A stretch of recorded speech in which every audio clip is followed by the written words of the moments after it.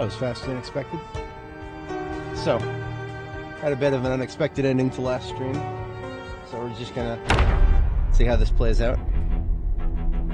Try to make sure that I was awake for this. As awake as I'm gonna be for a bit.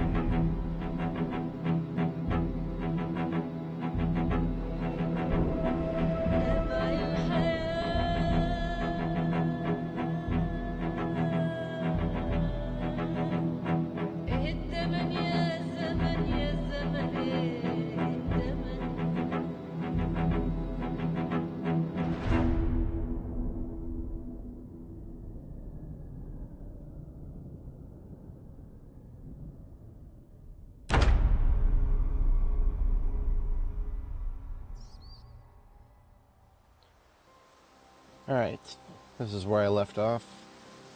I fell back from the from where I was screwing around in the south here.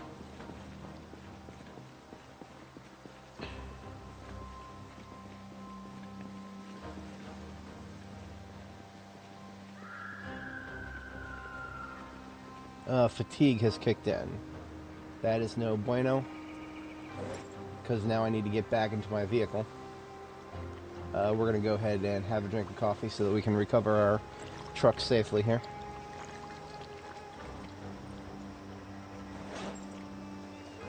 Probably should have had a cup of coffee IRL, but I got my caffeine tablet, we're good.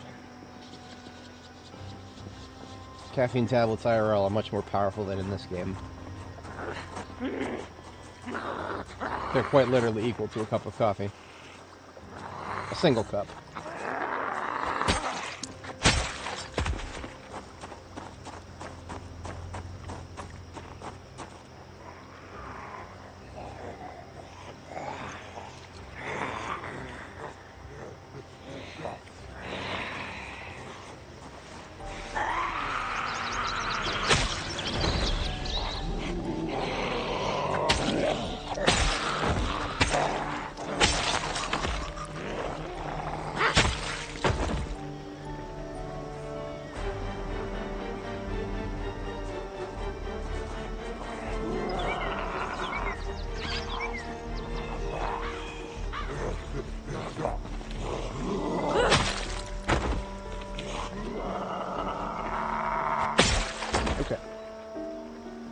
Weren't that many to deal with.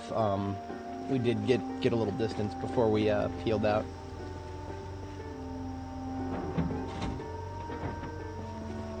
How much trunk damage did I take during my shenanigans at the end of last stream here? None? There's no way. I might be misremembering. Or maybe the D6s just are not as vulnerable as ambulances. That's possible too. I don't have enough experience with D6s here. Trucks like this, I very rarely use them, like as like, you know, mainliners.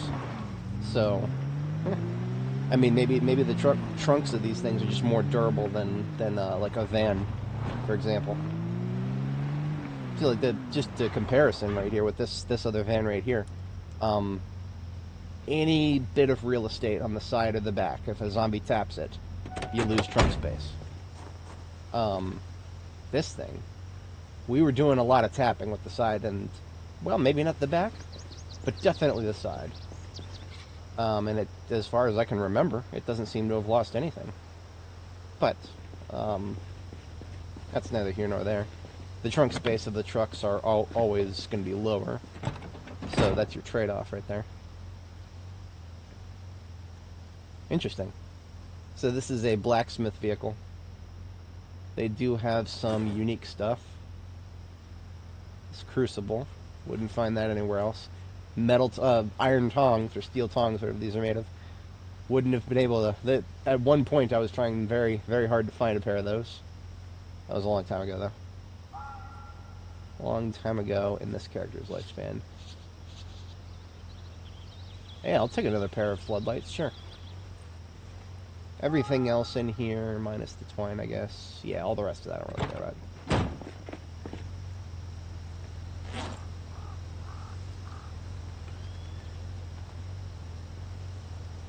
Okay, we're gonna get back to base and get ourselves sorted out.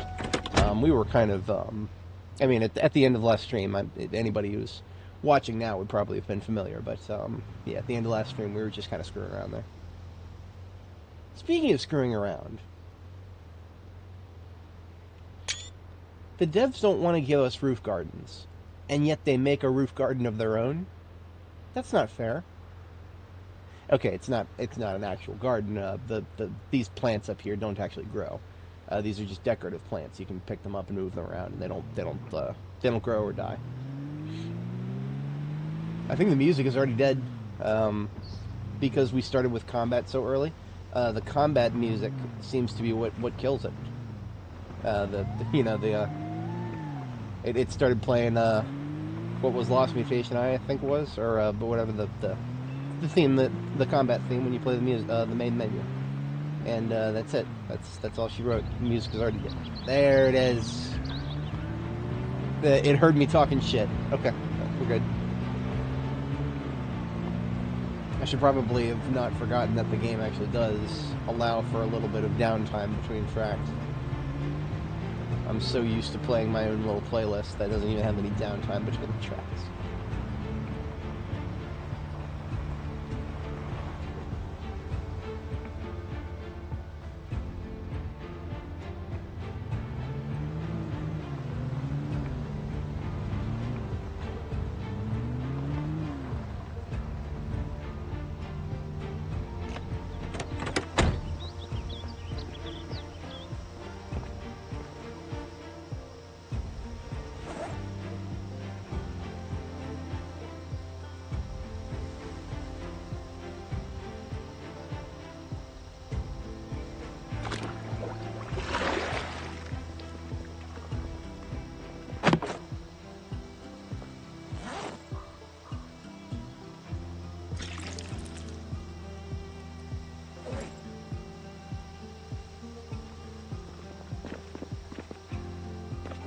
Get rid of this taxi here. I had an idea for it. That idea is not panned out. It is now just blocking the way. Well, that was the idea. It was supposed to block the way, but yeah, that purpose is no longer required.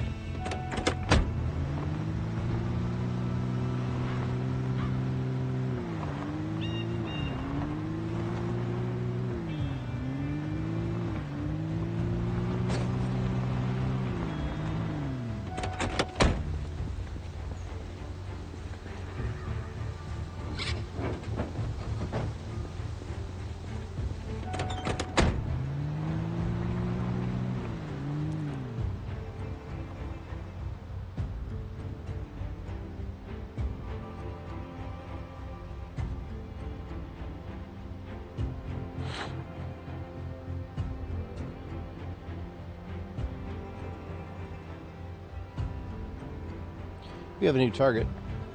One of my viewers mentioned that there's a army surplus store here in Louisville. I had no idea that there was one, and it's somewhere up in this area. Which, wow, that's pretty close to where we're at right now. So it's, yeah, that is definitely going to be one of our targets at this point. But what does that mean? That means that suddenly I am less interested in leaving a bunch of burned wrecks on this side of the road over here. I was not expecting to be using this side of the road very much, so I didn't really go out of my way to clear all the wrecks, but I figured, you know, I have a way around. But no, if we're going to be going back and forth in that direction too, we're going to clear that direction too.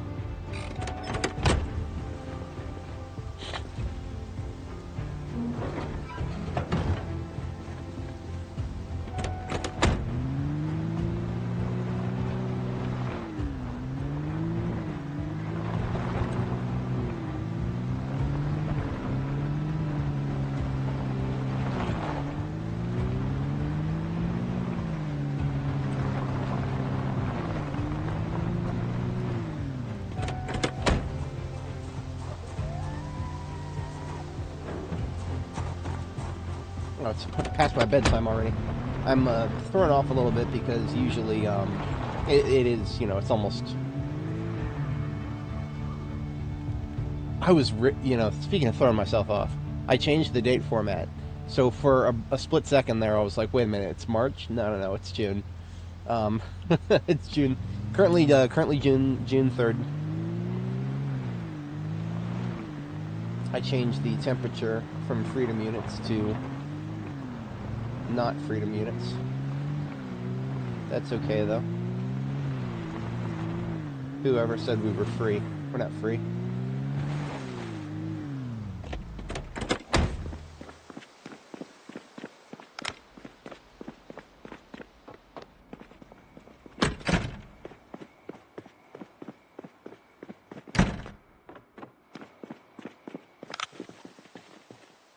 We are just going to have a quick snack and then hit the sack.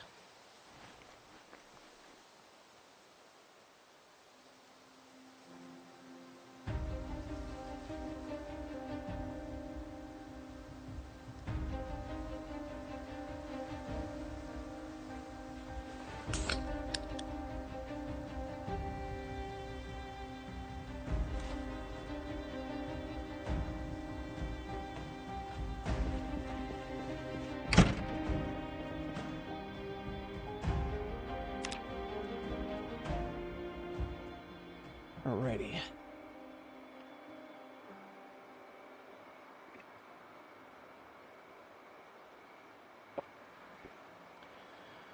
June 4th, 1995.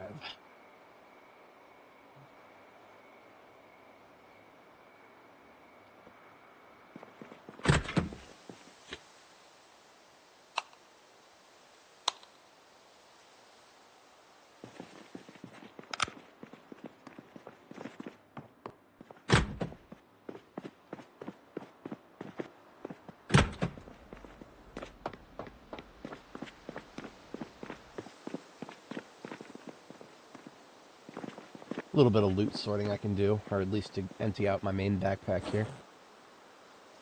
Everything in this container is RTB. Container, this trailer, really. I mean, we can still do welding with this trailer, but we can't do infinite welding. If we want to keep welding, we're going to need to go get another propane tank.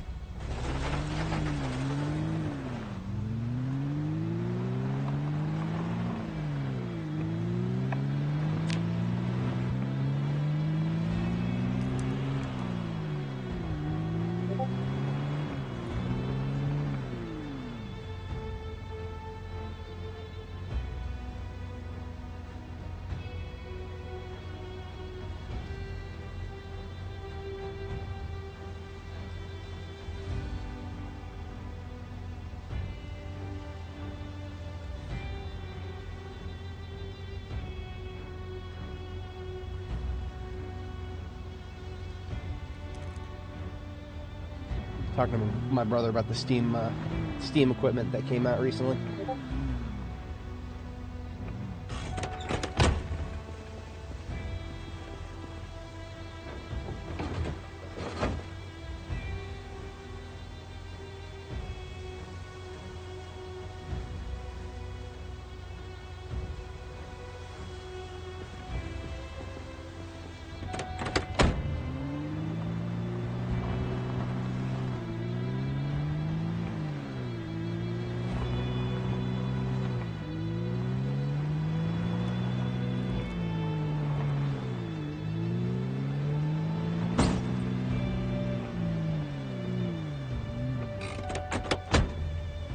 Gabe Cube.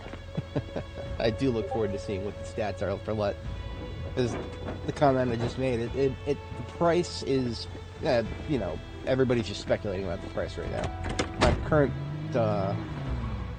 the people that I've been looking at have been expecting it to be somewhere in a range of $1,000 or something like that. We'll see. If it would be $1,000 or something in that range, you know, like anywhere between $900 and $1,200, that would probably be that would make it high for a console, but damn fine for, you know, something what is the GameCube? It's just a mini ITX PC is all it is. It's just a PC with SteamOS built into it. A 6-inch by 6-inch PC, which is, again, it looks really cool. It looks very interesting as far as PCs go.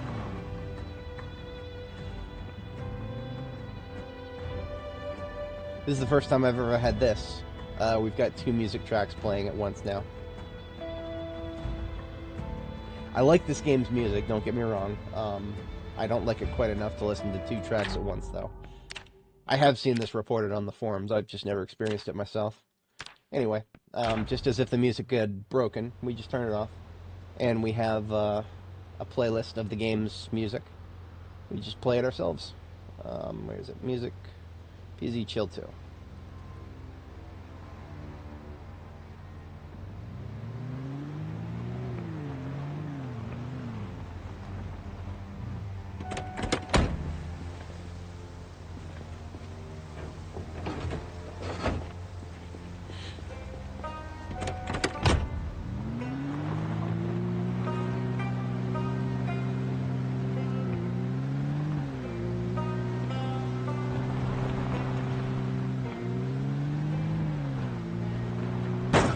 Oops. Turned too early. Turned way too early. What the hell? Street lights are screwing me up. Hey there, how's it going? We're definitely doing better than we were yesterday. Or well, I mean, we were doing great yesterday, and then just or not the other day.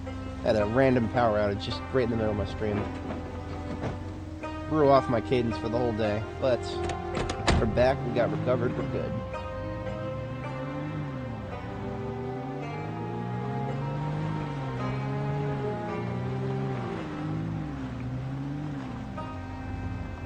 About our second bedtime here. Oops.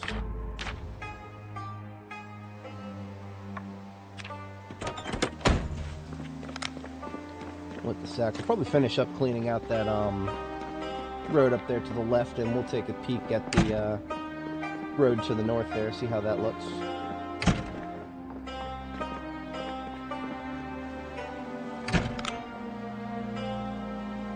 Not tired enough to sleep. Well, that's what happens when I drink coffee, I guess. Damn, okay. Well, that's alright then. I'm screwing up my bedtime a little bit. We'll survive.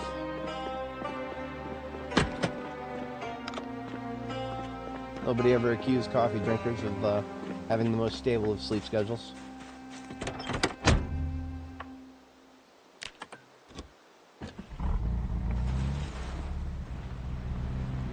I could have just fast-forwarded for, like, I don't know, 5 seconds there, and that probably would have been enough, but, nah.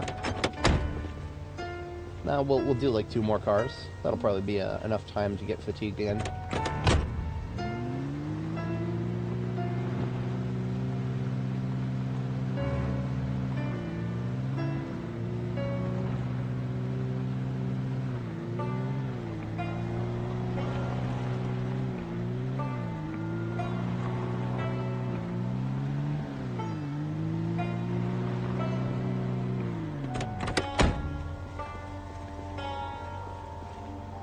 I probably should not be dragging them and leaving them in the middle of the road if I feel like going in this direction someday. Well, no, even if... No. Even if I was interested in going to the other side of the Ohio River, I would not go this way. The zombie respawns make this road just a terrible decision. I would sooner just build my own road across the Ohio River. That would be less time than the time I would have to spend fighting respawns.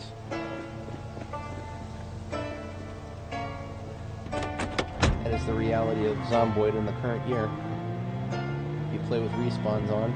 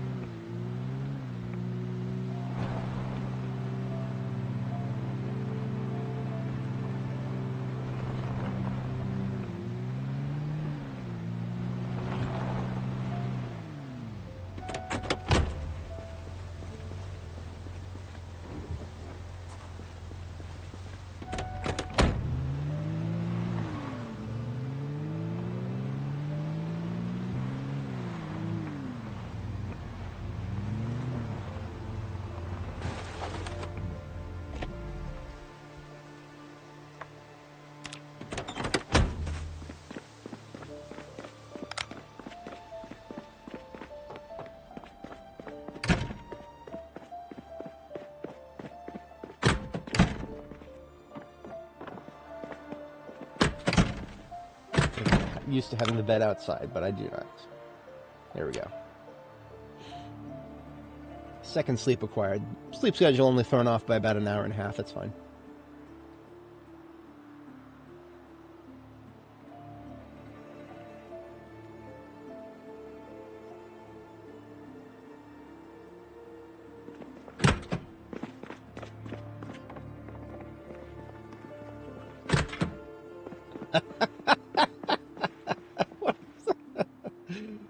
One of my coworkers just posted in our group chat.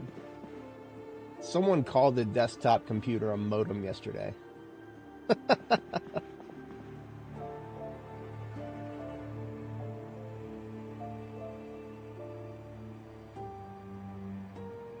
One month, 26 days run was 17,003 kills. That's a lot of kills. That is a hell of a lot of kills.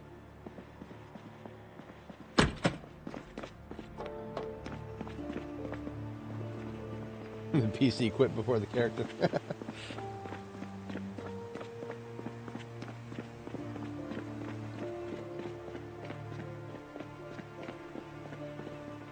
think we are... Ah, we do have some groups to the north there. I don't remember exactly how much traffic I spotted inside of the cinema there, or if I even finished waking it up. At one point I was like, I think I was resolved not to wake the cinema up if I didn't have to, but I do want to go in that direction now. Now that I know that there's a army surplus store in that direction, definitely going to be going in that direction.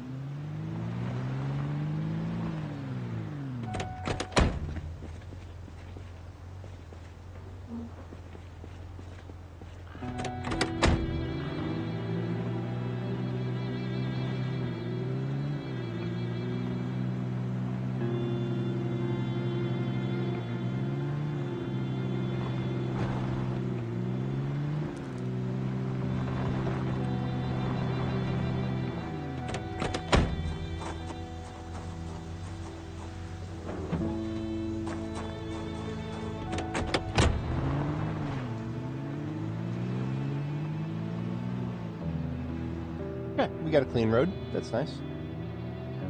I'm gonna ignore a little bit of that. Those other 5 ones that I can just go around, I'm gonna ignore those for now.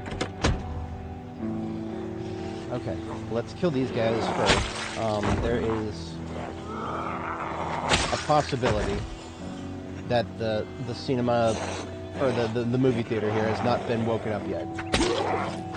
I don't actually remember how I left that, so it is possible once I get close. Okay, maybe not. Or maybe, I have seen it happen like this before, where sometimes the main lobby will be empty, but then you go into a back room or something and 500 zombies in there.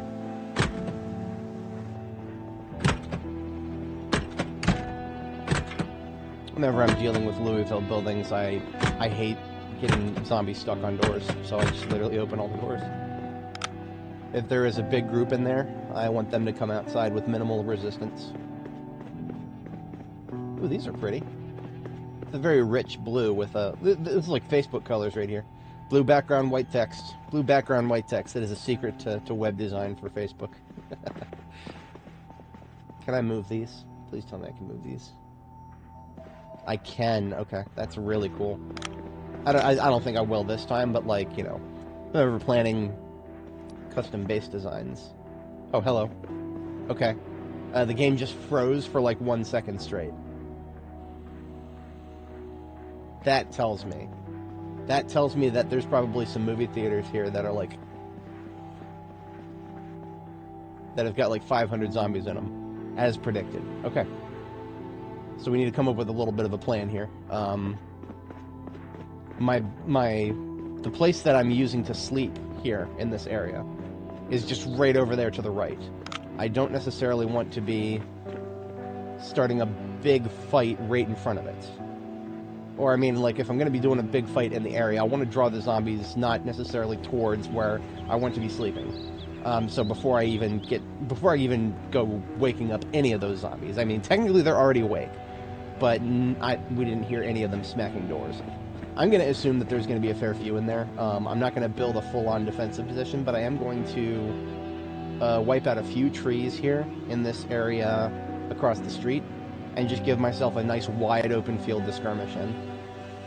That will make me feel a hell of a lot better starting any size engagement if I can just lure them to the north. Now here's something interesting. There's a raccoon walking around up here. And you see this raccoon up here. You see he's just chilling. What does that tell me? That actually tells me something very useful. That means that despite the fact I can't see jack shit through these trees, animals can. If there were any zombies on the other side of this tree line, that raccoon would not be just chilling. It would be running. Just a silly little thing you can use to actually get some useful information out of the wandering animals in this game. If they're running, they're usually running from zombies. They do run from the player, but I'm way too far away to trigger that one.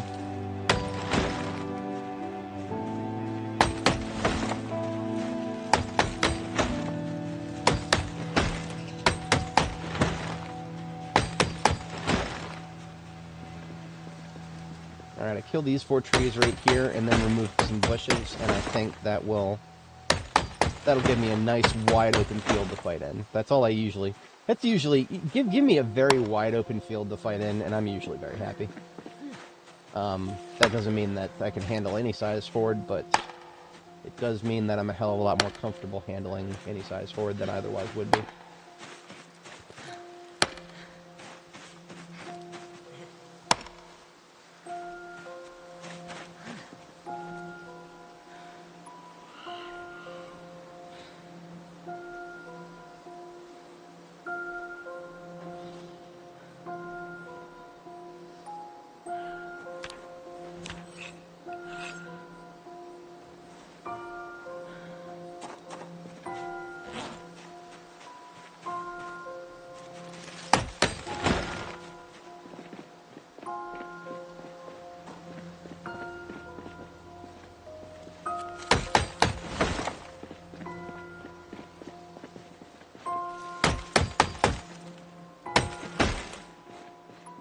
So what I'm looking at when I see this building, what do I actually see?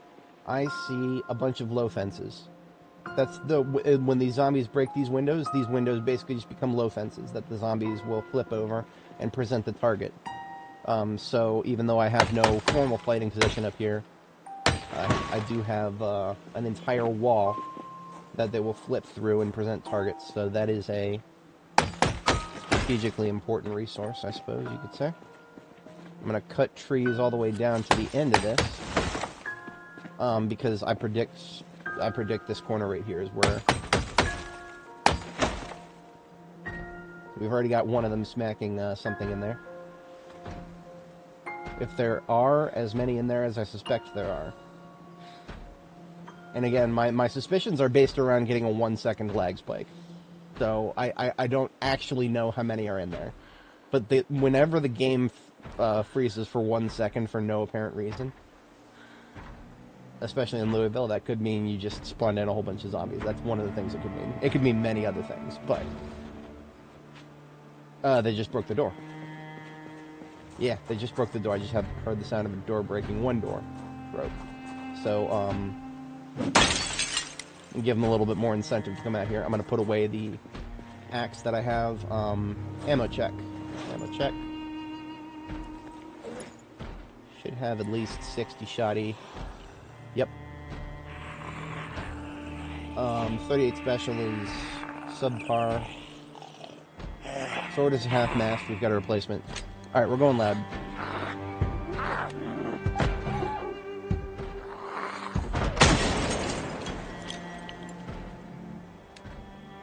Okay. Ready for anything here.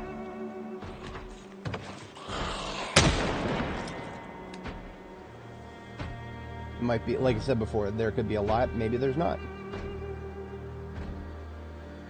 This is Louisville, so I expect the worst at all times.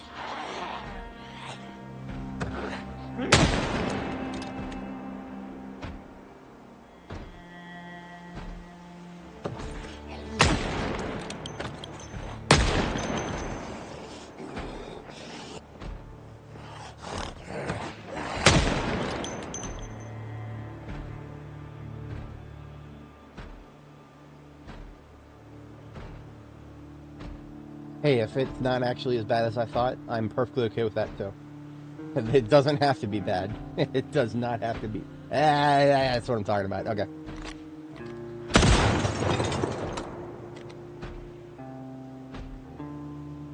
And there's definitely more where that came from, so we will give them time to react to those gunshots. Y'all, you hear the one who got stuck on the door, and it's just one. Now, that's interesting.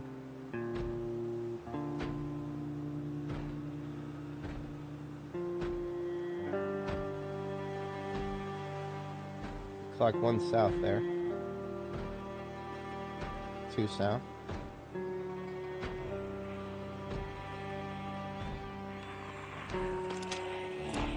We'll skirmish the ones that are already outdoors here.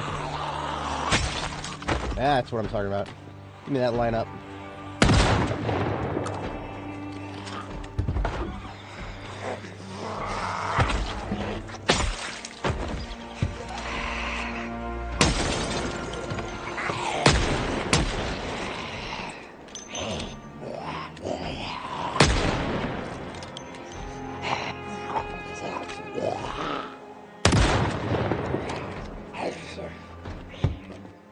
Okay, multiple south at this point.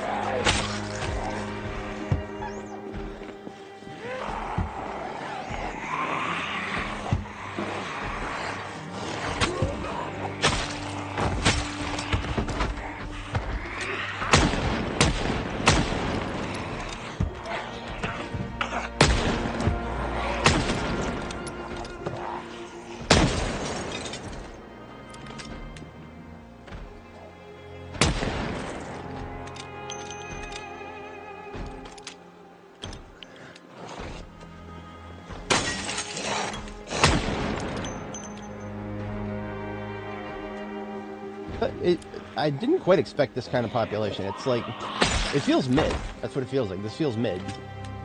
Like, I don't know, maybe 100 total in the whole building, but, that's just, I'm just going by who it feels right now. I got nothing else to go on. It is a big building. So we may just be, like, pulling the particularly sensitive ones from larger groups. I don't know about that. I don't know about that. All I know is I'm very happy to make use of this low fence here.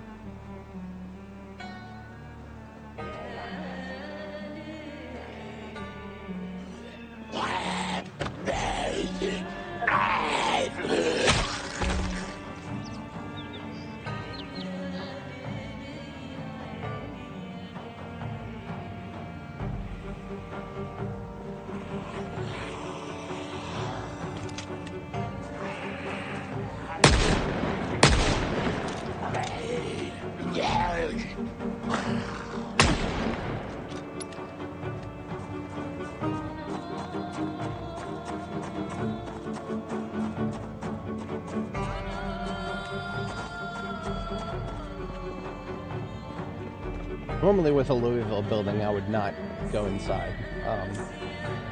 But this, like I said before, this population count does not feel... This doesn't feel like a Louisville building yet. You're a rough one, kid, but you're no Louisville building.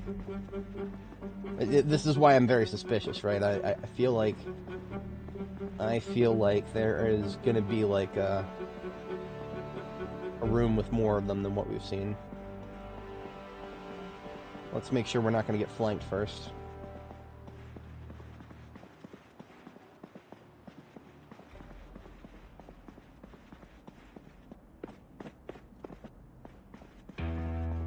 Alright. I actually have seen a theater similar to this before, so we're not, nothing surprising in there.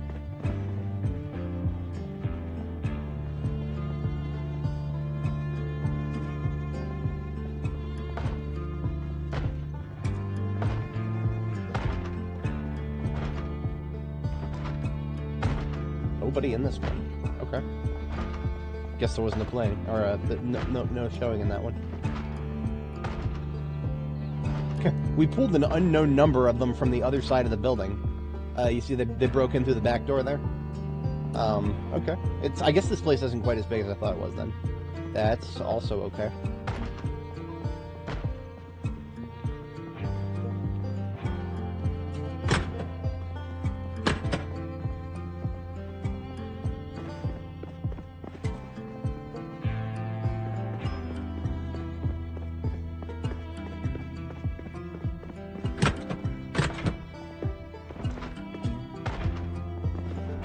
The sound we're hearing is a wooden door. There's no wooden doors that I know of in these theaters.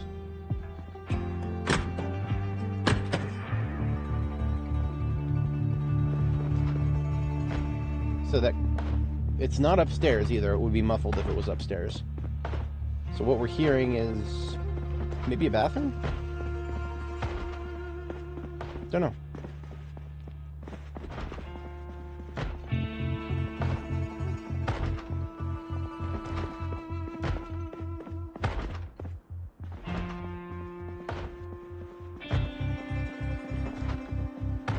I'm actually going to go ahead and leave those doors to the south intact.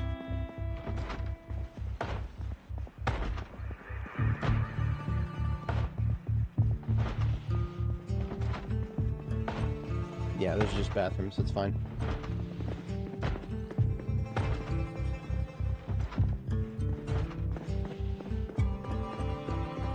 Okay. This place is as big as I thought it was, but I just, in this particular instance, it definitely turns out that real estate did not equal numbers. Sometimes real estate is more than enough to equal numbers. I still don't think I found any actual legit loot in the Expo Center. But the Expo Center has got real estate, and that real estate is full of zombies. This seems to be the opposite. There's probably a little bit of loot. I mean, you know, it's probably a little bit of loot. I don't expect too much. It's soda, candy, whatever you would normally find in a theater. But real estate without too much zombie. I'm perfectly okay with that eventuality. Again, this is right next to where I'm sleeping, so I do not want there to be a massive fight right here at the moment. I was prepared for it, but I didn't want it. All right. I have to step away briefly, IRL, probably about a minute and a half here. So I'm just gonna pull back a little bit. And I'm gonna do something a little bit cheap. I'm gonna park so that my driver's seat is completely inaccessible. So technically speaking, I am completely safe right now. In theory. Because I cannot... Oh, I can get out, okay. Forgot that my passenger seat is actually not blocked in this vehicle. But yeah, zombies can't reach my driver's seat because my driver's seat is inaccessible. Yeah, anyway, I will be right back. About a minute and a half, and we shall continue a little bit further to the north there. See what it looks like up there.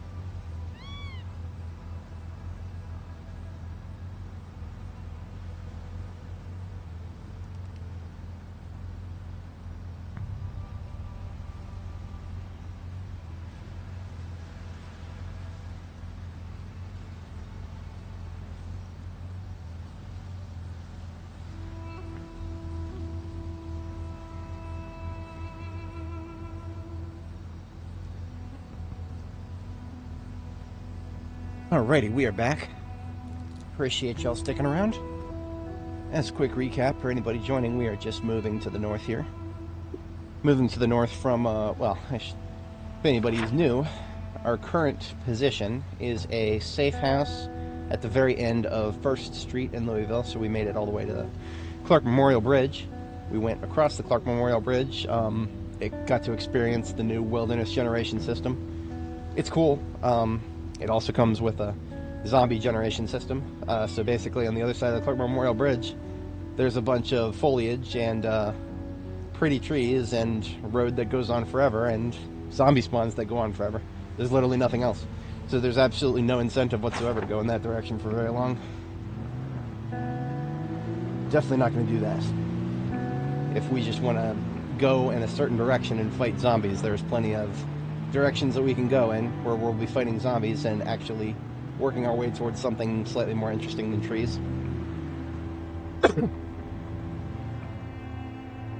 Now, we have not fully cleared the cinema, and I don't necessarily feel like fully clearing the cinema. We made sure that it is not a source of 10,000 zombies, and it isn't even close to being a tenth of that, so we're good. This is probably just a small one-off group, but we're going to wipe them because they are close enough to be disruptive if we leave them to their own devices. I'm going to focus on just skirmishing these guys. I probably could get away with going loud, but no. Unknown quantities to the north at the moment, so we're gonna try to keep this quiet. Sword.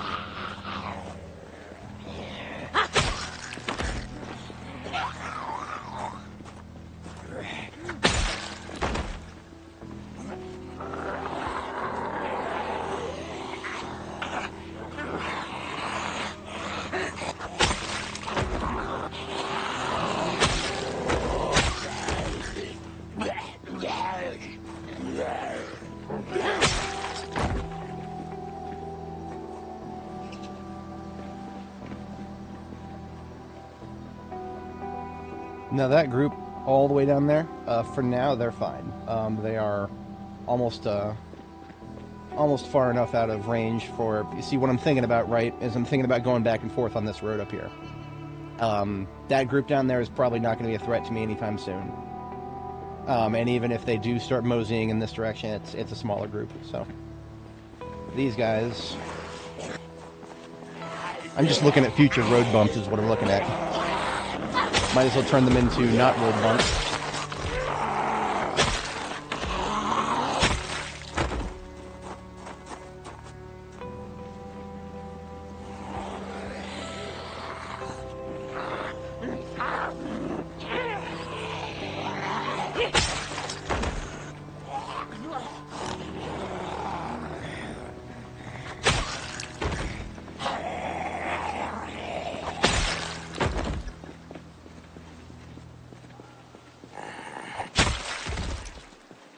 I have no data whatsoever on this building directly in front of me here.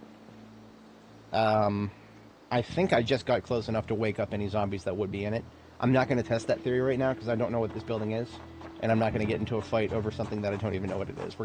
We would want to survey a little further before messing with a building like that. For now, I'm going to leave it as is, and because obviously it's not our goal. Our goal is to just go up in this direction and make sure that when we go back and forth, we don't destroy our angle of approach by pulling a bunch of zombies from farther away. Looks like we got a hotel here. All the windows busted out. That is looted and trashed. Which means, well, hotels already have almost no loot. Actually, a hotel that's been looted and trashed, that almost means nothing. Hotels, in my experience, as stupid as this sounds, you can't go to a hotel and expect to find a bunch of sheets and a bunch of pillows. Even though hotels very famously have, like, literal tons of pillows and sheets in them. but no, no pillows, no sheets. You actually, if you want to level electrical, you go to hotels and every room has like multiple light fixtures and multiple, sometimes in this case, TVs you can also dismantle. My favorite starting city, the only correct starting city is Riverside. Riverside's got a nice little hotel there. That hotel does not have TVs for each room, but there's like, I don't know, 6, sometimes as many as 6 lamps in one room. So if you're trying to level electrical, you got the book read and everything. Hotels are actually great for that, and being looted and trashed has no effect on the electrical, structures that spawn in there. So that is actually a kind of funny situation there. Okay, I take that back slightly. When a building is looted and trashed, there's no doors.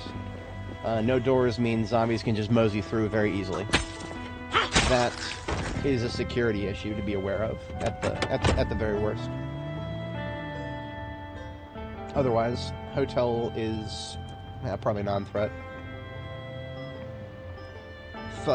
In terms of threat assessment, zombie spawn potential, looted and trash actually does not necessarily mean anything for that, because I have had, actually, I've never streamed this.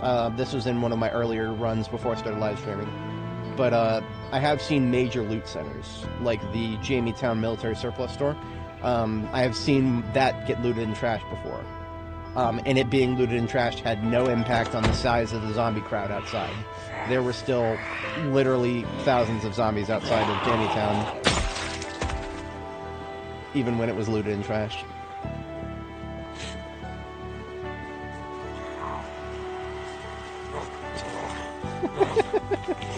The only one who noticed us is pushing the rest of them towards us. Over here, you morons! Oh, I broke my sword! Oh my... What the fuck? Oh, I did not realize I broke my sword. Okay, skill issue. Hold on a second. Did that even make noise when it broke? It may have. I guess I'm not very familiar with the sound. I'm usually pretty diligent about making sure I don't break my swords. It was at half durability when we checked it. Okay. I mean, this is why we never go in there with just one. I mean, got my machete right here. Sword blade shard in the zombie, and broken sword blade on the ground. I think there was some loss of steel there. I think. I'm actually not 100% sure. Last time I broke a sword, I don't remember actually seeing the broken sword blade show up. I just remember seeing a sword blade shard. Maybe I just never found it. Anyway, I knew this was coming in at some point, so I had a spare sword in my backpack, ready to go. So that is a fresh one right there. Still, that does feel like it broke faster than I was expecting. Anyway. This building right here, this is, I'm getting ominous vibes from this 5-story building. No windows broken on the lower floors. No windows broken on the lower floors means that if there are a lot of zombies inside, they have probably not spawned in yet. So, and to make matters worse, we've got a chain link fence. Worse is a bit of a strong statement. Some people don't care if their character gets stressed to oblivion. I do. We keep our girl happy here. Annie has been kept, in at least 95% of her time, she has not been unhappy. Probably more than 95%. I would have to go through my videos with an AI or something to actually find out exactly how much time she has spent unhappy. It's been very, very, very minimal. And that's just something I like to do.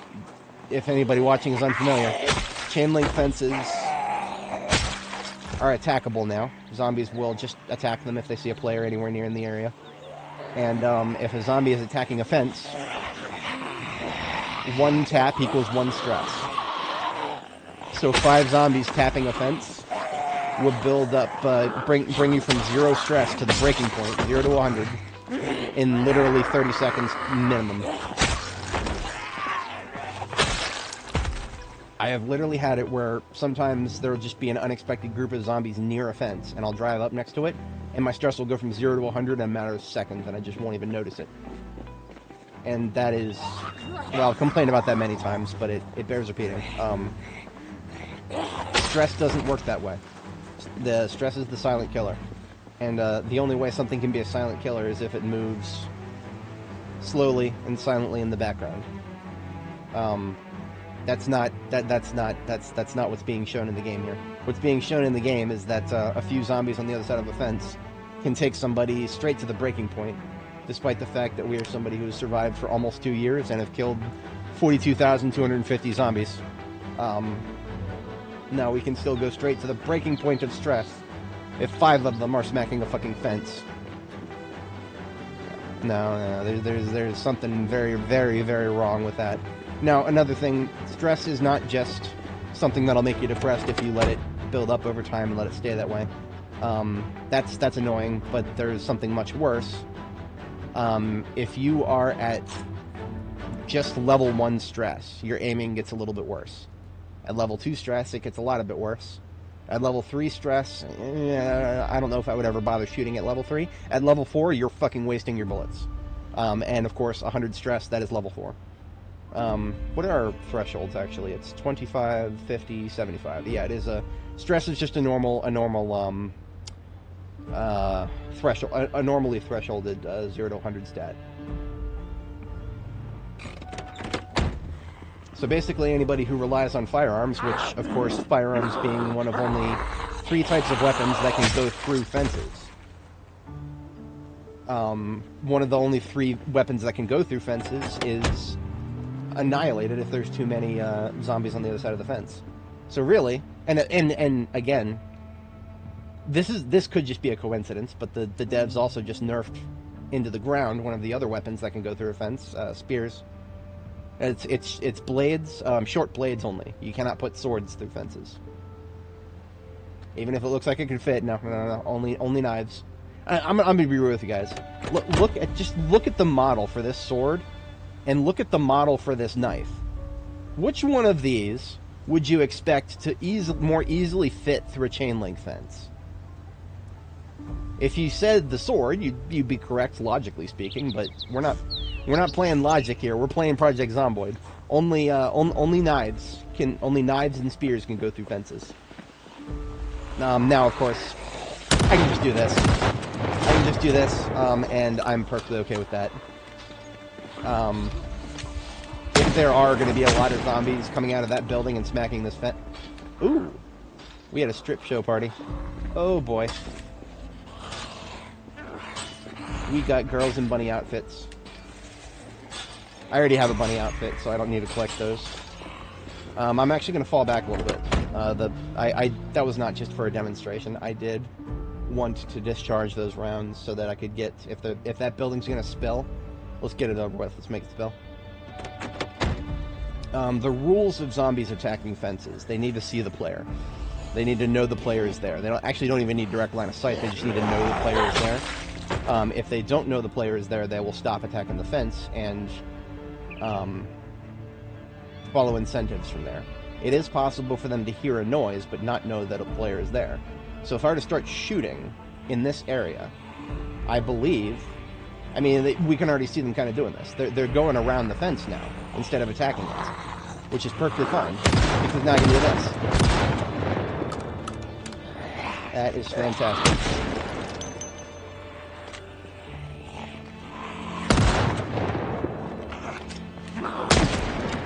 Now, I do not have a clear angle of approach at this point. Discharging the firearm right here. Nice ragdoll. Discharging the firearm right here is liable to bait some from behind. So, head is staying on a swivel.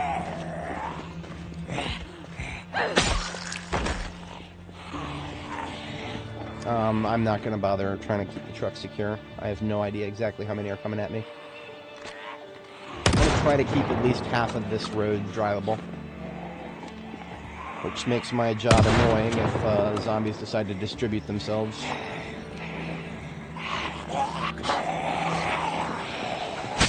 You know, I don't need more bunny outfits, but I might take some just in case.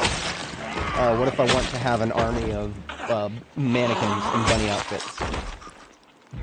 This is one of the only ways to actually secure bunny outfits.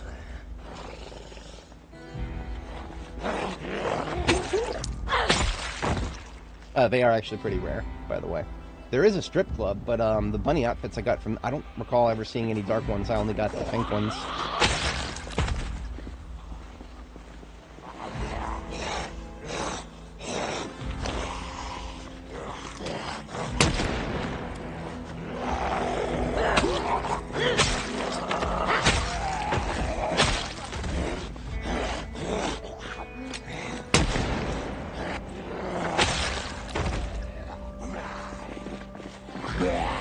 I only recently turned ragdolls back on.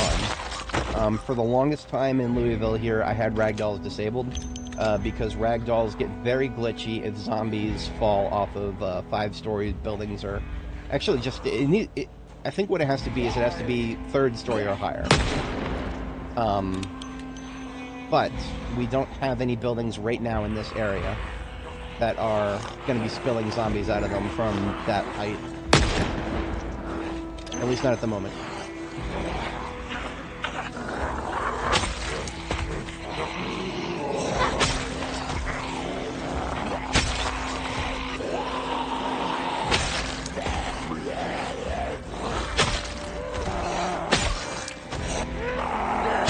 Gonna have to put the mask on.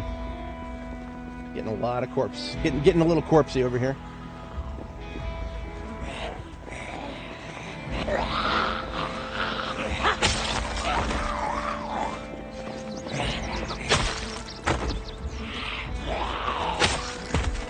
Now, I think I saw some exotic dancers here of the different variety. Oh yeah, this one's not wearing anything except a choker and a garter. Can't show that on YouTube. That's alright. Despite all the violence, this game is decidedly PG when it comes to anything it would actually visually show. Well, I guess PG-13 for violence, but only PG for anything that other than violence.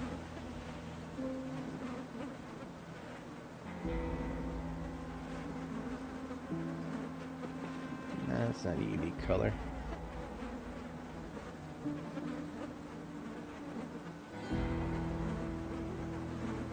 If this was earlier game, those skinny leather pants, despite being completely destroyed, I would collect them. But we are very late game. We have plenty of them collected. We're actually wearing some skinny leather pants right now because they're actually really good. They're, in my opinion, best in slot because they provide 40 bite and 60 scratch. Is it? Let's double check that. I don't want to be providing no fake news here. 20 bite and 40 scratch, which is twice as much as jeans, despite having no discomfort problems. So technically speaking, in my opinion, they are best in slot for pants, basically, because they go underneath any armor that you would put on, like thigh armor or shin armor. Not that I would wear thigh armor and shin armor regularly, but this guy even had whiskey on him.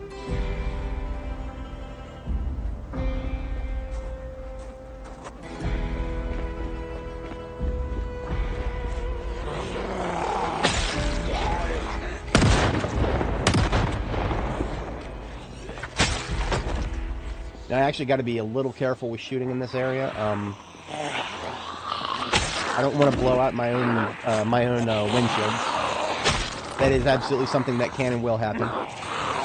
If you shoot too close to your own vehicles, yes, you will accidentally target your windshield very easily, and I believe that is part of the design. Because that would happen in real life. I mean, if you're going to be shooting guns in real life, even if you just go to the range. What's the concept? Backdrop? I forget, they have like a specific word for it. It's been a long time since I've been to the range. Clear your backdrop. Make sure you're not shooting in a direction that has things behind it that you don't want to hit, because bullets go far and they go through things. Sounds logical, but you'd be surprised how easily people forget about it if they just go nuts with guns.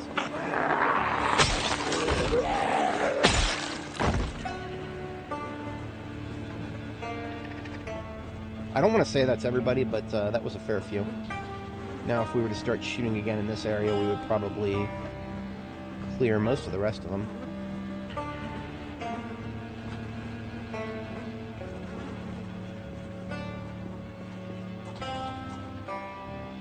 Yeah, that's right.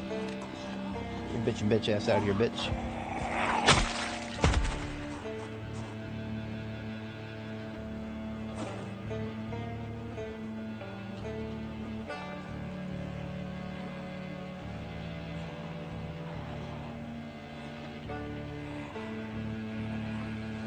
I don't do belly button dangles.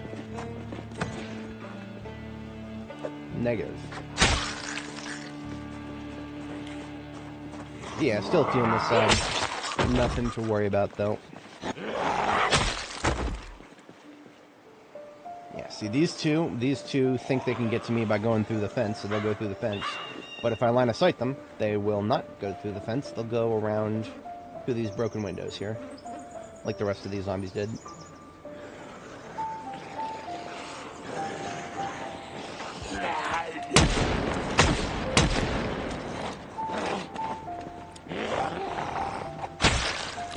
There's no reason I should be using the fire truck right now. I just kind of kept using it as force of habit because I was using it earlier. But my ambulance is the one that has all my currently used calibers of ammo in it. It is the combat vehicle. The fire truck is my vehicle recovery vehicle. Or, as more recently, it's also the vehicle that I use when I want to go do really stupid things, like I was doing at the end of last stream. It was very interesting, the end of last stream, if anybody watching currently was not there. I tested a theory that I had that cars would be as silly as trailers were in the previous build. And they are. And I started trying to use a car as a mace flail. Like, so right now, there's a silly little thing where if you take the wheels off of a vehicle, just take all the wheels off and tow it, there's zero resistance when you're towing it. So you can, like, just imagine towing something that just moves almost freely with little resistance whatsoever. What I like to do is use it as a, use the vehicle that I'm towing as a battering ram as opposed to my own vehicle, right? Because if you use your own vehicle as a battering ram, you're going to destroy it. Game's been pretty well designed to disincentivize using your own vehicles as battering rams. No matter how you go about it, you're going to lose something. You know, if you back into the zombies, then you lose trunk space. If you drive into the zombies, then you lose windshield and hood until your hood breaks, and then you lose engine. So you're always going to get. Basically, you're always going to eventually lose most of the vehicle if you do that. But if you don't use your own vehicle to hit the zombies, and you just tow another vehicle and hit the zombies with that, well, what are the devs going to do about that? They're probably going to nerf towing more is what they're going to do. So I don't want to tempt fate too hard. I'm going to drop off the silly stuff I just picked up. I only picked it up because it was right in front of me, but maybe I'll make a army of mannequins in bunny outfits someday. That's for future concerns. For now, just gonna toss it into the. Technically speaking, the bunny tail is its own. There's a tail slot in this game. Furries rejoice. There is a separate and unique tail slot that doesn't get covered up by anything you're wearing. So yes, we can wear a bunny tail. It just doesn't look right with the backpack and the butt pack of the Alice kit. It just doesn't look really good. So if we could actually see it, maybe I'd wear it. But no, I can't. All it looks like, it just looks like I've got some like this. It looks like the back of my Alice kit is like overflowing with tissues or something. It just looks silly. So we're just gonna put that away for now. And we've got some broken sword parts. That is also slated for RTB. We'll just put it directly into the trailer here. I've been carrying around some pipe bombs and noise generators that I don't intend on using immediately here because I haven't seen any good opportunities for it. Probably there would have been a great opportunity if there was a whatchamacallit, if that building we were just shooting outside of, if that building had spilled, like, I don't know, 500 zombies out of it, we would have had a great opportunity for a bomb of some kind. But as it stands, there's almost no use. In the words of a famous Sonic 06 protagonist, it's no use.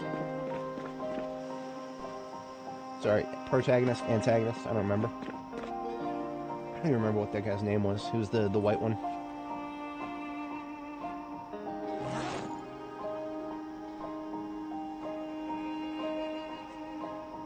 Okay, inventory is partially cleared up. I need some water.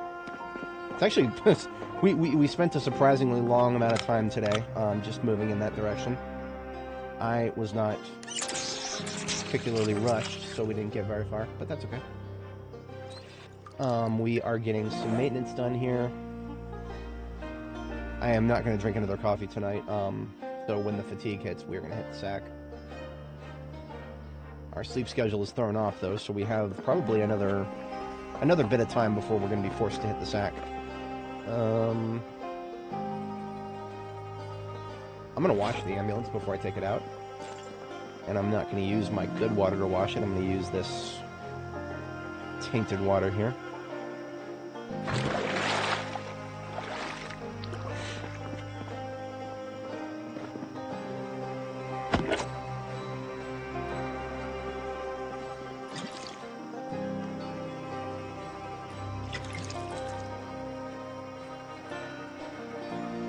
Alright, ammo caliber check. We're still great on shotgun, we didn't expend that much.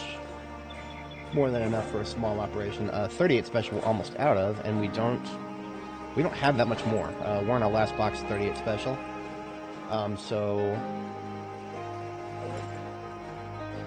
probably not far from a return to our local outpost.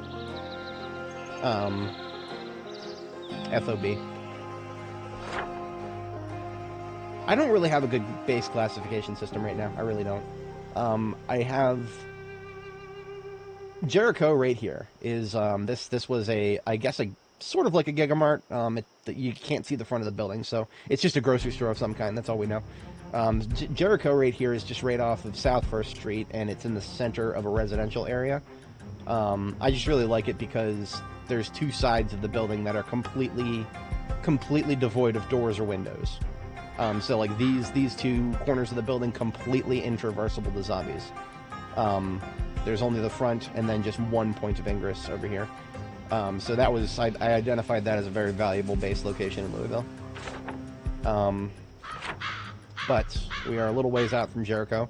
At a halfway point in the dead center of the urban area is the Reed office building, which, you know, my surname is Reed, so that was an instant choice for an outpost. It's a great position. I mean, it's not very secure, covered in windows on the ground floor, so it's not actually very secure. I just took it because it got my name on the front. But that is just an outpost. It doesn't have crafting and metalworking infrastructure. Metalworking infrastructure is very fucking annoying to build, so I'm not going to be building it willy-nilly. Even a place that I've been back to as many times as this one.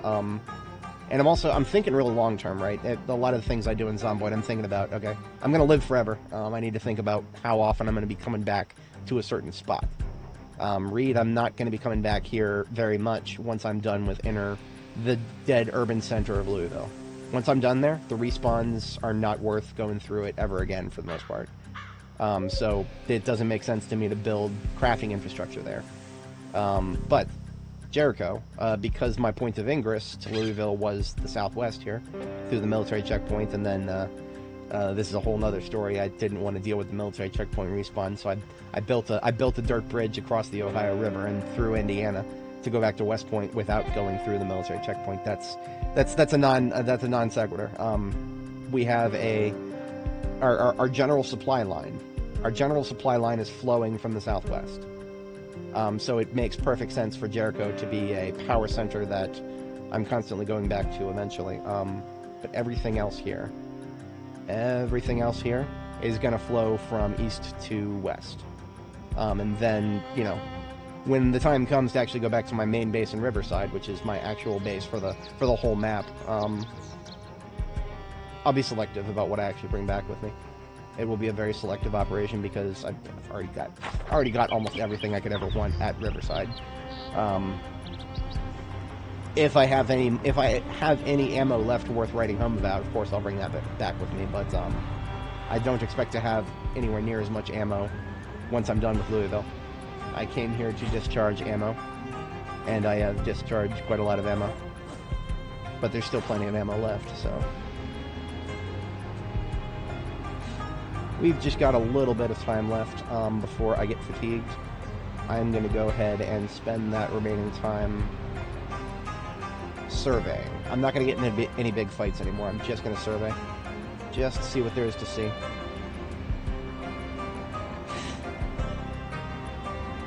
That will help with my decision-making process before we dispatch tomorrow. We've got a very nice big open parking lot here. I like that.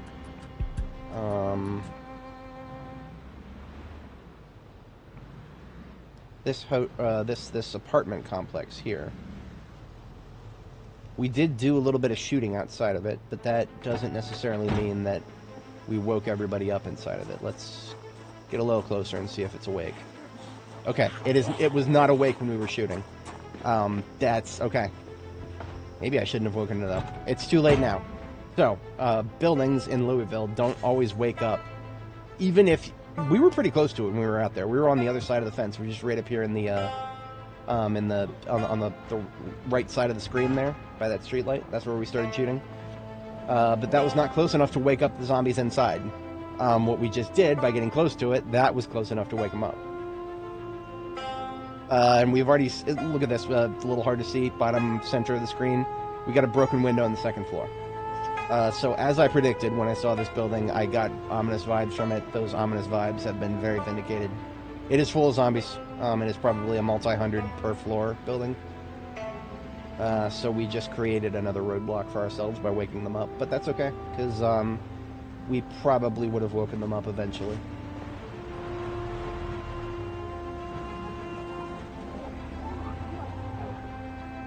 And here's the turn. Okay. Okay, that's good. So, all the big packs of zombies that we're going to have to deal with are basically all the way up here. Lots of brick pallets there. I have not done a lot with bricks in this game. I have found buckets of clay cement to be very inconvenient. Like, a hell of a lot more inconvenient than carpentry. So I have not been very incentivized to do much with masonry, despite the fact that I start with a... My character being a construction worker starts with a +3 to masonry.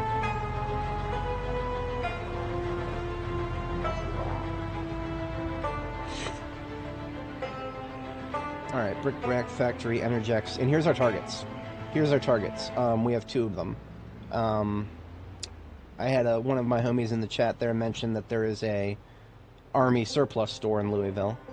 That, I think that is the one in the bottom right-hand corner of the screen here with the red roof. I believe that's it. But also what drew me in this direction was the fact that right next to the surplus store is a storage unit, secure storage. That's what's directly south of us here, right in the bottom center of the screen. So green roof building in the bottom center and red roof building in the bottom right, those are kind of our primary targets. But as our survey has revealed, they are surrounded by zombies on every side. This is probably why the tagline for Apocalypse, which is the default settings we play on, tagline for Apocalypse is stealth focus. Because the reasonable thing, of course, would be to use stealth in a situation like this. I'm not reasonable. Well, I'm reasonable in a very weird framework of logic, I suppose you could say. I have a very logical framework in my mind, but it's probably not what a reasonable person would do.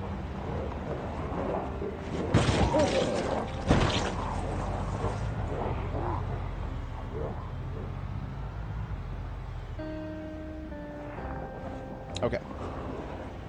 So what I'm going to do is, speaking of being a reasonable person, the farthest opposite from stealth you could possibly do, we're going to see how many we can gather from this area and pull them somewhere. I actually don't know exactly where yet. I probably shouldn't have fired up the siren without knowing that. It's too late now, though.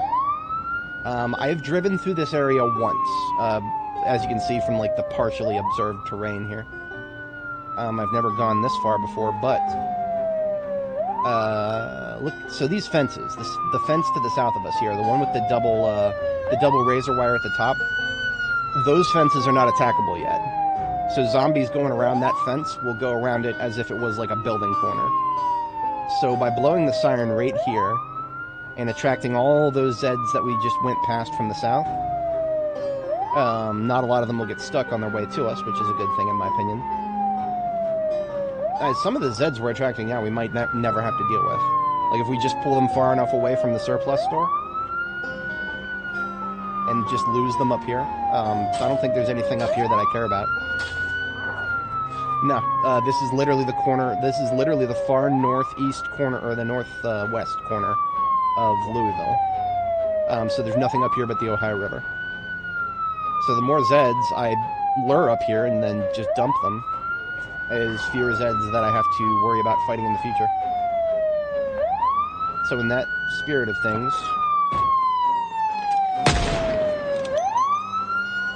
I'm going to stand my ground just for a minute or so and continue to lure. Believe it or not, something I've noticed about luring with a siren is you'll see the zombies, they're doing it right there. They'll pause. They'll walk and then they'll pause. I don't know if that's intended. The behavior that's happening there is the sirens of the ambulance makes a constant noise, and the consistency of that noise is being treated by the zombies as if it is a new noise every couple of seconds.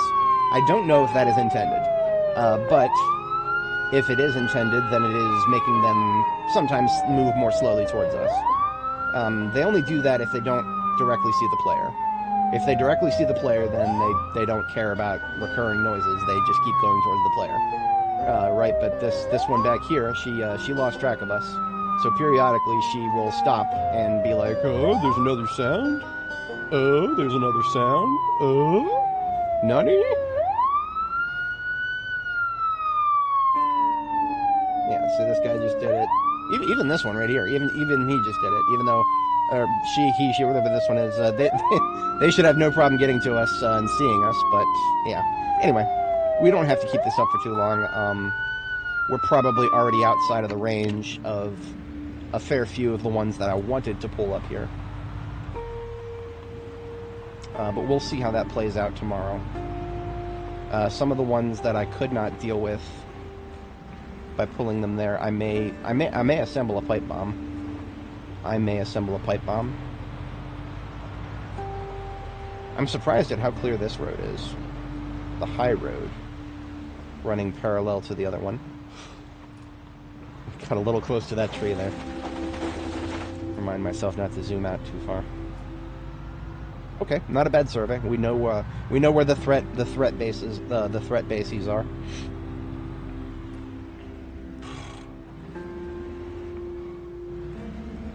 Now, when it comes to pipe bombs, we've got options. In my opinion, the best option is a vehicle with a light bar. Unfortunately, our ambulance here, the spare ambulance, the one that we're not currently using, that has got its hood and everything pulled off here, this one's had its light bar destroyed.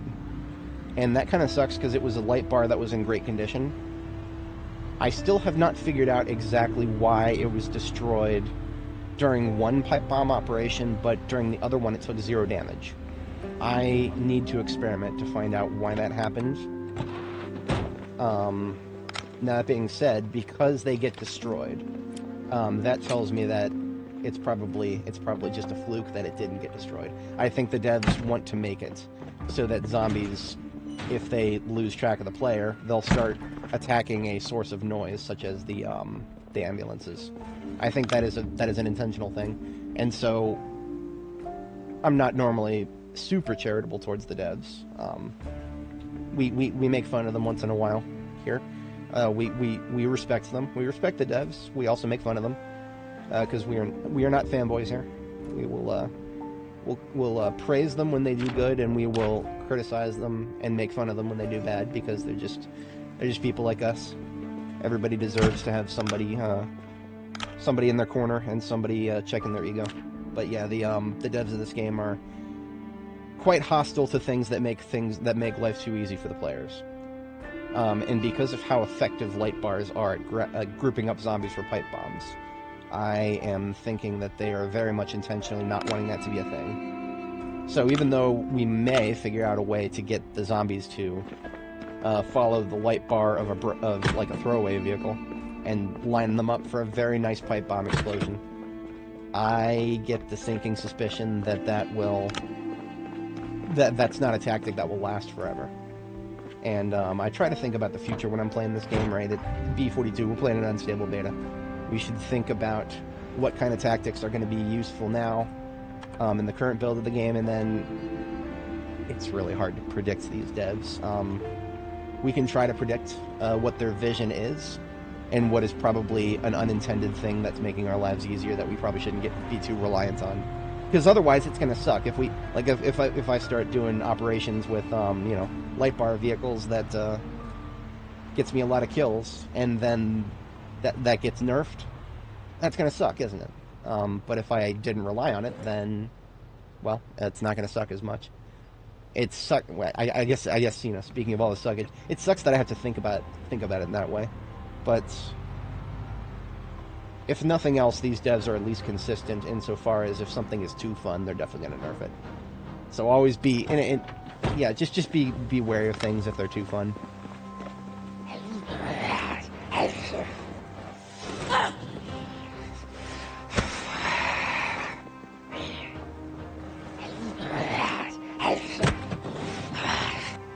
You couldn't take the one that opens. You had to go for the one that doesn't open.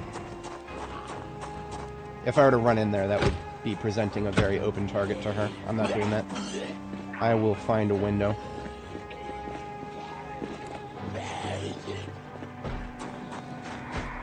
Yeah, see, if I just walk into this pile right here, I'm giving her a free shot. I'm not doing that. Oops.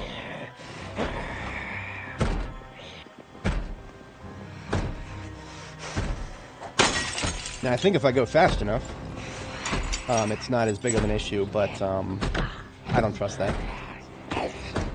One of the reasons we've survived so long is because we're absurdly cautious, to the point where we will accept a rather silly amount of inconveniences, as long as it results in a ever so slight amount of increased chances of survival. We're not too nuts with it, but, I mean, we keep putting ourselves in combat, so we're not too nuts with it, right? The meme of this game is, why would you ever go to Louisville when you can just get some farm animals and go build a farm and just live happily ever after? No, that's valid. If you want to play Farmville, that is more than valid. I'm here for the combat, personally. I enjoy the combat. I enjoy the logistics. I enjoy a lot of aspects of this game. If I did not enjoy the combat or the logistics, I would not be playing this right now. The combat and that's what I'm here for. I'm preaching to the choir, anybody who watches my stuff regularly. I've talked about this before, but anybody new, that's what we're here for. The combat and logistics. Those two aspects of this game are actually really good right now.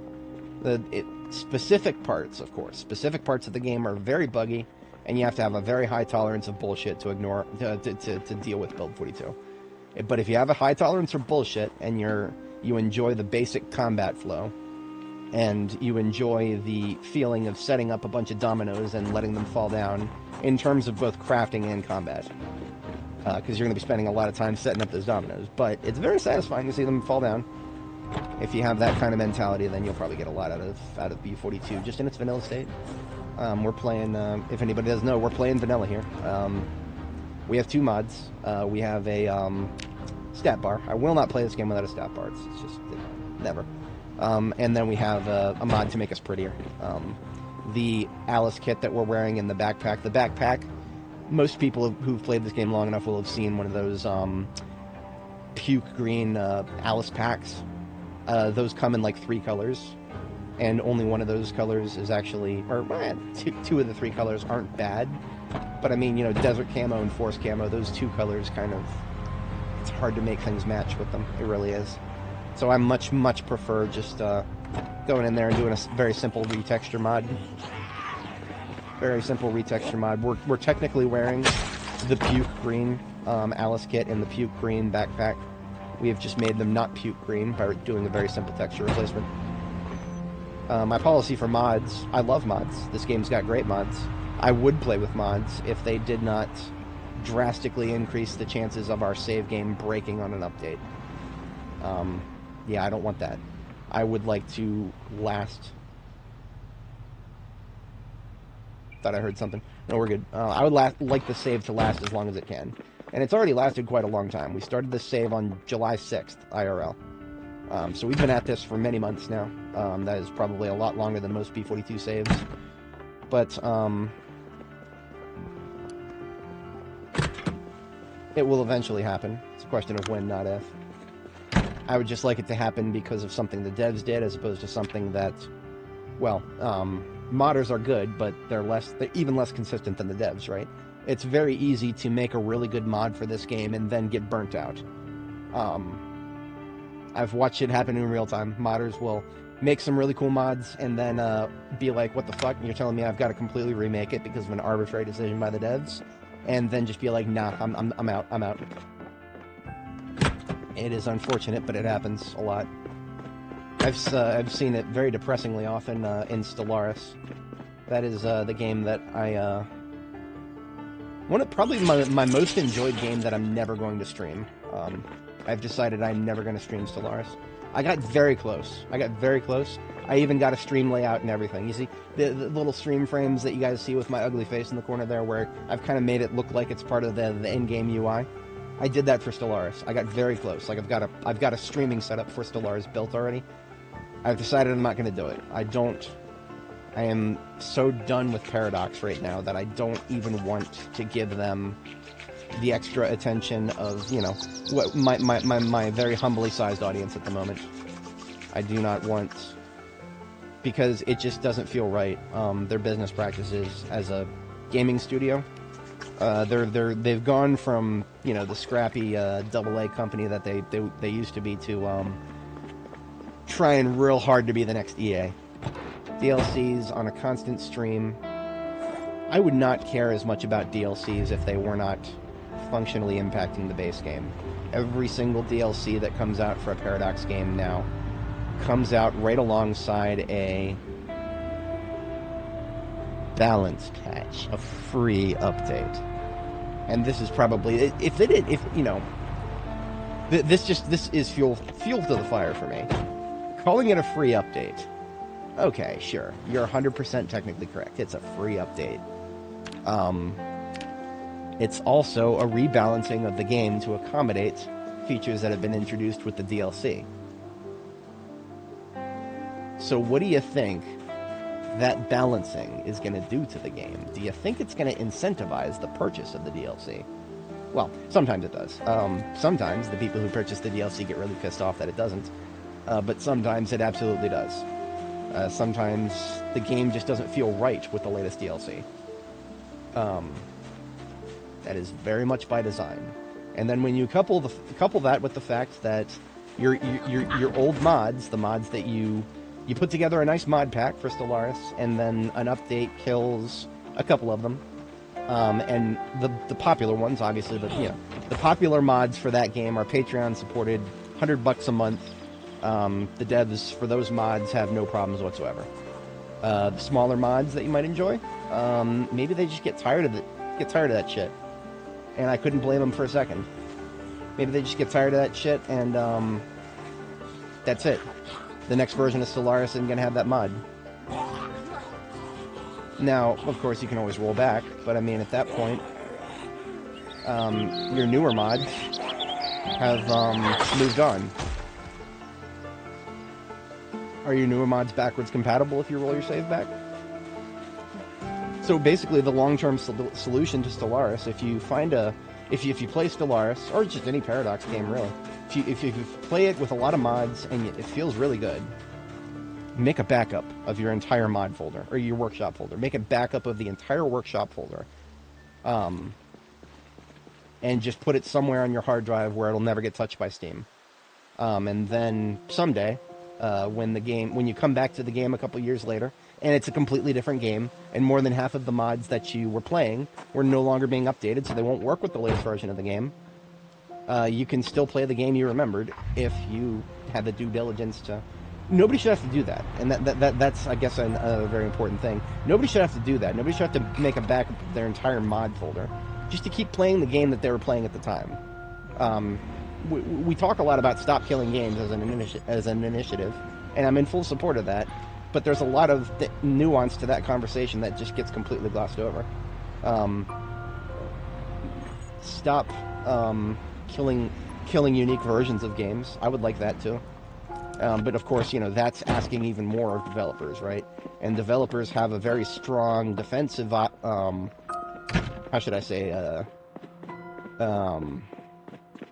they have a big argument against the Stop Killing Games initiative in the form of, you're asking us to do more work. Okay, yeah, is it really that strong of a defense? Not really. But it is a defense. It's a defense that legislators will listen to.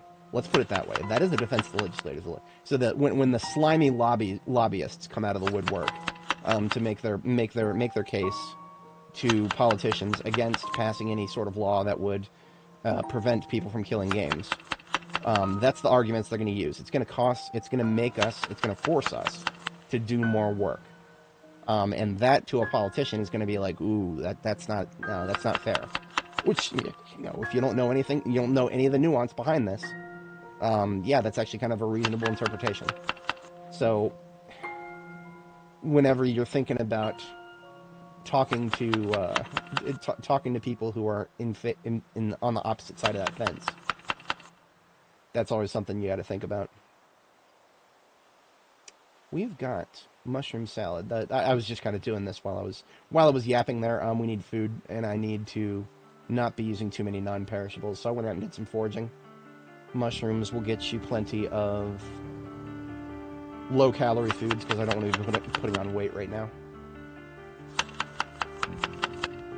There we go. So there's some salads. Both of them are 30. We'll just toss some olives in there and make them happy. But I guess the point that I was getting to is, if you're trying to play a Paradox game, any one of them, there's a lot. There's a new one. I didn't realize Europa Universalis 5 came out. I didn't even realize. It came out at the beginning of November. It's been out for 2 weeks now. And I'm looking at the reviews. I was looking at the reviews, and I was like, yep, that makes sense. Yep. It's now, and I guess this is a defiance of convention for them. There is not an issue of it not having as many features as it used to. I think in this case, EU5 actually probably is going to have most of what EU4 did, minus a few nuanced things, I'm sure. I played a lot of EU4 a very, very long time ago, and then for almost many of the reasons that I just articulated, I stopped. Because it kept getting updated and the mods didn't keep getting updated along with it. So I was like, okay, I can keep coming back and playing a slightly different game, or I could just put it on the back burner for a few years and play a very, very different game someday. And that's kind of the direction I went with it. But I did not expect that it would continuously get more and more, I mean, the fact that there's now a subscription service for the DLC, that should tell those of you out there who are woke to the problems, who have got the lens flares in their eyes when you see the subscription service coming. Some of y'all know exactly what that means.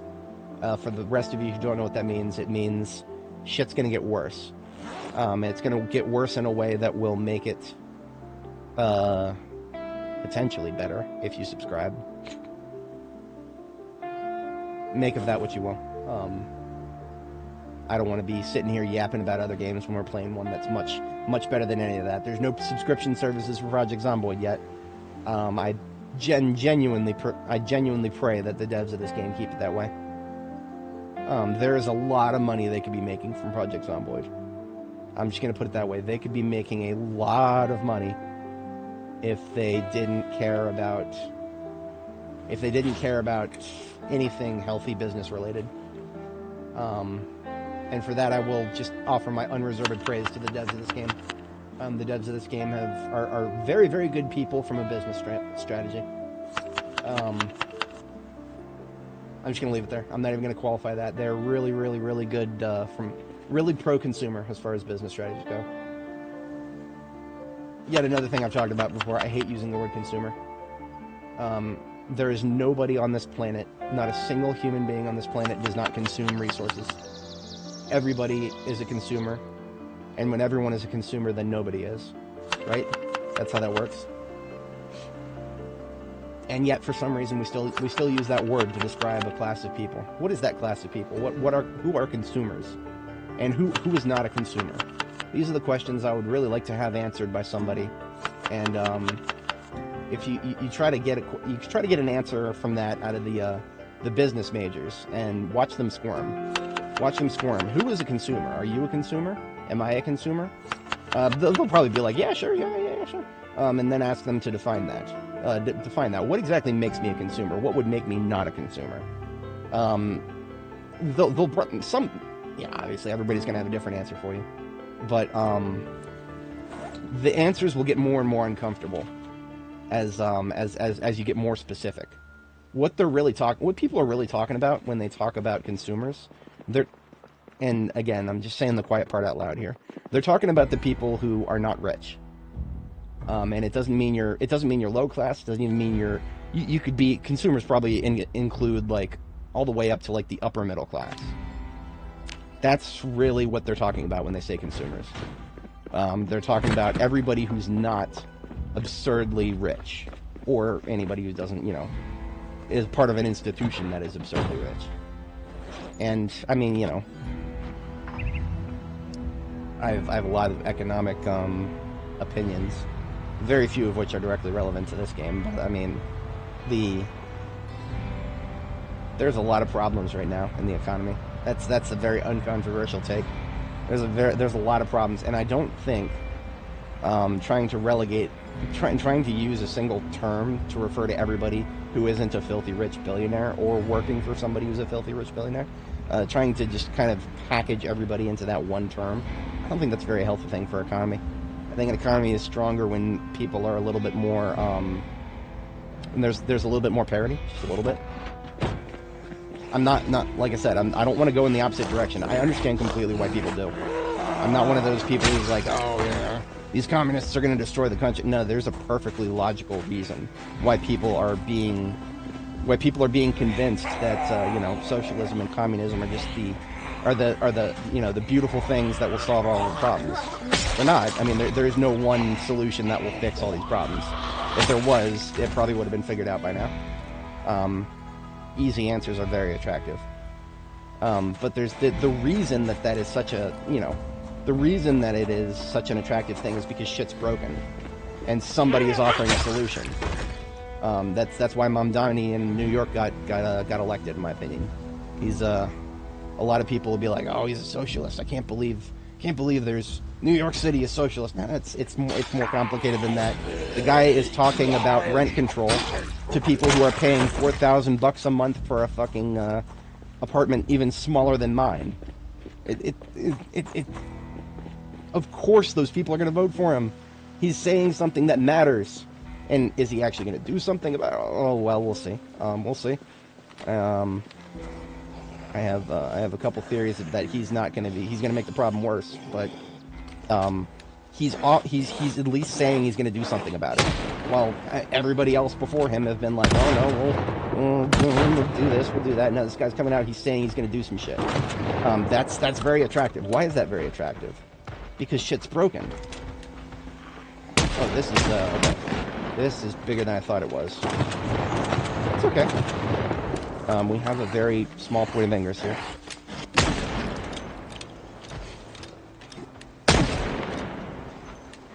And I do believe, the point I was getting to there, is I think one of the reasons shit's broken is because we have very much identified a subclass of people that seems to include everybody except the most filthiest or rich of us.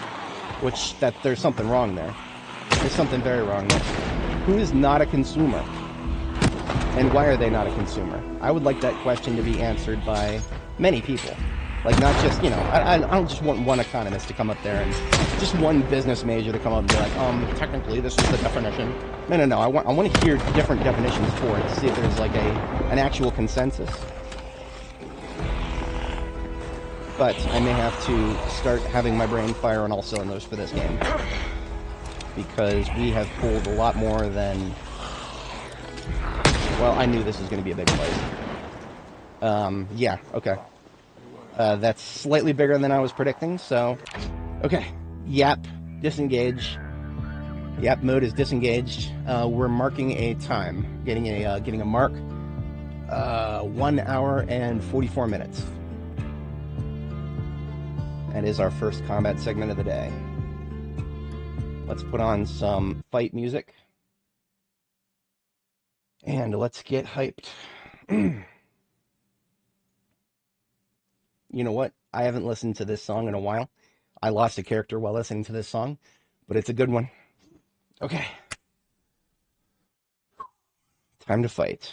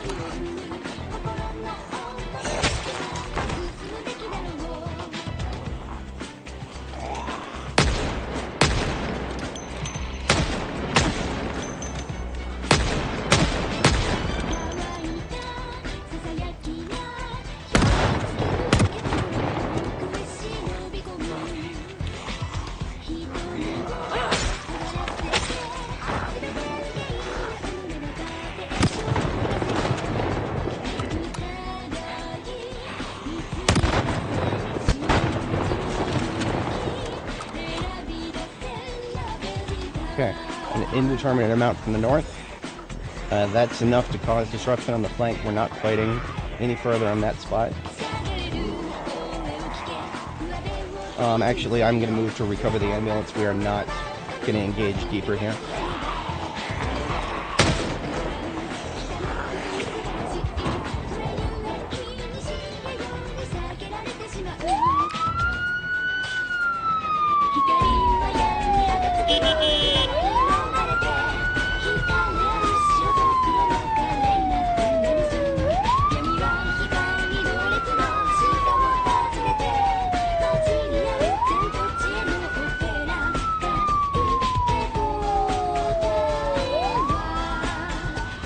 How tightly condensed can I get these guys?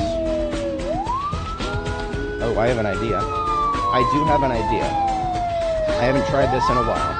Or, I don't know if I've never tried this specific idea. I have never tried this specific idea that I'm about to try. It may work very well. It may not be worth the time and effort.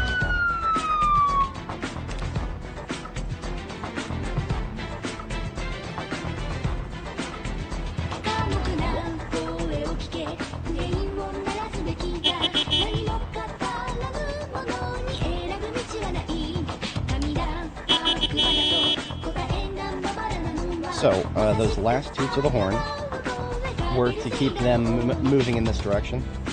And now what I'm going to do is flank them from the very far north here. I'm going to make use of that road that has a tree line between it and the main road here. Up here.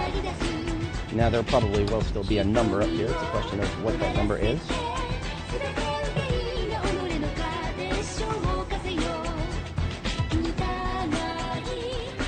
No, they're moving in the direction that I want them to be moving in. Falling back a little bit, so maybe not quite at the rate that I want them to be.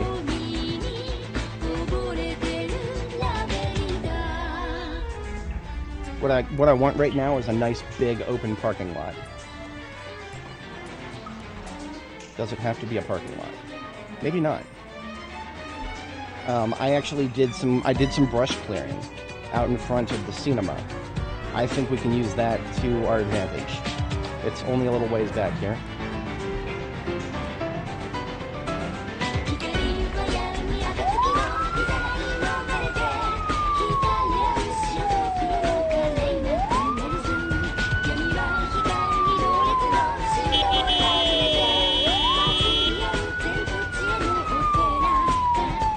That is one situation where I actually kind of wish I could leave the cruise control on at like 5 miles an hour and then get out of the van.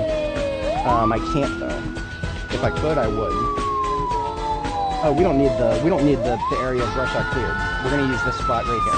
Yep. Okay. We're setting a pipe bomb. I have one that is currently.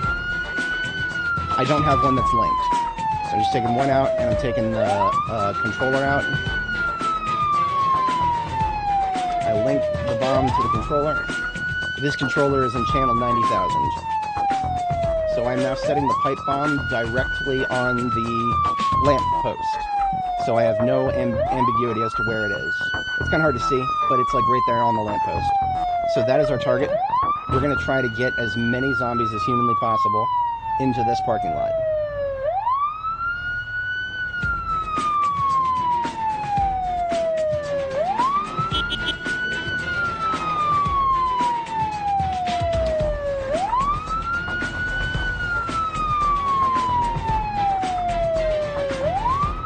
Now, with how many zombies there are, that might seem like a daunting task. It will only be daunting if we run out of drivable terrain.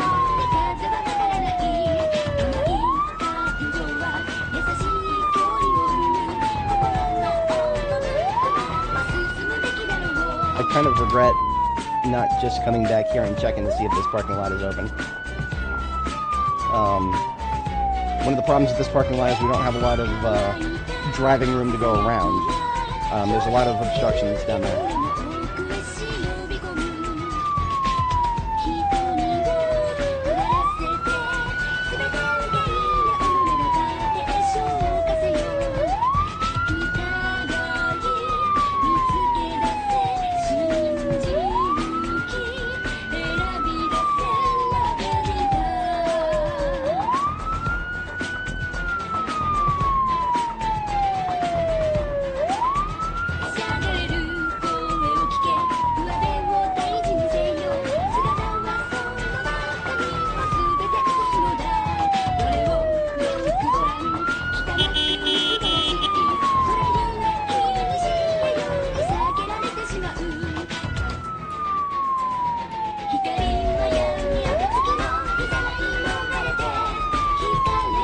Ammo check. More 38 special, 45 out right now.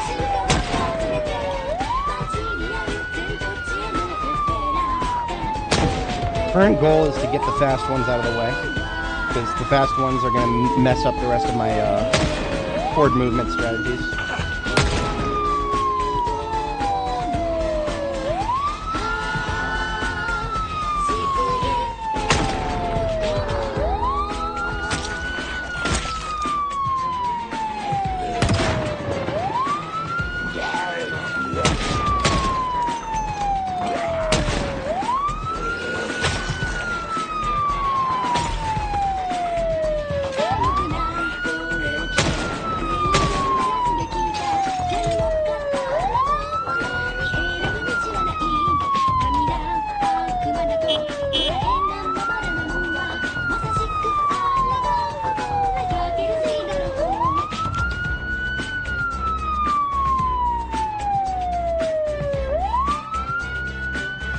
So we've got a back line of slow ones assembling here, and this is where the bulk of the group is.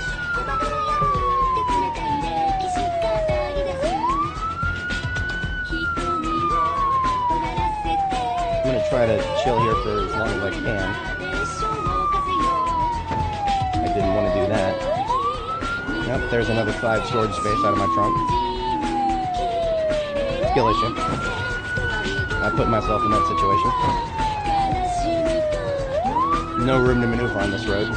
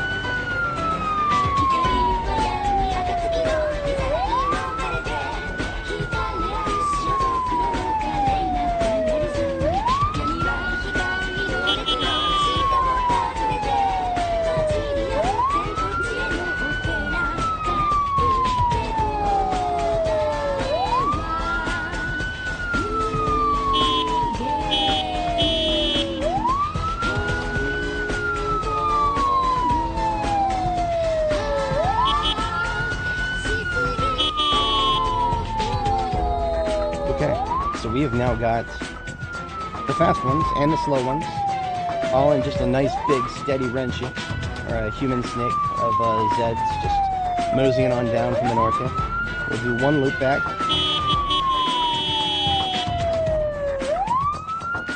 And as much as I enjoy Love So Faggy, we've played it a couple times now. We'll switch tracks. It's alright.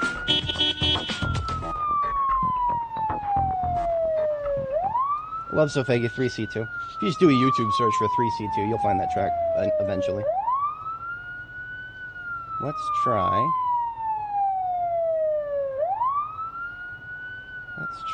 some PZ soundtrack. This is just the combat mix. I've made a seamless loop of 6 different tracks here.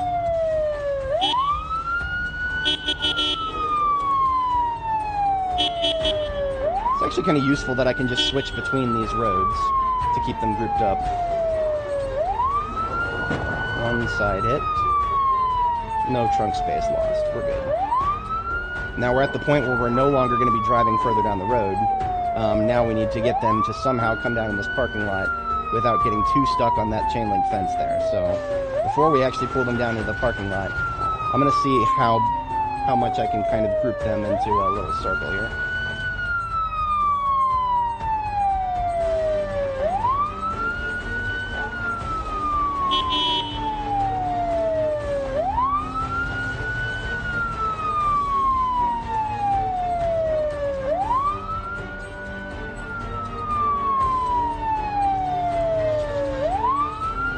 Now, the goal of what we're doing, and it'll become clearer as time goes on, the goal of what we're doing is to make a big circular group, make a blob, to make them blob up. It's kind of hard to make them blob up right now, because they all move at different speeds, and they randomly, I pointed this out earlier, they randomly stop hearing the noise and then start hearing it again, like this one right here. You'll see them just randomly pause, and like as if the siren that they just heard is somehow different from the rest of the sirens they just heard. Yeah, all those factors combined with the variable speeds and whatnot, and the fact that they randomly pause, and that some of them have very low attention spans that cause them to lose track of us as soon as a tree gets in the way. All those factors combined means that you're very rarely going to see them blob up tightly once they're outdoors. But we can get around that by what we're effectively doing right now is driving in circles around them while blaring the siren. We are quite literally sheepdogging them. Like a sheepdog keeping track of a massive group of sheep by running circles around them. And then once you've gotten them into a group by running circles around them, you then start herding them in one direction by running a little bit more on one radius of the circle. Sheepdog are actually pretty damn smart. See, now they're blobbing up now because we're literally just making them collapse in on themselves. I did not want to run into that tree. Skill issue. I'm going to have to use 5% of my true power to do this, and not damage my ambulance in the process. But as you can see, the back line over here, coming from the direction where they all came from, it's mostly been grouped up now. So everybody who was once going down that road all at once, now they're all together. And that's exactly what I wanted. So we've got a cruise control set for 5 miles an hour, and we're going to lure them in this direction so that they go around that chain link fence. Because we don't want them getting stuck on that. We want them coming down in this parking lot where we've got the lovely bomb set up for them. The timing of this bomb's detonation will be interesting, to say the least. I'm confident that I can pull it off. I mean, of course, I'll definitely detonate the bomb.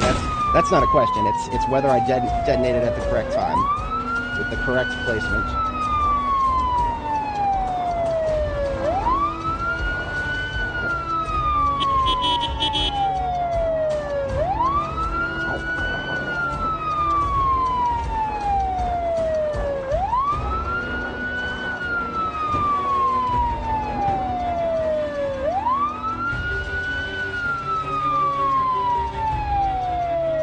Try getting this many zombies on screen in 7 days to die. You know, that game that's a tower defense horde shooter. You would think the tower defense horde shooter would be able to support more zombies on screen, but no. Nah. Every zombie in that game has got to be running a complex structural analysis algorithm to make sure that they're attacking the correct place in your base. And because of that, well, good luck ever getting too many of them on screen.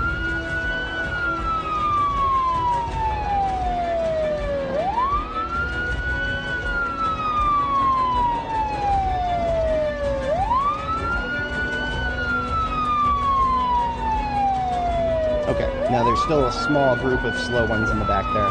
That's fine. We can start now turning into the parking lot itself.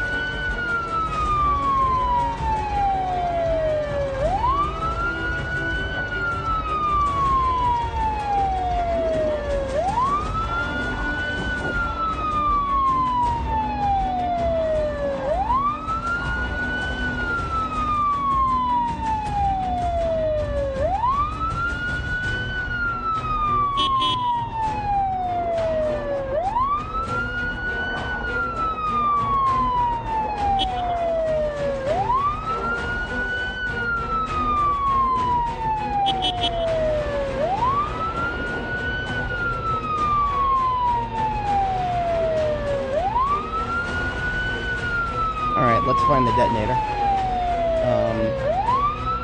Detonator should already be, it's already in our main inventory, right there at the top, so we know exactly where it is that we have to click. I still kind of wish that you could put a detonator in your hand, and then, like, you know, just aim and click as if it were a weapon. That would feel really cool, but we can't do that. We gotta use right-click menus. With the devs' war against right-click menus, I would have thought that they might have done something like that a while ago.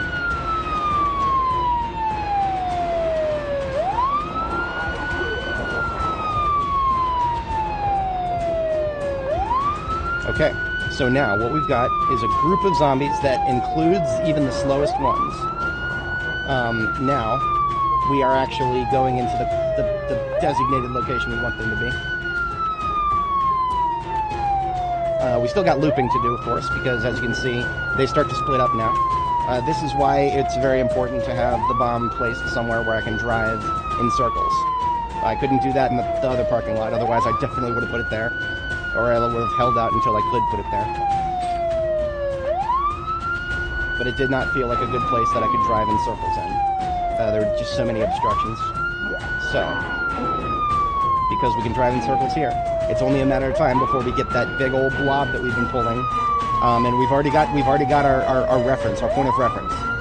If we didn't have that street light, it would be a little hard to tell where the bomb was, because, well, we'd have to memorize the exact tile, and then make sure we don't accidentally lose track of where that tile is in the big crowd.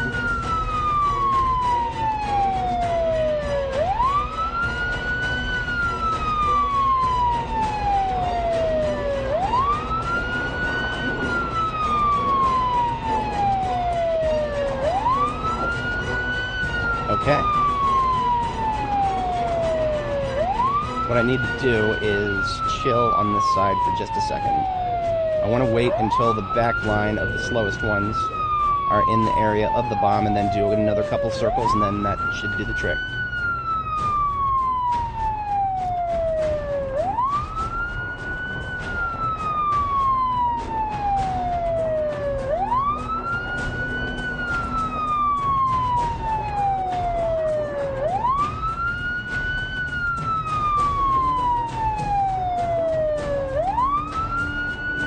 So now we're moving a little bit more beyond what sheepdog can do.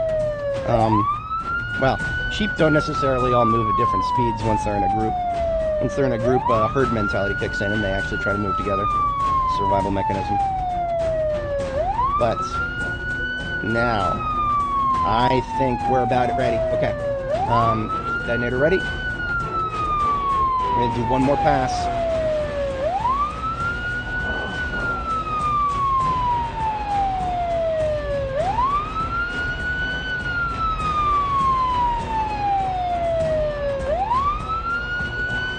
Okay. I hope this doesn't crash the ragdoll system.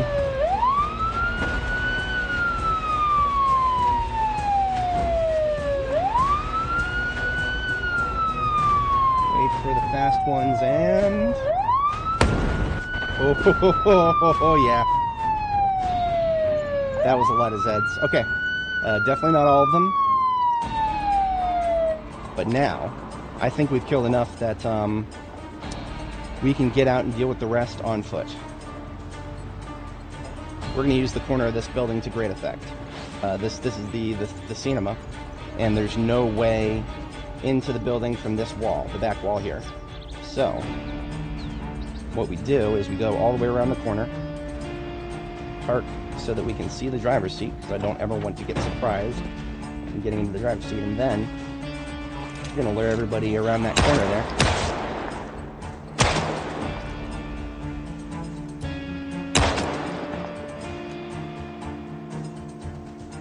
Oh, I had already blown a couple charges of the M9, so that's the last shot.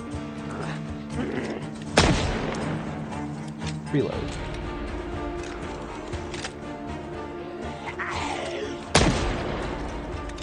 And we're just going to get small fries until the yeah, there it is. Or it might be soon here. The bulk of the group's going to come around that corner, and they're going to be pretty tight about it, in theory.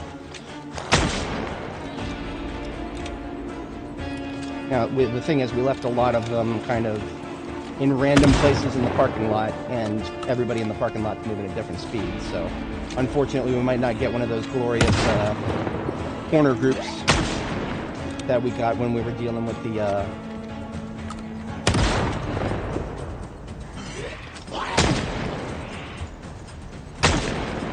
yeah, we got some really good corner groups when we were dealing with the Expo Center. But since everybody's moving at a different speed and they were all over the parking lot, it's probably not gonna, yeah, that's okay. We got some good shots there.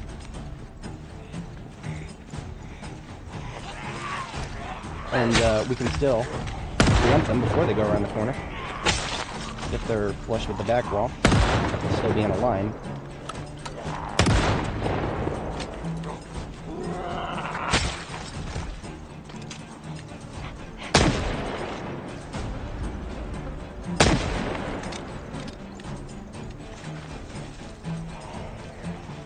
Yeah, I think I'll just continue to skirmish in this area here.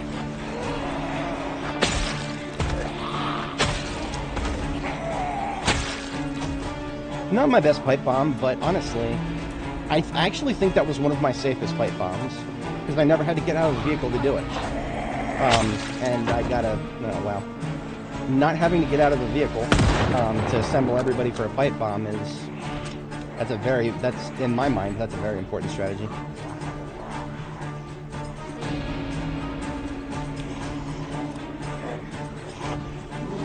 We could probably get away with that strategy we just did without having to pull them quite as far away. I probably was a little too cautious with where I placed it. So we did. If it seemed like we had to spend quite a fair bit of time luring them, yes, we definitely had to. But on the flip side, that's a lot of zombies we killed. And my target for a pipe bomb, right? Pipe bombs. If you're not familiar with the crafting in B42, pipe bombs, the recipe is hard to get. That was actually the hardest recipe in the game to get. I still haven't found the recipe for it in a magazine. You're supposed to be able to get it from one of the Cheapskate John magazines. I don't think I've found that one yet. I only managed to get the recipe by reverse engineering a pipe bomb that I found in a vehicle. So that's just something I'm going to have to keep in my mind for future runs. I didn't check vehicles quite as diligently as I could have in the mid-term of this character's lifespan. If I had checked more vehicles more diligently, I probably could have found a pipe bomb earlier. Oi, where you going, dude? But yeah, I think we wiped out the entirety of that group. Probably a good solid 80 to 85% of that group with one pipe bomb. And the reason I bring up the recipe for pipe bombs, Bro should have probably made his point without all the yap. It costs 20 bullets worth of gunpowder. So your target is at least 20 kills, because that ensures that even if you got a one shot for every kill, that you were successful. And I would say we were very successful. Alright, let's get out of the smell zone here. And let's see how many more zombies didn't make the group. I noticed that my ambulance took more damage when we were doing that.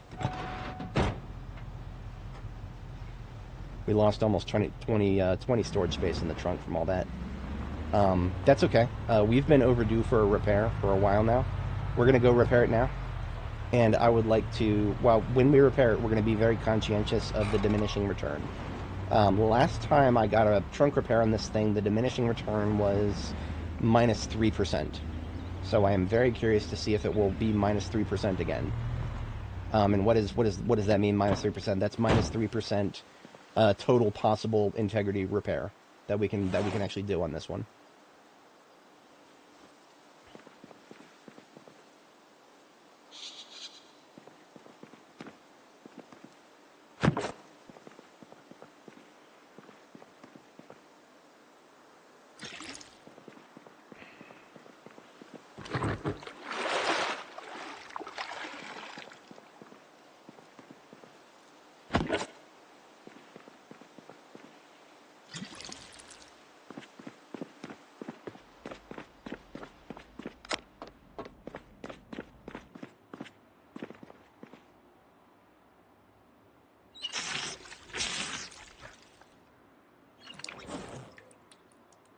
Only ended up using one magazine of M9 for the M9 discharge there, so that's good.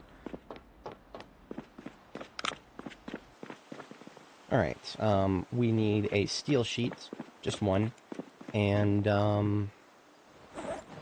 a full welding, or just a, doesn't even need to be full, just a welding torch will be fine. This welding torch is almost empty. Does that mean I still have enough in it? No, I need 2 charges of a welding torch. And there's only 1 charge in this. Boy, wouldn't it be amazing if I got a number? All I've got is this silly little red bar. It's okay. So there's a welding torch. I'm going to take another welding torch and the mask with me, because I don't know if there are steel sheets on the floor out here. What we did on our way into this place is some of these burned wrecks we dismantled. There's a little too many to dismantle all of them. That would not be a effective use. Now there it is. Okay, we got one. So what I did was, when I dismantled these cars, I took all of the iron pipes and broken iron pipes, and in some cases I took all the steel sheets, but I think I left steel sheets behind in some cases here. I'm just going to take all the steel sheets that are still left behind here.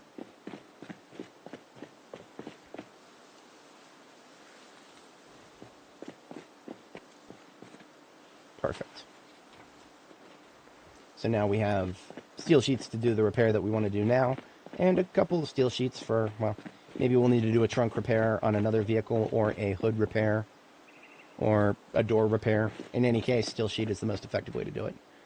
You can use small steel sheets, but you get less return on investment on the repair, and it still counts as a repair towards the diminishing return total. So I don't recommend ever using small steel sheets for vehicle repairs unless you have, unless you're in one of those really weird situations where you have no other choice and you gotta do what you gotta do. But I would otherwise, for a long-term vehicle like this ambulance right here, which has a 100 quality engine. 100 quality engine, I would never want to waste a diminishing return repair. So right now, diminishing returns, it says potentially repairs 73%. That is a low ball in my experience. I think we will get more than 73% when we do this repair. But whatever the estimation is, it is, I believe it is proportional. So, and the estimation is going to go down next time, right? So we hit the button repair now, and it goes back up to 87%, which is great. But if we right click and hit repair again, that time we only got a 2% diminishing return. Now that's fascinating. Diminishing returns on the diminishing returns. Last time I vividly remember that we did this and it went down by 3%. 76% down to 73. But now it went from 73 to 71. So what that means is, yes, we are still getting diminishing returns, but it seems to be tapering. I don't know the rate of taper. Yeah, that's something I could figure out sometime in the future. It's not really important now. What's important now is the trunk is repaired, and we're not hitting a brick wall or anything. If we were starting to hit a brick wall, I would start thinking long and hard about my long-term ambulance strategy. But for now, We're very far from hitting any brick walls, so I'm gonna assume that we're good for now.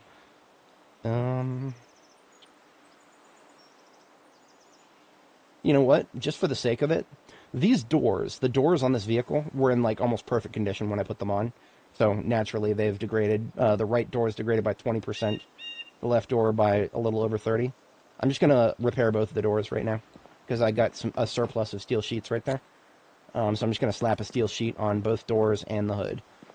So we take off both of the windows. Take off the front left door. We repair that bad boy. I have already repaired the front left door twice already. Interesting. I didn't know that.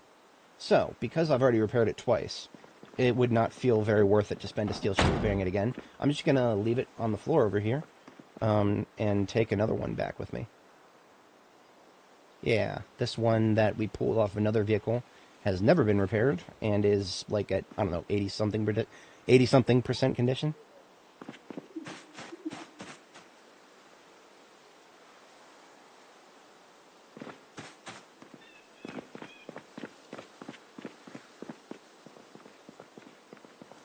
I don't think I've ever repaired the passenger side door on this vehicle. Whenever you're faced with a decision of what integrity parts to use where, I very highly recommend all of your highest integrity parts put on the front left. That's your driver's seat. Zombies will automatically path to the driver's seat. And as we just observed, well, my front left door has taken many more integrity hits than my front right door. So just genuine wear and tear happens a lot more to the front left. So in this case, we've repaired this door once already. Now that being said, the diminishing returns on doors, I think, are more dramatic. In fact, to such an extent that a broken one cannot be repaired. Interesting. Okay. Good to know, I suppose. That door is completely broken and cannot be fixed. I think we have a whole bunch of parts in this one here. Look at this. Look at this. We got a bunch of parts in here. In fact, this door is even higher integrity. I had a feeling I broke. Here's what we're going to do. Since we're fixing up the ambulance, I'm just going to take this vehicle, which is full of parts that I scavenged from heavy-duty vehicles. I'm just going to back it up so that the trunk is accessible from where I'm doing the ambulance repairs. So that all I got to do is stand within range of that trunk and see all of my options. In fact, we'll do one better. We'll do one better because on the floor right here is even more parts that are probably in... I don't remember what condition those parts are in. So what we're going to do is... I'm unironically considering getting out the sledgehammer and removing all obstructions from this area. But we're not at that point just yet. This ought to be fine. I'll park it here, and I will move the ambulance over a little bit.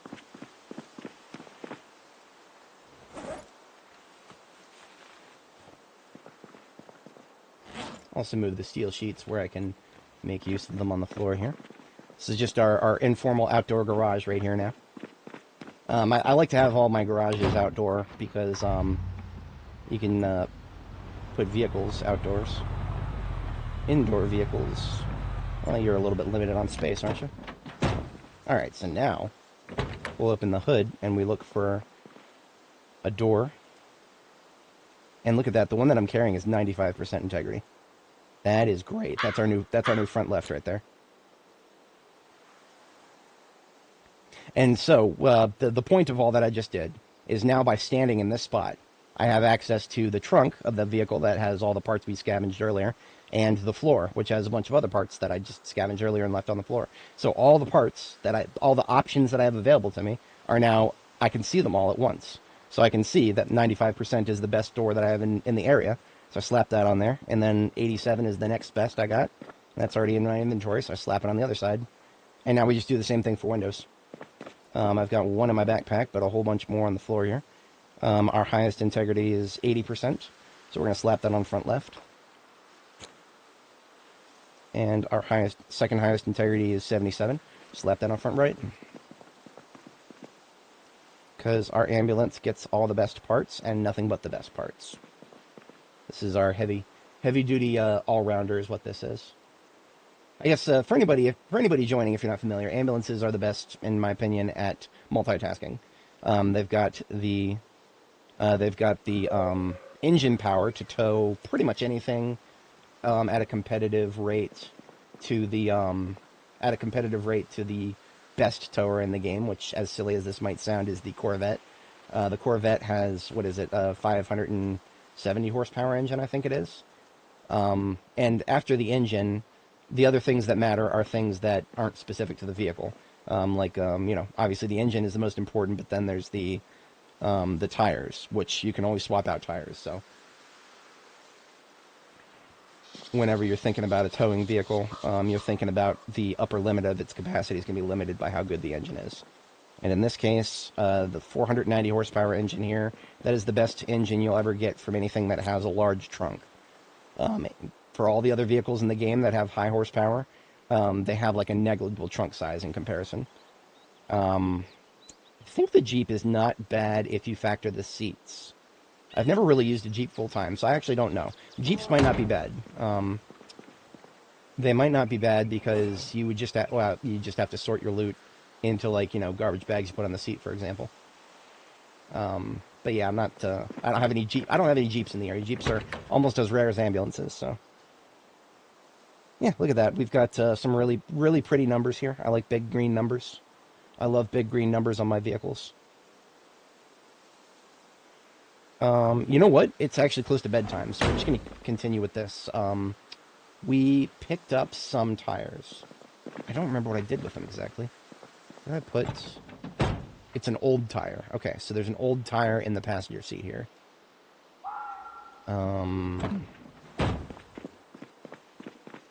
I don't think any of the other vehicles here have tires in them. I think I only picked up that one old tire and that was it. Yeah.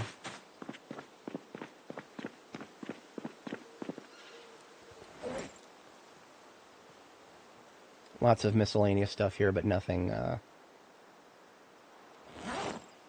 Might as well take the tire pump and the tire iron out and leave them on the floor over here as part of my outdoor garage.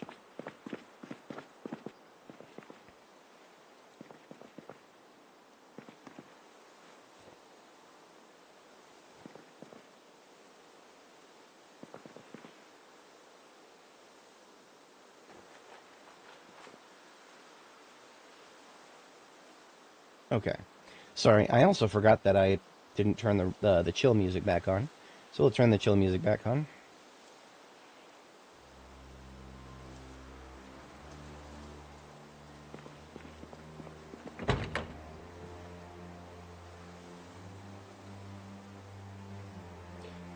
I don't think I've ever done anything with the seats in this vehicle. Or if I have done anything with the seats, I don't remember. Seats are one of those things where I have no idea if the condition of the seat actually does anything. The only thing that I could imagine is that the new discomfort system. I do know for a fact that when you sit down in a car, your discomfort goes up. And I would be very curious to know if that's actually tied to the condition of the seat. Like if there was a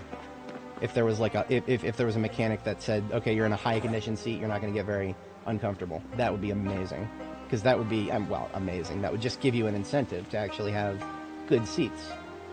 The less uncomfortable you are, the less depressed you get. The less depressed you get, the less problems you have with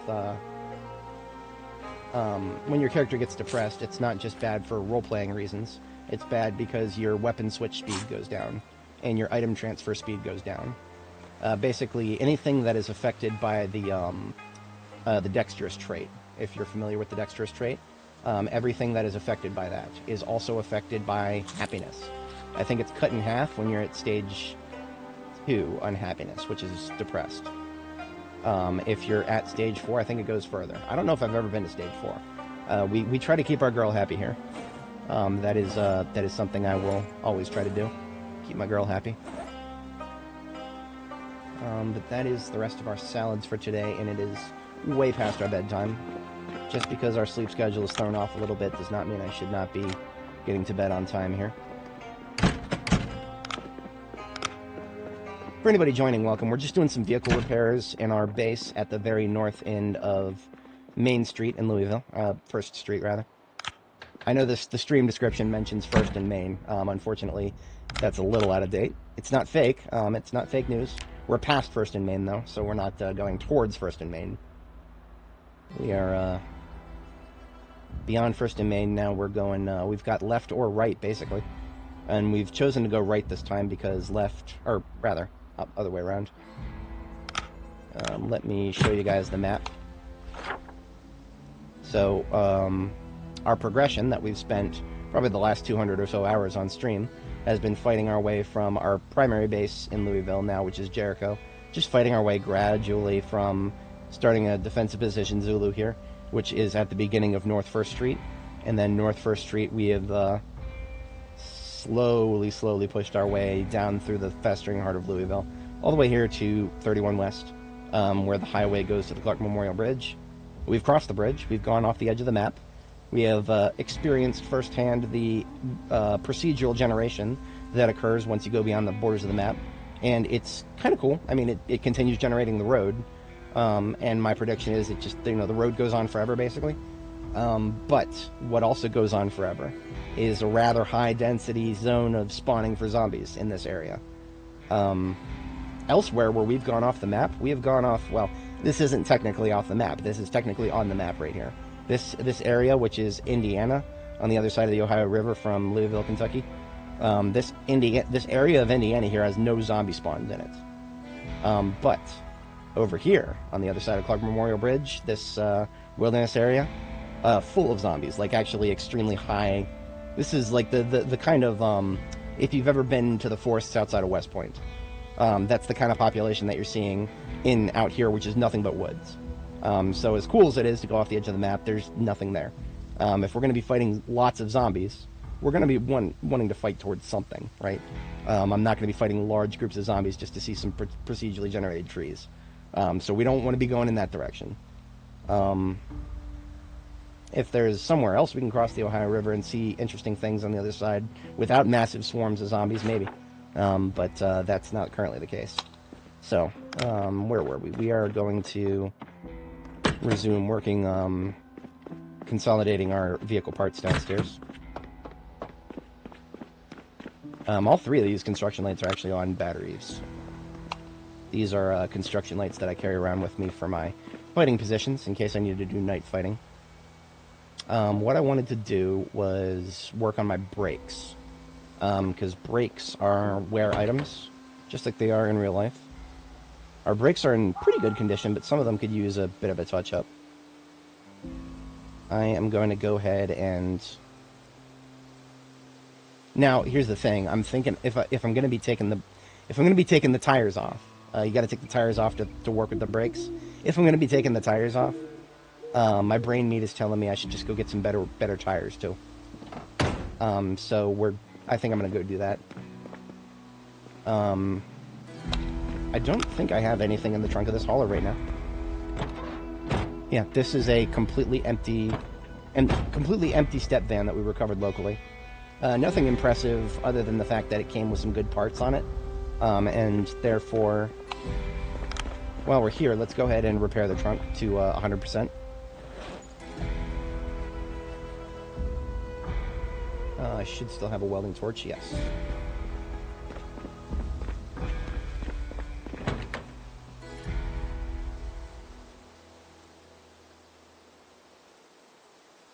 The tires on this thing are old. That's good, that's fine. Old tires, in my experience, are the ones that have lower tire traction. But I don't fully understand I think what tire traction does is if you have lower traction, then you are able to off-road a little bit better. And if you have higher traction, then you're not as good at off-roading, but you'll get higher speeds on asphalt. I think that's the paradigm. Don't quote me on that. I'm not 100% sure. I'm literally just going off of feels right now. That's just my feels, because having driven plenty of vehicles of both category. Right. I just looked at the tires because I wanted to see, obviously, if this had good performance tires on it, then we would just use those.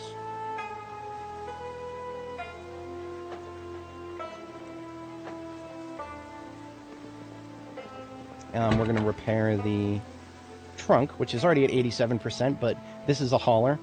We can get much more out of that. We now have a perfect trunk, the perfect trunk of a hauler, which a step van. Hauler is easier to say than step van because all it does is haul things. But at 100% integrity with the organized trait, which is I never not take that. It's a great trait. 208 encumbrance in the trunk. Nothing impressive compared to modded vehicles, but in vanilla, that's the best you're ever gonna see. I look forward to the day Filibuster Rhymes gets to do his work and improve the base game's vehicles. So, we're going to take the hauler out. I don't have a jack in the local kit, so I'm going to take that from the ambulance. And take the tire pump and tire iron, put them in my backpack. And we don't have a lot of time left tonight until we got to get our next bedtime in. It's already close to 4 a.m. So I'm going to go ahead and put away any loot that is slated for RTB, like that. Like these things. Like, that's it. Yeah. I've been thinking about trying to get use out of the saw blade axe. I just found it in a zombie and it looks cool. It's in terms of damage, it's comparable to a regular axe, but I think it uses, no, it's the same weight, so same encumbrance. Alright, that's my bag sorted. And it is just about 4 a.m. Our second bedtime is 4 a.m. So we sleep, and tomorrow morning we will go grab a couple of vehicle parts, and then complete repairs on the ambulance. We're going to do, I'm going to find performance tires. Right now, the ambulance is actually rocking a mix of performance and regular tires. We are going to move that back to performance. I prefer my primary vehicles to have performance. We do have some food that we actually need to cook. So I'm going to do that first, actually. Got our little campfire here.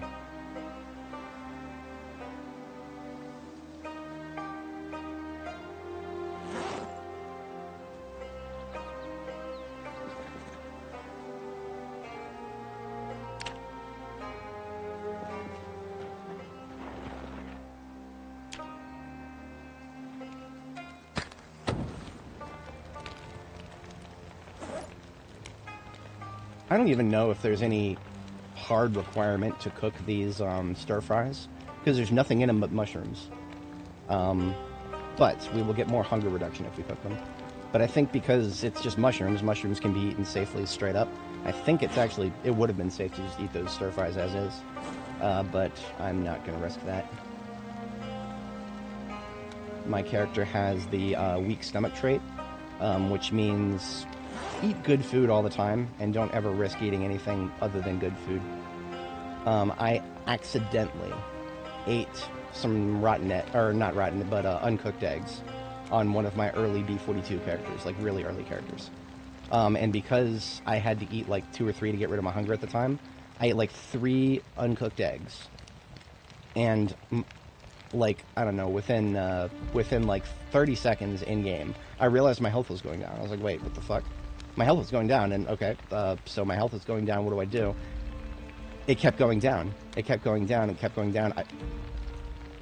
My character would have fucking died. I wasn't accepting that as a death.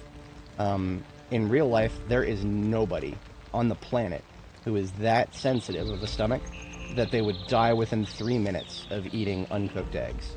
Like, that is even worse, in my understanding, that's even worse than like somebody with deathly allergic to peanuts. I'm pretty sure somebody who's deathly allergic to peanuts, for example, would still take a little longer than 3 minutes to just fucking keel over and die. And yet in this game, if you take the weak stomach trait, 3 uncooked eggs, you know, those things that people have been eating for thousands of years without cooking them. They're disgusting to eat. They don't taste good when they're uncooked. Eggs are a really good cooking ingredient to eat while cooked, but I mean, in no universe is that realistic in the slightest. That is a little overtuned in my opinion. But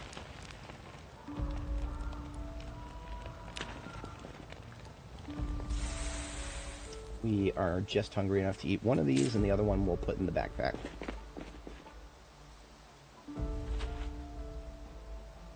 Not very much in the other one for a full day's worth of food. So as a backup food, we will take some cookies. We're actually kind of low on, like, non-perishables up here. That was one of the reasons I went to get mushrooms earlier.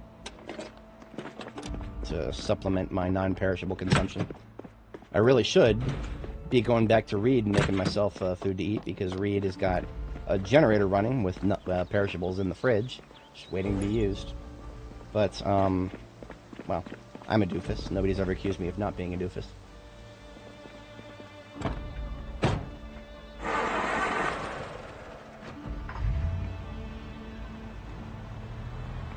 I'm going to take with me a gas can, and just a gas can. There's a full one in here. That one needs to stay there. This, the fire truck there is technically my vehicle recovery vehicle. But I'm not going to recover vehicles. I'm going to recover parts for vehicles. And I'm going to be using this as my transport for that. And this one is actually kind of low on fuel, which is why I grabbed the gas can. We're going to siphon gas from other vehicles as we recover parts. I have some targets in mind. I'm also just going to pick up some spare engine parts from these piles of scrapped vehicular devices. There are not very many scrap engine or spare engine parts in these piles, because some of them I took, and then others are, they never had any to begin with, because these are burned wrecks. Burned wrecks do not, I believe, produce very many spare engine parts. Regular wrecks don't either. Like, for example, this vehicle. Probably got a shit engine. We can take engine parts. We're probably going to get, like, one. I'm impressed that we can take engine parts to begin with. If it's, like, below 15%, I think, it won't even let you take a couple parts.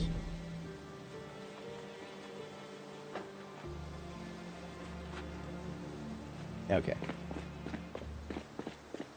And this one is going to die because he's close to where I want to sleep. Alright, back to what we were doing. We return to your regularly scheduled vehicular repair. That's the gripping content y'all are here for, right? Vehicular repair. Just one of the many things, logistically speaking, that we got to keep up with. A few more engine parts here and here. So basically, the way it works right now with engine parts is you want to have as many on you as possible whenever you do an engine repair. If you try to repair an engine with fewer parts, I think you get a lot less than if you repair it. Like, say you just repair it one at a time with one part each. I don't think you get anywhere near as much as, like, the same amount of parts, but all at once. I think that's how it works. I haven't done a lot of repairs, so don't quote me on that. I mean, I have done a lot, but, like, usually that happens. It'll just go straight from 88% to 100%. And I won't get a very good understanding of exactly how many engine parts that costed. So I'm just going to put the spare engine parts in the trunk, which is not open. Now it is.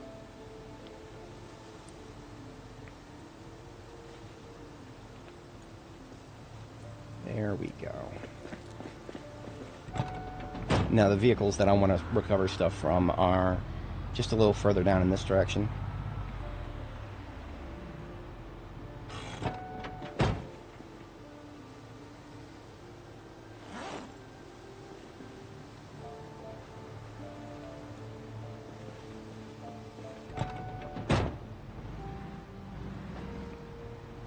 Put some steel sheets on the driver's seat.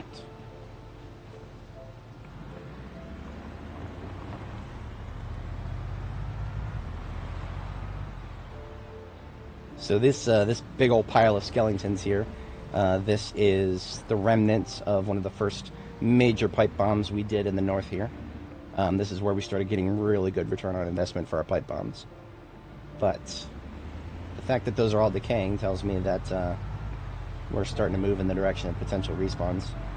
It's usually like, this just feels. It feels like about 1 week after the corpses from the previous spawns disappear.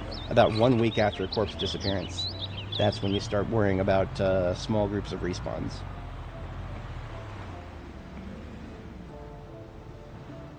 I did not survey the vehicles in this lot, so I don't actually know if the vehicles in this lot have good parts. Right off the bat, I'm not seeing very many heavy duties, but we'll explore the ones that are here. This actually was not my destination lot, but it's on the way, so we'll take a look. No stone unturned.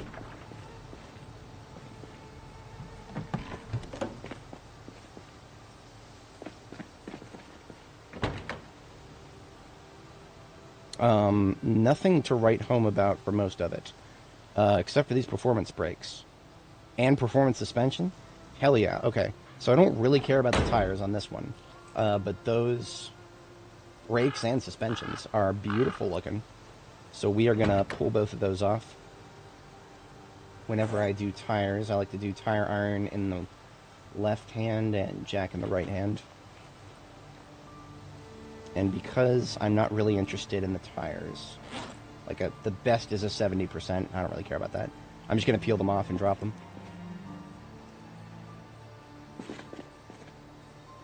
Right now, because I'm level 10 mechanics, they recently introduced a mechanic where things go faster when you're higher skill.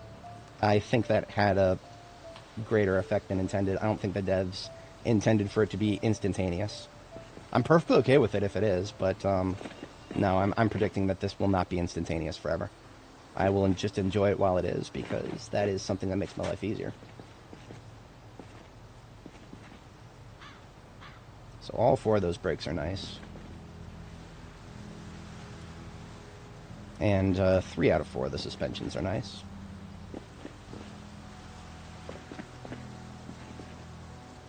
The gas tank is in good condition, but it's small. I don't care about that. Glasswork is something that I cannot reproduce myself.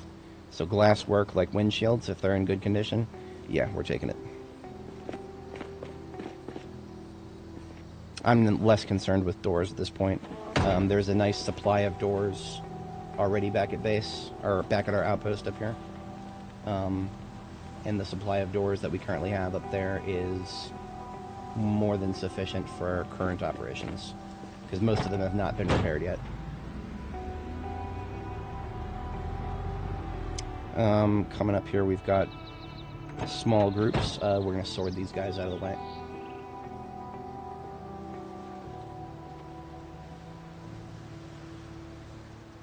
Hello. There we go. No discharging of the firearm right now because I'm not sure of the local distribution area, or the local population distribution, and I'm not necessarily interested in a big fight.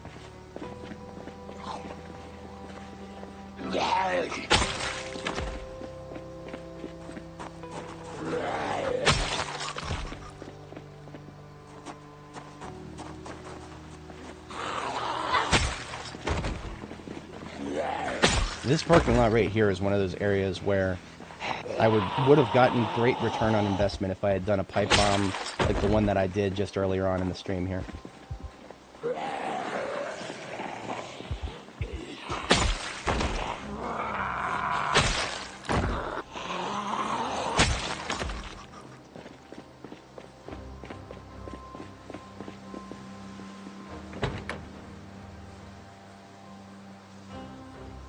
Alright, almost nothing of use here.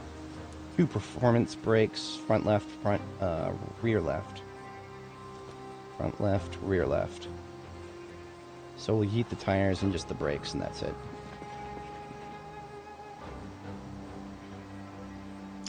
Technically speaking, tires are a crafting ingredient that you can, even if they're in bad condition, you can use them to build armor.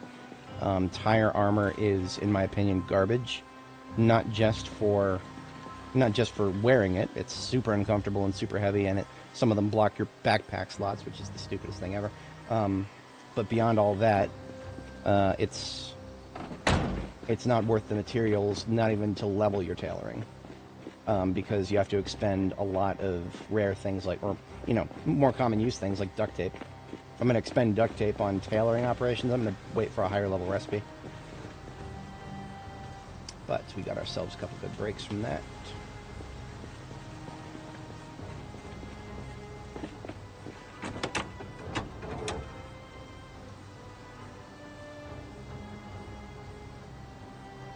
This one is giving me flack about having a car key. Brakes are regular, suspension's performance, tires are regular. I'm not really worried about this vehicle. I would like to see what's in it loot-wise. Heavy-duty vehicles, always a chance for something interesting in the loot.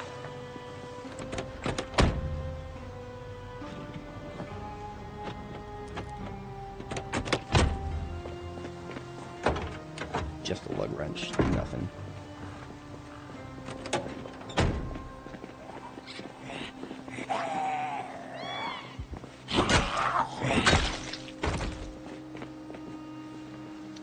There is 2 more heavy-duty vehicles. I just want to check the trunk of this van before I move on from it. Nothing. Literally 100% nothing.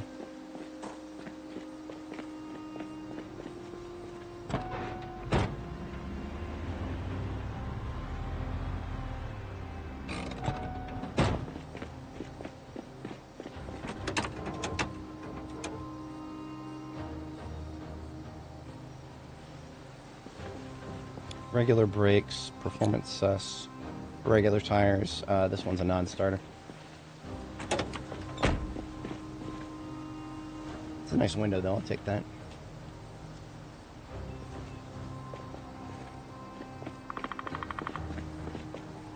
Ooh, look at all that. That's a little bit of everything back there. This guy had himself a jerry can and gas can full of gas.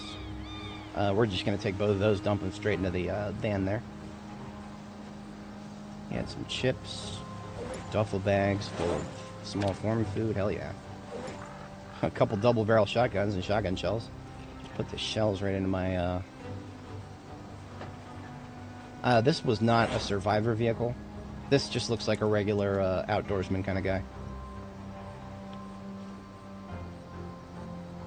An entire ass carton of cigarettes. Those are way rarer in this game than they should be.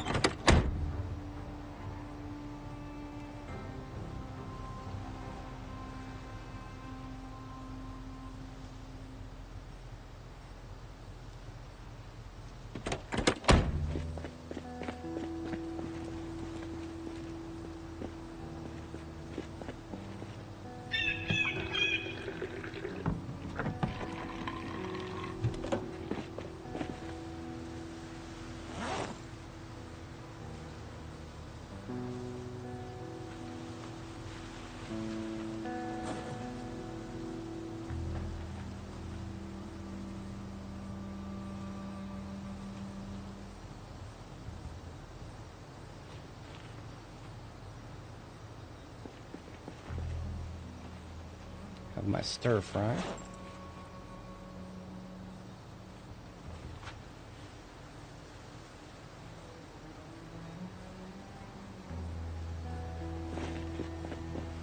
I think the last task is to check the trunk of this one, and then we can actually proceed to the parking lot that I had in mind when I set out. This one is full of paint. A couple colors I might actually want. Emphasis on might. I don't even think I have a paintbrush up here, so what I'm going to do is leave all of this on the ground as a reminder to myself that it's here if I want it. So I know I'll drive past this area again in the future. So it's not a priority right now, but by leaving it on the ground, I will notice it when I go by. Alright, that is all the heavy duty in this lot. I think the next one is just right around the corner here.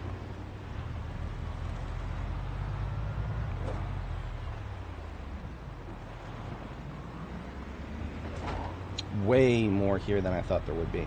I thought I did a pretty good job of clearing this area last time I was here. I am incorrect in that assertion, but... Oh, look at this. Look at this. Okay. This is why we have turned off ragdolls previously. You might not have seen it. It was here for a second, and now it is gone. There's just a zombie just flipping around, flying around, doing somersaults and flips. They'll probably be back. Little glitched ragdolls like that one are a frequent occurrence whenever there's a situation where a zombie can fall off of a high-story building. You may even notice him just flashing across our screen randomly. Believe it or not, they are actually a threat to the stability of the game. They're not a threat to your character. I don't believe I've ever been attacked by one. I've been panicked by one, because your character, if your character suddenly sees a zombie, they will get panicked for a moment. I've never been harmed by one, just panicked. However, if you run into one with your vehicle, that has caused me to crash the game before. And because they are flipping and flying across the screen past the speed of light, you can't exactly dodge them. So that's one of the reasons we just shut off ragdolls for a while. Here, this vehicle had really, really, really good regular tires. Everything else was mid.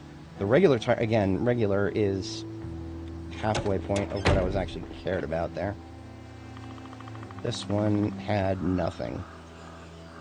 What is this on the floor? Is this anything? No, it's crap. Okay. I may have overestimated what was in this parking lot.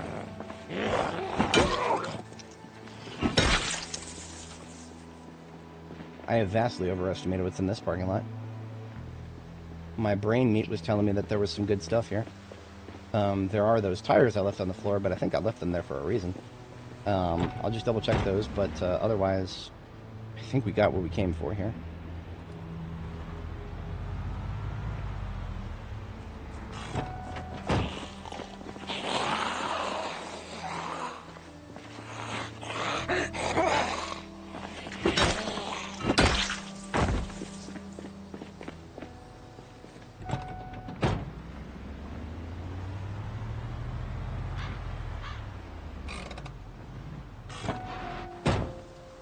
Regular and regular, high condition regular, but regular.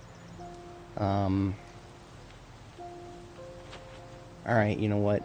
If you're going to throw really, really high condition regular at me, fine. Fine, I'll take it. I'll take it. It's right in front of me. Maybe one of the other vehicles that I've already recovered will have some performance that I can swap out for. If not, I mean, it's not that big of a deal. My ambulance is okay-ish. I just kind of wanted to finish what I started there.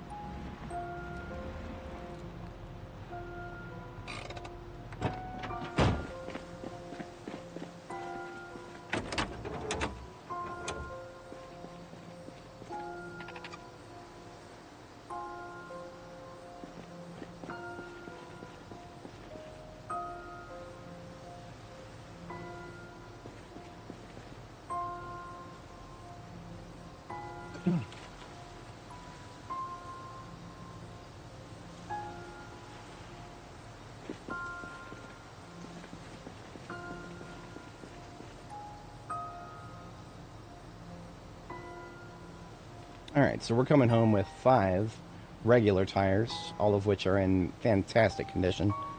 I have already taken all the glass work that I care about from this.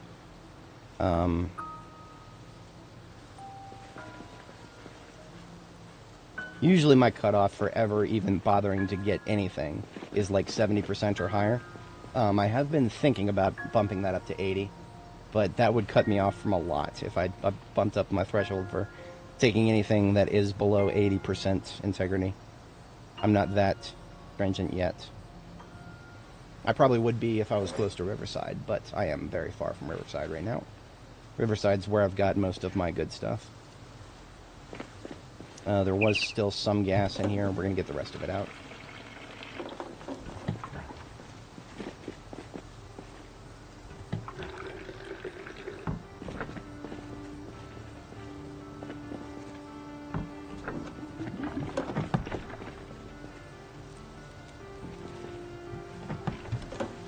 Okay, and that should conclude our recovery operations for the day. We'll spend a little bit of time actually using the parts we've just harvested, but other than that, we will have the afternoon to push a little farther up and survey further to the north.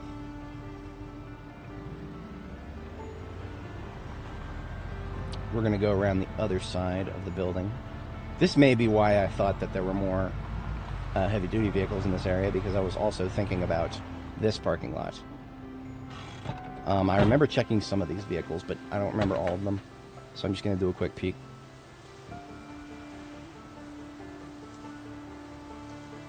We found some good stuff, but we still have not found any high-quality performance tires, which is actually our target. Which is why, even though I would be heading home I feel like I have not yet done my due diligence. Now those 85% performance suspensions threaten me with a good time, why don't you?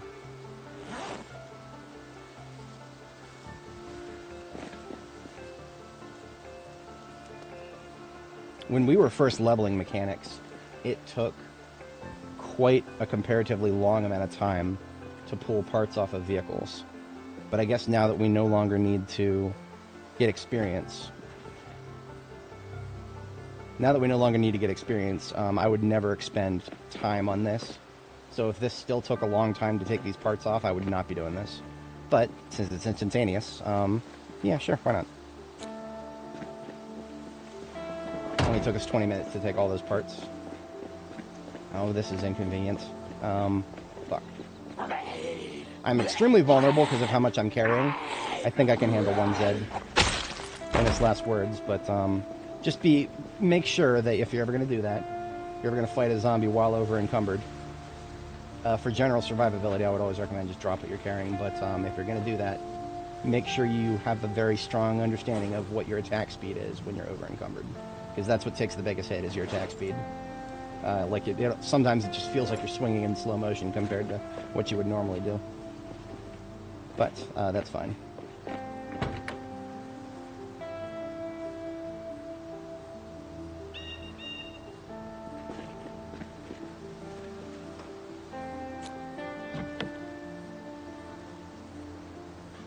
I like how the rear door is locked, but I can just pull the damn thing off.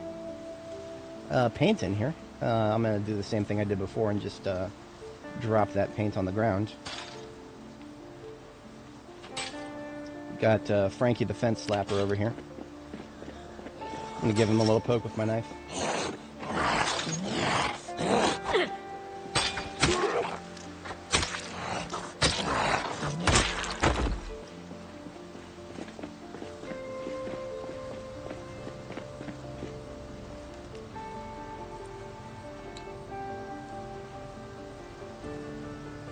Do something I should have done a while ago. I'm just going to put the fire iron on my back.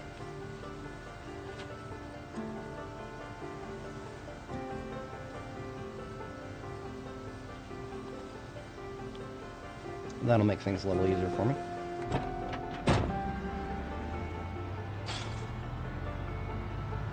Now, we've already cleared the trunk of the clay vehicle right there. The clay vehicle, that's just sort of like a pottery vehicle, like an arts and crafts vehicle. That was actually the first thing I did when I got to this parking lot, because I saw that vehicle. I was like, give me that. 3 sacks of clay in it. For Louisville, which does not spawn clay anywhere, that's actually very valuable. That was enough clay that we could build another forge if we wanted to right now.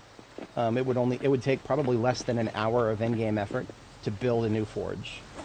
That doesn't mean I'm gonna do it, because if we were to do that, we would expend supplies that would take well more than an hour to get more of.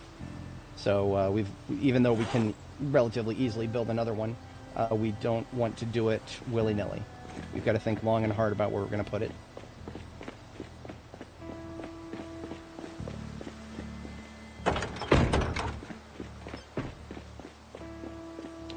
Just like bedroom activities, you got to think really long and hard about where you're going to put it. Sorry, that was terrible.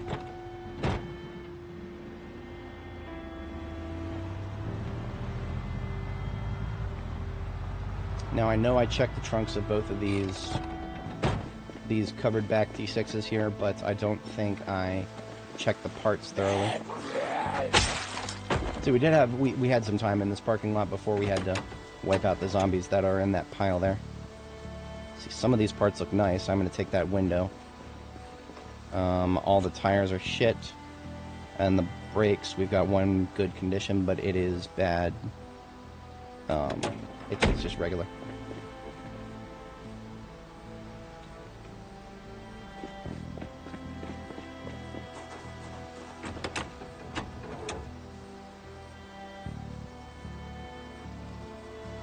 Ah, here we go, finally. High quality performance tires. We finally found our new tires, boys. Most excellent. Okay, I need to kill any incoming because we need to get the tires.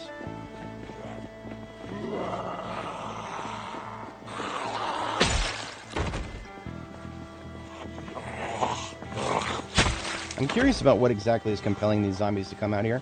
It's not us. See, this one right here is the only one that actually sees us. I don't know where that one's going, where this one was going before she just heard that kill. I have no explanation for those movements. Because there's nothing that would be compelling them to try to go to the other side of this fence. The only thing I could say is maybe they lost their rally point and are trying to move for another one. Zombies use each other as rally points. Little fun fact about Zomboid lore, if you're not familiar. There are leaders among zombies, and I mean leaders. What I mean, there's rally points, right? One zombie will be just randomly designated a rally point zombie, and other zombies will group up with that zombie. And there's sort of like there's a mechanic under the hood. You can see some of this if you look at the sandbox settings. There's a mechanic under the hood that determines how far away they'll have to be to try to group up, and a couple of other things. And this, I should have looked at this. We've got good windows on this. Very good windows. Frickin' great glasswork. 88% windshield. 86% rear. Windshields are very much a wear item for me, especially the front ones. And the tires are performance, so we got to come back to this one. Yep, we got to come back to this one and get probably 2 of these tires. The 82 and the 77%.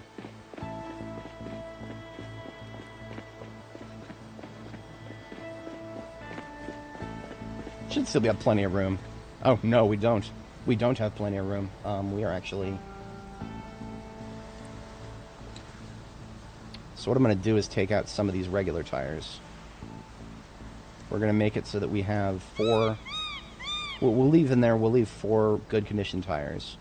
But we will take out one of the regulars that's not that good. We picked up a couple double barrel shotguns. I want to put those in the glove.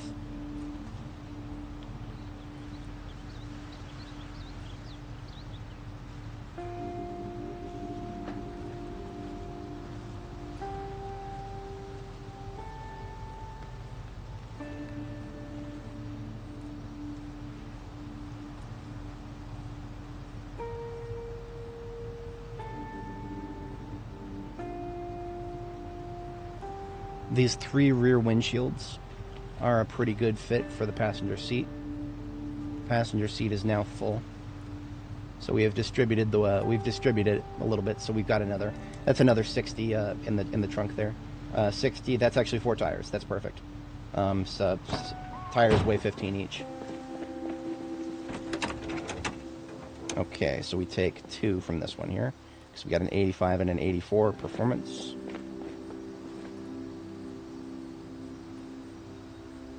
And that's... We also want the suspensions. Do something I should have done a while ago. I'm going to put a military backpack in my offhand. That can actually fit 2 tires in it.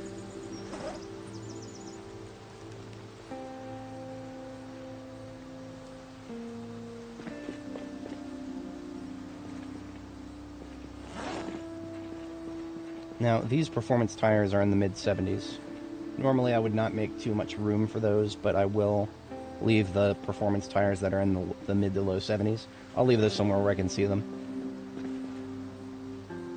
Just like with the paint, I don't know if I'll ever use it, but if I do, it will be easy to find in the future. Look at that, that's actually a perfect fit. 2 tires equals 30. We got 36 encumbrance, that's 2 brakes. It's not like I have to carry this stuff too far. It's just going into the trunk right there. Okay, that's... Alright, fine. You know what? You're gonna put it right in front of me. I'll take it.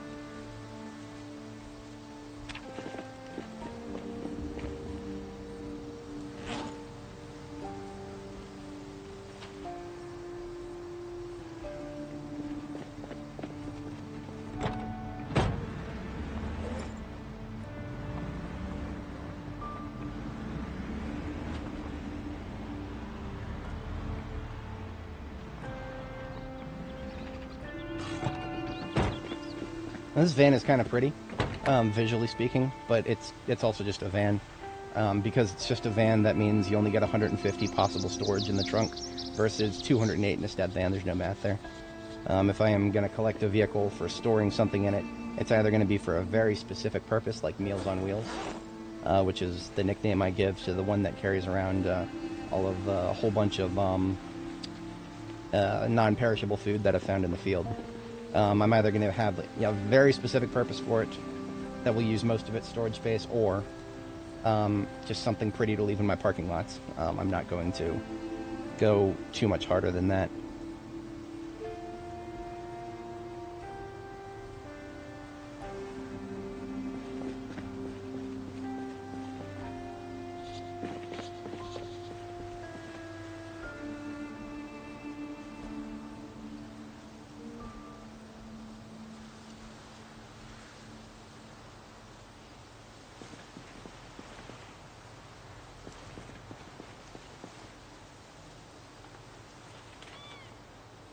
Okay, that is everything I care about from this one. Yeah, brakes and stuff are regular. I actually do have room for 2 more tires in the trunk, but I'm going to take the 2 that I just picked up that are in the mid-70s, and I'm going to leave them where I said I was leaving the other ones, just leave them on the floor up here so I know where they are if I want to come back and grab them. Otherwise, I highly doubt I'll have need for performance tires in the mid-70s.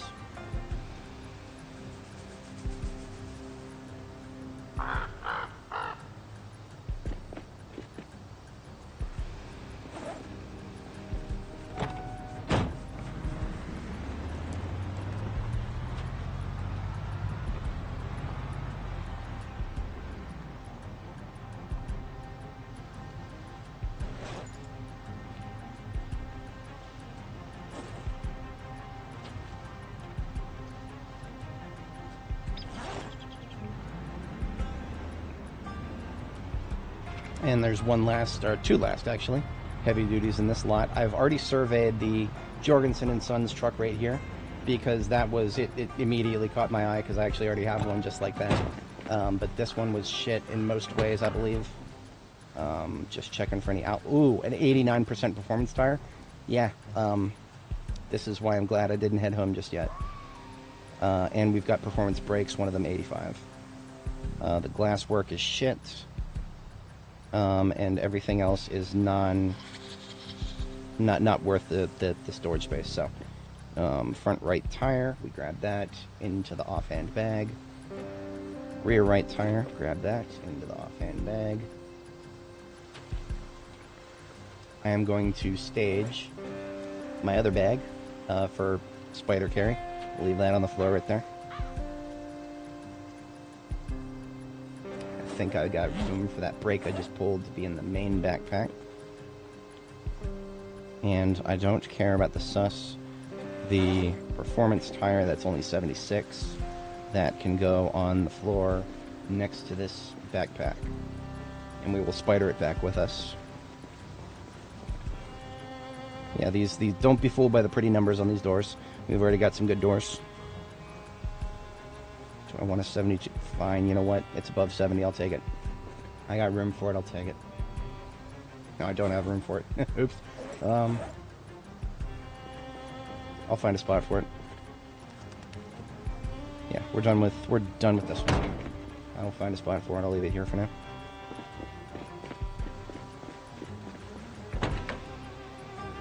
Hey, once again, more performance tires. In fact, this is more than I could fit for a hand carry. That's great. I'm glad I came down here. I'm very glad I came down here. Let's just put that there. And put that there. We're going to put all 3 of the ones we just pulled next to each other. Wish I had the foresight to just take the trailer. We did have a little bit of room in the trailer. Brakes are regular, suspension is regular. Glass work is mostly shit, but an 80% windshield is actually a really good thing to have right now. We've picked up a lot of glass work out here. Windshields, not so much. Okay, that's everything. That is everything. So, what do I take back with me? What do I leave behind? All seats and whatever are filled up in here. We've literally got like 2 encumbrance left to work with. I'm gonna use that on, I need to get something out of my backpack so I can put something in there. Let's just put this and this. That fills up the trunk completely. Okay. Every single slot in the vehicle here is now 110% full. So we get out, we pick up this empty backpack on the floor, put it in my primary hand. We're actually really hungry right now, and that's reducing our max encumbrance.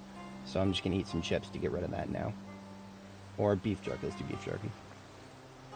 Alright, so now because I have a military backpack in my main hand, I can carry 2 more tires. So we want to take the best of what's available among these performance tires. I think that's going to be these 2 right here. Take 2 of those. Now we need to make sure we can actually pick them up. So I got to drop some surplus. There we go.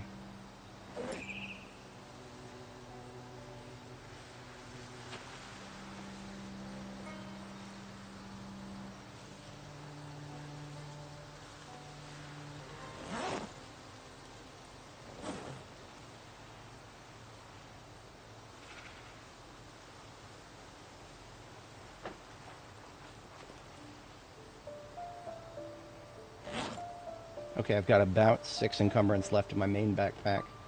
If I take a couple things out of it, I can fit... Well, if I take this jerry can out, I can probably fit this windshield. Yeah. Okay, so all 3 of my backpacks are now completely full. We're going to put the wrench and the handy knife away in the Alice kit where they should have been. And this jerry can, honestly, jerry cans are just really heavy gas cans. There's nothing else special about them. And now what we're trying to consider is, can we hand carry another tire? I don't think we can manage another tire. Unfortunately, I think we have... Hang on just a second. Yep, we can do 1 more tire. We're at 49.29 encumbrance on the hand carry. But I kind of wanted to have this break. I put it on the floor for a reason. There's something that weighs 3 encumbrance that I can afford to leave behind. Isn't there? Maybe not. Maybe not.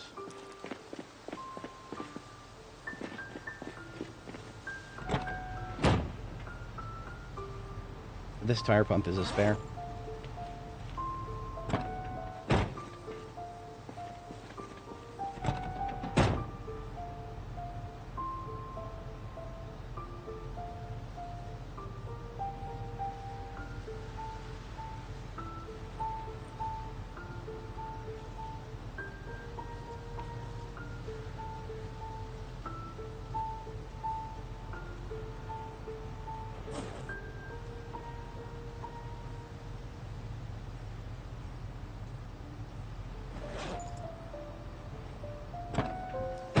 I can afford to leave behind one bit of engine parts.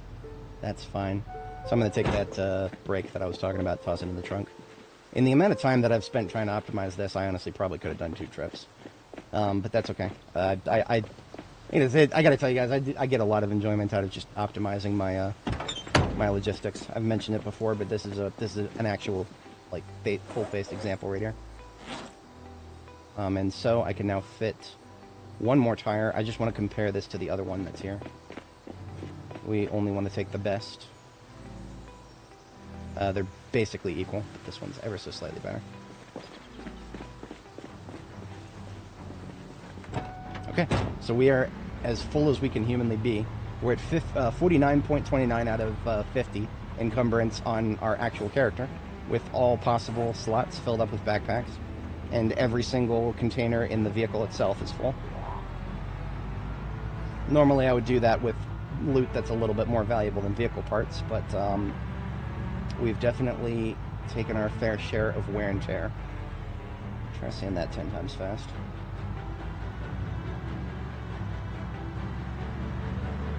I don't think there's enough syllable differentiation for that to be a tongue twister. Fair share of wear and tear, fair share of wear and tear, fair share. Yeah, no.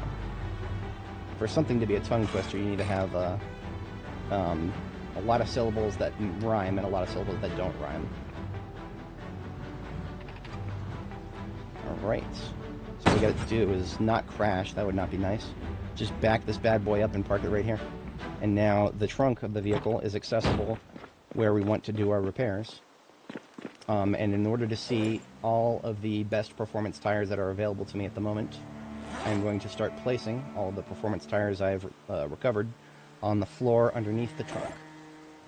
This is how I like to do my garages.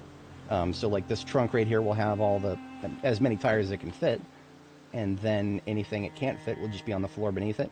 So all I got to do is stand there, and I can see all of all the tires that I have, and know what is the best among them.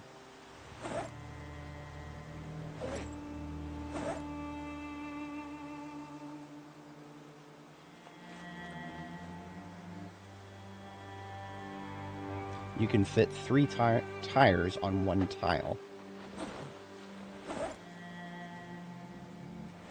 And that's all that I'm hand carrying. Okay, beautiful. Imagine being able to hand carry 5 tires for a heavy-duty vehicle. That is the power of organized with military backpacks. It's great. I love it. Yeah, so just by standing right here, we can choose the best among, like, almost 10 tires. Let's just get the rest out of these handbags. We did pick up a good battery, and that just needs to get slapped onto the charger. I think I can afford to be a little bit less cautious about running generators in this area. We're going to put the glasswork and brakes that we picked up over here.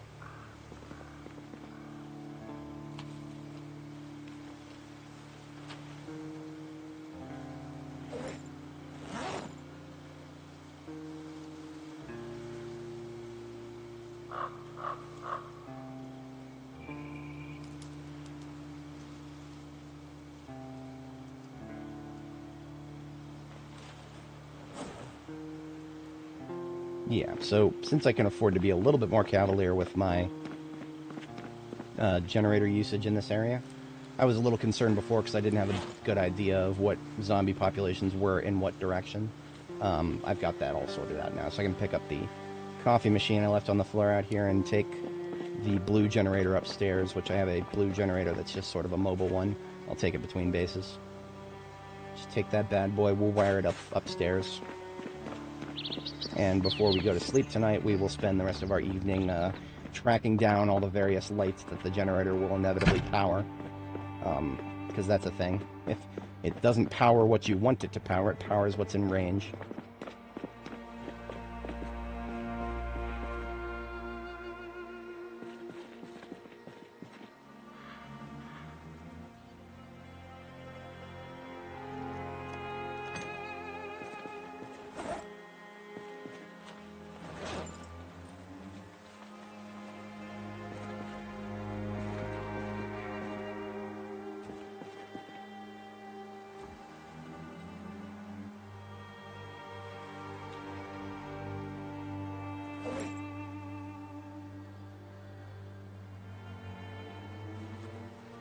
I did not intend on spending the entire day today on vehicle recovery.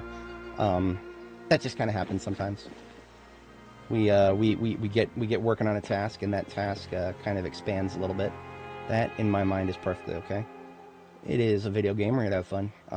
If you guys are here for the combat, I do apologize. There will be combat, but I would say that, as a general estimation, we're probably on something like an 80-20, somewhere between 80-20 and 90-10. When it comes to the split of percentage time we spend on various things, as in like 80% prep and 20% execution. That is a nice target. I would like to stick to that if I can, but realistically speaking, sometimes it kind of deviates towards the 90-10 split. I don't mind over-preparing, because preparing is almost as fun as executing for me. I do like executing, obviously, as a change of pace, if nothing else.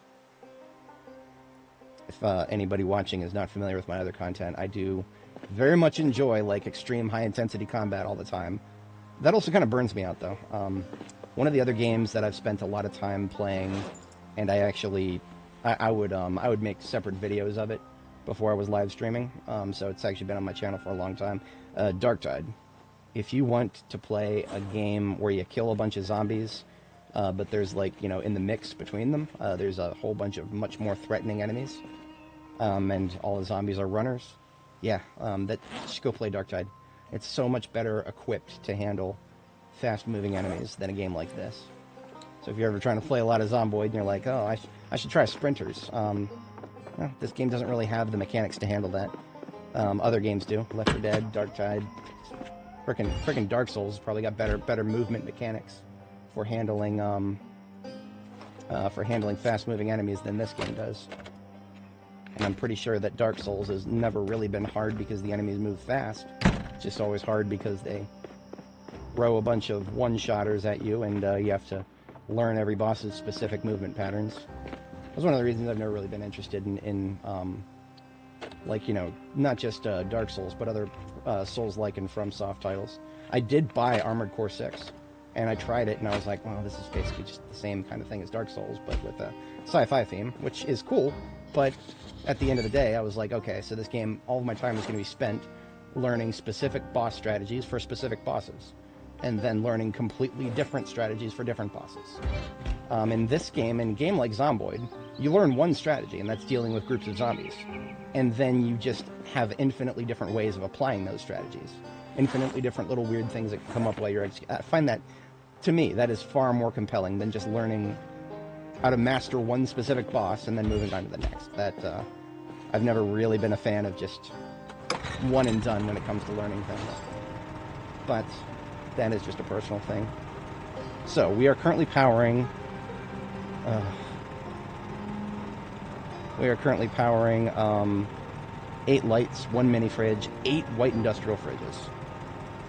I'm not really worried about lights, but we need to get those fridges out of the way because I don't need...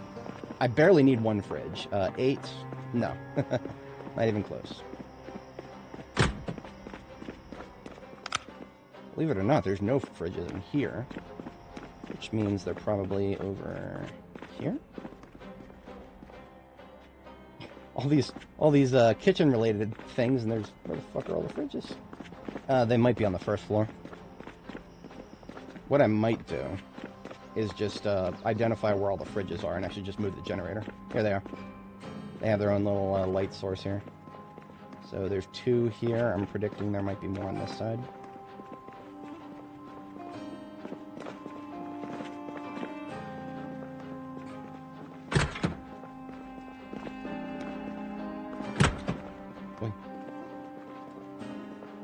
Where be my fridges? And we're getting out of range if we... Oh, there's 2 more right there. Okay, so that's 6, I think. That's all 6. Okay. I'm going to try to get these 4 out of range so that I only have to worry about these 2. Well, I guess if I'm going to have to move 1 fridge, then it's easy to just move more.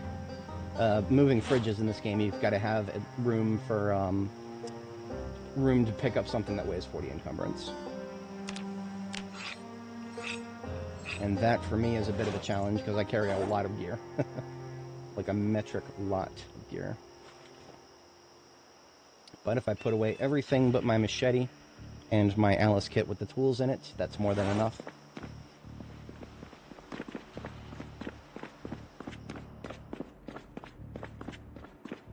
And my standard practice of dealing with fridges is once they're empty, just pick them up and put them in a container nearby. That gets them off the grid, out of the way.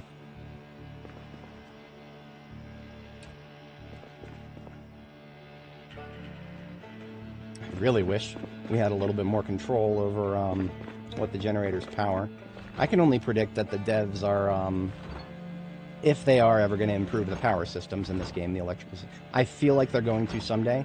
They're probably going to just wait and do like just a big, you know, electrical update at some point. I don't know when and what form that'll take, but it is very outdated, and a lot of people have complained about it. So I do feel like it's something they'll do someday. But seeing as they've shown no interest in it yet, and they haven't said anything about it, I predict it's not for a while. Or it could be next patch. That's another thing about these devs. You can't predict them. I don't think anybody would have predicted that we would get ragdolls, especially in the middle of a update B42 cycle that has been almost entirely focused around crafting systems.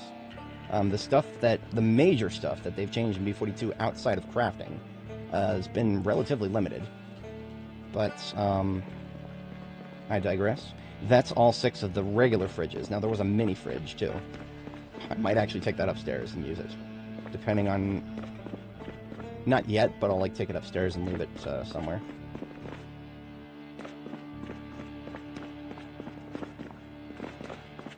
It's probably on this side, actually, in the office building there.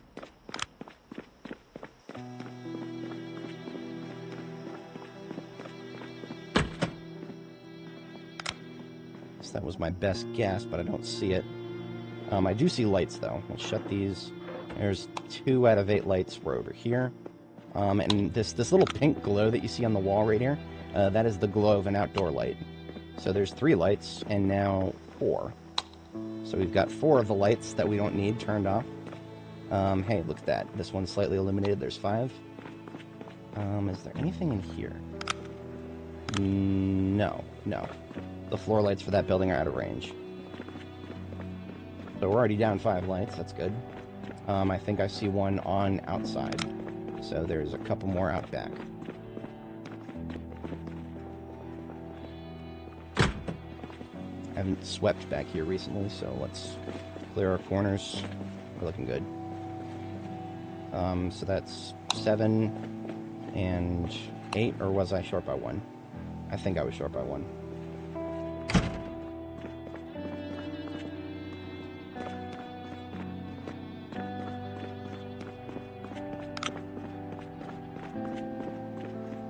Nothing is jumping out at me. Oh, I see it. See, the glow of the outdoor lights is actually kind of easily identifiable. There's like a bit of an orangish glow almost. And there's another glow just like that right here. Can't find the frickin' light. But if I right-click, there we go. Okay, that should be all of them. So that is all of the things using power that we don't care about. If you're going to turn a POI into a base, I do recommend doing a sweep for those, especially the fridges. Lights are almost negligible, but fridges will eat up your generator condition and gasoline supplies.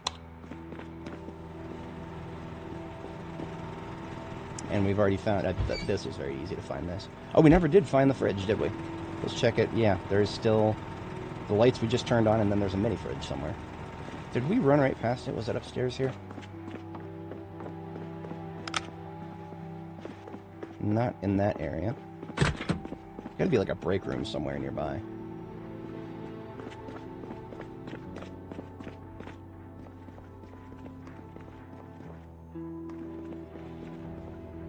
I really wish there was just like some sort of system where you could like, I don't know, just like highlight everything that's connected to a generator. I mean, that would at least give me some semblance of realism when it comes to knowing what's plugged in. I mean, you're probably gonna know what's plugged in.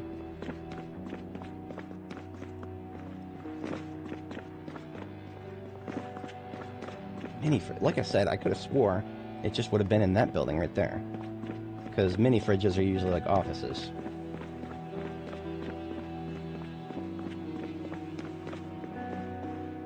Oh no, there it is. Yep, it blended in a little bit. Okay.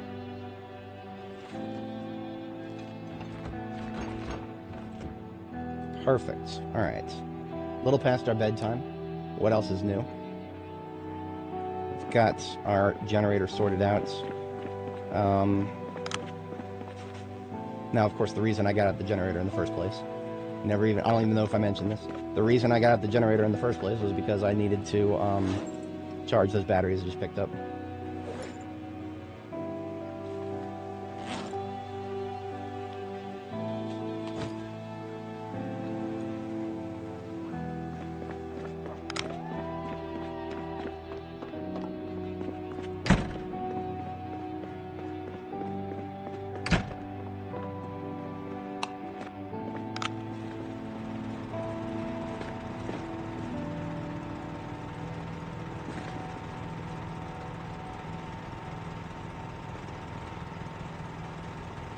Now, unlike most things that are powered by generators, car battery chargers do not actually use up anything from the generator itself. They also do not automatically turn back on, unlike things like lights. Like if you leave lights on, you turn the generator on and off, then they will turn on and off with it.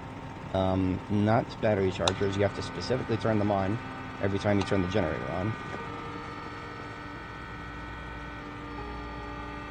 And we are pretty hungry. We are going to have a bite of chips. Shut the hunger up for tonight. And that's enough for the moment. We are getting some sleep.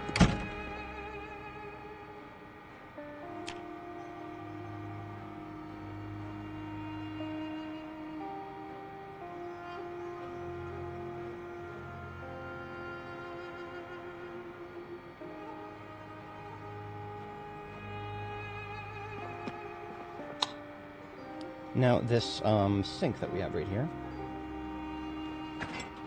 I'm going to move it, because I haven't even hooked it up yet. I'm going to put it right here. I think I can fit that. So, right there, the tile above this tile is where the rain barrel that I built, and it's probably got rain in it. So, it'll still be, yeah, I'll have to put it there.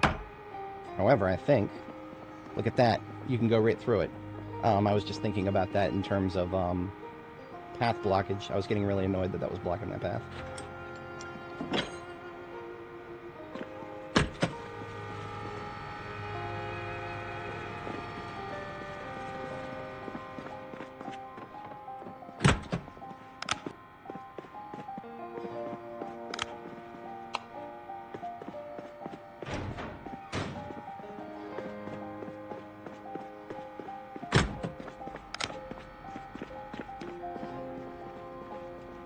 There are a lot of cabinets that have the correct appearance here. In Riverside, I would have to kind of struggle to find more that look like this. But these are very plentiful here.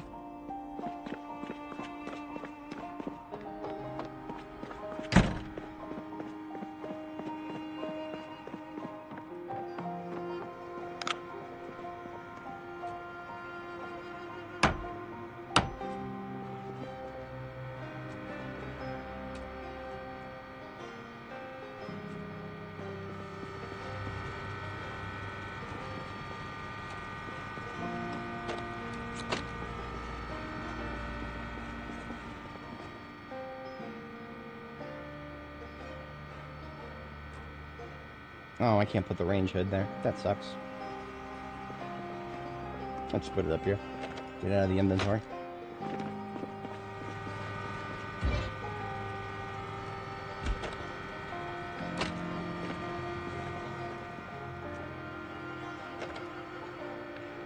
Perfect. That is great for a field kitchen.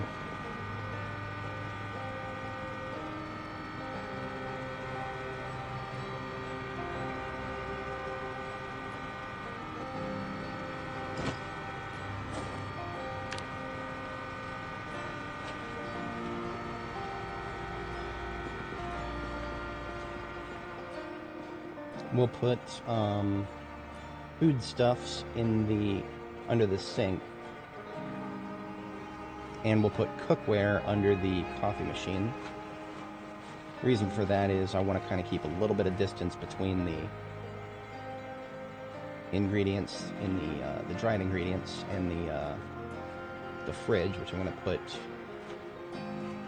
put where the chair is. Actually, I'll move the chair slightly. Because the chair, I forgot about this. You can actually, the chair doesn't block your movement either. So right now, none of this actually blocks my movement. Because this counts as a low fence right here. That counts as a low fence, the railing there. Because the Andy Stone made it so that anything you put in front of a low fence object no longer blocks movement. That was a way to nerf people using if you're a deep lore Zomboid player, you'll know that it used to be the meta to build a low fence, a crate, and then another low fence, and the crate would block any movement between it, so that would basically be invulnerable low fences. In order to nerf that strategy, the devs just made it so that anything in front of a low fence is treated like something that would be in front of a window, which is why we can, as if these were in front of windows, you could do the same thing. But we're actually using that slightly to our advantage here, because it's useful to be able to just walk right through that. Yep, very nice. Okay. This cabinet is superfluous right now.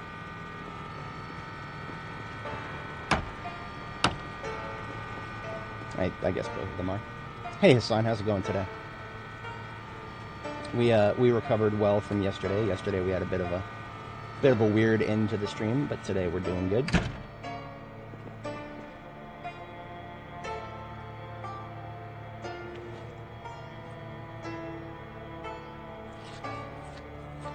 I would say overall today's pretty good. I think today is pretty good. We've already had a little bit of fun. It wasn't as big of a fight as it was, just we spent a lot of time gathering a group of zombies together and guiding them over to a pipe bomb, blowing them all up. That was pretty fun. We have not actually had to get out and do any major fighting, and I'm perfectly okay with that. I mean, you know, we can just fight them by leading them to the correct spot and blowing them up. That's just as good in my book. We're gonna leave those battery chargers running as we get our second sleep here.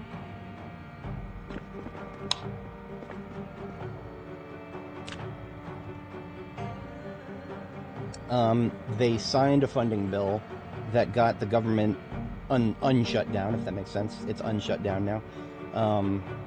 It's not a full year of funding, though. So everybody is on their way back from furlough now, but the, whatchamacallit, they've kicked the can down to January. So once again, January, we will be having all the same conversations about a government shutdown. If they cannot agree on a funding bill for the year by January, then that's when the money runs out again. And when I say money, what I really mean is debt. We're not actually funding anything with actual money. We're funding everything with debt. That's how the United States economy works right now. Alright, so these batteries have been fully charged. And I'm not trying to preserve any perishables right now. That's a thing for later. So for now, generator goes back off. The batteries will come downstairs with us. And yeah, we're good up here for now.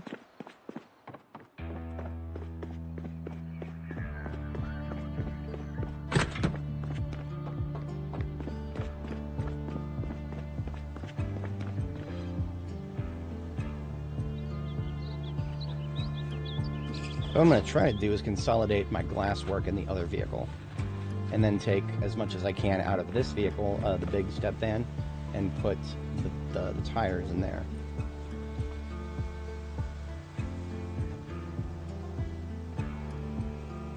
There do not need to be doors in here, and car seats are a little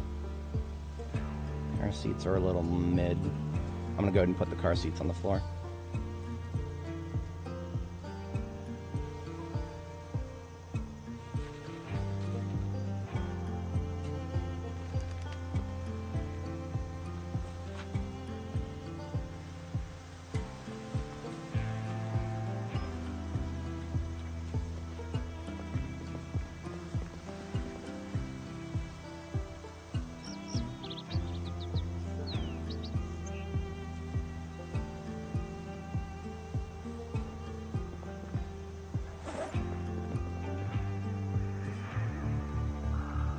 Okay, all the stuff that's on the floor, in the realm of glasswork and brakes and whatnot, into the trunk it goes. And this gas tank also. Just the extreme bulky stuff that I can identify from a distance, that can go on the ground. It's the smaller stuff.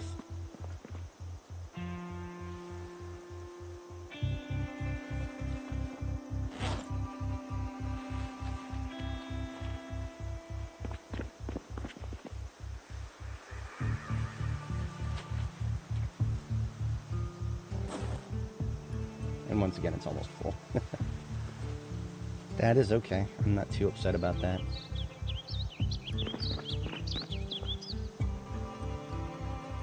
Okay, we'll keep tires and suspensions on this side.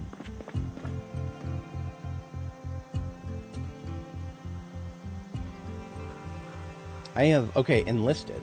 Enlisted is a game that's very similar to a game that I have played an embarrassingly large amount of. If we look at my Steam here, steamcommunity.com/id/Thunderbraze, we go to games. Zomboid recently took #1, but for the longest time before Zomboid, which is only 100 hours behind at the moment. Heroes and Generals. I last played it on 2021. I think the game shut down in 22. I don't remember exactly when it shut down, but the game was shut down. It was a hybrid first-person shooter with RTS elements. The action game, they called it. You'd play on foot. It was a World War II action game that you would play on foot. A little bit of everything you would find in World War II, minus prototype stuff. So no prototype jets, unfortunately. I would very much love to have had prototype jets. No prototype tanks, but that's okay. The game was a lot of fun, but they shut it down. Redo Moto got bought out by TLM. TLM decided they didn't want to keep updating the game because it used Adobe Flash for its client base. No, they decided they didn't want to support that anymore, so they shut the game down. And then they tried to start a Kickstarter for a sequel.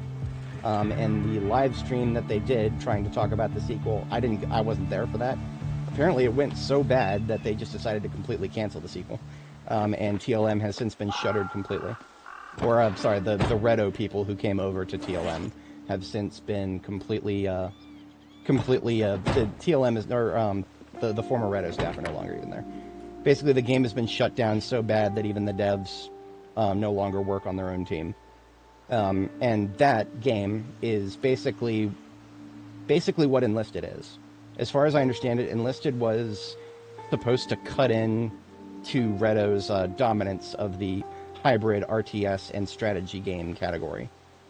What I've heard, I've never actually tried it myself, to answer your question, I've never tried it myself, but this is very prurient to my interests because obviously, like I said, second most played game I've ever had on Steam. Now, the reason, of course, that being said, why is it my second most played? The strategy game is one that is sort of played in real time with everybody else. Everybody else who's playing the game, the strategy game.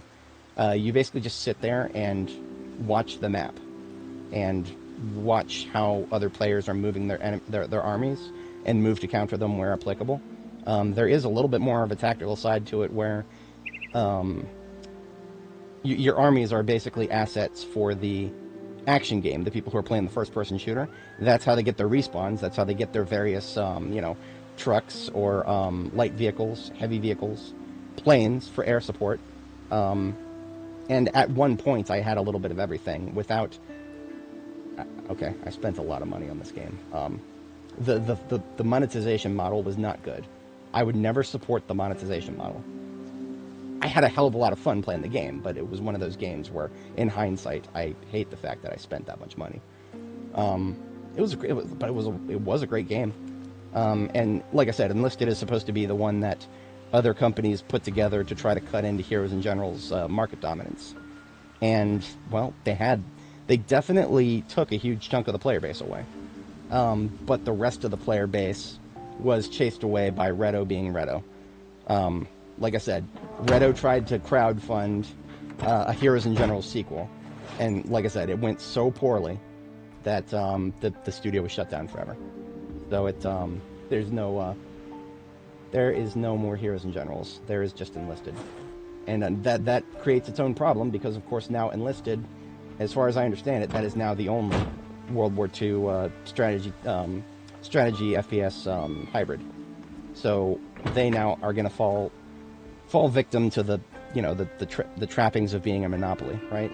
Anytime a company gets a monopoly, they will always ruin it. Even Steam is not like if you watch a lot of YouTube videos about Steam, talking about Steam and Valve, they are kind of almost a soft monopoly.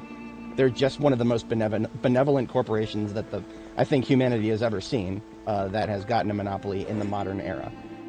But they still do things that the cut that they take when you sell a game on Steam. That's a subject of criticism, and I think that criticism has been perfectly valid. Yep, yep. And I heard about Enlisted a lot. Like I said, I've never actually played it, but I have heard a lot about it, and I know a hell of a lot about the game that it was built to be a competitor of. But what my knowledge base, how much of that is actually valid for Enlisted, I couldn't say. Like I said, I have not tried it, and I'm scared to try it. I'm scared to try it because if I like it, I'll be spending money on it. And I am not in a position where I need to be. There's a reason I'm playing a video game that's made by developers who have put almost no effort into extracting money out of their player base. The devs of this game, in the financial perspective, I talked about this earlier, I will support them until the sun burns out. The Indie Stone has a very good economic model where you just buy the game, and that's it. That's all you have to do. Of course, it's still in development, so one might try to make the argument that, oh, that's fine, they keep getting sales, they don't need to do anything else. I would probably be open to actually paying for cosmetics for this game. And I don't say that lightly. I don't say that lightly. Right now, in the current economy, the only other game where I would actually pay for cosmetics for, and I've been teetering on this, is Darktide. And that's just because I know that Fat Shark is a relatively small company. They do have, Tencent has a high ownership of them, but they're still somewhat small. And I don't mind supporting them too much. But that being said, they've gotten a little lazy with the cosmetics. There's a lot of recolors. And I don't know how I feel about that. I haven't really been explaining what I'm doing, but I kind of told you guys how the domino works, right? We are doing a full replacement, and we want to replace the best of the parts that we have, right? So now that I want to do suspensions, I'm just standing right here, where the ones that I had before are on the floor, and the rest are in this trunk. So I have, like, I don't know, 20 different suspensions to choose from. All I got to do is right-click and start clicking on the best ones now. I don't see any 90s, so we're just doing a couple of 89s, and then everything else is an 85. Now, I've talked about alignment before, vehicle alignment. If you're driving really long distances, you may notice a slight drift. I do not know exactly what contributes to that, or I do not even know if it is actually a thing that can be quantified. It may just be the fact that vehicles have infinite unique directions to go in, and this is an isometric game where it feels a little weird whenever something is moving freely. I couldn't say. But my theory is that if you balance things so that the left and the right have the same integrity of everything, I want to say that that is going to contribute towards better alignment. No data on that, just a gut feeling. So what I did there is I just put the two best suspensions I have, equal ones on left and right, and then the second bests I just put equal ones on left and right in the rear. And I'm going to do the same for brakes and tires. I do not know if braking force is something that is, you'll actually feel the effects of it, individual to the tire. I do not know if that is the case. If it is, then having brakes of all similar conditions on all four wheels will make it so that you don't fishtail much when you brake. I think that's how that works. Assuming they simulate that, which, again, I've not looked at the code, so I don't know. But I think that because right now, obviously, when it comes to braking force, it is the type of item, whether it's performance or regular, and then it is the condition. So if you have all the same type, which is in this case all performance, and then all of them are similar, if not the same condition, then that would basically account for any possibility of variance there. So we've not got a perfect alignment like we do with the suspension, but we're close. Yeah, 86, 85, 83, and 81. Maximum of 5% deviation. That, I feel very good about that. So now, we're back to tires. All, like 9, I think, of the tires. I think we have 9, almost 10 tires there. We just right-click, and look at that. We've got a big old list of them. Looks like we've got 85s and 84s and 189.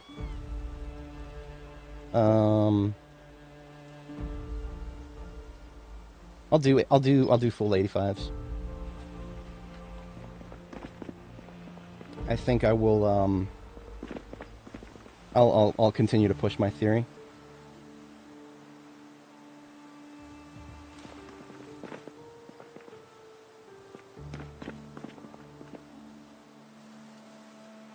I could probably test my theory relatively easily if I just took a vehicle that I'm not actively using and then just put like, you know, high condition performance on the left, and then like low condition old on the right.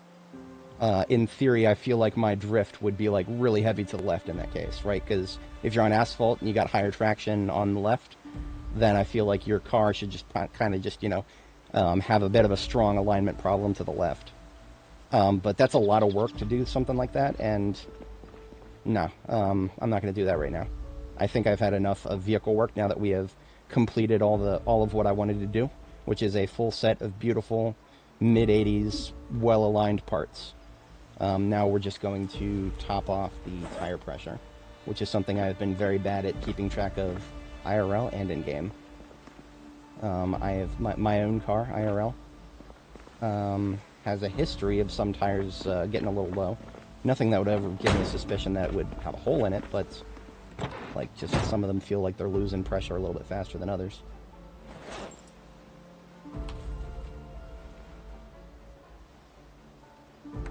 Now, once we finish with this operation, we actually are probably going to go back to Reed Base and get some perishable food, because now we have a fridge to put it in up here, and we are also getting pretty hungry, and we don't have a lot of perishables to eat. I would prefer to be eating through my perishables rather than non-perishables right now. If for no other reason than the fact that all of my non-perishables are stuff that very high calorie count, and we're in a weight loss phase.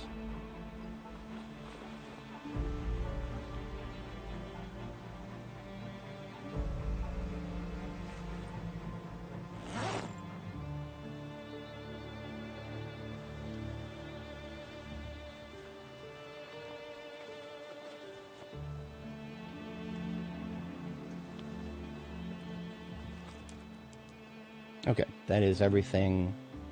We're going to keep the engine parts in there. Glasswork needs to go over here.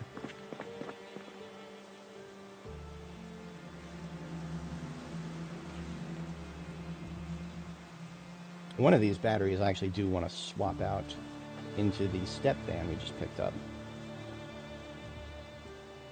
Well, just picked up. The one we've been using.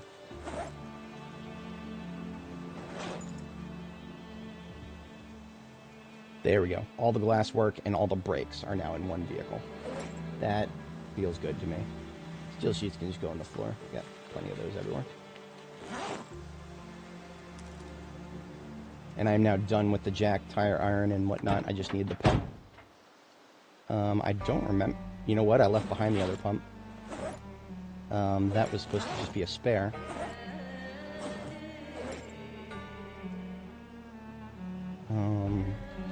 Glove compartment, jack.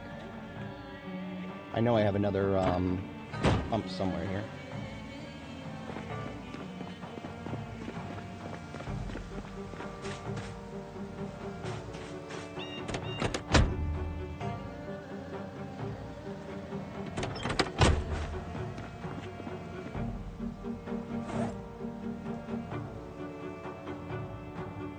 Not in here, unfortunately. Damn. I could have swore I picked one up. Now I just need to make sure that I keep in the back of my brain meat a mental note that I need to grab another pump at some point. I'm supposed to use this one. Let's use this one. Let's top up the tires, and then we move on.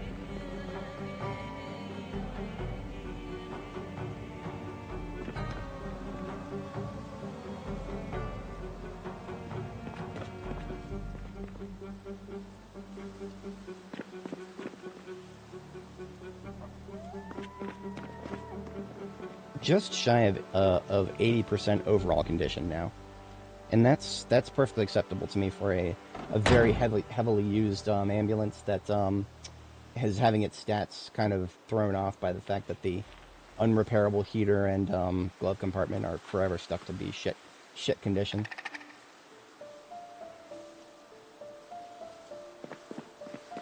And this bad boy here is the one that needed a new battery in it. Yeah, this one's got like a 45%. That's disgusting. What about this one? How's the battery? Battery is great. What about this bad boy? I will not abide shit batteries while I have good ones. This one's fine.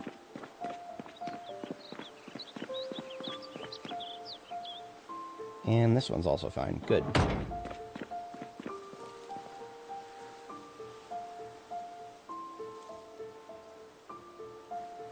Sometimes all I need is a charged battery, but since this hauler was in relatively okay condition, and I'm going to be using it more in the future, high condition it gets.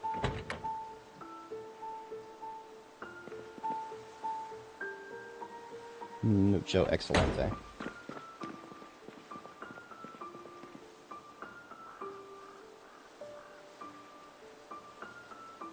I think what I'm going to do is put performance tires into the trunk itself, because those are going to go with me wherever I go in Louisville. But the regular, probably not. The regular I'll just leave on the floor here. Because regular are mid, for as far as I understand it.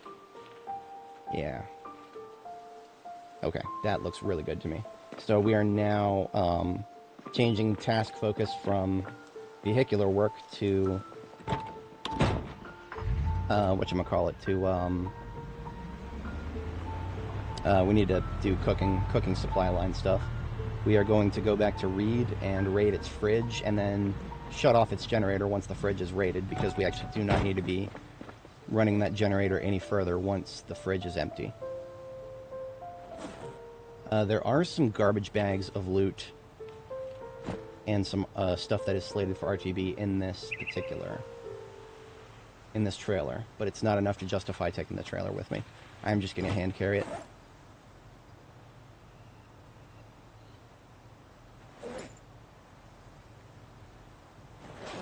And I can't hand carry it because I am super hungry, and that is preventing me from picking things up. That's alright.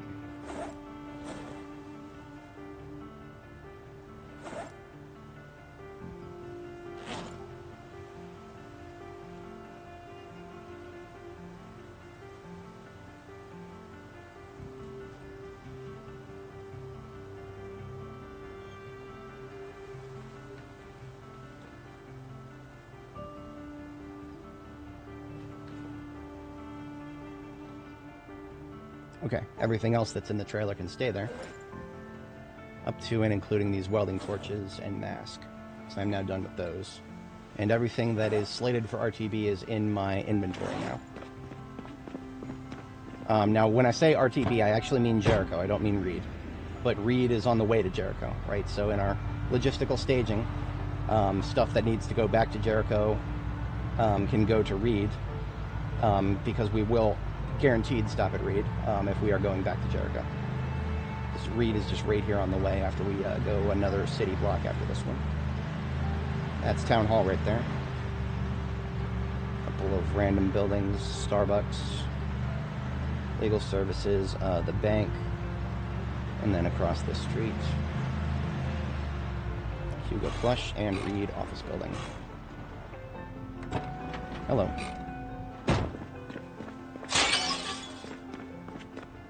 Now, the generator here has been running for a while. That's probably going to be why a lot of those lights that I've been putting green bulbs into, a lot of them are going to be dead. So Jorgensen and Sons right here, this is supposed to be my RTB vehicle, basically. So all those garbage bags full of RTB are just going straight into the trunk of Jorgensen and Sons here. Along with these double-barrel shotguns do not have shells in them, so they go straight in there. Broken sword and sword shard in there. Siggies. Siggies need to go in one of the garbage bags. As much as I would love to use cigarettes for stress management, you can't. Stress management, right now, smoking does not actually reduce stress. That's been broken since the latest patch, and I don't know if they're going to fix it anytime soon. So that's fun. While we are here, I may build another bomb. All of my bomb-making materials are here. We will also refill our ammunition, because my ammunition dump vehicles are here as well. If it seems like I like step vans, yes, absolutely. Best vehicle in the game, logistically speaking. So these two-step vans over here are literally just full of ammo. Passenger seat here has 9mm magazines. I've got more than enough of those. Right now what I need is 45 auto.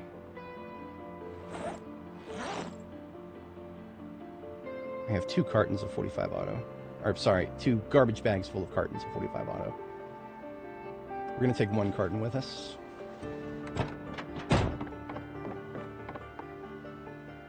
And we're going to just put that carton straight into the ambulance. We need a carton of 38 Special. This is my last carton of 38 Special. Across both... Okay, so just a little bit of deep lore, if anybody joining is new. We spent a lot of time fighting our way to gun stores elsewhere on the map before going to Louisville. That was just kind of my general progression. I felt like if I'm going to go to Louisville, I'm going to do it after I have hit all of the major gun and ammunition stockpiles on the map. And with the exception of a few places in Irvington, March Ridge, and Rosewood, I have not really gone that far to the south and to the west. Everything else, Echo Creek's Guns Unlimited, Ekron's Hunting Store, Brandenburg's Military Checkpoint and Hunting Store. Well, actually, it's Brandenburg's gun stockpile is actually just, like, specifically just an ammo shop.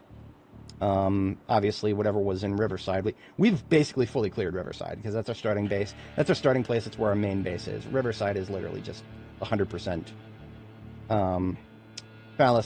Phallus Lake here in the middle actually has a rural supply store where it's just got a little bit of everything. It's got farming stuff. In the back, it's got ammo, so lots of ammo there. And Muldraugh has a police department, and actually, I think that's it. The PD in Muldraugh, I think that's your best ammo stockpile there. Yeah, if there was anything else, I don't know of it. And then, of course, in West Point, Stendo's Firearm Emporium. So what we did throughout our journey before going to Louisville, which Louisville is always something I wanted to do at the very end of the game after leveling a bunch of combat skills and getting better at it. What I started doing was stashing all of the guns and ammo that I picked up in the corner of West Point, this little warehouse here, the very far edge of town. That's sort of a field base right there. And because it's positioned right next to Stendo's Firearm Emporium, which is one of the most plentiful gun storage places on the map, I just took everything from Stendo's, moved it down there, and then everything else I looted on the map eventually got moved down here into a big-ass stockpile. That stockpile has since been migrated into the trunks of these 2 vehicles. So what you can think of when you see these 2 vehicles, this is basically most of the big ammunition stockpiles on the map outside of Louisville. That's what these 2 vehicles represent. So the fact that I am down to my last carton of 38 Special, that means we need to drastically reduce the number of times we whip out our M36, which is, unfortunately, one of the reasons we've expended so much of it is because the M36 is the only thing you can put into an ankle holster in this game. There's no 9mm compact. There's no higher caliber compact. I would love to be able to put something else into that slot so that I can use number 6 for something else. I can't. There's nothing else that will fit into an ankle holster in this game. And that's sad, because I like having options. Every slot that you get is something that you can carry around that weighs a little bit less encumbrance when you're carrying it, because it's in a slot. But yeah, that's the breakdown on firearms. I will, of course, continue carrying around the 38 Special. I just, won't be able to use it as much as I probably would want to. In fact, I will still carry backup ammunition for it. But I'm going to have to put a big, hard tamper on the number of times I actually use it. It is going to have to take its place permanently as a backup weapon. I mean, your ankle holster is always supposed to be your backup weapon. But just the way that I've played so far, the ankle holster has always felt like it doesn't feel any different from a gameplay perspective.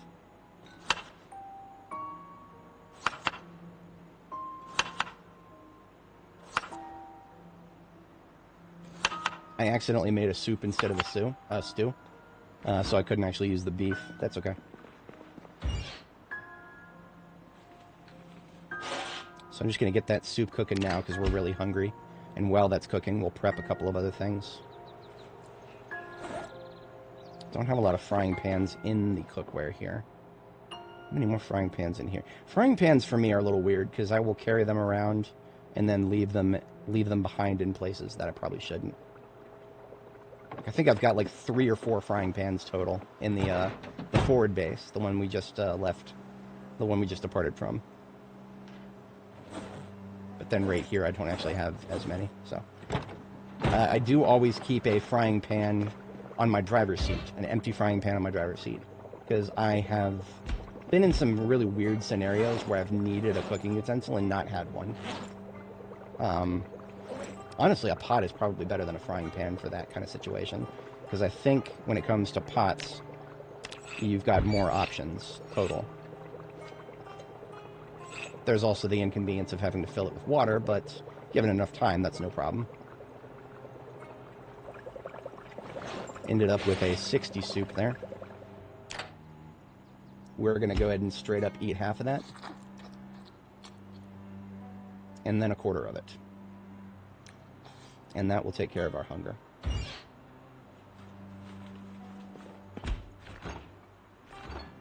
And for the remaining in here, we're going to make a stir fry and then another... We're going to make a stew this time. The difference between soup and a stew is subtle but important. You cannot... soups don't cook long enough to cook raw meat. So you can't put anything like raw beef, you know, anything raw like that you can't put in a soup. It doesn't cook long enough to actually cook the meat. At least not in this universe. And you can't just take the ingredients you've already put in there and just say, I want this to be a stew now. You can't do that. In real life, you can do that easily. Just cook it longer. Stir it more often. Maybe use a little bit less water. I don't know all the exact technical differences between soup and stew IRL.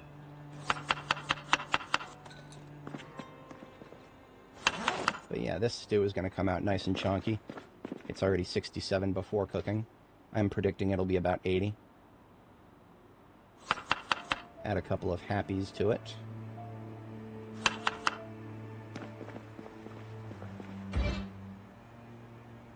I came from Riverside with a whole bunch of spices that I grew myself, and I've actually been very bad at bringing those with me. I mean, that's not like I've found so many spices that that's not been a problem, but just the simple fact that that is a thing is not lost on me. If anybody has ever felt like you can support yourself just with looting, you're 100% correct. That is absolutely 100% true. You do not really need to do... I mean, if you're just doing a solo gameplay and you're not afraid of going out and fighting for things, you don't need agriculture at all to survive in this game. Even if you're afraid of fighting things and you're doing the stealth thing, I would never recommend that in the current build, because I think stealth has got fundamental problems even if you build a character that's suited for it. That's one of the reasons I'm never going to, in the current paradigm of the game, I'm never going to build anything but a really powerful fighter. I don't care what anybody says about that. I just don't think the game is equipped to deal with stealth right now. It's better equipped to deal with stealth than it is like for sprinters, but it's still not that good. Hey KTO, how's it going today? We made it out of that weird situation yesterday. It was, I mean, honestly we didn't leave ourselves in a bad spot. When I had that little power interruption while we were screwing around there, we just got out of range of the zombies and then, you know, left. When we came back at the beginning of the stream today, it was no biggie. Okay. Yeah, absolutely. I think that's the case. Now, what I still really want to know why they didn't destroy it. You can't trigger bomb in the backpack? I swear to God, I've done that already. But, well, maybe I will make a point to remove my detonators to be sure. Good to know. But yeah, the only reason I kept thinking that you could, I got away with it once without them destroying the light bar, and I want to know why that happened. I want to know why the light bar of the ambulance that we used most recently didn't get even touched the first time and then completely annihilated the second time. I've been going over it in my head a little bit. There's only a couple things I did different. Oh, okay. Good to know. That's actually kind of unfortunate, but, well, that just means that in this game where you can't use a gun to end it if you get bitten, you can still probably definitely use bombs to end it, but you do have to arm and detonate them. That really sucks. That really sucks. I have a bit of a meme fascination with with blowing yourself up in video games where there's actually a situation to do so. And in this game, if I was bitten, I would absolutely blow myself up. We would go out with a bang. Not that I ever want to get bitten, and I hope I never do. But if I do, that's exactly what we're going to do. We're going to take as many of them with us, and we're going to go along with them. You can hold them and blow them. Okay, yes, absolutely. I don't suppose you tested whether you can put them just in your main inventory as opposed to holding them? Because that would be interesting too, but I guess holding them must probably, the act of holding them is equal to arming them. That probably would make sense to me. I'm probably going to take some of them their seasonings from this vehicle.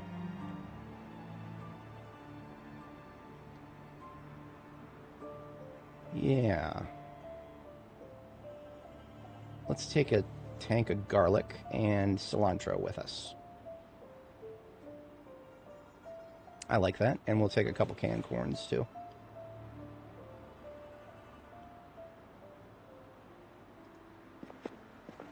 Interesting.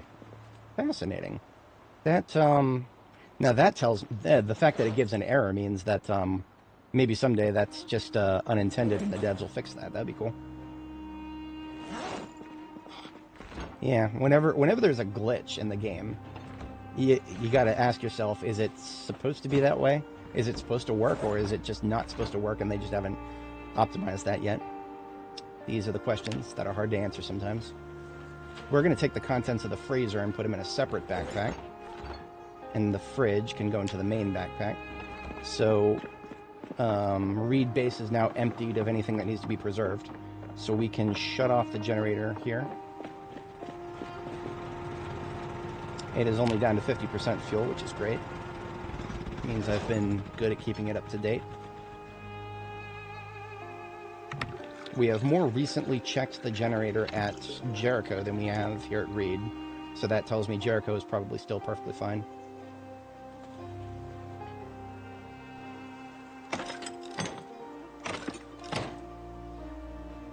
Perfect.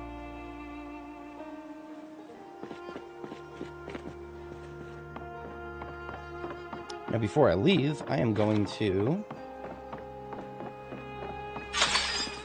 replace some of those light bulbs that were missing, because it's going to bother me that they're missing. I've got so many green light bulbs that I've been just using them instead of white light bulbs. It gives a nice little aesthetic look for the garden.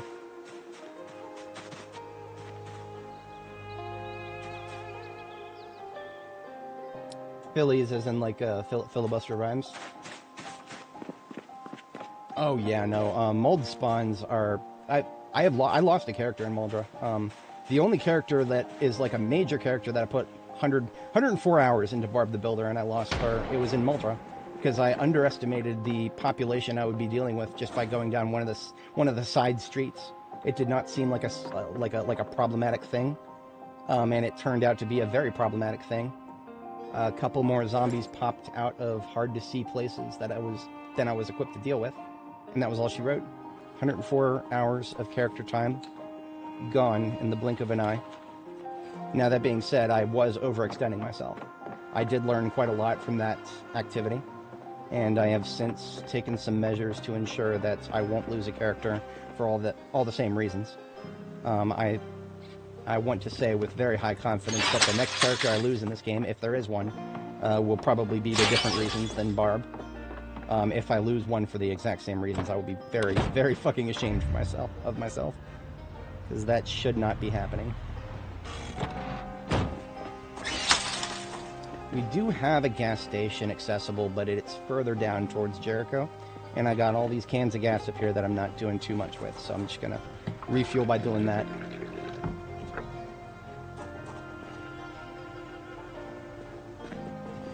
Alright, so Reed base. I was going to take a light bar. I was going to take a light bar with me. We actually have 2 light bars here. I'm using them as decorations. It might look like there's light bars on this step van. I wish I could. Believe me, I wish I could. Unfortunately, they're just on the ground. They're just items. I'm going to take one of them and then just use extended 3D placement to move the other one to the middle. So it looks like this is just one little One van with a teeny little light bar on top. It's the fucking stragglers, man. That's one of the reasons that I have no shame whatsoever not playing stealth. Because by going loud all the time, by going loud everywhere I go, constantly shooting, constantly, driving loud vehicles and whatnot, by making so much noise, it really helps pull everybody in the area whenever I try to clear an area. Trying to do the stealth gameplay, just, and this is something that the devs are probably never going to be able to fix, because, I mean, stealth gameplay is probably always going to leave you in that kind of situation where you're like, have I actually cleared this area, or do I need to constantly be on edge? Now, I suppose if somebody is really trying to play this game for thrill-seeking, yeah, you'll definitely get your fix of thrill-seeking by trying to do an entirely stealth run without, fully clearing massive loot centers. You'll definitely get your dopamine kick for that. But everything you do will be so much more at risk that for me, the value judgment just doesn't feel right. I could never justify that to myself. Now, the worst part about a mini fridge is actually the freezer size. It's only 6 encumbrance. I think we have, like, I don't know, 7.5? Yeah, okay.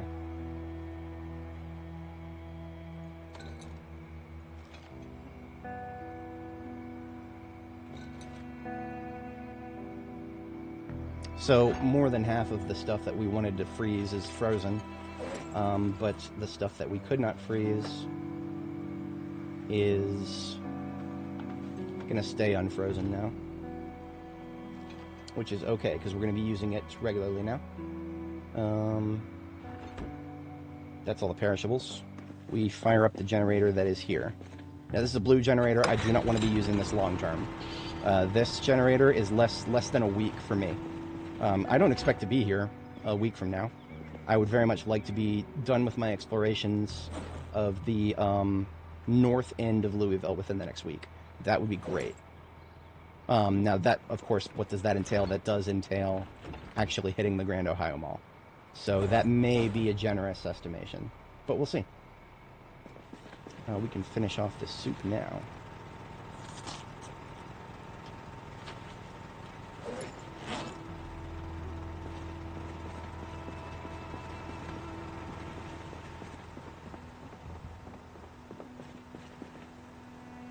Okay, this one has picked up quite a bit of water, so I can't just move it, but that's perfectly okay.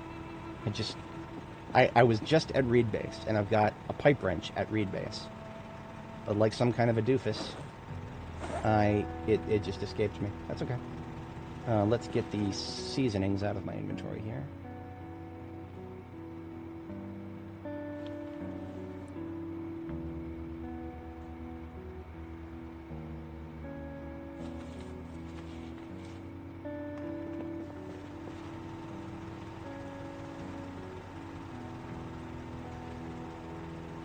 I do eagerly await the day where I'll be able to, actually use these respirator filters that I put there. That'd be great. Alright, the light bar that we have is going to go on the ambulance that got its light bar destroyed. I am quite curious to do this. I've never actually had a light bar completely destroyed before. Loot multiplier. Oh, I didn't know that loot multiplier would actually affect population. Now, that's interesting. That's interesting because I would be less bothered by high population if that high population only occurred around loot centers. But what I wanted to find out, and we're going to find out now, is I am level 10 mechanics, and I have a light bar that is at 0%. So we are going to see exactly what happens when you put a brand new light bar on a completely broken one. I predict between 10 and 20%, but... yeah, 20%. Okay, that's great. That kind of lines up with other repairs that I've done on other things, except for this. Obviously, the welding repairs. The welding repairs, if you're not in diminishing return territory, then it will go straight to 100. But now we have a light bar once again. And I have a theory about the light bars. I'm going to test that theory at possibly sooner rather than later. How's the battery in this bad boy? 76. That's fine. That can be, that's good. Yeah, so that means 5 light bars to go from 0 to 100%. I think I've done like 1 or 2 other repairs of light bars after getting to level 10 mechanics previously. And because I'm pretty sure, and I'm not 100% sure the ratios, but I know that you get, generally speaking, your repairs get better as you get higher skill. And light bars are so few and far between that instead of repairing anything that had a light bar, I would always save the light bars that I found until I get to higher level mechanics. I would like to keep the mid batteries separate from the good ones. So we'll tell ourselves that the mid ones go on this side. Ah, that's not a bad idea. That would... okay, so that would distribute them a little farther. Now, here's something that I found interesting. When they destroyed my light bar, they also destroyed one of the doors. When they didn't destroy my light bar, I never had any doors on the vehicle to begin with. That is one notice, or one difference between the two situations that really stood out to me. And like I said, don't take anything from that. I have not confirmed anything there. But I do intend on doing some further tests. Seeing as we've only committed 1 light bar to the current experimental vehicle, I would very much like to see if that is actually how it works right now.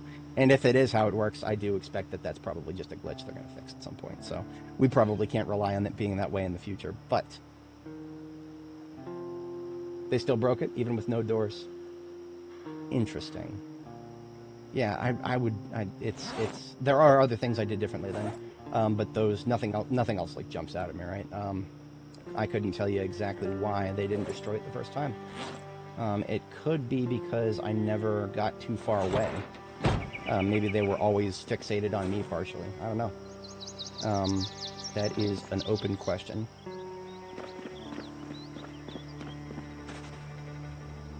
This one needs its axe back.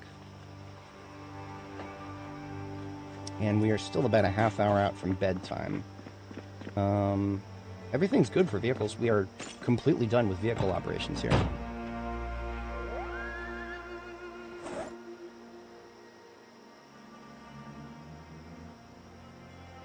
Well, okay. Completely done with vehicle operations, with the exception of... I do kind of want to actually put this thing back together now. Partially, at least. Partially. There was a good performance tire on this all along. Regular and performance.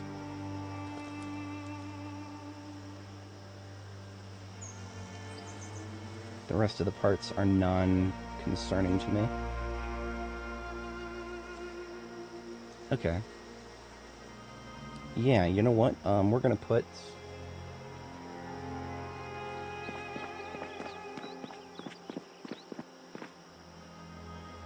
Yeah, we're just gonna fix this. We're just gonna fix this bad boy up.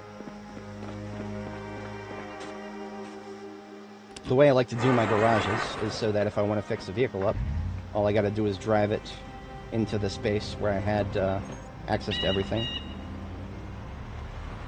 So the exact spot where my other ambulance was when we were fixing it up. And then we can do the exact same thing we did with it before. Now that being said, I don't want to put like the best of the best on this. I'm only going to put... They broke most of the car. Interesting. Very interesting.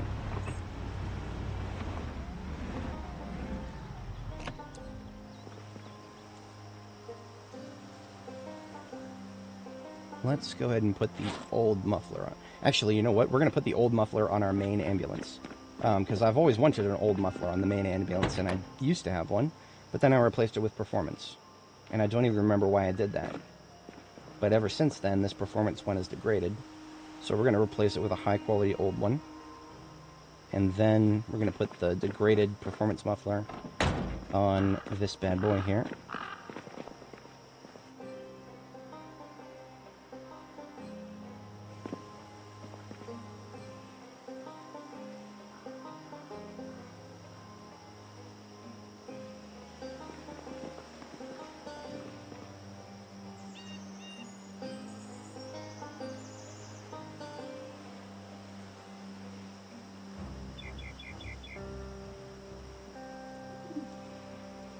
Alright, we want to completely get rid of the low quality tires here, and the mid quality tires we want to leave on the floor. We're going to do that as an overnight activity because we are at our bedtime right now. We're just going to go sleep and then turn on those battery powered lights out there.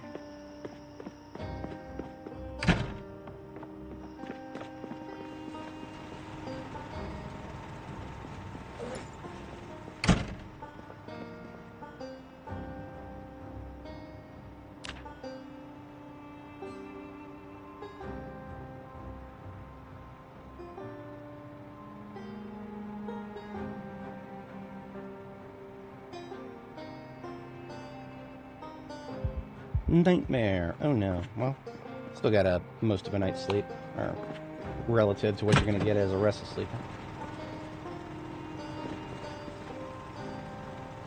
We are going to read something to get the stress out of the way. At least some of it.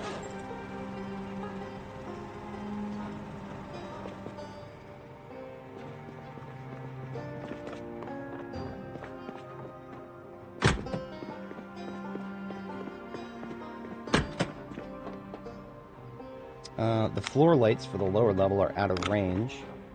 If I turn these on, do I get... I get a little bit of downstairs. That's okay. Now, these are definitively out of range, but they're battery powered. I need my jack.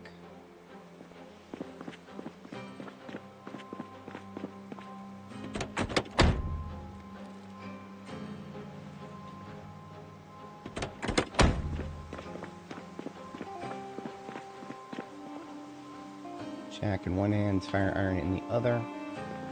And the doors that I'm going to use on this ambulance are going to be the ones that I've already repaired, because I don't want to put anything that, anything overly valuable on it.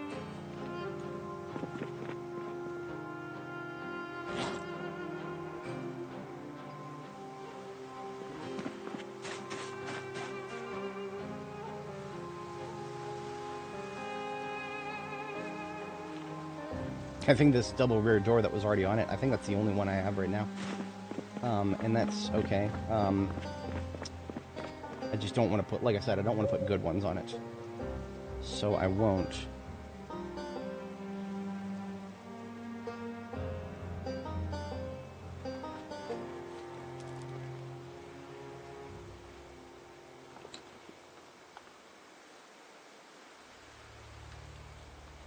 Only the mid stuff.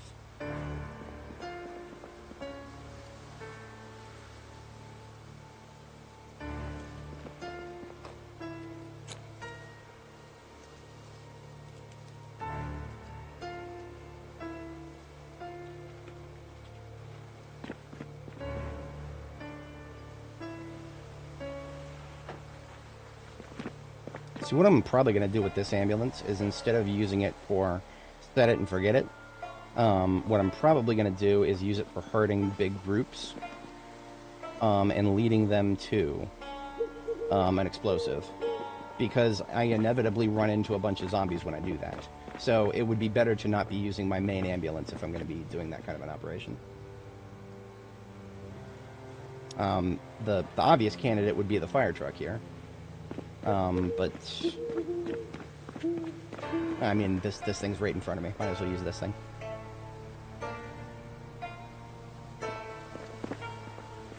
This rear door is 72. What's the one on my current ambulance?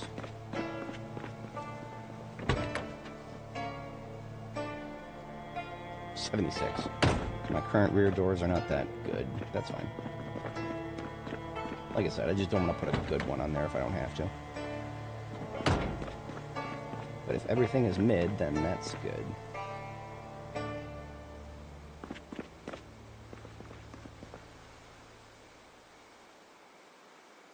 Spinning shenanigans? Oh, absolutely.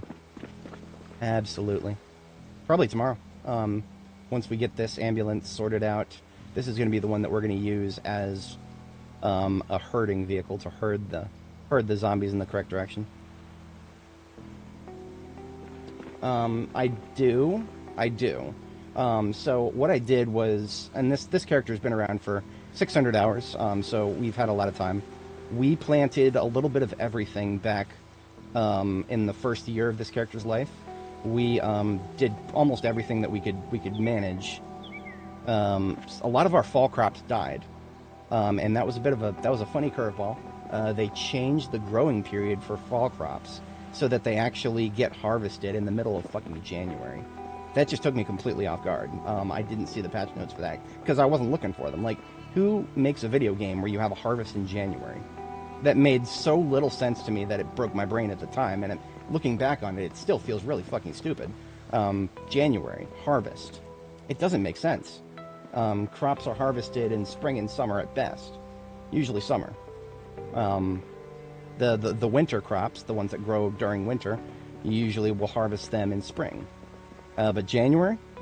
I don't know what the fuck is going on there, but that's what happened with anything that you plant in September right now. That was just a big old massive curveball. So I wasn't prepared for that. So in this character's lifetime, we have not been able to successfully grow anything planted in September because of that stupid reason. But we have almost everything else we've managed to engage with. And I've found it all thoroughly underwhelming. If you, right now, and I think I mentioned this earlier, right now, your, right? Yep, 100%. Now, that's a 5-head moment right there. But, right now, my recommendation is, potatoes and kale. In the current build of the game, that's the only thing I'm currently growing. They recently expanded the growing seasons for those. You can grow potatoes as early as March. Same with kale. Potatoes, you grow them and then you have one harvest, but then the potatoes that you harvest will last a very long time. Like, their shelf life is really, really long. Almost a year before they go fully rotten, I think. They'll go stale pretty fast, but I think the rotten threshold is, like, pretty wide. So my two least best windows will go on here. And we're also going to put a moratorium on repairing this vehicle. Once we put our lowest quality parts on it, that we'll be done with repairing this, and we'll just we'll use it until it's broken, and then it will stay here in Louisville.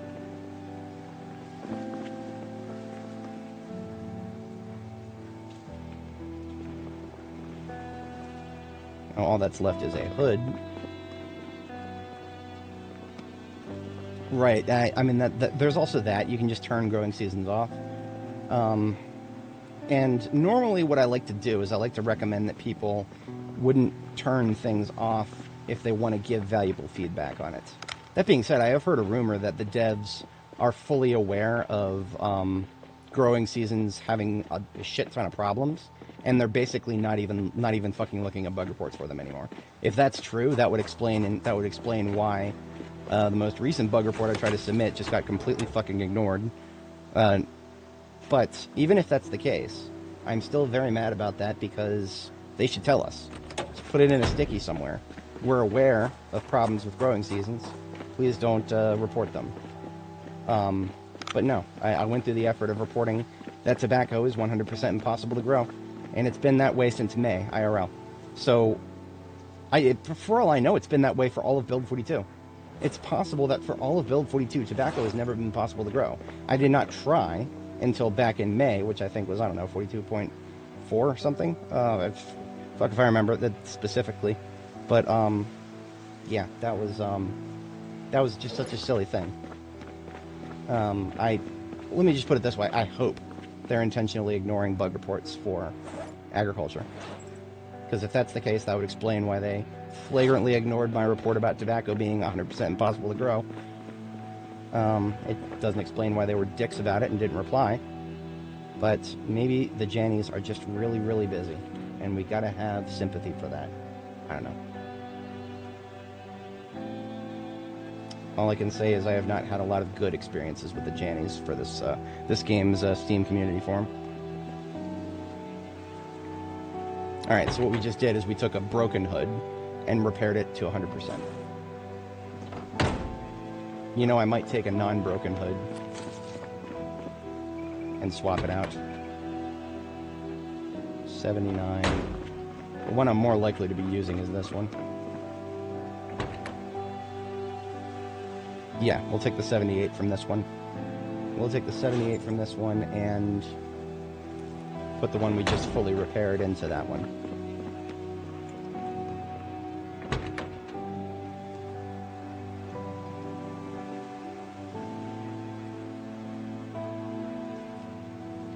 Because like I said, I don't want too many very good parts on that. The ambulance, that's literally going to be a throwaway. As pretty as it is, it's got the worst engine quality of everything that I'm currently using in the ambulance department, which is the only reason I've purposed it for a horde-luring vehicle. Beautiful. Okay.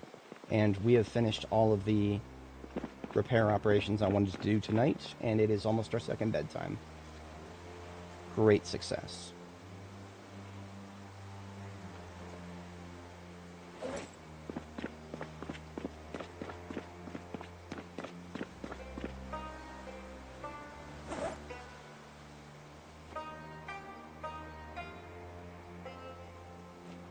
I think we will use the remaining 20 minutes to cook something. I think we'll have enough time for that. Oh no, we don't need to. We've got a very large stew waiting for us to start eating.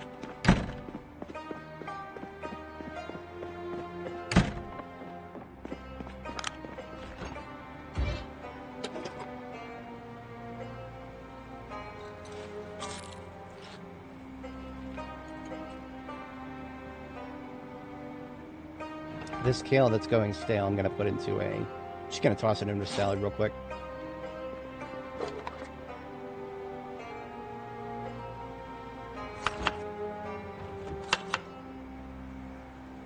And that's going to leave a bunch of leftovers. I absolutely despise endgame leftovers. Going to need a garbage can for it.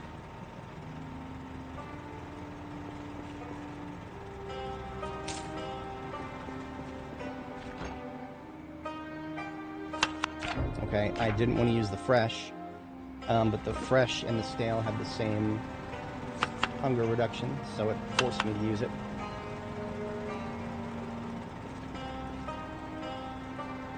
When I use the word leftovers, think of like a stem instead of a leafy type of food, like literally something that reduces like one hunger, and that's it.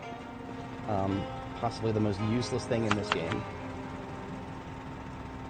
The only use case that I could ever imagine out of that is if you're playing one of those games where you have like no food ever, and you've turned all the food loot to like the minimum. But even then, you're not going to get fresh stuff like this, are you? Because if you were, you wouldn't be having that problem. I digress. I just find it to be very silly. If it's intentional, it makes no sense. If it's unintentional, please, for the love of God, fix it.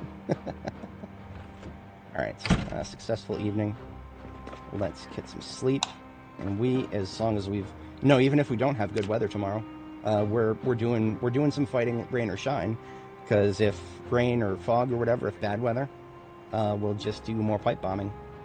If good weather, we'll do everything. For anybody joining, welcome. We're in the north end of Louisville, and we are doing a bit of a split operation here. We started going towards the Grand Ohio Mall, and that was a lot of killing, and we haven't even gotten to the parking lot. So I decided to deviate. We're going to go up River Road here further north. There is a storage units and a Army surplus store just right here in the corner of the map. That is far easier of a goal to knock out while we're up here, instead of trying to push further towards Grand Ohio, which we will eventually, of course. That is always on the table. I will probably do Grand Ohio Mall over the course of this weekend.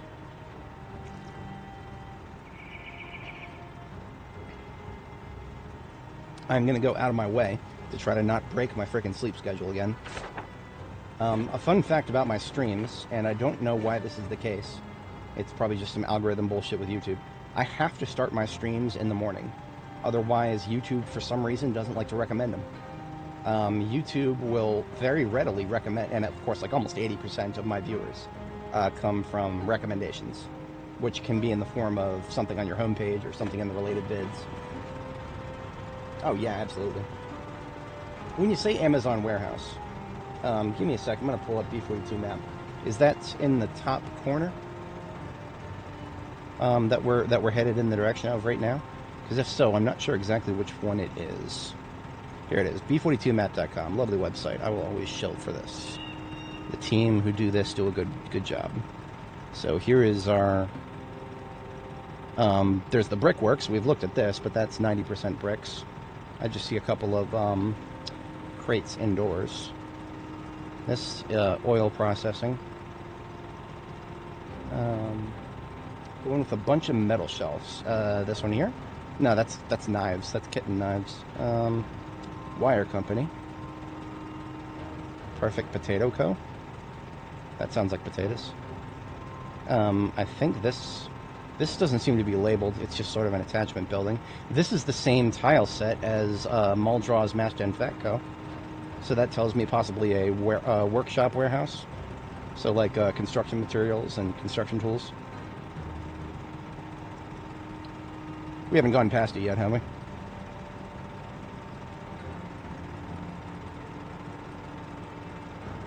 Ah, yeah, yes, big. All B42 map calls it is big warehouse.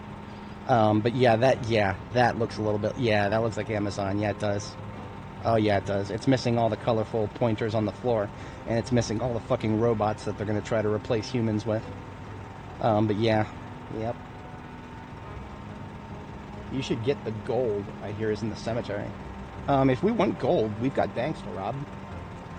Banks, yeah, so just as one of the most recent patches, introduced being able to take gold bars off of gold pallets. I think from the very beginning of Build 42, there have been gold pallets, like pallets of gold bars, in the basements of a lot of banks. Usually the bigger ones. I have raided a few smaller banks that have not had it. But there's actually like several banks. We drive past one every time we go back to Reed. Here it is, Knox Bank right here. This is a rather large bank, and it's gonna probably be in the basement. Does this place even have a basement? Huh. I guess it doesn't. In that case... Huh. A bank without a basement. I know, okay, so I found a gold pallet, a pallet of gold bars in the Riverside Bank and the Muldraw Bank. Those are the only two that I found on this character so far. I mean, it's not like there's not that much you can actually do with the gold. In fact, the gold is so heavy that I have not... Okay, here it is. Looks like this has got a vault on the second floor. I don't think there's going to be any zombies in our way. To be entirely honest, while we've got pea soup fog like this, pea soup fog is going to make it really hard to track huge hordes. So it actually might... I might go explore that just for the sake of it. Just because I have First Street right here. The one we've gone back and forth on this to go back to our other base in the area that's got more stuff in it. Because it is cleared, First Street, I have no better time than the next week to take a look at anything else I want to take a look at on this street before respawns start kicking in and making my life annoying.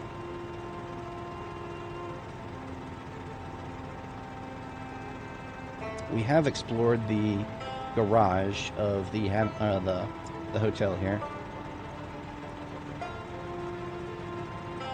We could take Meals on Wheels out and fill it up with more groceries. I may have looted this place. I remember looting some things from this place. I don't think I've looted everything though. This is just like a Gigamart attached to an apartment complex. It's what the rich people get in their urban places. If nobody's familiar, the grocery store that I used to work at was actually an attachment to a residential place. Like there was above where I worked, above the roof. Above the roof of the grocery store I worked at, there was a fucking like a townhouse complex. Oh my god, if I could make a sword out of gold, I wouldn't, because gold is actually highly malleable, and because of that it would break very easily. I might do it just for the flex if I could. Yeah, cookware and coins. And the sad part about the cookware is it's not like, you know, it's not the kind of thing you actually put in the oven. As far as I know, it's mostly just stuff we can't even use, like plates. I know I can make a gold dish and a gold goblet, but why can't I put food on the dish? I'd like to do that. That would be cool. Yeah, I used to do that a lot, KTO. That was, I still have entire boxes of jewelry in Riverside. I want to say that someday we'll be able to make our own jewelry. Right now, if we can, it's limited. But anyway, we have food for today. I'm going to take this stew. That will feed us for the entire day easily. And yeah, we will screw around until the afternoon. If the fog does go away, I want to say it will go away by noon. If it doesn't go away by noon, we're going to be stuck with it all day. Now, because I'm using Tradewind's Forge vehicle here as vehicle part storage, I now do not have the ability to use it as a loot hauler.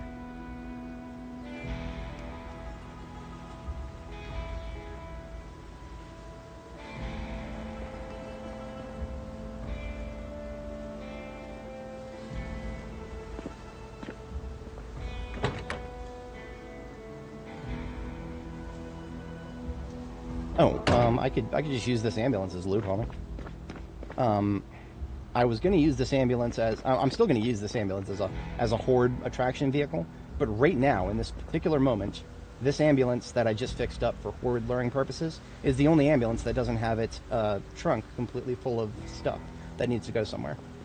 So I'm actually just going to take a steel sheet and a welding torch and do one repair on the trunk, and that's all I need to do.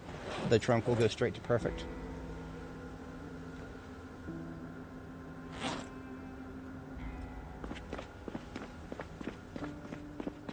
Steel sheets on the floor right here.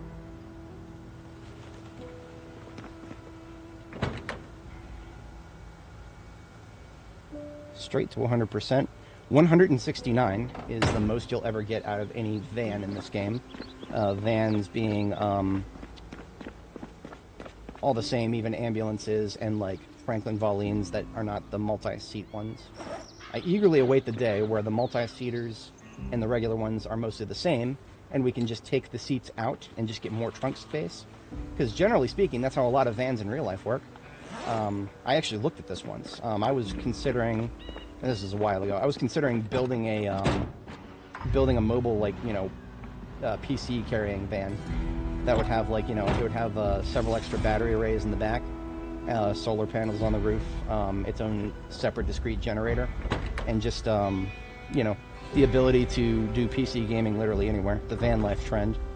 Van life trend has really fallen off on YouTube, by the way, as an aside. And I have no incentive to do it right now because my day job, well, my day job can, well, yeah, you could say that I have no incentive to do it, or you could say I have more incentive than ever. My day job is fully remote, 100%. I'm quite literally, as part of it, I'm waiting for some file transfers to complete that I usually queue up in the mornings. And because OneDrive is the slowest thing on the planet, file transfers quite literally do take more than just a full day, sometimes.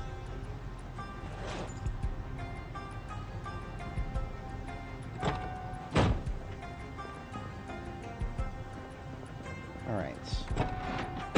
So, we've got ourselves a fully open trunk with lots of storage space, so we can go pick up some stuff that I normally wouldn't make room for, just like the art. This is kind of like how we did the art gallery heist. So that's Havisham right there, and here is Town Hall, or no, that's the art gallery. Town Hall's next. You can drink the blood of your enemies. Well, sadly we can't do that with zombie blood. We could only do it with animal blood. If we could drink zombie blood and it wouldn't kill us, or infect us, I can't say that I wouldn't do it to specific zombies that piss me off. But, no. If there were NPCs in this game, especially if they pissed me off, let's just say that I would do some RimWorld things if there were NPCs in this game that pissed me off. And if there weren't RimWorld things to do to them, I would make sure to find a mod. Alright, I hear one door thumper. This place is... I would be hard-pressed to consider it anything close to resembling secure. Yeah, there's going to be people all over the place inside. And that's because I will have... What I did with this place is I lured... Very often I would lure hordes, like, through it. From one side to the other. This place was actually almost fully intact when I first found it. But now, because of all the hordes we've lured through it, yeah, hardly intact anymore. Alright, we are behind the counter now. Forgive me, I'm gonna have to turn the music down a little bit.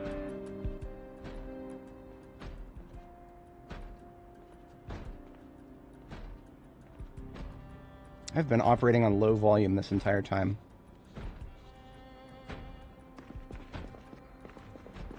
Hello. Yep, see, that... I never even heard this guy. Or this one. If it sounds like the noises of those zombies were muffled, it is. And it shouldn't be, because my character was right in front of them.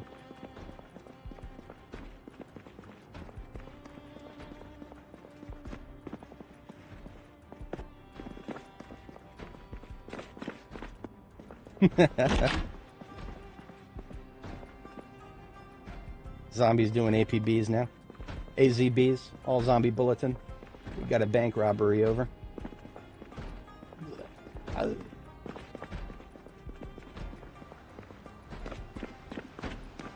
Alright, I don't have my sledgehammer, so I cannot break doors extremely easily. And I cannot break walls at all. I'm going to do a perimeter check outside really quick.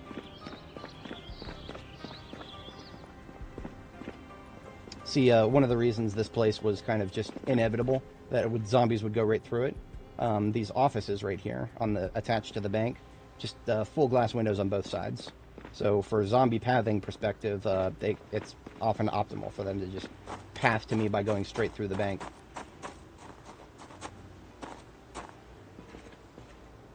I never check these vehicles. Always check your local heavy-duty vehicles.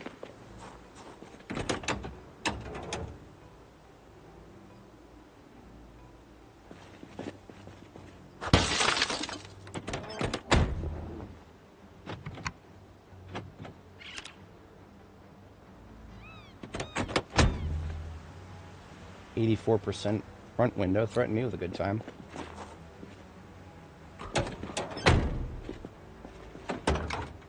Nothing of particular interest. Rubber boots. I can't remember if the movement speed modifier of those was actually worse than other types of boots that provide 100%.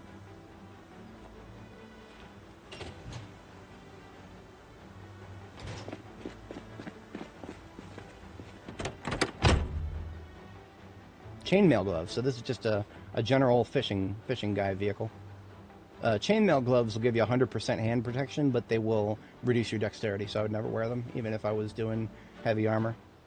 Well... Oh, they don't give you 100%. They give you 80% bite. I had a feeling that there was nothing that would ever actually give you 100% bite on your hands. I think that is a very... that's a very intentional thing by the devs.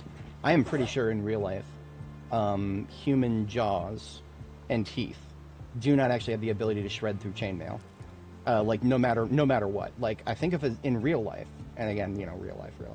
Video game, realistic, whatever.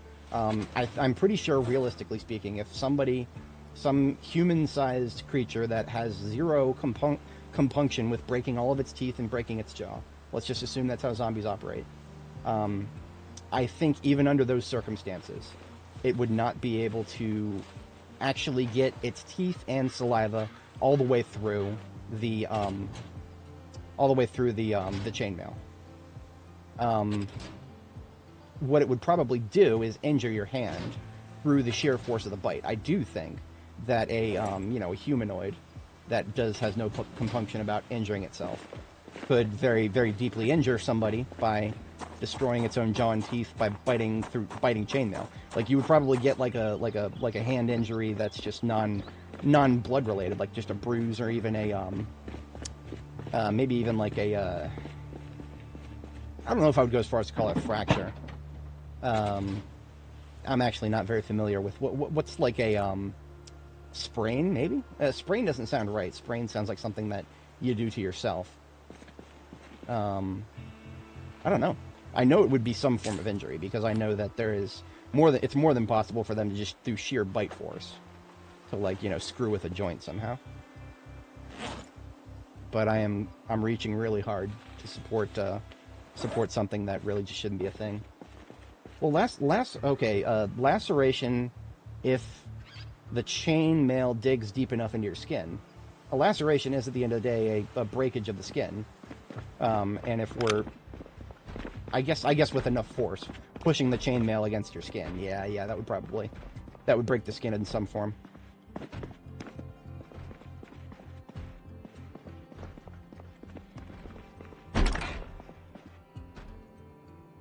Okay.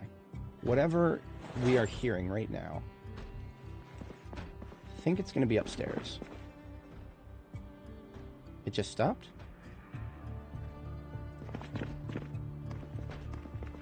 No, we just couldn't hear it very well. I got nothing.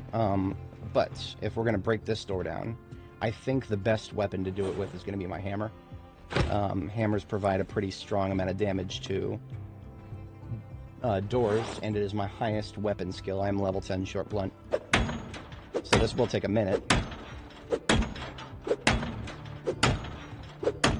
And thankfully we are losing fog, so once we'll either take a pallet of gold bars if there is one, and if there isn't one, well, we've learned something, and we can, we'll be done after that. Now that the fog is clearing up, we can go do something more interesting.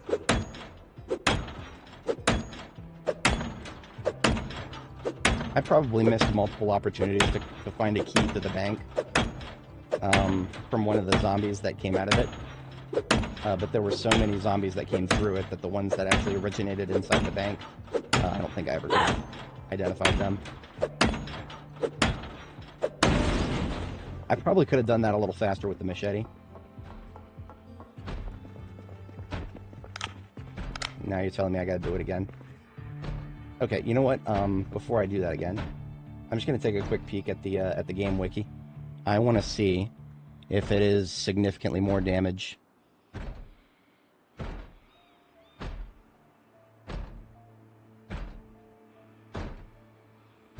So you go to pzwiki.net, go to the weapons and sort them by door damage.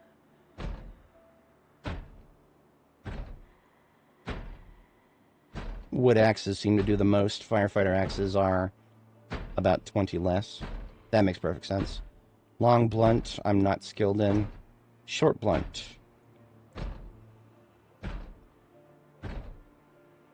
Now that's interesting. The wrench actually does more than the hammer.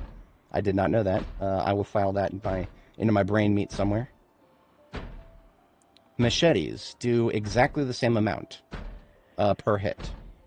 So I actually do want to just use, because I mean, I have 100,000 more wrenches than I do machetes or or swords or anything. So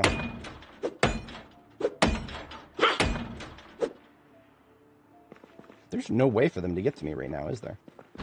Yeah, we're behind a security door, or well, we were behind a security door. Now here's the second one. I don't think there's any connection between the vault up here and the upper floor, the rest of the upper floor. The fact that the zombie over there stopped smacking that door. And now he starts again. I think he's like trying to pass to me and then failing and then going back to just hitting the door.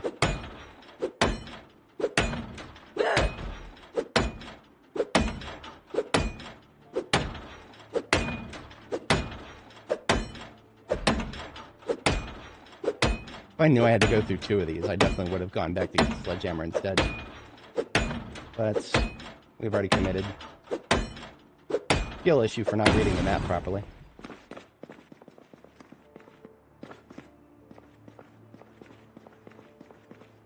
That feel when no pallets of gold bars. I'm pretty sure Louisville has not been updated since they added those to the game.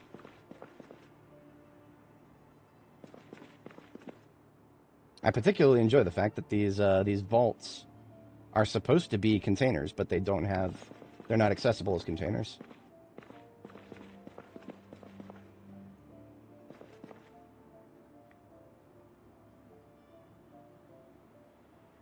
I think you can I think you can use welding to rip them apart. Yep. You can use welding to rip them apart, but you cannot... Damn, that sucks. I do like how you can pick them up. That's funny.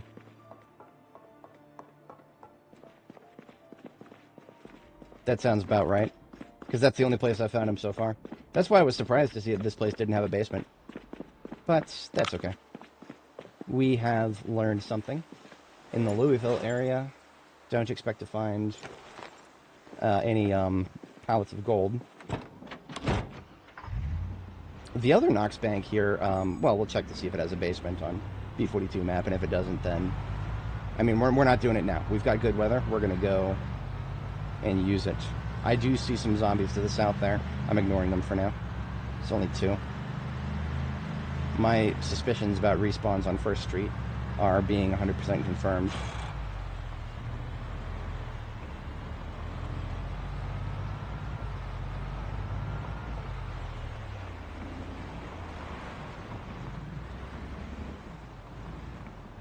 There's blood on the back of this thing. You know what I need to do? I need to have a bucket of water down here. There have been multiple occasions where I've wanted to do car washes down here, and I've had nothing. I just use water bottles, which is very inefficient. Meanwhile, I've got like 5 buckets of water up top. That's way more than I need.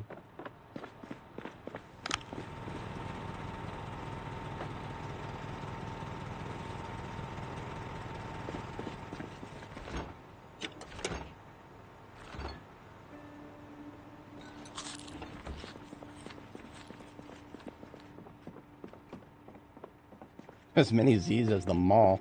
Well, that's a lot of Z's. So the cemetery, it depends on which one you're referring to. We've actually technically cleared a vast chunk of the cemetery that is this one here on Holy Haven. We've actually fought our way in and killed the vast majority. Now, we do have respawns here, obviously, but respawns, in my experience, have never been as horrific as the initial spawns. So if that's the cemetery, then we have some interesting options there. We are gonna grab a remote controller and a remote pipe bomb, just one of each, and hold on to those.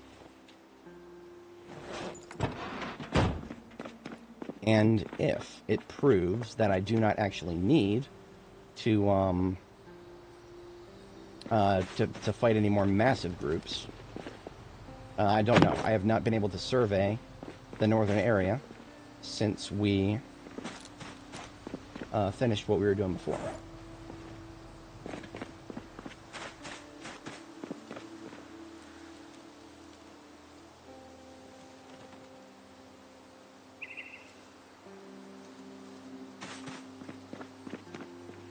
I'm going to do an ammo top-up. We need a couple new boxes of shotgun here, which is actually all the boxes of shotgun we have on us right now.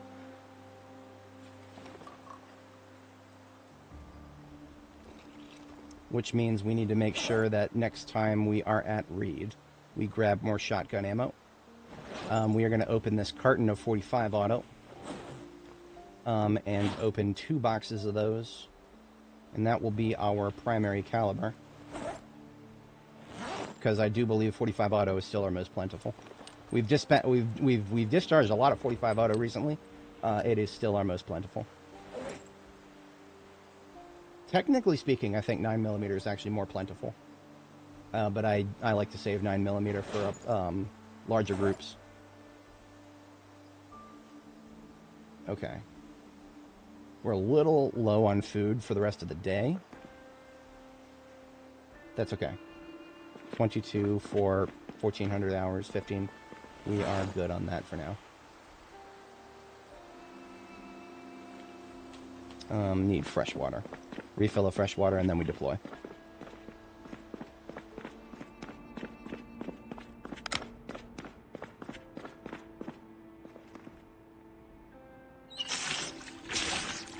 Someone in chat asked about agriculture earlier.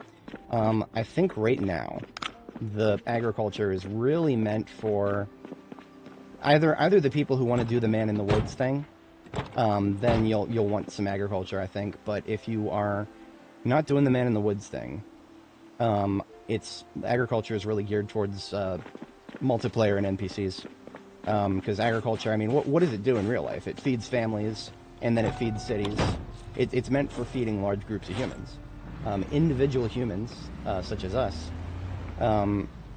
we, especially in a world where there's a lot of food just laying around, that the number of people around to eat that food is negligible, if even extant at all. Yeah, if that's the case, then it makes perfect sense that a lot of people are like, oh, I don't need agriculture, I just loot. Yeah, that's kind of the reality of the game right now. It's not balanced so that you have to have agriculture in order to thrive. If you want to thrive as an individual loner, agriculture is never really worth the effort, not even in real life. Scavenging would probably be better in both in-game and in real life if you're just trying to do yourself by yourself.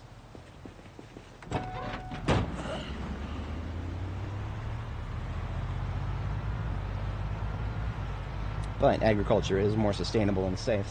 So if you're trying to do the thing that'll keep you away from the most zombies, absolutely. So this is our most recent slaughter of zombies with a pipe bomb. It worked out great for us.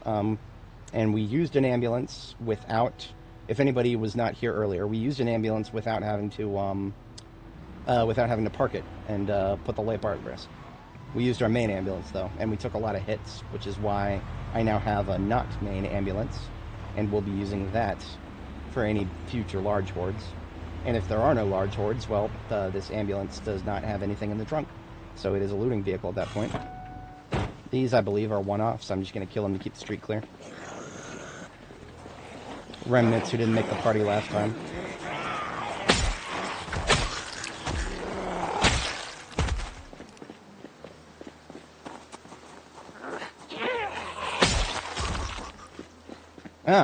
Okay. I have no idea how many more zombies are inside the building. So here's what I'm going to do. I'm going to set a pipe bomb. I'm going to set a pipe bomb, and I'm going to hope that I don't have to use it. Because if I don't have to use it, then I just come back and pick it up again. And if I do have to use if there are still hundreds of zombies in that building that need to come out, then that's what'll happen. They'll all come out. Last time what I did is I used a street pole as a point of reference for the pipe bomb.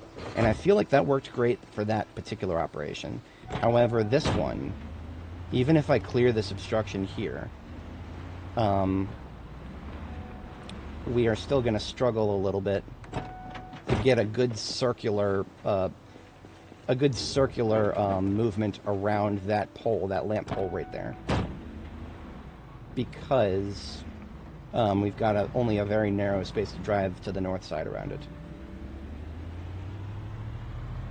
What I accomplished just there is now zombies who have to go around this fence won't get stuck on it as easily. I don't expect to have too many that need to get stuck on that fence. This building to the north of me, enter E-Generex, whatever that is. It has been looted and trashed. So I don't even know what loot we're supposed to find in there, but there ain't going to be much of it left.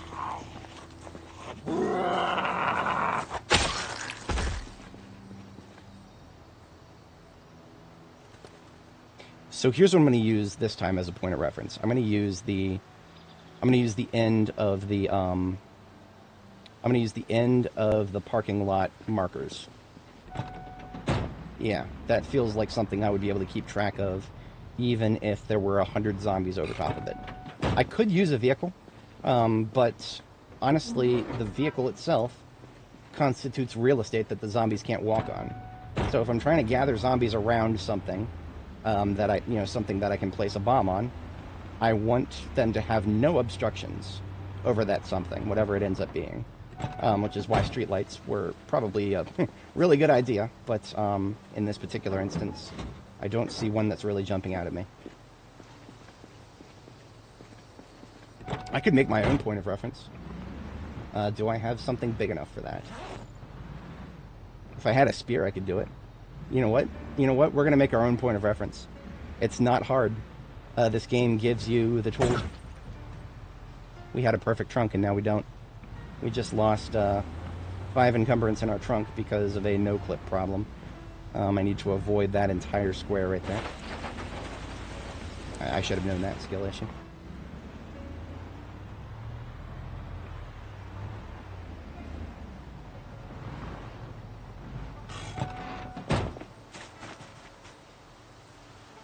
So I'm picking up a stone, and I'm going to pick up a log, and we're just going to build a little pole.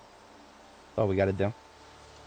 And we're not even going to like use the construction system to build it. We're just going to place it on the ground, and that way we will be able to see from a distance exactly where the zombies need to be.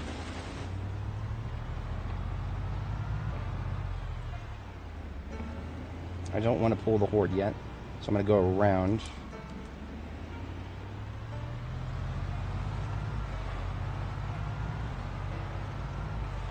More in those trees than I thought.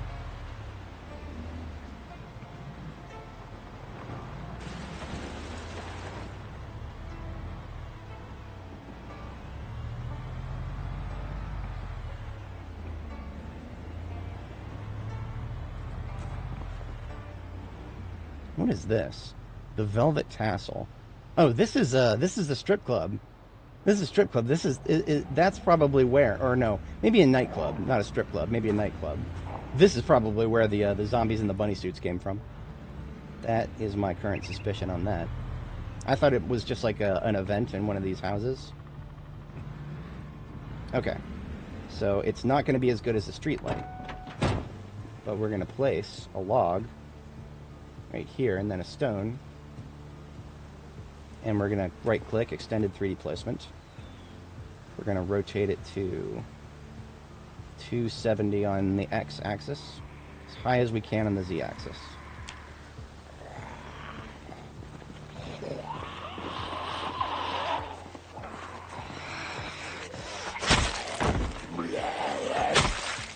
Okay, actually, as high as we can is a little too high. Like, it's so high that it actually looks like it would be difficult to use as a point of reference. Zombies are not that much taller than me. Wait a minute. I can no longer use 3D placement on it. I put it too high.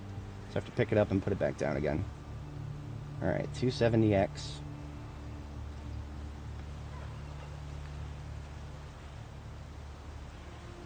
That works. Just high enough that it would be on my head. We'll, our head cannon for this, get it? Head cannon is going to be that we're just, this is just a particularly long log. That's all it is. And now what that is it's something that is above the heads of the zombies. So even if there is a big horde here, we'll still kind of sort of see it a little bit. But to go with that, we'll also triangulate it based on it is the end of the parking lot markers. So we've got a little bit of something to work on other than just a pole. So what I'm going to do is pull not just anything that may be left to come out of that building, but also everything down here.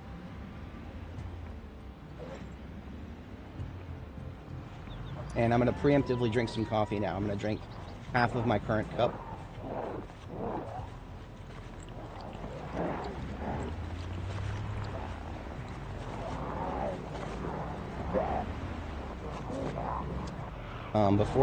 Before I go any further with this, I haven't started honking the horn yet.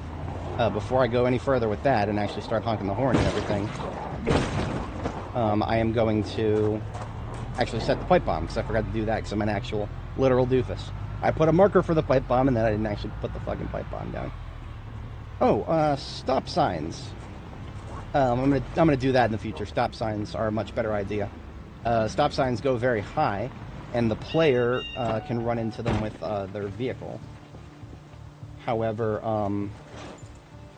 okay, we link it to the controller and we place it. It is placed.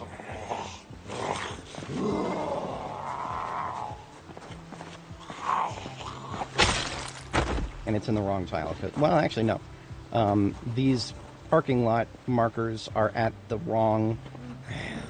Okay, no, it's in a good spot. It's in a good spot. I don't need to overthink it. I'm already overthinking this a little bit. I probably would have no problem keeping track of where that is. But that's okay. I am okay with that particular aspect of overthinking it. I think we're going to get good results from this. I appreciate that. Yeah, that's a goal. I mean, especially now, because there have been hordes that I've annihilated here in Louisville with bombs that probably would have been... I mean, actually, we did recently use fire. But I think we can get away with even less fire. And it's good to be able to do it without fire. So, let's get a mark, now that we're actually getting started with this. I'm going to put down 5 hours and 15 minutes. And we are going to briefly pause the game and put on some combat music.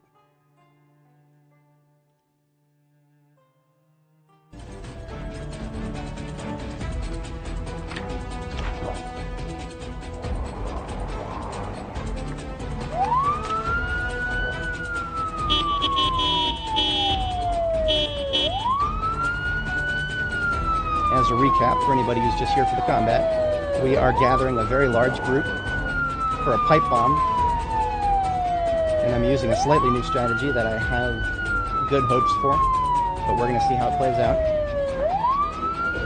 I'm going to do a couple of loops around this area, because our target is ready prep, army issue surplus right here, and there's a storage facility behind it, so we want everybody in this area.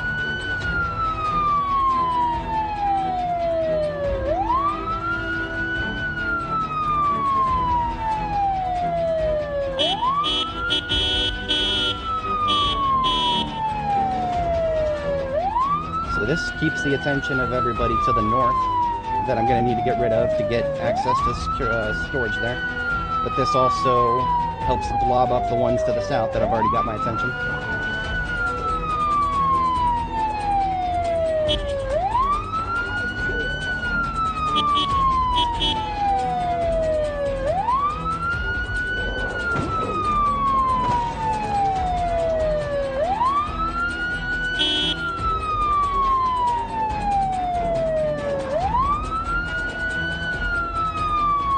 Now this is technically a throwaway ambulance, so I don't have to babysit it, but I'm going to keep avoiding them wherever I can.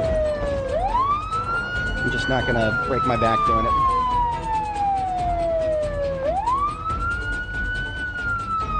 Okay, I've gathered a rather large group in this intersection. Now what I'm going to do, cut the sirens for a moment, and go around secure storage here to the other side, and start luring them out of that intersection and down the road that I want them to be lured down.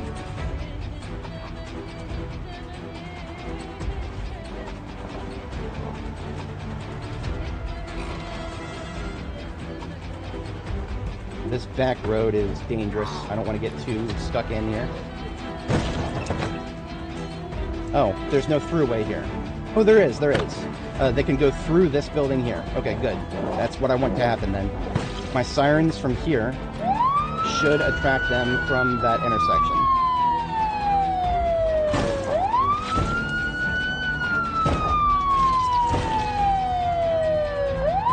Like I said, a regular ambulance, I would never want to do this. But this is a throwaway ambulance. It's got the worst of the locally sourced parts. We built it for this. It is fulfilling its purpose now.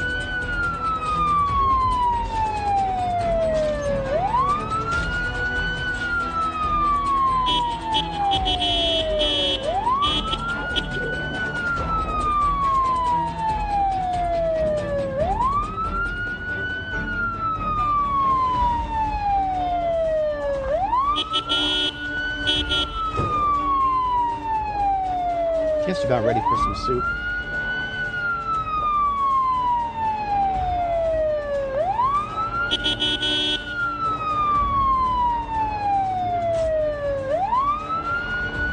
Now, whenever you're herding large groups of zombies, the goal is to not let the fast shamblers box you in while you try to keep the attention of the slow ones to move them where you want them to go. That's the challenge right now. That's basically the challenge of any time you're going to want to do this. The slow ones, like these one back here, if you want to bring them too.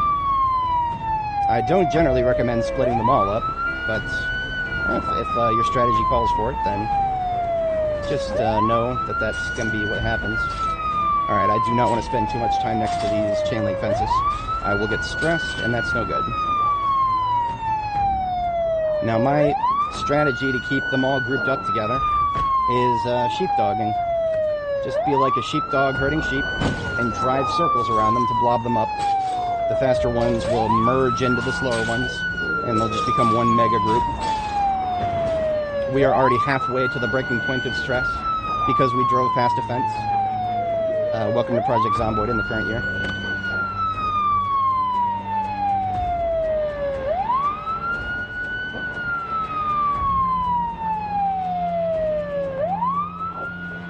Alright, there's not much else I can do with this road without ruining my hood. But that's okay, because this right here is our destination. We placed ourselves a nice little pipe bomb, and how to remember where the pipe bomb is, we've got a little marker there that we used extended 3D placement for, but we've also got the lines painted for the parking lot. We just need to keep in mind that the pipe bomb is at the end of those lines.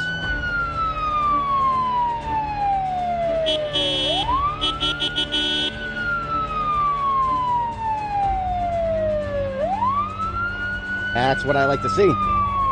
I could get out and shoot the shotgun two or three times. All of my stress would go away. Because you lose 1 point of stress for each zombie killed. It's a shame I have to turn down some pentakills, but...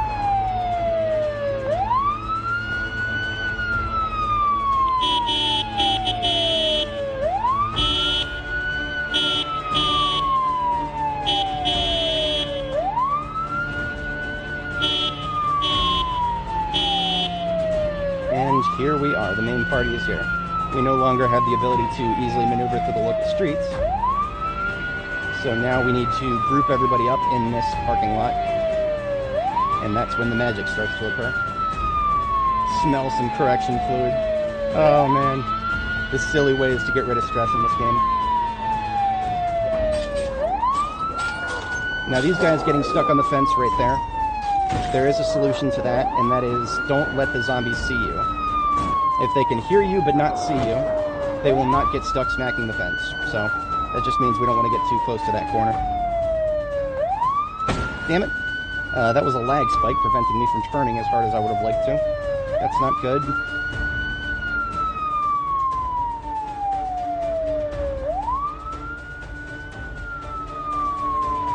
Now, if all we do is sit here and chill, the vast majority of those in the parking lot are going to be the fast ones.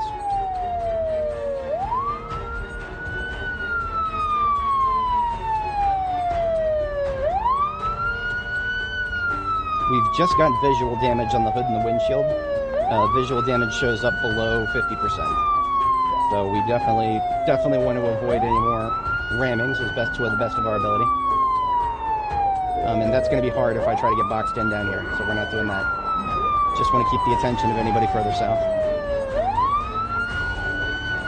Pleasantly surprised to see that this building is not still spilling forth the hordes of hell. It's just residential. Not interested in the upper floors of that.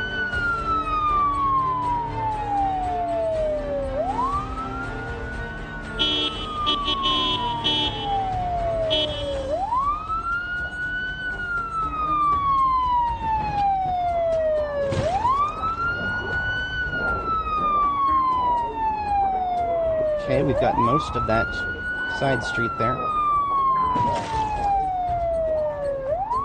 I'm not worried about 100%. I just want most. All right.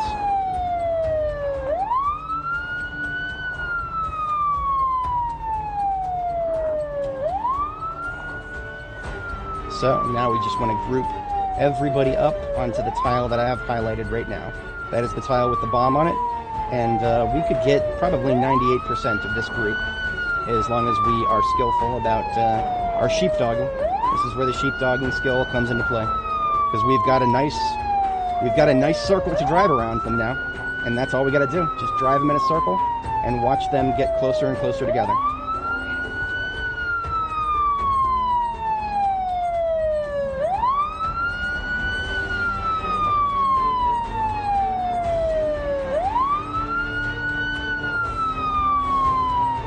in build 43, when we get simple NPCs, I'll be very disappointed if we do not get actual literal sheepdogs. I pray to all the holy things on the world that we will get actual sheepdogs in this game, so that we can sheepdog. They did that in World War Z. It was a great aspect of that story.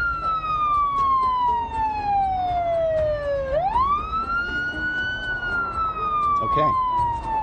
As you can see, the circle is getting tighter.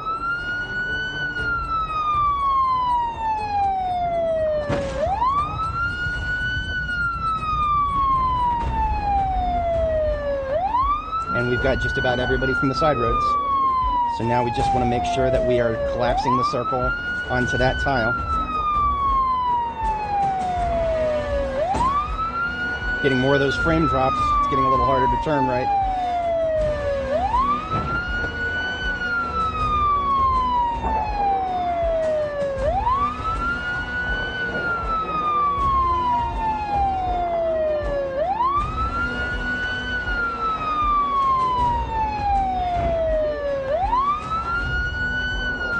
Tighter, we're getting tighter. We are getting tighter. Oh yeah. We are getting tighter.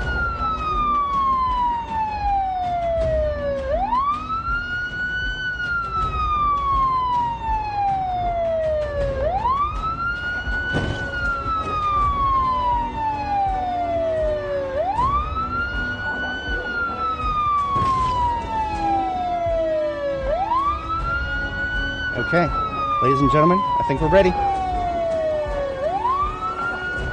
And Mark.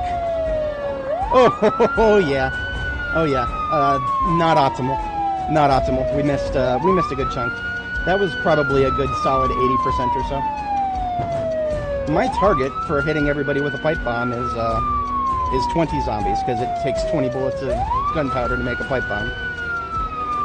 Okay, so now we turn off the light bar and we split these guys up and skirmish them. We're definitely past the point where we need to be worried about killing them by hand. We just need to make sure that we don't have to kill them all at once. So we're gonna flank them a little bit here and finish the fight. God damn it! Fucking rats. Yes, rats damage your hood just as much as zombies do. That's the current year right there. Alright, I'm gonna drink the rest of this coffee, because I'm actually close to being fatigued. I know the devs desperately want me to... Wait a minute, what happened to the coffee? There it is, okay. I know the devs desperately want me to be surprised by the noodle. Sorry, I don't do that. That is the one thing that I will use a mod for, always. Alright. So we're going to skirmish, but we're not going to use guns just yet. Hey.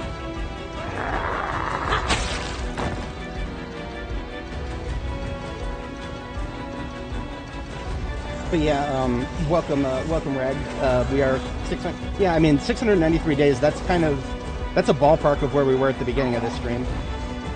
We are currently at 1 year, 11 months, 10 days, so we're coming up on our 2-year anniversary. Now, to be in mind, the game's in-game day counter assumes that every month has 30 days, even though it doesn't. So we will actually be at 2 years a little bit before our actual 2-year anniversary. The game starts on July 9th, 1993. So when we get to July 9th, 1995, which is the current year in game, we will actually, the info screen will say that we've survived for, like, I don't know, probably more than a week, 1 month and 1 week.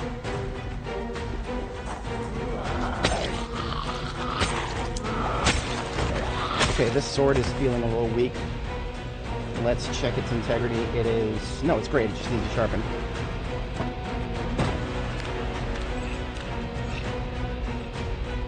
And these groups have split off into 2 separate discrete groups, but they're tightened up now.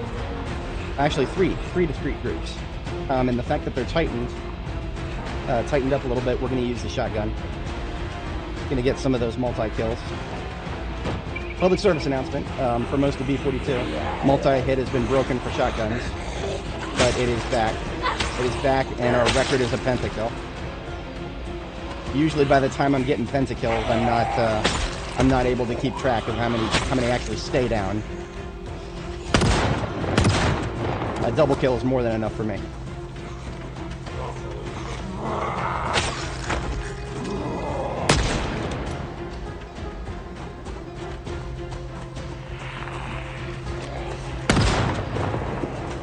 When it gets tighter.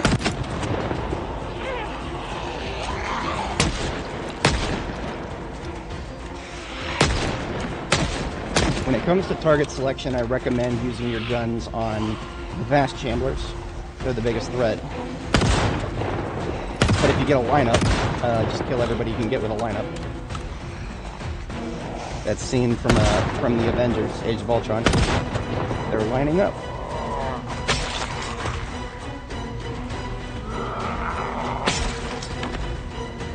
And now we skirmish.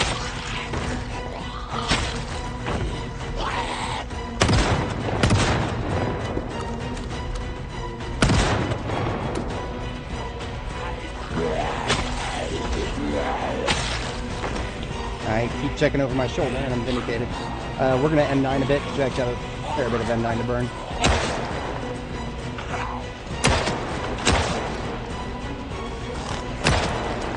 I can't call it secure, but I know that I've already pulled the vast majority out of the building to the right there. If for no other reason than the fact that I have been out here making noise in front of it.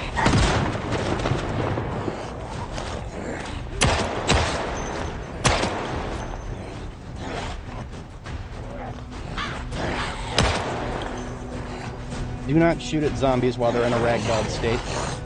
You are wasting ammo to do so. Wait until they're doing their standing up animation before shooting at them again. Or just melee them. Sometimes they will be stuck in a permanent ragdoll state.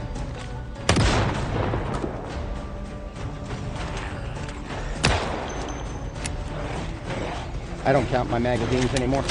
It's so much effort. I use revolvers most of the time, and when I have to use the 9mm, I just use it where I can safely wait till it clicks. And blame Call of Duty for that.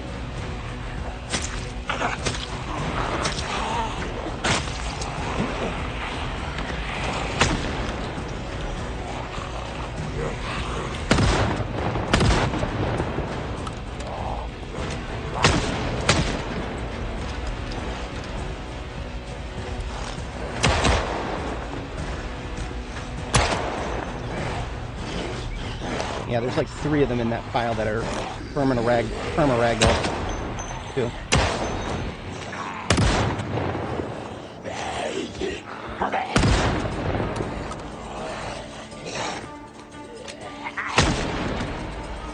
Gripping my mouse too tight.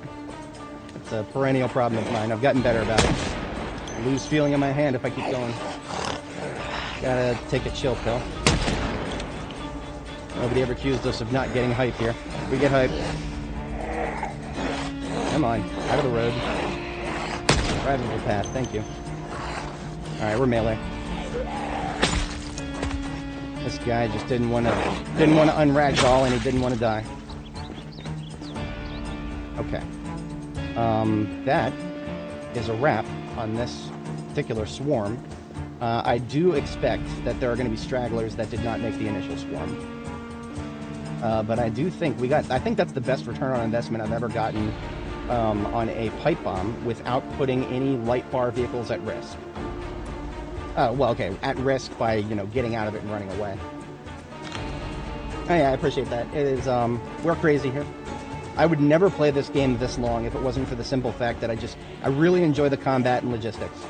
If you enjoy logistics and you enjoy combat, and you enjoy setting up dominoes and watching them fall down, then this game in its current form is for you. If you don't enjoy lots and lots and lots of preparation for things like what you're seeing right now, I couldn't even begin to describe how much preparation we had to do in order to make this go as smoothly as it has. But that is it for this combat music loop. We have to manually do music, combat or chill. because the music breaks pretty early on in a playthrough these days. Alright, we're past our bedtime because we drank coffee, but that is okay. We are actually out of easy food. So, ammo. I actually described my ammo strategy a little bit earlier on. I won't go too in-depth on it again, but the TLDR is we raided all the major stockpiles on the map, and we just focused on using a select few number of... basically, all we used was 9mm to level our aiming. We waited until we had the books, we read the books, and only used 9mm. We didn't touch any other ammo calibers while we were outside of Louisville, because basically our long-term strategy is, if we're going to save our firearms for Louisville. That was the long-term strategy. So for like the first, well over 400 hours, the first 400 hours or so of this character's lifetime, out of the 600 hours total of something that we've done so far, first 400 hours were almost very, very little firearms. And when we would do firearms, usually what we would do is like, I'd either try to use low fences so that the zombies would flip over them and present themselves as an easy target. Even now at aiming level 10 with all the best guns, it is still easier to get an insta-kill by clicking on a zombie after they've flipped over a fence. I don't know if that is ever going to change, but that is the current paradigm there. Now let's see how much integrity we lost in the trunk from all that. Okay, we lost a lot. We were at 100%, and now we're at 77. I never should have repaired it. I should have just waited. You get diminishing returns on repairs, so if I had just waited, that's alright. I wasn't exactly sure that I was going to end up using the gun or the vehicle like that. But yeah, so the actually, while we're waiting for the overnight phase, I can explain a little further just by looking at the map. Let's have a bite of kale really quick because we are hungry. And we are now safe on both sides. We can sleep. I notice I have about 35 concurrents right now. Welcome, everybody. I don't know how many of you are subscribers, how many of you are driving by because YouTube actually recommended me for once. But welcome, either way. We are in the north end of Louisville, kind of closer to the northwest end. Let's fire up the map here, take a look. Okay, so here's our current location. I call this French bread because the place we're basing in is just sort of a weird hybrid French pastry shop and grocery store and like 6 other things all rolled in one. It's got a coffee shop in it too. I just call it French bread. That's our current location. We have progressed. Our strategy that we've followed for like the past 600 hours or so has largely been centered around our main base in Riverside. Riverside that's where we started. That's where we wiped everything out. Where we built our biggest base. And we did a bit of a map tour and hit all of the major supplies of ammunition, right? So the 2 biggest major ammunition supplies on the map that I know of off the top of my head, Guns Unlimited, which is new to B42, it's north of Echo Creek, and Stendo's Firearm Emporium, which is at the bottom of West Point, right down here. So those are like the 2 biggest sources of guns outside of Louisville. So what we did is we also took all the smaller sources of guns. There's an ammo shop and a military checkpoint in Brandenburg. There is there's a hunting shop in Ekron. The hunting shop is the only major gun-related attraction. Irvington has some stuff. It's got an army surplus and a hunting store. I actually did not make it all the way to Irvington with any meaningful supply lines, so Irvington has not been looted for guns, but same with Rosewood and March Ridge. Rosewood has got the police department and the newly revised police department with more stuff. March Ridge has got some stuff. I've actually never fully emptied March Ridge, so I don't really know. Muldraw, despite its size, has got the police department, and that's all I know of. And Phallus Lake has a rural supply store that also has an ammo dump for your pea shooters. And then, of course, obviously Riverside has almost nothing, but it has the police department, which we did. I think we did. The funniest thing about that is, if we did get the Riverside Police Department, it was a long time before we did, because it's guns. I don't do guns. I start in Riverside. It took me a long time, if ever. There's a possibility I still haven't done it. But what we eventually end up doing, all those guns that we looted, we stockpiled in the warehouse at the very southern tip of West Point. So we started just by pulling everything out of Stendo's, dropping it down here. And then everything else that we stockpiled from across the map and we put in our Riverside base. When the Louisville operation came, we were like level 8 aiming. And that was level 8 aiming with the last book read. That was kind of my point. Got level 8 aiming with the last book read, and I also leveled myself up so that I was strength level 10, because I am still melee focused. I'm only fitness level 9, I wouldn't have a level fitness. Fitness is a meme. But yeah, we stockpiled basically all the major sources of ammunition on the map here at West Point, and then we did our fight through the checkpoint. We established a drop zone here at Foxtrot Base. There's actually a forge there as well. But eventually what we did is we consolidated all of our ammunition to just two-step vans. Crossroads Mall. Crossroads Mall is all the way down here, I think. And, wait a minute, Crossroads. There's 2 places that could be. My brain meat is telling me there's 2 different places that could be. And I don't actually remember exactly where. I know there's one mall that's not Grand Ohio that's at the bottom of Louisville. I don't know if that's Crossroads or if we're talking about the other one that's on this side of the map somewhere. But yeah.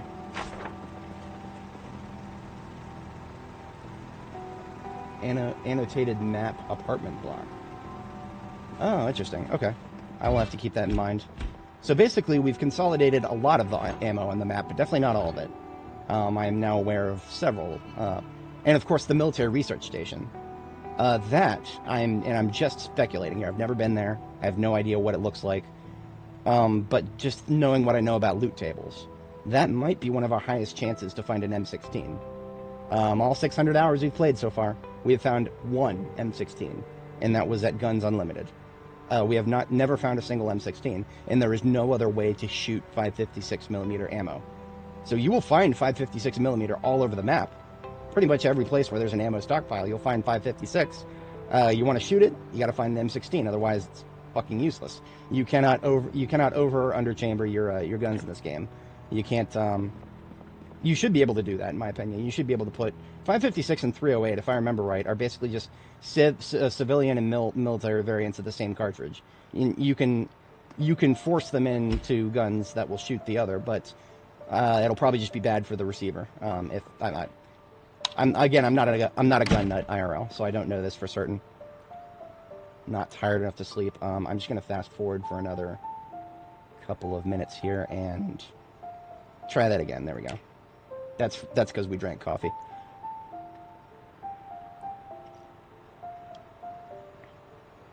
But yeah, we do still have a lot of 556, despite having an M16 and having used it a bit. The M16 is not particularly impressive compared to the M14. Obviously, the fact that it's the only thing that shoots 556, that makes it strategically important for actually using all the ammo you find. But then there's the fact that it is... what am I trying to say? It is magazine size. Magazine size is actually really important. It's one of the reasons 9mm is a lot more valuable than I used to believe it was. I used to just look at guns based on their damage, and 9mm is not very impressive for the damage. But the damage doesn't matter much if you can just get a one-shot headshot. It doesn't matter what caliber you're using. You get a headshot at aiming level 10 on good weather with the, weather is... I cannot overstate the impact of weather. A lot of people will say that the aiming system sucks and not realize that they were trying to shoot in rain or fog, which don't do that. Don't shoot in rain or fog. And don't try to shoot upright targets from a distance if you're at low level aiming. If you're at low level aiming, push them on the ground first, or use a low fence for them to flip over. You'll get a hell of a lot more experience per bullet if you do so. There were times where, even when I was low level aiming, I would still I'd still whip out the 9mm and panic shoot a little bit. But the only reasons I would ever do that were related to... actually, I just needed to, ragdoll them to get them out of the way. I never really was in a situation where it felt like I would be able to kill a lot of zombies really reliably before I was aiming level 10. Or aiming level 8. When I was 8, I felt like I could do the shotgun really good on upright targets without relying on fence fucking. We're trying to make a stew, that's right. Stew with beef and steak in it. Because we've got a lot of beef and steak, we had to butcher a bull.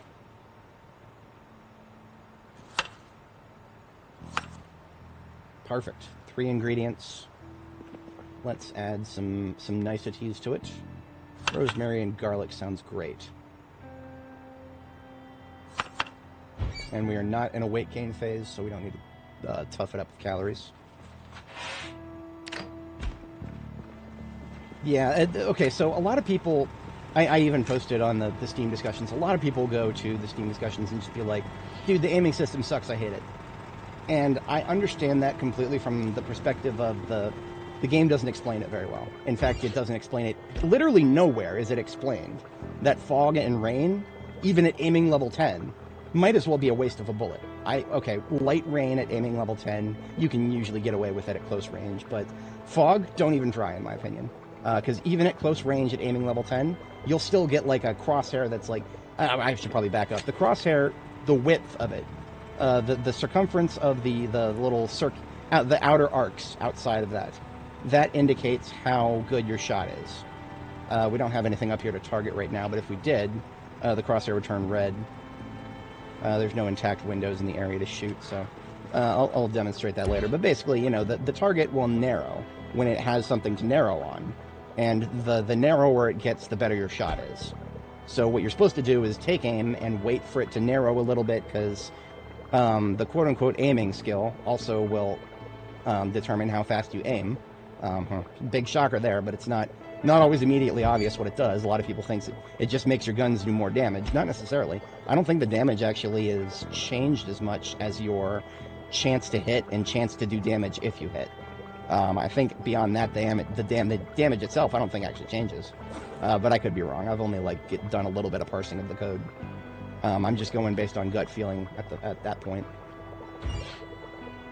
So right now, the aiming system in this game is a lot more about target vulnerability than it is, like, you know, just damage. And when you think about target vulnerability, you want to think, what state are they in? Are they upright and walking towards you? And then what range are they?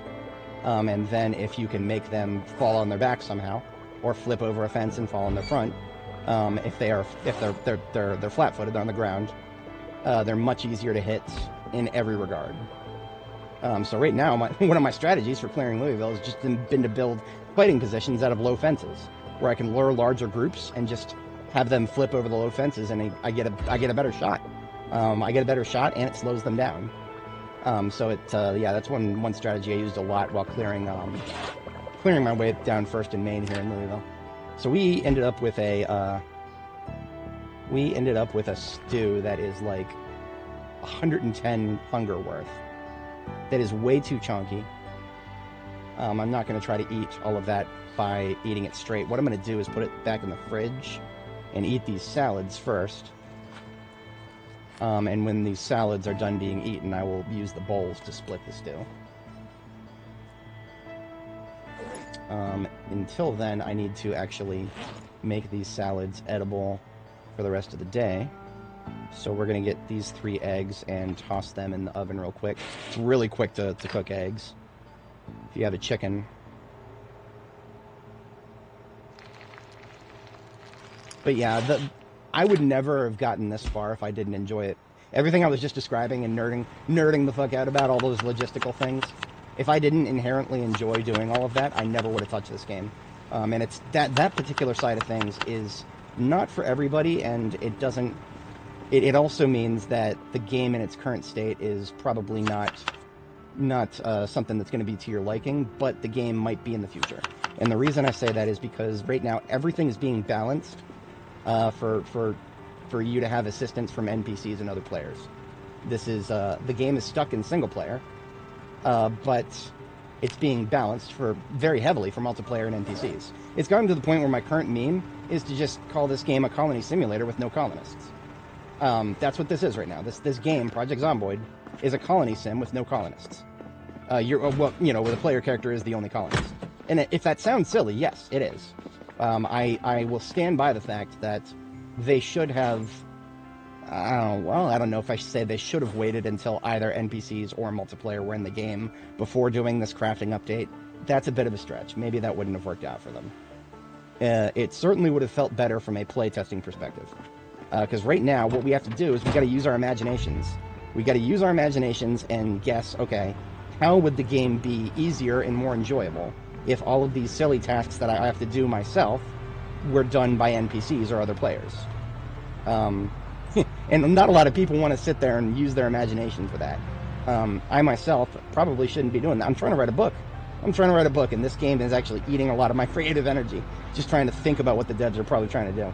But that's just that's the state of the game right now. That is the state of the game for sure.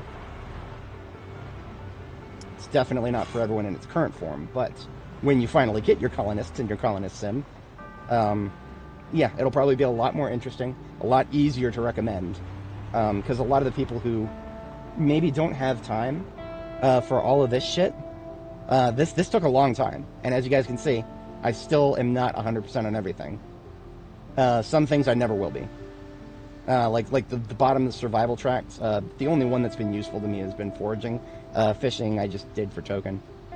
First aid, well, 600 hours, we've had enough injuries to actually get a level of it. 1 level. But otherwise, who are we healing, right? Okay, so my traits, I could show you, but some of them actually aren't there anymore, because we've gotten rid of them. Or actually, no. No, they're all still there. But I actually have something that I should be linking in the description. I'm just going to post it in chat. It's just a little character sheet that I made, and I posted it to Immigrant. And it actually shows the names of all the traits and the balance that the trait points were at. So it's much easier than just trying to describe it. Immigrant, go to posts, scroll down a little ways to Annie May. Here she is. PZ 42.10 character sheets. And post. So if you're interested in knowing more about my character's initial build, I mean, obviously, and linked in the description is part 1. And I do kind of brain dump a little bit while I trait select, but I'm going to be honest with you guys, I kind of speed ran the trait selection process. I had a lot of fun making this. This is a lot of fun. Just coming up with a little bit of character lore. Affiliates. This is this Browning Gilbert. That's just a name card that I found in my starter house. So I'm just going to call him my landlord. And Row Masonry is an in-game masonry company, and I am a whatchamacallit, I am a construction worker, so that makes sense. I work for Row Masonry LLC. I'm a project manager. As my date of birth, I think Annie is 23 or 26, I can't remember. And then the address, the title lane is actually the name of the street that this house was on. 203, I just made that shit up. There's no house numbers yet. But yeah, these are the actual traits on the left-hand side. And the balance, I guess I should say, clumsy, short-sighted, slow healer, weak stomach, prone to illness, and thin-skinned. Those are all things I selected because I'm at a stage of the game where I don't get hit, and I don't ever plan on getting hit. In the 600 hours that we've spent on Annie here, we have had blood drawn from a zombie 1 time. And it was thankfully, thank God, it was a scratch. Just a scratch. It was not an infectious scratch. And I'll never not say this when it comes up. The reason that zombie got to us was we were fighting next to a street light. You can find street lights like this everywhere on the map. The street lights always render on top, no matter what. And so in this game's isometric bullshit, street lights can sometimes really break up the outline of something coming at you. You combine that with tree growth, which is what we had in the area. We were at the Ekron Community College, right on our way to the entrance. A zombie came at me directly from this angle, and I was fighting in front of the streetlight, and its outline was broken up. So when I probably saw it at some point, but it didn't register. It actually got me, I think it might have even gotten me from behind. I don't even remember. I just remember hearing the sound of clothes rip and then just fucking running the fuck out of there. That's all I remember from that moment. But that was, I do remember looking back at the footage. That's how it got that close to me. Yeah, as silly as that might sound. And I'm not even going to call that necessarily a skill issue. Partially, yes. Partially a skill issue, but partially these fucking streetlights need to be treated like trees. Trees, as you guys can see, they're a little bit hard to see through, but you can see outlines. Outlines are the single most important thing when it comes to survival in almost any situation, really. I mean, you go to the military, camouflage doesn't make you invisible, it just breaks up your outline. And why do you think every army on the planet puts their soldiers in camouflage? Because breaking up outlines is really fucking important. It fucks up your ability to see. It all, also these multi-story buildings also fuck up my ability to see things. They're using my good ambulance too. I hate hitting shit with my good ambulance. It's whatever. It's whatever. I've yapped enough about my survival issues. I still have not done a post-mortem on the most recent character that I've lost. It is something vastly overdue. I need to do it because it's very important to me. Obviously, the character I lost most recently was just a confluence of factors that I wasn't keeping track of. All of which are actually important factors to keep track of. One, most importantly, the single most important problem, I was overextending myself. As somebody who goes loud everywhere she goes, we have to make sure that everywhere we go, where we're fighting, we have what I like to call a secure angle of approach. Right now, our secure angle of approach is that road we just drove down. This road right here, we know that there are no zombies in large numbers immediately coming at us from behind, from the angle we came from. So even though the rest of the possible degrees of a circle around me right now, I could get zombies from anywhere, I still have a direction that I can just turn around and fucking run in and not be tripping over zombies in the process. We violated that principle with my previous character, and that was our first and biggest mistake. And then after that, there was just a confluence of silly little things that all came together at once. I was fighting next to a low fence, like right here, and there was a tree next to me in the same position as this tree. If you're not familiar with B42, trees block your line of sight 100%. There could be a zombie on the other side of this tree, despite that tiny-ass little trunk, and I would not see it. And that was exactly what happened to us with Barb. It was a small tree, much smaller than this one. And the zombie was on the other side of it. We could not fucking see it. It just appeared on the other side of the tree. And what it did is it grabbed us. And we auto-pushed it back.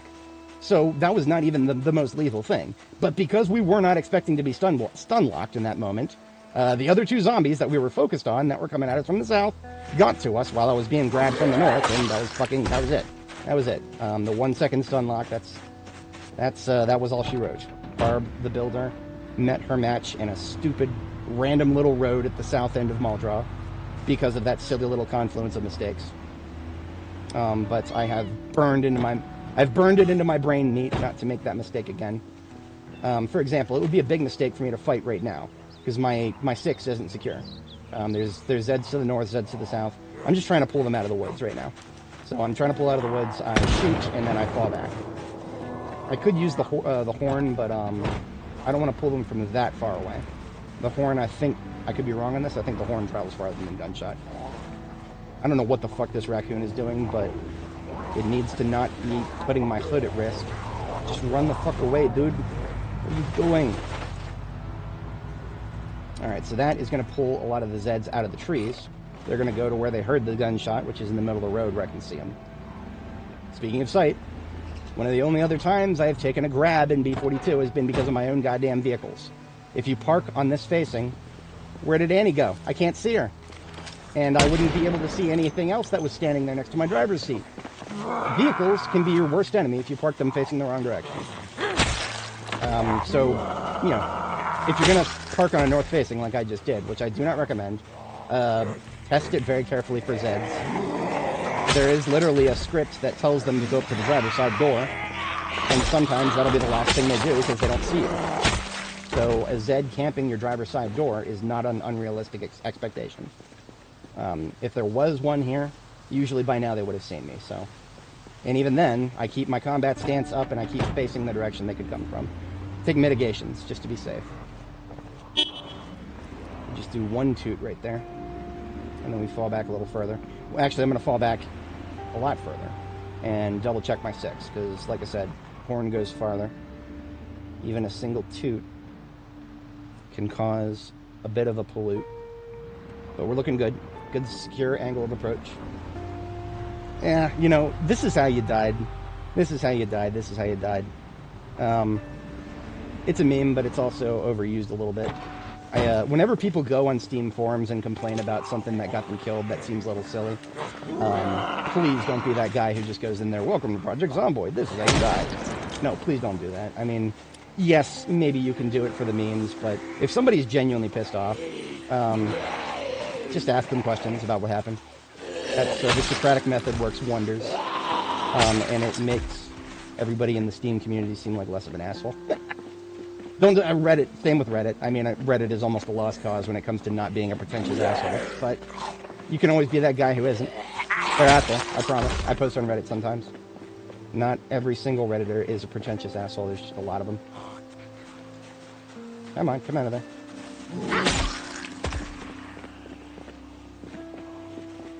Yeah, lots of them coming out of the woods. I'm not going into the woods to fight them. They can come the fuck out here where I can see them. It's just another thing.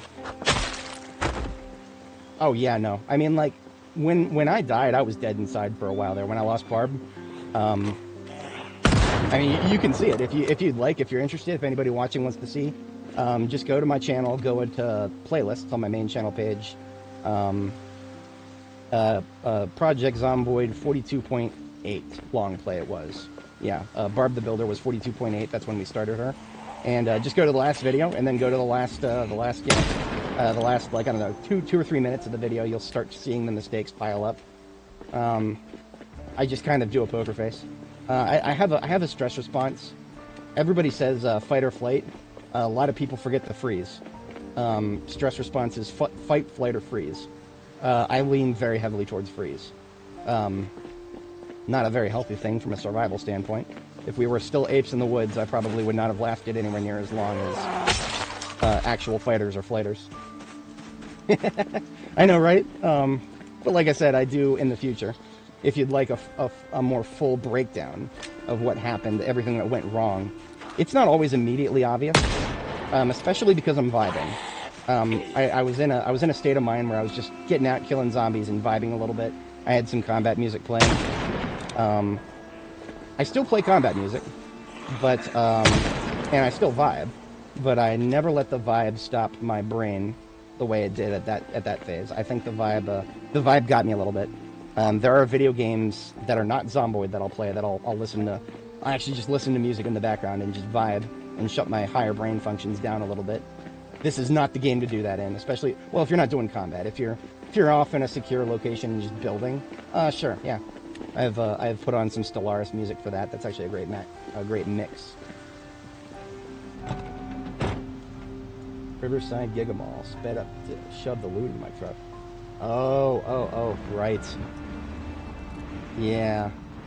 Now speeding up, I guess public service announcement, if you fast forward the game will automatically stop fast forwarding if a zombie appears within one tile of you.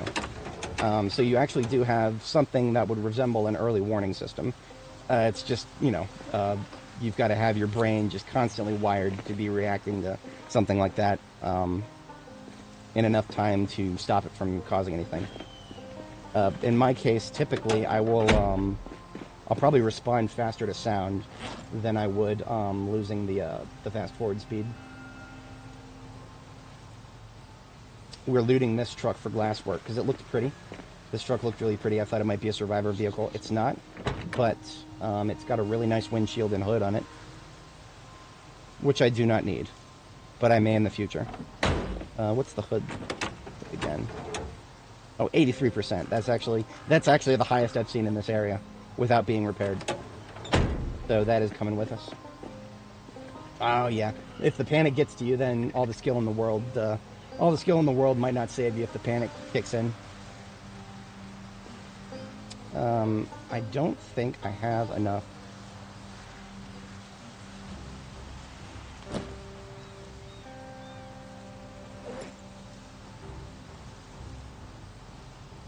Not quite enough room for...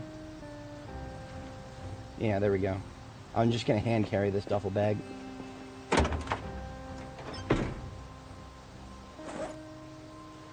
What I've been doing with paint, I have not had much of an opportunity to actually paint anything here in Louisville, but if I ever want to paint something, I've left the paint that I've found on the ground. So all I got to do is drive around where I'm pretty sure that I last saw it, and I will see it on the ground and know that it's there. This I won't fit in the trunk. No, I have to hand carry this. And it is full, so I'll just drop it.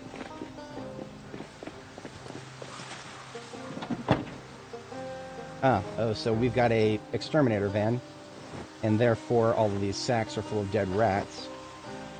I don't care about none of that, but I will take the sacks. I like sacks. They make building construction projects a little bit easier.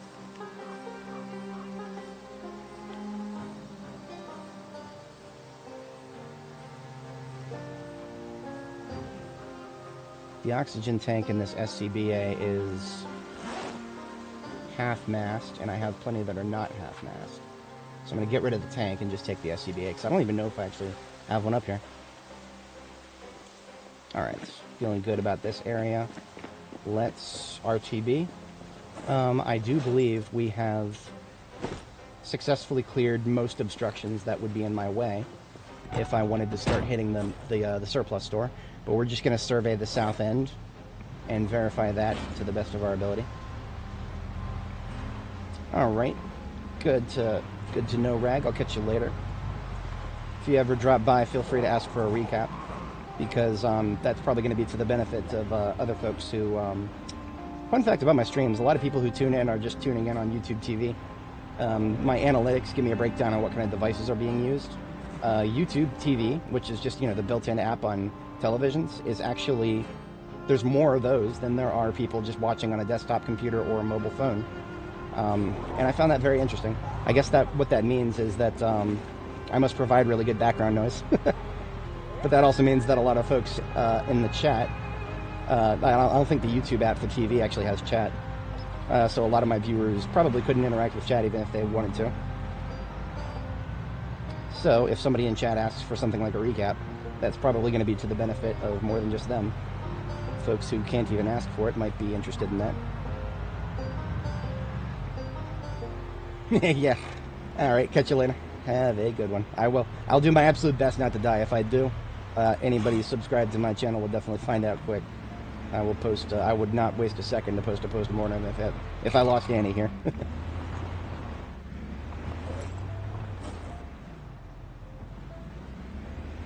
I was going to check the south end, but I ended up just going straight back to base.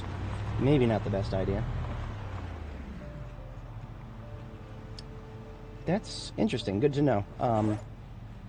Now, the funny thing about that is, if that's true, I mean, I have not looked at other streamers for this game, so I actually do not have any basis of comparison. But I find that interesting because even if, like this time of day right now, afternoon for me, probably like evening for Europe and night for most of Asia, this particular time slot, I know that YouTube has got its best numbers just overall. The most people are just on YouTube at that time.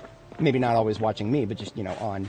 And the thing about that I just found fascinating is that even if I start a stream at this time of day, my numbers are actually terrible. And I think that's just all due to recommendations. When I first started this character, I was on a completely opposite cycle, and I would be streaming pretty late at night for the Eastern time, US East time zone here. We need to start another loot bag here. So I get out another trash bag, and we put in all of the loot here. I like to use trash bags to sort all of my loot. Got a lot of storage, and they're very easy to carry around, a lot of them.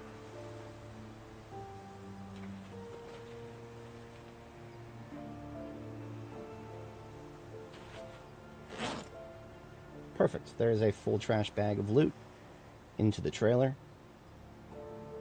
We are going to have to find another hauler out here.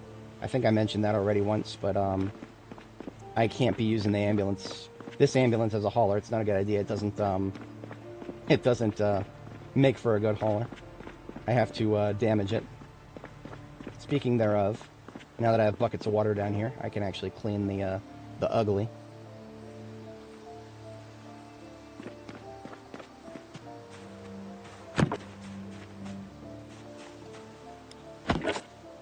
Yeah, it is. So when I had to flip my sleep schedule for work, a lot of the folks who started out watching my earlier streams, a lot of them would tune in, but then a lot of them I haven't seen lately at all.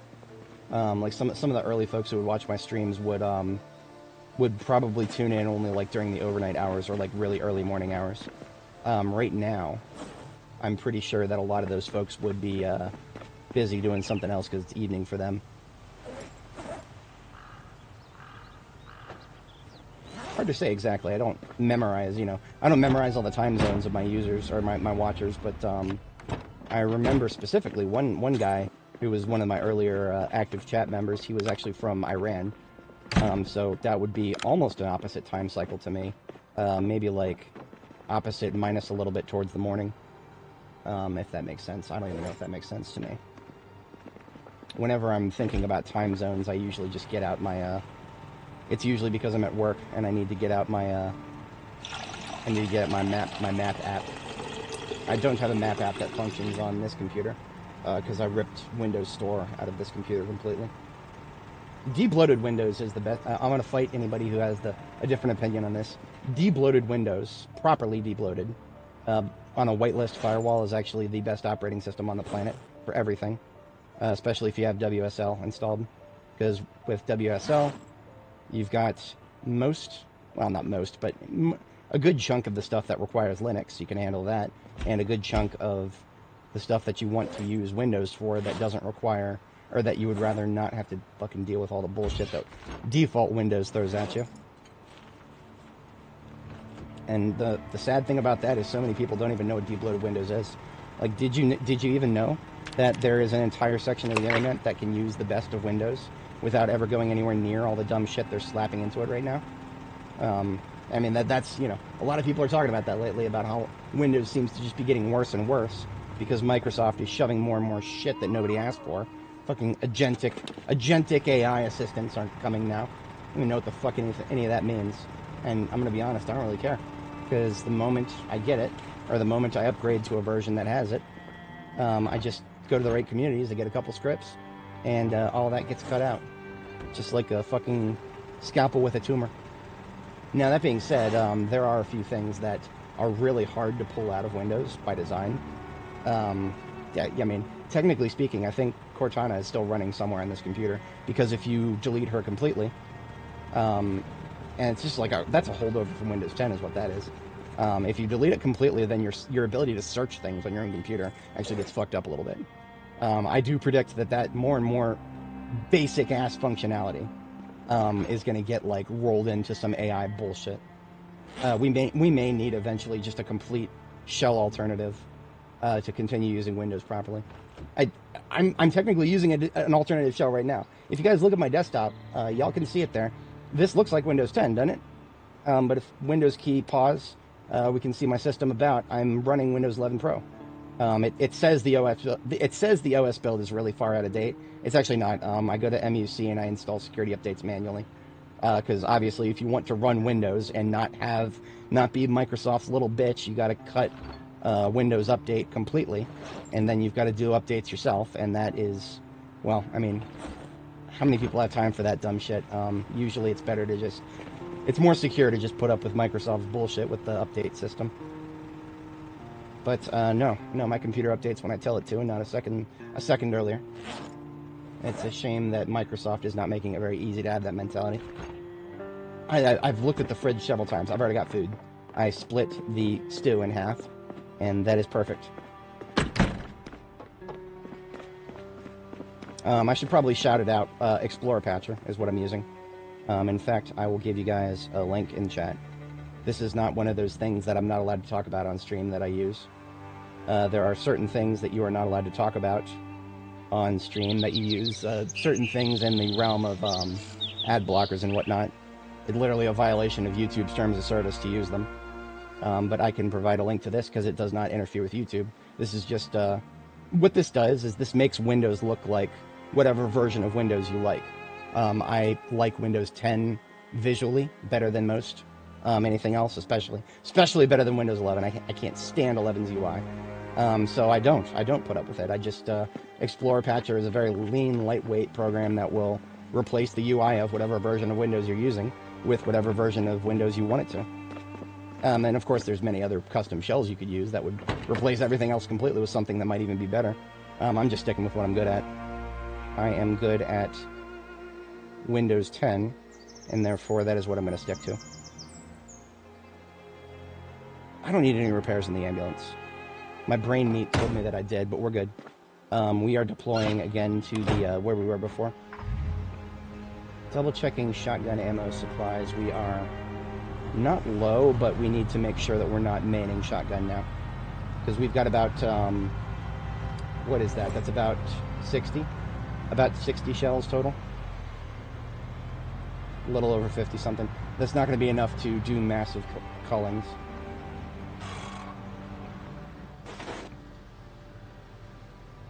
Okay, now I remember why my brain meat was telling me to repair the ambulance. It wasn't this ambulance that needed to be repaired. It was the other ambulance. Its trunk is basically full.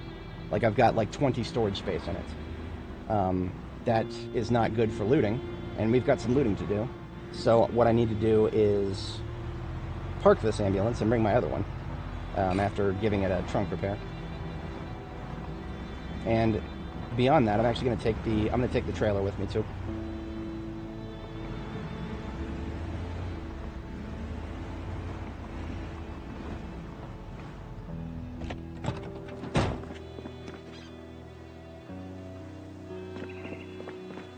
The glasswork I'm carrying does not need to RTB. That can stay up here. So I will take that and put it over here. Now, when I fixed up the ambulance before, I told myself, I said it live, y'all heard it here, I'm not going to be doing any more hard repairs to it. I will toss one steel sheet onto the hood. Actually, no, not even the hood. Not even the hood.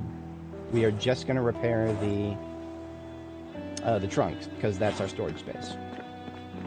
And everything else, we might swap out the hood for something we find in the field. So that time, because that's the second time we've repaired that trunk, it only got up to 98%. And that just keeps going down. That will just keep going down until, well, we have not yet actually hit the floor of anything, so I couldn't tell you exactly how long that will keep going down, but it will.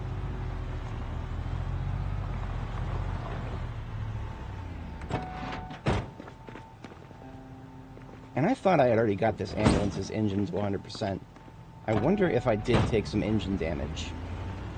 I thought engine damage didn't happen until you were like below 20% hood integrity. But we've got spare engine parts right here. I'll tell you guys a little secret. Put all of the engine parts that you want to use in the backpack except one. And it will repair your engine for all of those parts, but it will only use the one that is in your inventory. That's just a glitch. They're going to fix that eventually. I have no qualms with exploiting that a little bit. I mean, I've got the engine parts, and if I really needed to get more, I would. But there is so much tedium in the game right now that I'm not gonna go out of my way to imagine how tedious it would be if we couldn't use a couple of fun things here and there. Alright, so we've got an ambulance with an empty trunk that was just repaired, and a trailer with a lot of space in it. So by their powers combined, we can get a lot of loot. And that's what we're going to try to do.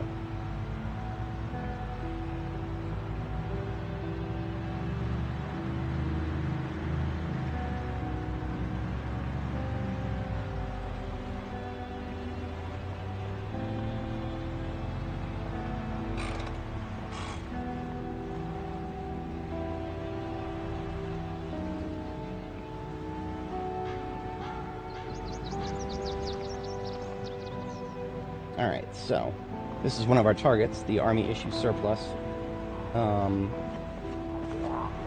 Once again, I'm looting and I didn't bring a sledgehammer because I'm using a vehicle that has trunk space but no field kit. So that's just a thing I'll need to be aware of. The back room for this military surplus store is going to have all the ammo in it. It's probably going to be behind a security door. So I am probably going to have to break that open the hard way.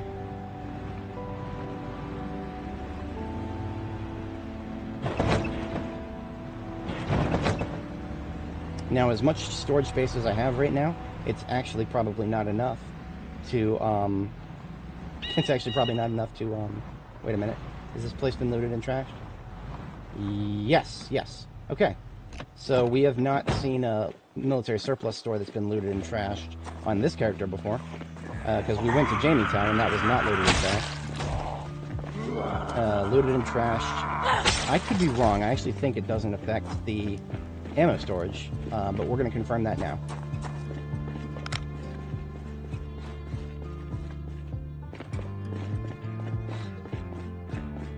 Yeah, it does affect the guns, because this is where we'd find most of the guns, is in these display cases. And I do think because it's been looted and trashed, we will not be seeing much in there. But we're going to find out. Look at that, just a gun laying on the floor, but it's almost broken. But a gun that is almost broken is actually still useful for repairs. So I unload it and I take it anyway.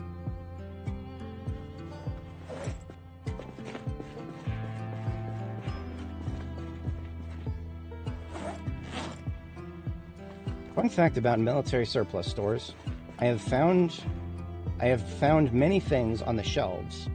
I've never found a backpack on the shelf, like a military backpack. I have found military backpacks on the floor after the place was looted and trashed. So when a place is looted and trashed, you'll find random stuff from its loot table on the floor. Look at this, an M14 on the floor. Just like with the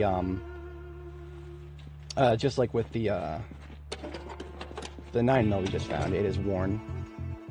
Like this entrenching tool, I don't even think we can repair this. Nope, we cannot repair entrenching tools, so one that is about to break, no, fuck it, I'm not even gonna make room for that. I have a lot of E-tools. I do not need any desert, or any sort of military jackets.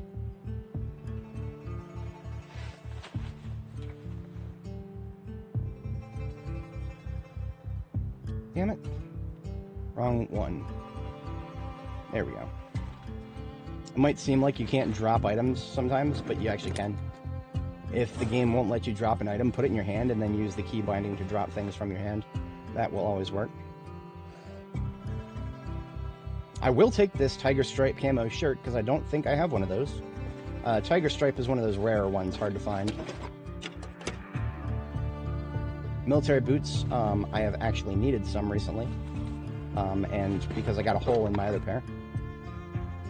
Feels like if that ever happens, it is like a frickin' an act of God if you get a hole in 100% protected boots. It's still possible. I'm guessing it's just a math rounding error.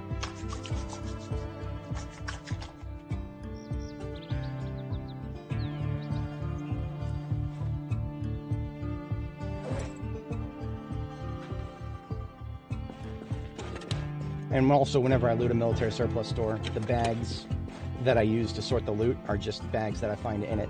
Already found several duffels. Okay, so we are now in the ammo storage room, and there are boxes on the floor, which is nice. But everything in here looks looted and trashed, so yeah, look at this. Only one box of 9 on the shelves. The cardboard box here is intact. That looks normal for a gun store. That is not normal for a gun store. So it seems to be hit or miss on the back room here. There's something. I will always take something, you know. Especially shotguns, seeing as I am running a little low on shotgun totality at the moment. I've got like 1 carton left in the van, I think. I'm not 100%. 38 special. M625, that's almost broken. Okay, that should be everything out of the back room, and the current duffel bag is full, so we're going to drop that off.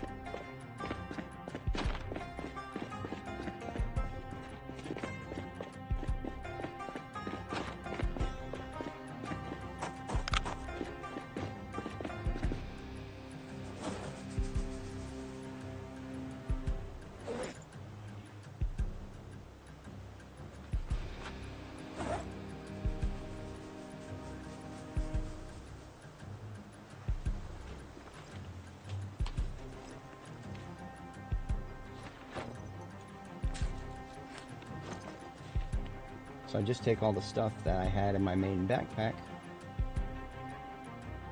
except for those boxes of 38 special. Those boxes of 38 special right there, This is not my main ambulance, so no, never mind. We actually have plenty, because I opened up another carton. That was my last carton. But otherwise, we are good.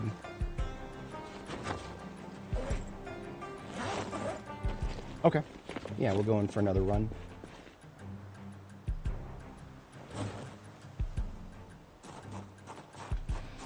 Before I even start looking at what's in the front here, there's not going to be any guns or ammo in the front here. The front here... Oh, look at that! Look at that! Look at that. This lines up with my experience. We've got a military backpack on the floor. I still have not found a military backpack on the shelves of one of these places. But I just found yet another one on the floor. This is the second one I've ever found on the floors.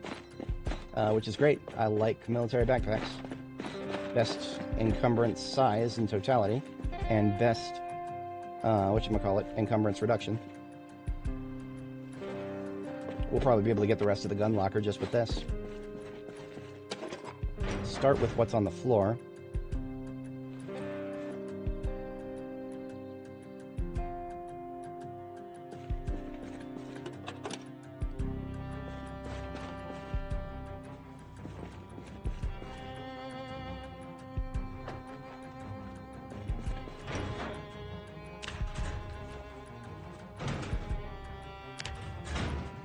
They've definitely eased up on removing things from containers in looted and trash buildings.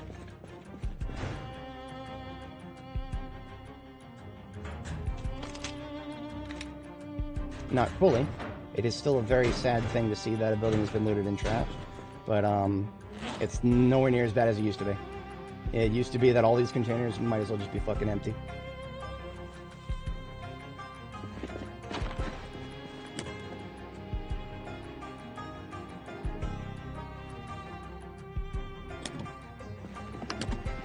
Right now checking cabinets. These two are not actually cabinets, those are white tables. M36 in perfect condition. My current M36 is at half capacity. I'm gonna replace it. Why not? M36 doesn't require any attachment upgrades. So this one that I just found is now going on my ankle holster, and I am reloading it, and the one that was in my holster is going in with the other replacements.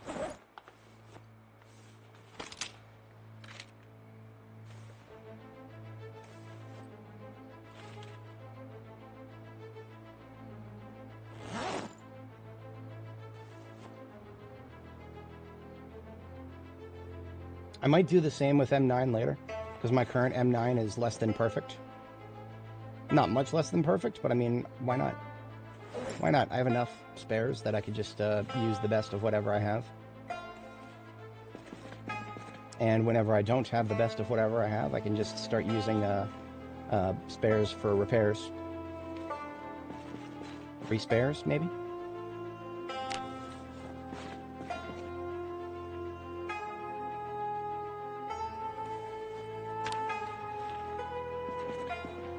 We're almost there. I may have been correct. Yeah, we're not going to quite fit everything we've got back here. So it's close, but not quite. This military backpack is full. We're going to go ahead and drop it off.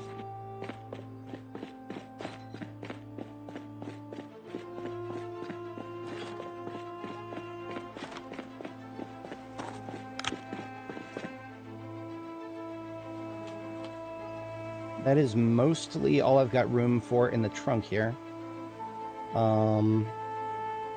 What have I got left? I've got like 12 room left. Okay, I can make that work. What I'm going to do is take a duffel bag and put the propane tank in it.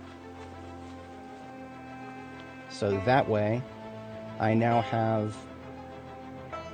I can fill this duffel bag the rest of the way, and that will be what can go in the trailer. I'm just going to do a pass on the floor and pick up... Hey, look at that! Look at that! Another military backpack. So I have now found 3 military backpacks in a military surplus store, and they have all been on the floor of a looted and trashed building.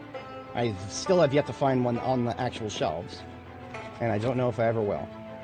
But I find it really funny that I've now found 3, 2 right here on stream, and they have all been friggin', they've all been floor ones. They've all been, they were all required to be from looted and trash buildings. Maybe they were dropped by the people doing the looting and trashing.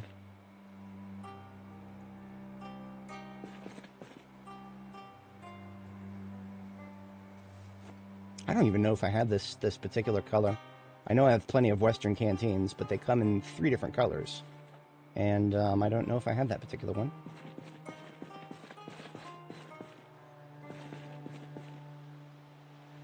I need something really lightweight to top this one off. Actually, sporks are not bad for your field kitchens.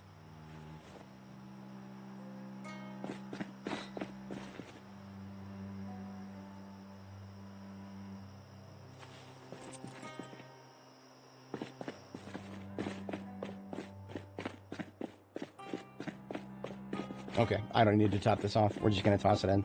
It's close enough. That is a full trailer right there. Wait, really? I overestimated. I overestimated. There we go. Yep, I was off by 1 encumbrance. Oh well. Let's go pick up that military backpack and fill this bad boy up, and this will be the start of filling the trunk of the ambulance. And we don't want to fill it 100% of the way up if we don't have good enough reason to. I'm kind of in vacuum up mode where I just grab everything. But we may hit a point where I want to leave some space for the, oh, wrong backpack. We may hit a point where I want to leave some space for the storage units across the street. Those are not looted and trashed. Those may actually have something that I actually unironically need, and I'm not just something that I'm stockpiling. The only book we have not found on this character is Longblade level 9. Or, sorry, Longblade volume 5. We are level 9 in Longblade. We have literally grinded our way through level 9 without the book. And that's been a lot of kills. We have got, on this character, 42,639 kills. Our favorite weapon is the sword. There's no further breakdown than that, unfortunately, in vanilla Zomboid. So you're just going to have to use your imagination and understand that I have a plurality of kills with the sword. And I'm still only up to level 9. And that is even with making sure that I had the books read for every level prior. The last level here, I've just had so much trouble finding the last volume of Longblade that, yeah, I don't know if I ever will find it. But one of my best chances is going to be just right across the street at that storage unit. Because storage units give you a lot of cardboard boxes, and cardboard boxes give you a chance to spawn the quote-unquote the cardboard box full of skill books. The cardboard box full of skill books can spawn in many places, but your best chances are at a storage unit facility. And the potential books that spawn in them include the ones that don't spawn in normal libraries. So LSU, the biggest library on the map, where we found copies of every single book in the game in multiple copies of every single book, except for anything for napping and Longblade. Okay, so no napping, Longblade, aiming, or reloading. Aiming and reloading, I almost didn't consider those because we get this kind of place right here. Even a looted and trashed military surplus store, right here on the floor, is aiming 1, 2, and 3. Aiming is not hard to come by if you loot every single gun shop on the map. You get many, many, many more chances at aiming and reloading if you do that than you ever will for Longblade. And napping, actually. As weird as that might sound.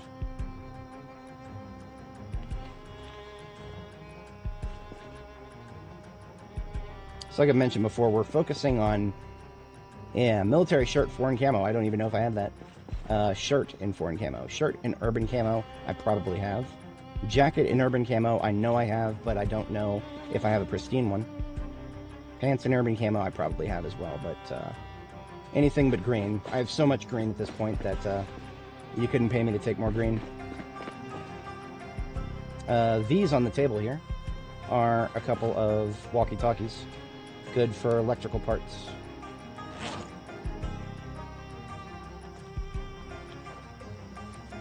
I accidentally picked up some boots with holes in them. I don't want those. Desert camo also is one of those camos that I just have tons of. Oh, these shelves right here. Look at that, there's stuff in them, and you can't see. These particular shelves, these low ones that are only one tile, those will have things in them, but they won't show that they're full. So you'll have to manually burn that into your brain, mate, if you want to try to keep track of that. Half of my success in this game is just because I got a lot of room in my brain for dumb, random trivia.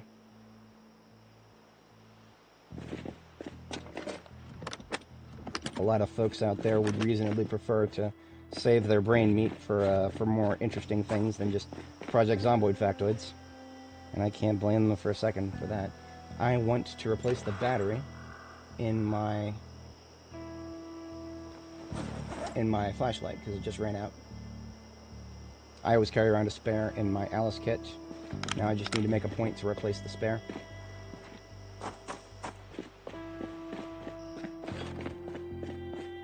I think... okay, so we have not actually cleared the rest of the back room here. Everything on that side, yes. Everything on the shelves here. Yeah, a little bit of ammo left.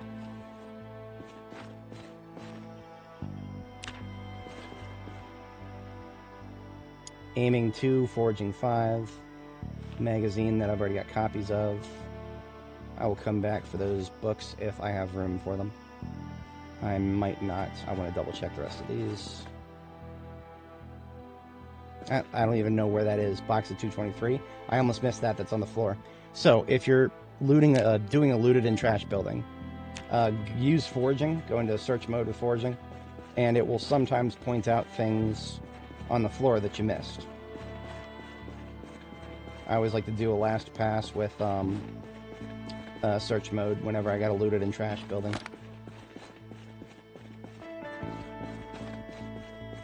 We're high enough level foraging that we're actually pretty good with actually finding trash now. In fact, I should set my focus to trash. Because remember, foraging will spawn things that weren't there before. If you do trash focus and you go to these little trash piles here. So not only are we finding stuff that we might have missed. Yeah. I mentioned before, though, and I find this really funny. It was looted, but that means we found military backpacks. I have never found a military backpack in a place that has not been looted and trashed. And I don't know why exactly that is, but it's what I've currently experienced. And I'm not going to lie, one of my other attractions for a place like this is actually just the furniture. The little shooting targets and the little signs. Yeah. 100%. These jackets on the floor are full of holes. I ain't touching them. We're just going to go in this direction with search mode. Do a little circle around this area, see what we find, if anything.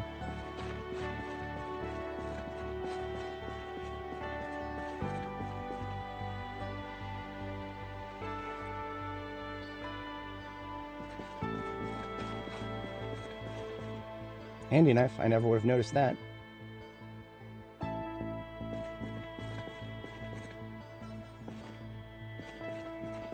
You can tell the difference between what I find that's just on the floor versus what is foraging, what I'm spawning in through foraging.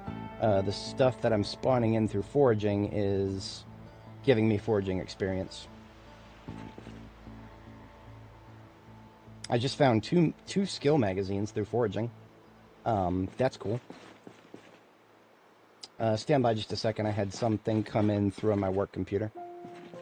Technically should not be responding at this hour, but that is okay. Annie actually needs a rest. Fun fact, foraging uses a lot of stamina now. It never used to, but it does now. They decided that we were getting too much fun out of getting too much fun out of foraging. So they made sure to nerf that by making it so that we have to take a break. So while Annie is recovering her stamina, I got pinged on my work computer. I'm gonna see what my teammate needs here. They've been very self-sufficient recently. I haven't actually had to.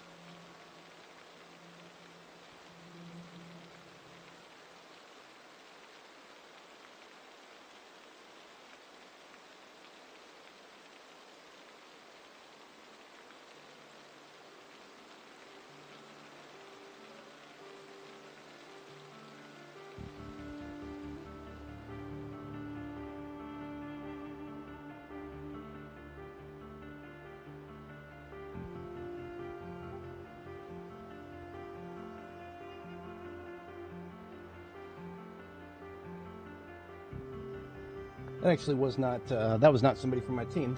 That was one of my colleagues. He's actually played video games with us here on my channel once before. That was Mashik.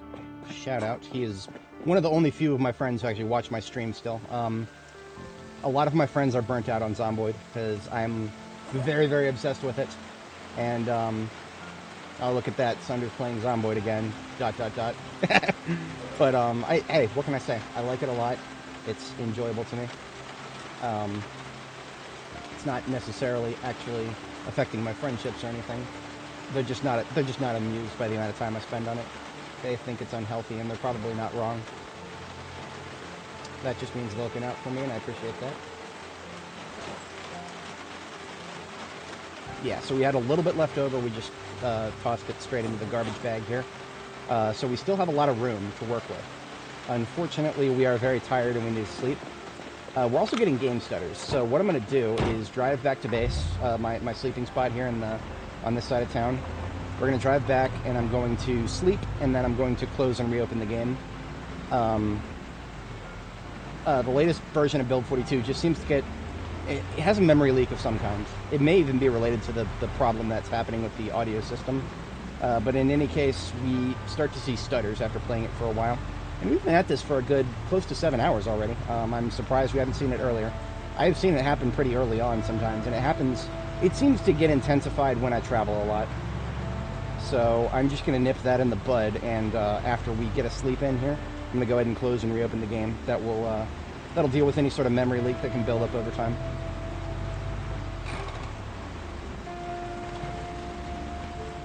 I parked my other ambulance specifically so that I could drive around the circle like this. It's a little tight, but it works. It's not like I particularly chose this base for anything other than it's the little pool in the front yard there.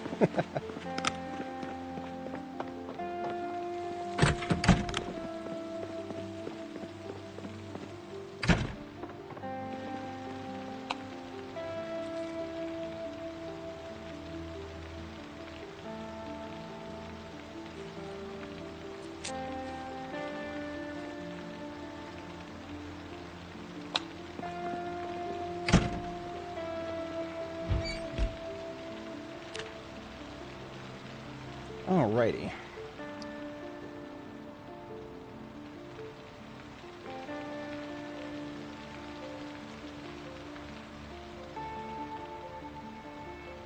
But yeah, if you ever see me playing multiplayer games, I've got a pretty small group of folks that will drop in. 7 Days to Die is where most of them will come in. I may actually have a rather large 7 Days server at some point in the future. I'm kind of waiting for the Fun Pimps to do some of the stuff they've talked about before I even go anywhere near that game again. It's the last time I played it, whatchamacallit, the latest Storms update, the 2.0, the big, scary Storms, that was still in beta. And so I had to deal with a lot of the dumb bullshit that current players won't have to deal with. They have retuned Storms a little bit. I think they've made them more interesting than just being, okay, go hide inside for however fucking long. Which is really fucking boring. A lot of streamers will just when they have to go inside, they'll just like stop playing. They'll use Storms as like a time to go AFK for a second, and they'll just go indoors somewhere and AFK. I didn't do that, but I still struggled to actually make it interesting for that short period of time while Storms just came along and interrupted whatever the fuck we were doing. We were in need of a bath, so we're gonna wash up, and that's gonna burn enough clock time to go ahead and hit the sack again. Get our second sleep as a restless sleeper.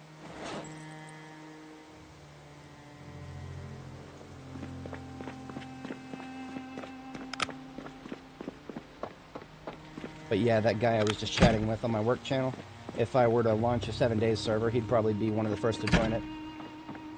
Probably. He got really annoyed with me at one point because I changed the settings, and he didn't like the changes. But I think we're past that. We've got better communication on that. It was almost unplayable, and he was correct about that. I won't be changing settings at all unless everybody asks me to. I mean, generally speaking, I like to just play 7 Days on its default settings, but some of the newer stuff is a little bit tedious, and if the homies want a different setting for that, I will gladly change it. Whenever I play a game solo, I'll generally always play the defaults. Except Darktide. Well, Darktide doesn't count. It's not a solo game. As much as people want solo mode in Darktide, it is not currently a solo game. Maybe someday it'll be. Finish off this bowl of stew, and then get the next one. Each of these bowls of stew came out to be a solid 60. Or 55, but that's close enough for me.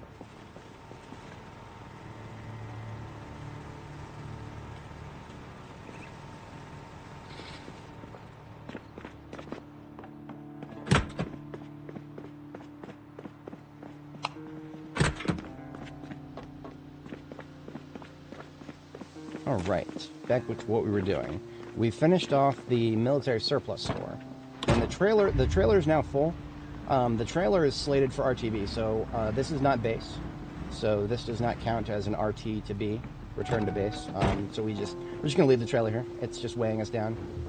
And we will come back and grab it on our way back to Reed, which is where we will stage stuff for the actual RTB to Jericho. But for now, we're just working on filling up the trunk of the ambulance here. And we will do so at the, I'm pretty sure military surplus, or army surplus. Army surplus is fully looted, I believe. Maybe I'll just do one quick pass. The brakes in this thing are actually kind of okay. That was a bit of a sudden stop there.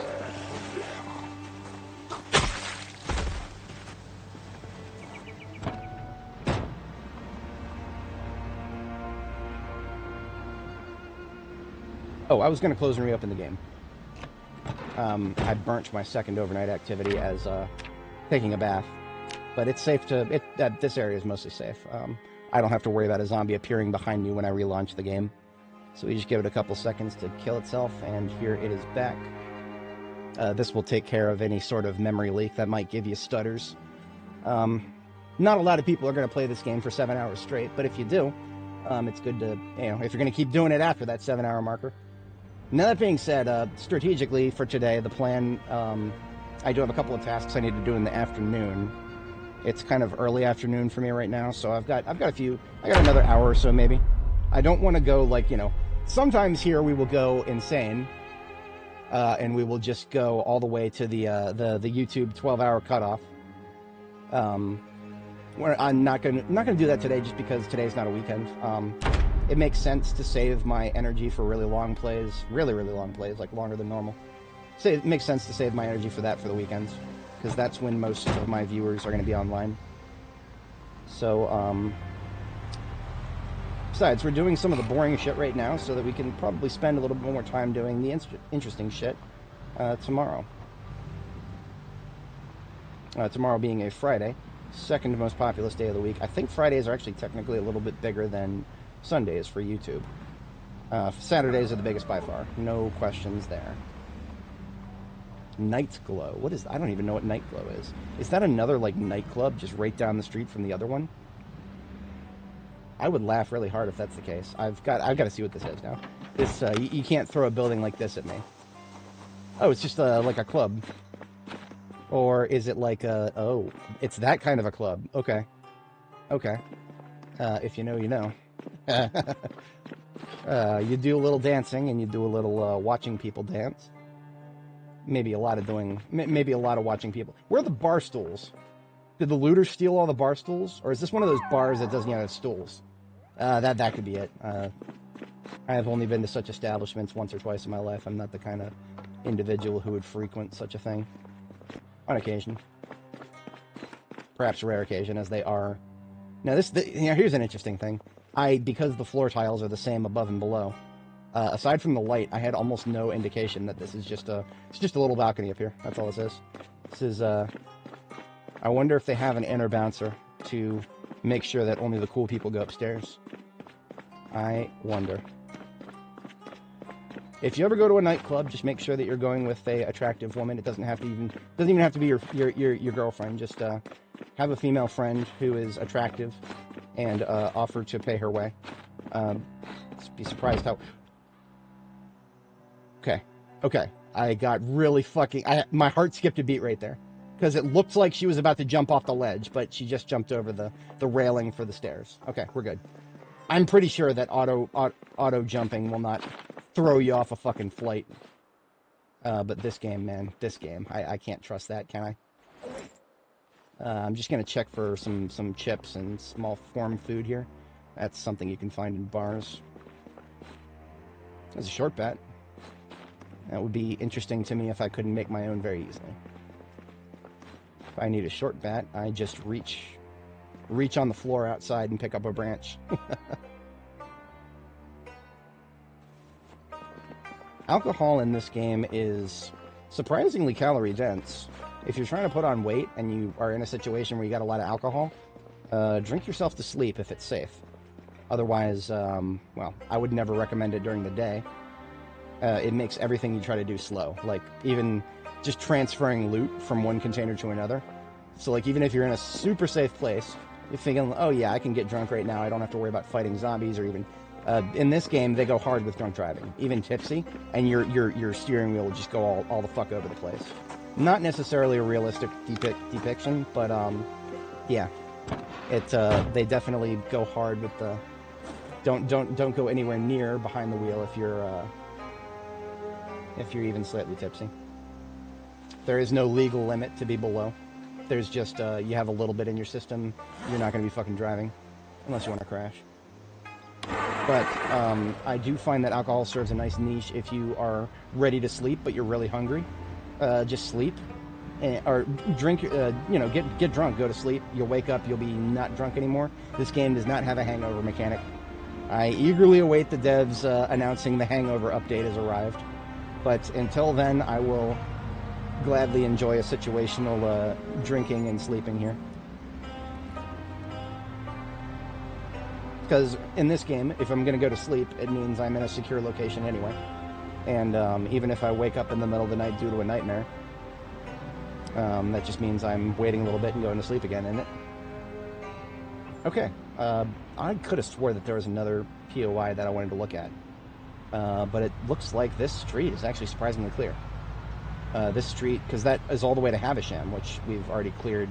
We've done a hard clear at Havisham right there. Everything on the lower floors. Fun Extreme. I want to say it's just a big old arcade. Maybe laser tag? I mean, this is the 90s. We had laser tag in the early 90s. I grew up in the 90s with a laser tag complex in my hometown.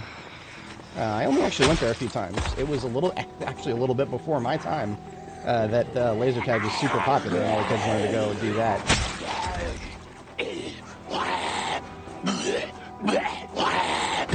When this game takes place in 1993, I would be about, I'd be a toddler. I could barely form words when in the canonical start date of this game, July 9th, 1993. I would not be old enough to say full sentences. My mom might understand what I'm trying to say if I babble enough, but otherwise, it was not until about 2000 that I was actually cognizant of what was going on around me. I think this is laser tag. Oh, look at this. There's a little white... Yeah, look at... Oh, no, it's mini golf. Oh, look at that. We got a mini golf course, boys. Mini golf. There's golf clubs in this game, and there's golf balls. I've never found a putter. That sucks. There's no putters. Once again, we're using a little bit of our creative energy to predict what the devs might be going for here. I think a lot of the sports equipment that we see in this game right now are not just suboptimal weapons.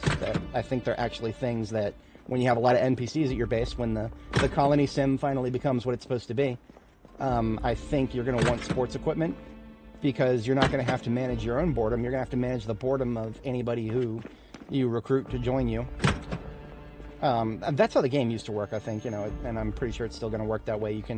People who are not enemies with you when you first see them can maybe be recruited. Maybe you might have to twist their arm a little bit. I don't know. I'm really hoping for a RimWorld situation. RimWorld, I think, did it best, and the devs of this game have publicly stated that they've referenced RimWorld in their patch notes multiple times. So I know the devs recognize RimWorld as one of the best colony sims, mechanically speaking, out there. So that's actually one of the reasons I keep playing this game. Just the simple knowledge that the devs are using RimWorld as a model. RimWorld's one of the best games if you don't care an absolute bit about visual gravitas. Because RimWorld has such mechanical depth that you can make somebody eat their own child and turn their own child into human leather. That's how fucking hard that game goes. But all of that interesting mechanic stuff it comes with, they'll never forgive you if you force them to do that, and it'll drive them insane, and you'll see all the text. You'll see all the text that comes with all those little stories and emotions. But it's just a fucking it's like looking at looking top down at a fucking chessboard. They literally call the NPCs, they call them pawns, because that's all they are, just little 2D sprites floating around. The best thing you'll ever see in animation, an animation will just be one pawn just moving quickly against another pawn. There's no visual gravitas whatsoever. If you want to play RimWorld and have a good time, you're going to be using your imagination the whole time, or you're just going to be watching a bunch of fucking sprites move around, and that there's nothing visually interesting about that. And I've mentioned this before about this game. I don't like it when I have to put a lot of creative energy to enjoy a game. I say that, and I'm playing this game, which requires less than RimWorld, I'll say that much. This game requires a hell of a lot less creative energy to enjoy it than RimWorld does. That's why I'm playing this instead of RimWorld. I would never play RimWorld without like a whole selection of mods, because the base default gameplay flow is just nowhere near as fun to me as this game's is. What the fuck is that? Y'all can hear that. Oh, it's a fucking raccoon. Okay. There was a raccoon stuck. I heard footsteps. They were going faster than a zombie footsteps, and that was bothering me. Just a raccoon. We're good. So we found a couple pipe wrenches. One of them needs to not go into this bag, because we need one at our forward base. Everything else we just picked up can go in there. I didn't really need to loot this place, but I did because it was right in front of me. Our actual loot target is a little further down the road, but I'm going to make use of this road while it's clear. Absolutely. A couple things I could make use of. And that has almost resulted in a full garbage bag, which is nice. Plenty of room left. But yeah, I genuinely enjoy RimWorld as a colony sim, and just a game where you have NPCs that you can do all kinds of fun stuff with. And the funny thing is I usually just do... The way I play RimWorld is actually really boring. It's actually really boring. I would never want to stream it because I can't... It would be very hard to make it interesting. I just like to play a chill group of folks who accidentally find themselves crashed on a planet. Just a family, just one family, man, wife, and a son, and they've got to deal with whatever the universe throws at them. And that right there is, I play not Cassandra. I play Phoebe Chillax because I don't like too many random events all at once. I don't mind the occasional big raid, but it needs to be occasional, because otherwise the combat in RimWorld is not interesting enough for me to want to do it just for the sake of it. Right? I deal with combat in RimWorld not because I want to, but because I have to. It's part of the game. This game, I deal with the combat because I want to. It's fun for me. I enjoy it. RimWorld, there's just a little too much dumb shit that can happen that can kill a colonist that you actually care about. Yeah, no, I'm not doing that.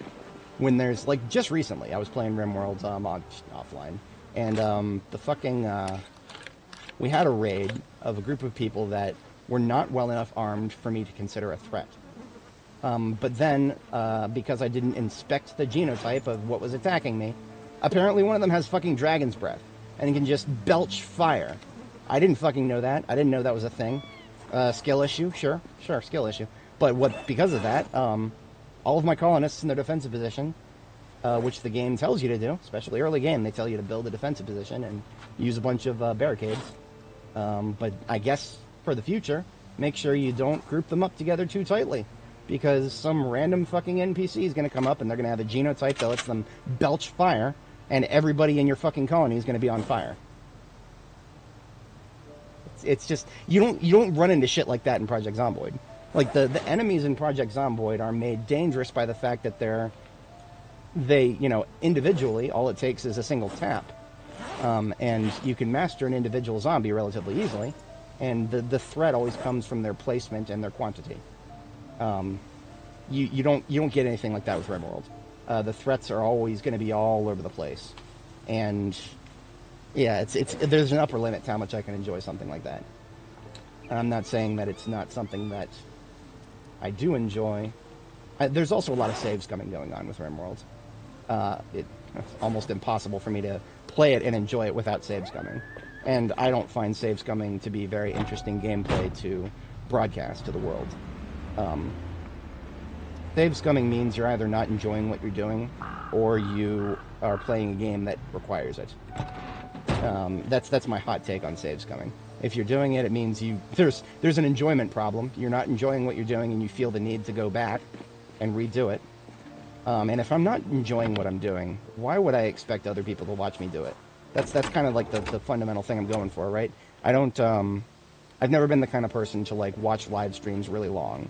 My foray into live streaming has really just been, I'm going to do what I enjoy, and if there's people out there who find that amusing or entertaining, or just, good background noise, great, mutually beneficial. No reason not to. But and there's certain things where I'm just like, okay, if I'm not going to enjoy doing this way, then yeah, I'm not going to do it. I don't expect I'll be doing a lot of save scumming on any game that I play on this channel. There are some okay parts on this thing, but none of them really stick out at me. Yeah. Always check your local heavy duties. For anybody joining, if you're not familiar, most of the zombies in this area were all killed at once because we did a successful sheepdogging maneuver. That was all a single pipe bomb right there. The vast majority of everything that's dead in this area right here on the center right of the screen, one pipe bomb. I've done similar numbers with multiple pipe bombs, but I've vastly underestimated what a single, well-placed pipe bomb with the correct luring of zombies and the correct moment of detonation. We still didn't actually get the best detonation opportunity. We had a bit of a gap. The horde that we were encircling around the kill zone was actually a little bit lopsided. That was hardly a problem though. We just got out and finished the rest of them on foot, and that was that. So our next loot target is actually this secure storage place that we just drove past. I am just clearing out any zombies from this side that would hear me inside looting.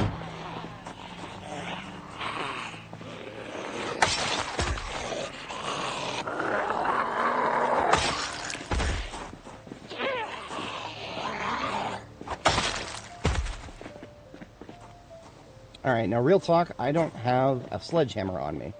And a storage place is going to have a lot of secure doors. And my chances of finding a key to the joint are probably slim. I do not want to stand there and smack a bunch of storage doors. So here's what I'm going to do. I am going to clear the area first. That's what I'm here to do first. Clear the area. And once I am somewhat secure on zombies in the area. Oh, this place has been partially looted and trashed, I think. Okay, partially.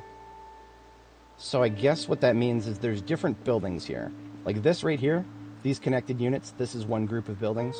And the little office here for the place, that's a different group of buildings. The office has definitely been looted and trashed, because we can see the garbage on the floor and the windows busted out. This place, the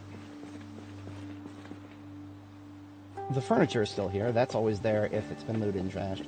There's garbage on the floor inside of these units. And more than half of these units are busted out, but then there's that one over there that isn't busted out. I can't remember the last time I've seen that. I can't remember if I've ever seen a partial looting and trashing. But that is still locked. I'm going to have to break my way through that. Let's check the rest of this place.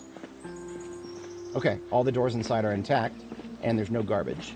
So the main place, the main attraction, is not looted and trashed. So,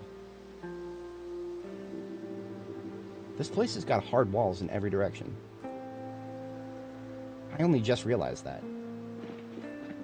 Hard walls in every direction, except for... Hello.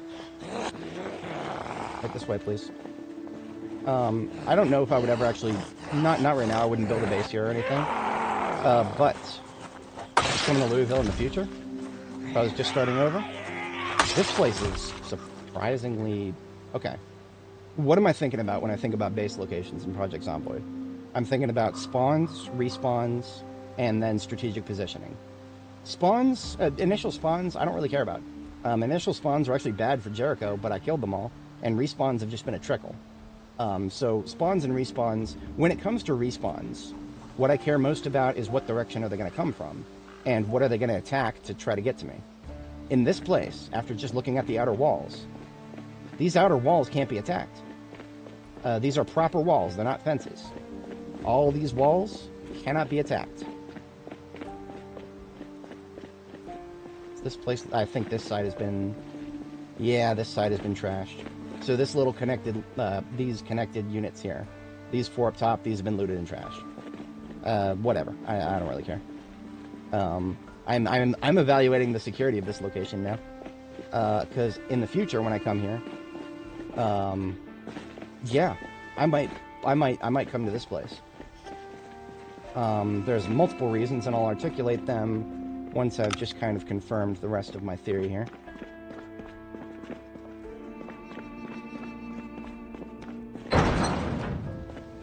Yes, I am 100... Okay, there is a very small ingress area for this storage unit facility, and it's right here. If you find some way to block these, the doors and windows of this building. Now, this building's full of windows, so this building is a little... What I would probably do with this place is sledgehammer out the bathroom wall right here, sledgehammer out a couple of walls in the front, and just drive a throwaway car up to block the the door and these two windows here. Because this door and two windows right here, these are the only points of ingress for the entire wall facing this direction. And then, of course, you've got the front door here. The zombies already destroyed the default gate, and the rest of these fences are attackable. I would probably eliminate those fences and just create my own little wall area right here with my own fencing, because then that would be the only way in and out anywhere for this entire large complex. Okay, so just in terms of B42 and the current build, this is a fucking castle right here. This is a fucking castle. Better than anything we could ever build as a player. This is better than something I could build in the Ohio River. Well, better, it's more strategically placed. And just to kind of illustrate it better with the map, the walls that we're looking at here don't even show up. So what I'm going to do is add a note, and I'm going to use little underscores, I think are the longest. Hit match perspective, rotate it 90 degrees. And delete 1.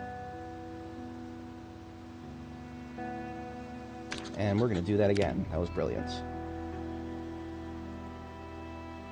I think in this direction only 4. We're doing 180. Match perspective 180.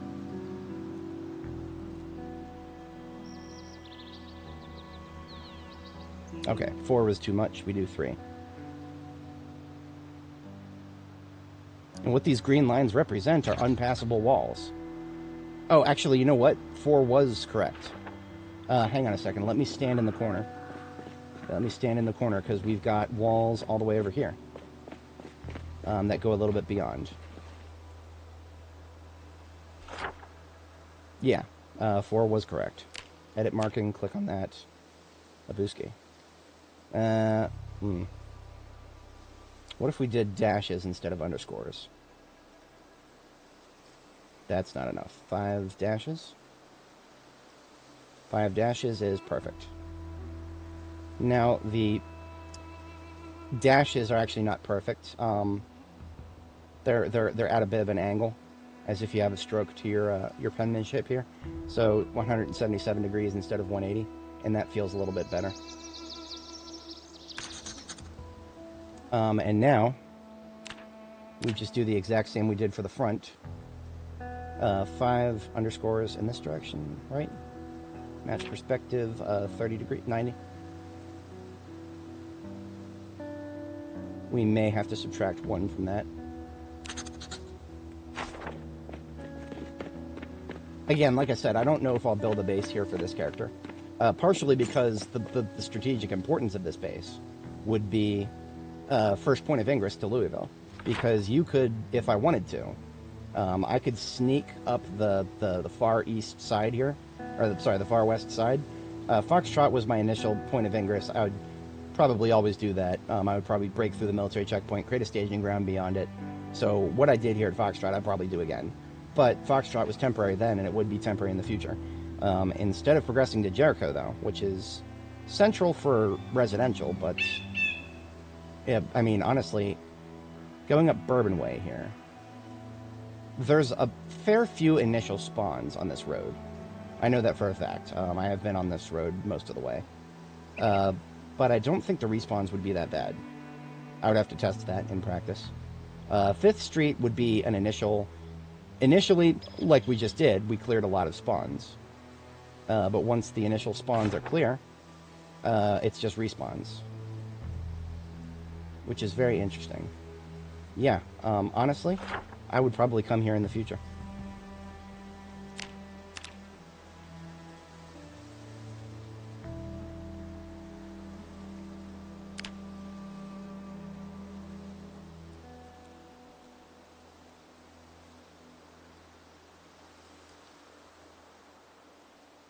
So these dotted lines represent walls that zombies cannot get through.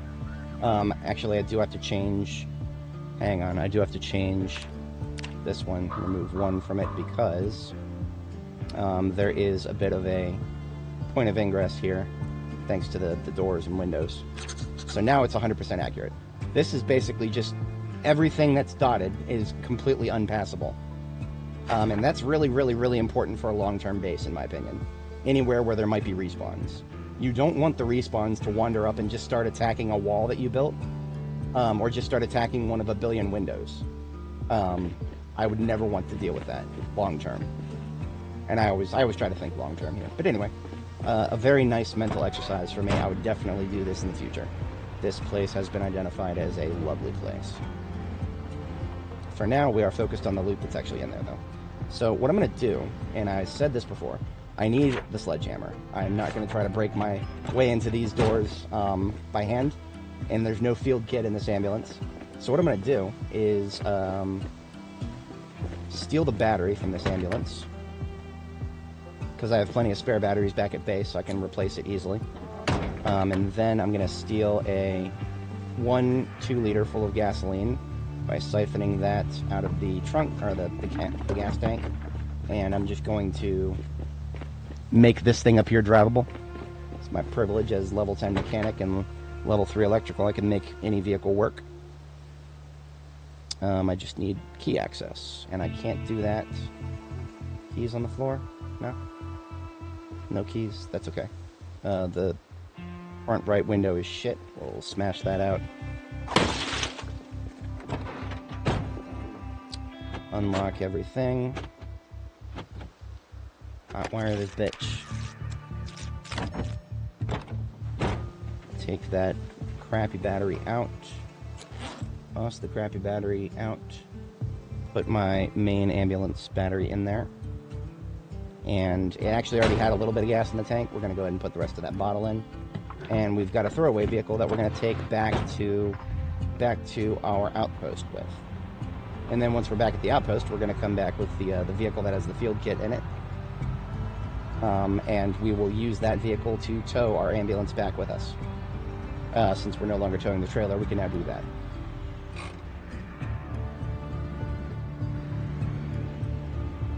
Just another little logistics life hack right there.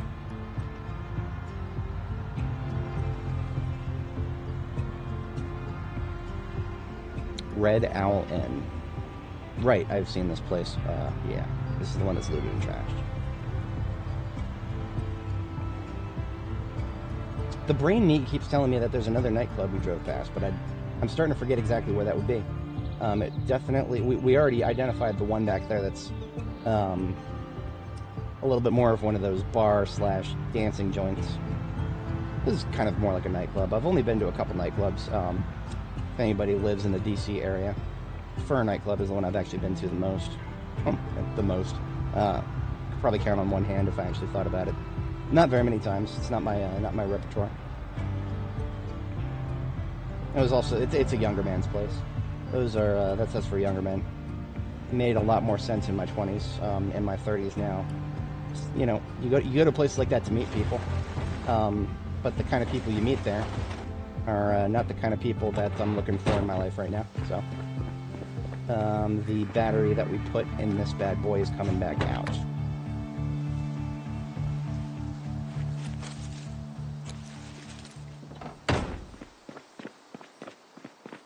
And here is our ambulance with the field kit, including the sledgehammer.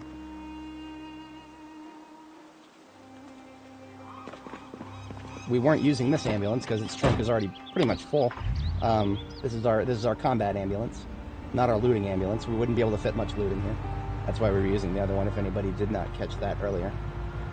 The other ambulance is the only main vehicle, or the only, like, you know, functional vehicle I have in the area that does not have a that doesn't have anything in its trunk.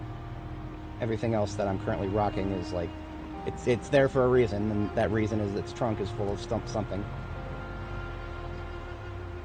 So the Nightglow and Fun Extreme, I'm guessing that the other nightclub that I'm thinking of was further back.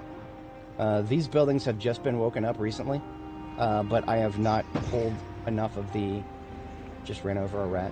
I've not pulled enough of the zombies out of it to care about it. So that's not a point of concern yet.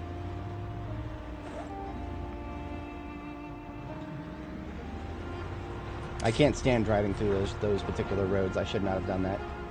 Fucking billions of rats. We're at peak rat index back there.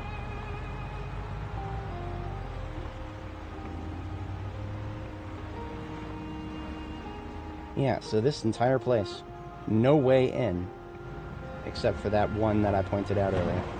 It's rather neat, if I do say so myself.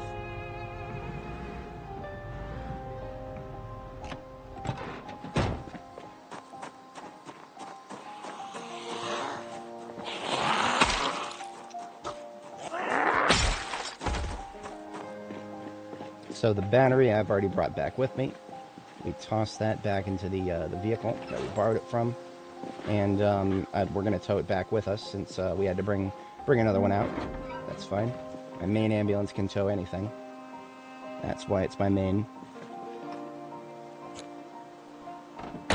Alright, now let's get the sledgehammer out. I am skill 1 with long blunt now. I have never actually done a lot of heavy sledgehammer work with skill 1 and long blunt. I am curious to see if you have no skill, you're skill 0 in long blunt, you will start getting muscle strain in the yellow after just 2 sledgehammerings. Now that we're level 3, I'm curious to see if I can make that last a little longer. Alright, so we're monitoring our muscle strain closely. We're in orange right now. Still in orange. That is a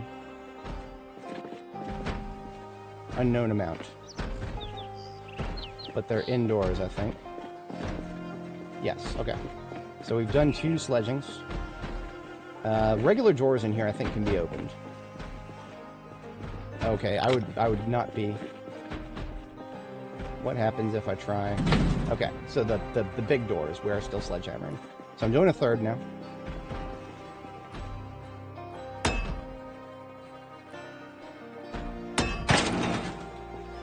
Okay, and I'm going to risk a 4th. Because I know that if, with a little bit of spacing, I can handle 3 without going into the red. I want to see if I have risen beyond that limitation. When you get to the red muscle strain, your damage gets cut in half. Actually, I think the orange cuts, or the yellow muscle strain cuts you in half, and I think the red cuts you in half again. So I would be doing quarter effective damage if I made it to the red. But I have now done 4 sledgehammerings, and I have not made it to the red yet. So my theory is correct. Long blunt skill will, yeah, I mean, you know, that makes sense. Long blunt skill determines how much sledgehammering you can do before your hands get broken, as it were. Makes perfect sense. But I'm not going to risk more than 4. I'm just going to call it there for now. And I'm going to try to kill the ones behind these solo doors. I think these solo doors are actually... Yep. Solo doors are not locked for some reason. Only the big ones. Highly unrealistic for any storage unit facility.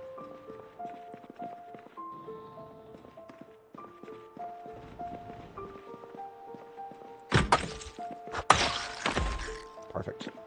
I think that's clear. We've made enough noise that if there was anybody else in this place, we probably would have had their attention by now.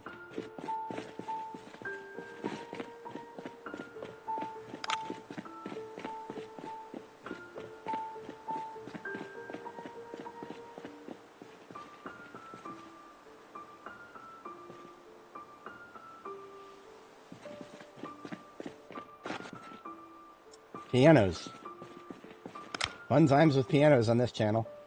Shout out to anybody who was around for that. Right now, pianos in B42 are, let me put it this way. Pianos in Build 42 work fine if you bring them to the correct place and you never move them again. If you're gonna like, you know, build a custom base, put a piano somewhere, make sure that you put that piano in the correct location and never have to move it. Because dumb shit starts happening if you pick up a piano and put it down and try to pick it up again.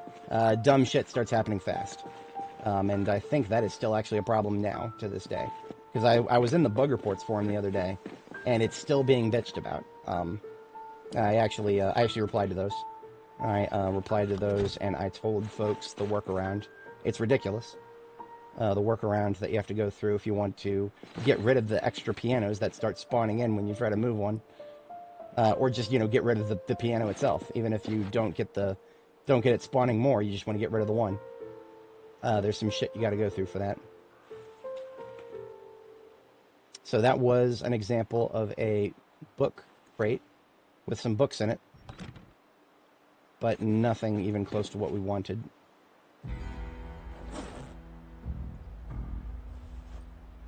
I don't plan on planting the wheat, but if you open a seed packet of wheat seeds and you get enough of them, you can actually do things with the wheat seeds. Like mill them into flour, for example. The flax seeds that I picked up, the seed packets, flax you can actually turn into vegetable oil once you get enough seeds.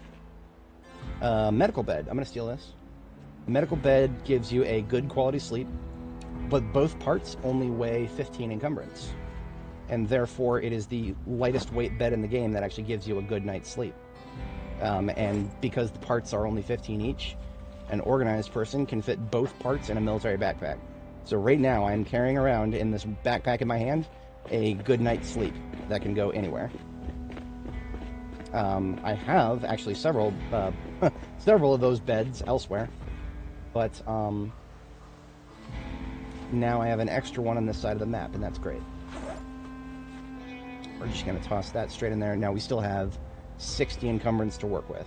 We're not going to spend much of that on furniture anymore. It would have to be like a mind-blowingly cool piece of furniture. I have not actually started loading up any furniture from the army surplus around the corner because the army surplus around the corner's furniture, most of it is something I already have a copy of. It is rare, so if I have room for it, I'll take it, but if I don't have a lot of room, I'm not going to bother.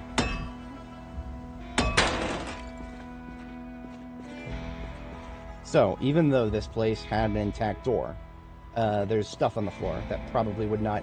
We can tell because this dark blue denim fabric roll here is like mostly used up. So we got some denim fabric. That's actually really rare. That's really rare, but there's only a little bit of it in there. I will steal your precious memories. Thank you. I'm like Tanjiro. I have got to take people's precious memories and carry them on into the future. Because if I don't remember them, nobody will. I'm an absolute simp for Demon Slayer. As from a writing perspective, Demon Slayer is actually not that impressive. The characters are all very one note, but it's the emotional impact is just so well delivered that I don't fucking care. It's just great. If I want to feel things, I'll go watch Demon Slayer, because I will feel things. Even my my shriveled fucking heart will feel things if I go watch fucking Kyogai. The guy just wanted to fucking write his music, or no, poetry. He just wanted to write some poetry. But the only thing he was good at was playing drums. And everybody who tried to read his poetry would just chuck it out. Fuck you, dude, don't write poetry. But the guy, after he became a demon, the guy who came through and killed his ass, he would not trample on his poetry. The only guy that didn't fucking screw him over was the guy who had to kill him after he became a demon. Fucking tragic.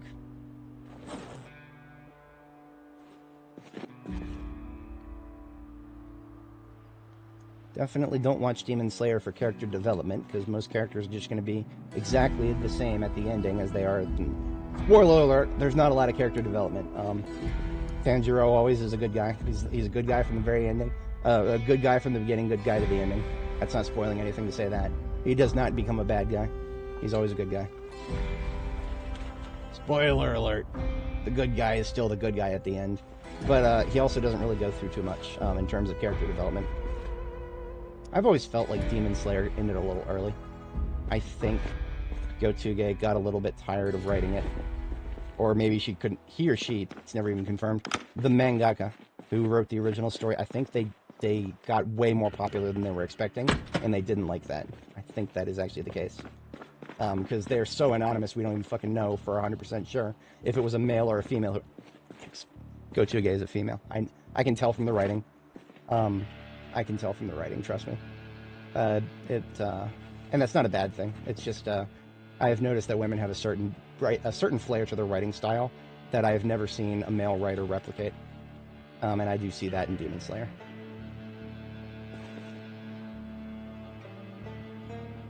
That's a really nice purple hoodie.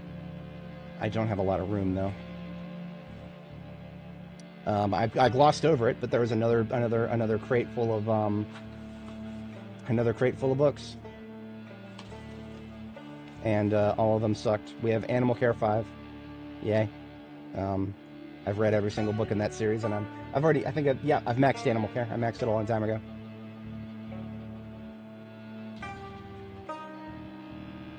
Yeah, lots of fun stuff in these boxes. Chances for what we're looking for, but nope.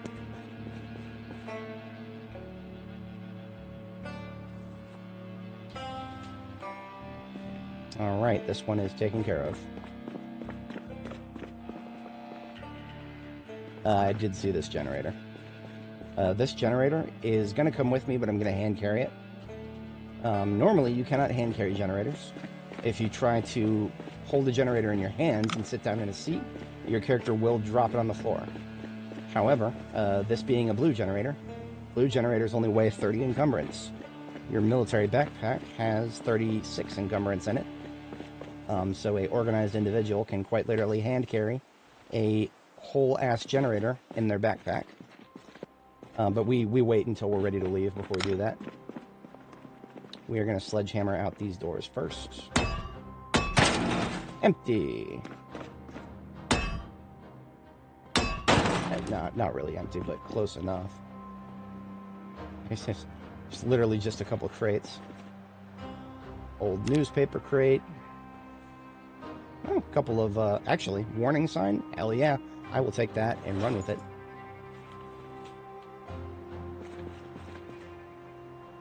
I actually already found some paintbrushes recently.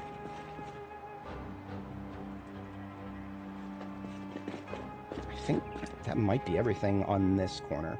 There are the individual small door units I have not yet hit. But that is because I'm focusing on sledgehammer use, and I think I'm done with it. Yep. We have blown out every door that we can blow out with the sledgehammer, so we put it back.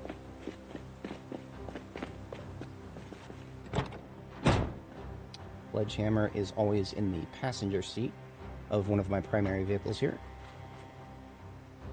which is full largely with armor. If anybody watching is not familiar, I do occasionally armor up. I armor up when I expect to be doing lots and lots of melee combat specifically. It's been a long time since I've done any sort of combat phase where I've felt like I'm going to be all melee. I've been mixing ranged into the mix for pretty much my entire Louisville journey, which is great. I don't want to have to be forced back to melee anytime soon if I don't have to be. Melee is great, but I like to switch it up. That feels like the most secure thing to do. Here's a question. Do I have room? I thought that said 160 instead of 150. Painful. Truly painful. If I get 7 encumbrance out of the trunk here, I can fit the generator into it. So if I take these long blunt weapons that I'm not really using very much and just leave them on the ground here, and this spare axe, now I can fit the generator. I know I said I would hand carry it, but okay, no, instead of that, we'll take the medical bed. I probably am not actually going to be so loaded up on loot that I need to worry about this, but just in case. Because there is still the furniture in the surplus store that I might want to grab. Alright, so that's full. I'm going to get this grass out of the way so that I remember that stuff is there.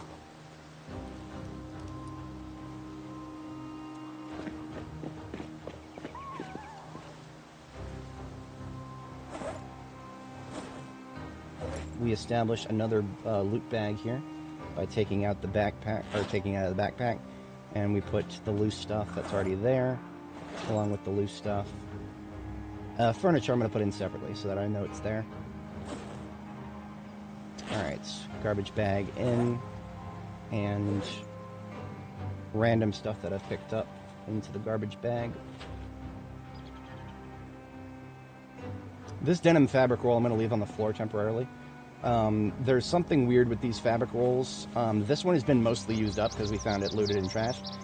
Despite the fact that it's been mostly used up, it still weighs 10 encumbrance, as if it's been...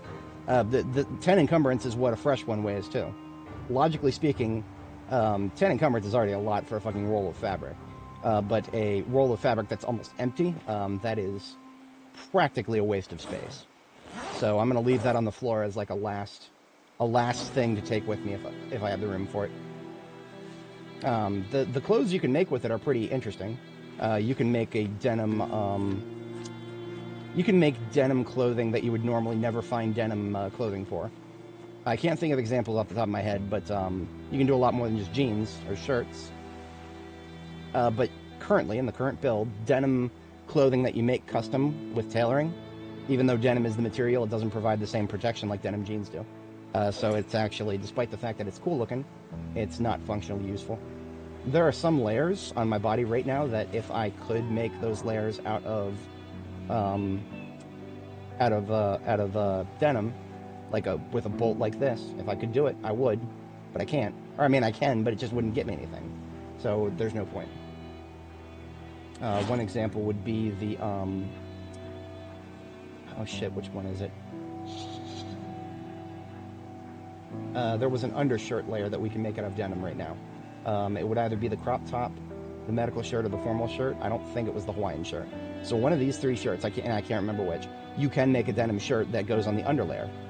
The denim shirt that you most commonly find in this game, like 99.9% of the time you find a denim shirt, it's an outer layer shirt. Which I think would replace the formal shirt here. Yeah, that would replace the formal shirt. It would also be a little bit too high in insulation for me normally. But the ones you craft with the denim here do not have high insulation or protection, so that feels just like an oversight. It's just probably an incomplete crafting situation we're dealing with there. Alright, that has sorted everything I've picked up so far. We are going to get a trash bag in my offhand.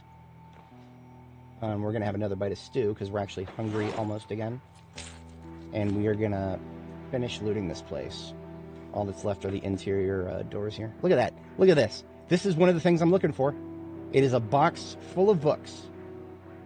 Not a single level 5. Like I said, we have a lot of chances. It's just every single one of these chances for a level 5 to spawn, rare as fuck. Rare as fuck. It's unfortunate. I also have not seen any Longblade. I don't even know if Longblade actually would show up in here. All I know is that you get books outside of the normal library loot table. And because of that, that's why the brain meat tells me possible chance of Longblade. Even if we don't find one, it's worth it to try. It's literally the only book I need, the only book I'll ever need on this character. I don't expect the devs are going to be adding new books to the game during B42. I'd be perfectly okay with it if they did, but I don't expect it. It's a pretty, well, pretty, that's an olive drab color is what that is. This is one of those corners where there's a bunch of crates blocking your way. Pick that up and put that down over here. This is industrial dye that you can use for clothing. I have not found enough of that in this area to warrant passing up any opportunities.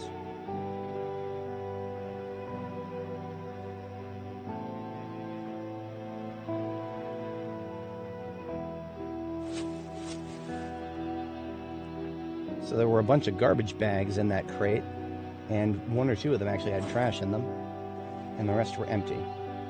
That is a genuine hoarder crate right there. I actually, in real life, have some things in storage right now that I've separated into trash bags. And the funniest part about that is I made that decision long before I ever touched Zomboid. Okay, everybody take note of this right here. This right here is a heavy chain with hook. It weighs 12.5 encumbrance. This, I think, in the future, is something we're going to have to carry around with us if we want to tow vehicles. I would be very surprised if that is not very close on the horizon. The item is here. They're probably working on it somewhere in the background.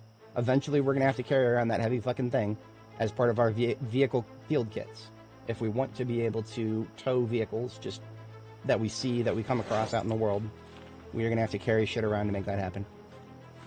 It makes sense. That doesn't mean I'm excited for it. Does this game really need to get more tedious than it already is right now? I'm pretty sure a lot of people would say, no, it doesn't. But the people who would say, but it's realistic, are the people that the devs are listening to right now, so that's what we got to deal with. Actually, it's realistic. Actually, yeah, they're 100% correct. But you know what people actually use for towing? Fucking tow trucks. Why are there not tow trucks in this game? This is just an example of the Indie Stone spending valuable developer resources on something that I think is bypassing a much broader issue. We should not be thinking about ways to make the current ramshackle towing system less convenient. We should be, in my humble opinion, thinking about ways to make the ramshackle towing system that we got right now into something that would actually be a little closer to reality in terms of options. The devs have no problem giving us options elsewhere. I have like 500 different options to store water, and that sets Zomboid apart from most other games I've ever played. It's great, I love it. But they just seem to have certain blind spots with that, and that's unfortunate.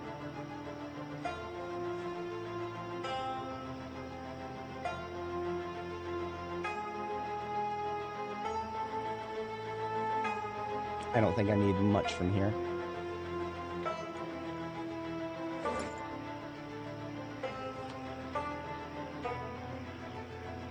Yeah, lots of stuff. This is one of the big ones, but no books, and stuff that actually interests me is few and far between. We got a full bag of, garbage bag of stuff. Drop that off. The vehicle is almost full, but we're almost done here too. Oh, I lied. We've got room for 1.5 more garbage bags here. Yeah, we're good for the moment. I believe I've already hit this side. Yes. I've already hit this side for everything.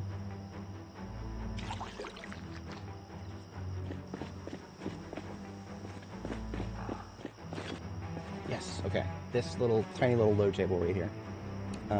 It looks nice. I might take it all the way back to Riverside with me. I don't see tables of that particular design very often, and they actually match a certain aesthetic that I'm going for in my main base back in Riverside. So, furniture shopping is live and well. Getting close to bedtime here. It would be miraculous if I could make it back by then. I think we are close to being done with this place. Yeah, we got all the biggest parts looted.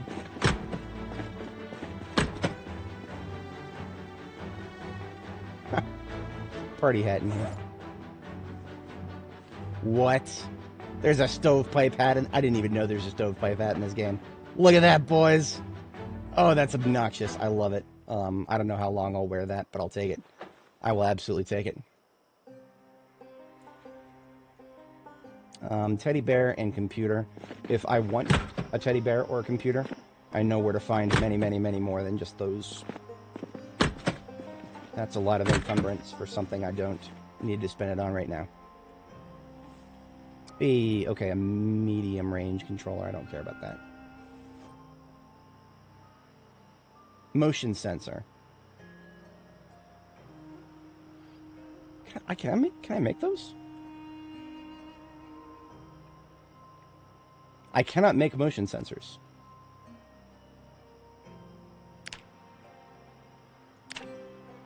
So these motion sensors that I've found a few over the many hours we've played here. I did not realize that I can't make them. Now I would probably never use a motion sensor for the vast majority of bombings that I do right now. But what about something like a noise generator? A motion sensor-based noise generator that, well, a zombie would trigger it by getting near it, and then trigger it again, and then keep it going. Right now, my biggest complaint of my noise generators is they stop, and you have to get close and trigger them again. But with a motion sensor, I need to try that at least. I've all theory right now.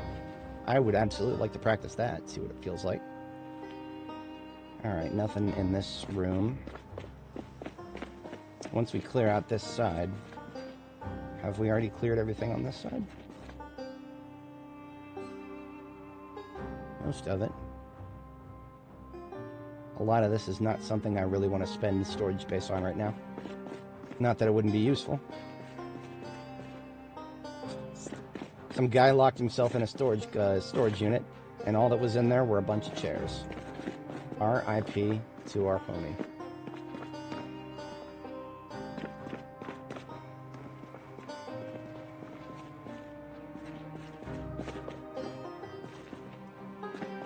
Philosophical question. I guess anybody who's watching who would be interested in hearing this. If you had to become a zombie, your fate was already sealed, you were going to become a zombie. The question is not the question is not whether you're going to become a zombie. You're going to become one, but you have a little bit of time before it happens. Do you end it, or do you put yourself somewhere where you try to hope that someday people will come out and have a cure, maybe? And just basically, what would that result in? What would that result in? That would result in you. And now, of course, you know, being able to cure a zombie virus. The implications of that are pretty profound. If you're actually able to cure somebody that has it and restore them to the way they were before they had it, because zombies, obviously, in every form of media that I've seen them, are rather heavily decayed. So if you can reverse decay. Reverse the decaying of a corpse. If you could somehow do that, that's a bit of a pie in the sky imagination right there. But also, I mean, of course, you know, to go with that, zombie media is very fantasy based. It already is. I've mentioned this multiple times on stream, but it bears repeating. Zombies violate the basic laws of thermodynamics. The 3 laws of thermodynamics: you can't win, you can't break even, don't even try. Those are the 3 laws, and zombies break all 3 of them. Well, I mean, okay, so they just ignore the first 2. And then, you know, basically zombies are infinite energy machines. So if you've got a universe where you've got infinite energy machines, you're already breaking all the known conventions of science. It's not an unrealistic belief to assume that you might break a couple more. Yeah, I got nothing. I could not tell you. I could not tell you how I would react. Whether I would. I mean, obviously, I would do something. I would try to lock myself up. Probably. I would try to lock myself up in a way that I would never escape unless somebody specifically tried to get me out. That's because, well, I'm narcissistic at the core. I would take even a 0.00001% chance over a 0. And it's also a bit of a risk to do that, because what if there's still a little bit of you left? What if zombification is actually a meat trap situation, where you're trapped in a body that no longer is your own, but you still have some semblance of your consciousness, you just have no control over your actions anymore. If that's the case, then zombies are just like demons from Demon Slayer, and you want to end their suffering. You do not want to leave them in hopes of, I mean, even if there was a cure, they're actively suffering. Most people would probably not choose a lifetime of suffering and just accidentally survive and then have a very short lifetime after that by comparison. I wouldn't want to. But, well, I don't know. It all depends on whether my mind could survive it. If my mind could survive it, I'd probably do that. But that's, again, we're talking about fantasy situations at this point. That is something, it's philosophical, definitely philosophical, and it's based on the individual. Whether you would want to risk being in a meat trap situation, or whether you would want to risk, personally, just from an ethical standpoint, the fact that I could someday infect somebody else, that would set a very high bar for me, not to just destroy myself, versus trying to put myself somewhere where I have a very low chance of ever harming anyone, right? That is, for me, the possibility of me ever being the one who infects somebody else. That's a hard sell. I don't want to do that. And, well, obviously the most reliable solution is to do whatever it takes to make sure that a zombie doesn't come back to yourself. Which YouTube doesn't like if you talk too specifically about it. I'm sure you've heard all the silly little acronyms. There's a rat running to the side of my vehicle. If I move right now, it'll damage it.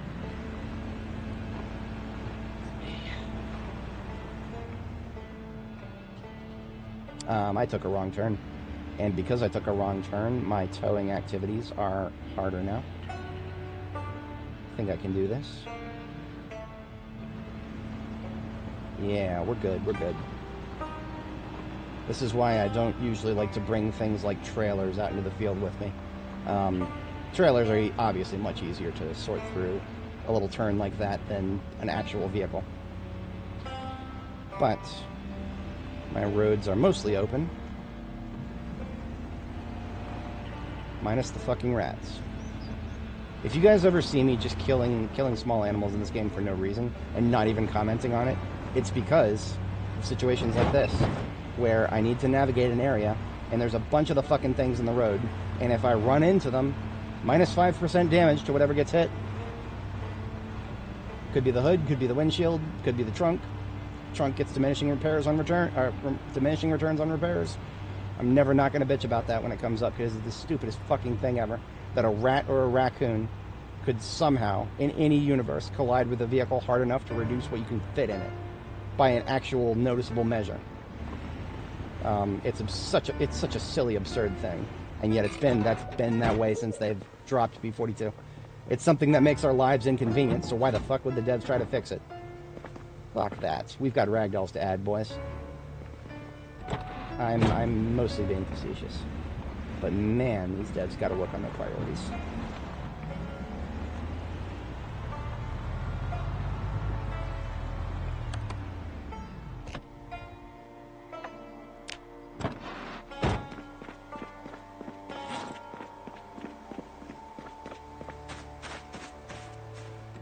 I forgot the generator. That's okay-ish. I've still got room in the trunk.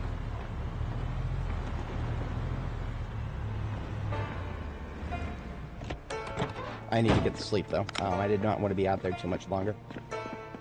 So that was warranted. Especially now that we're done with the sledgehammer.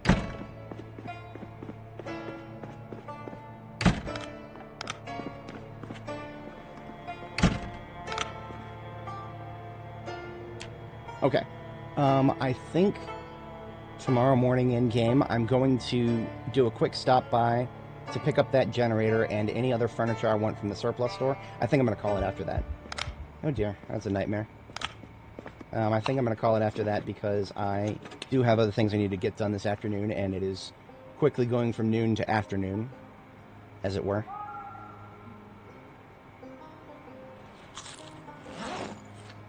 And I do want to save my energy, my hardcore Zomboid energy for this weekend. So if you guys are here for the heavy combat, I think we are done with that. We are going to be spending the rest of the stream on logistics, getting everything cleaned up, and then we will get ourselves in a good position for next time.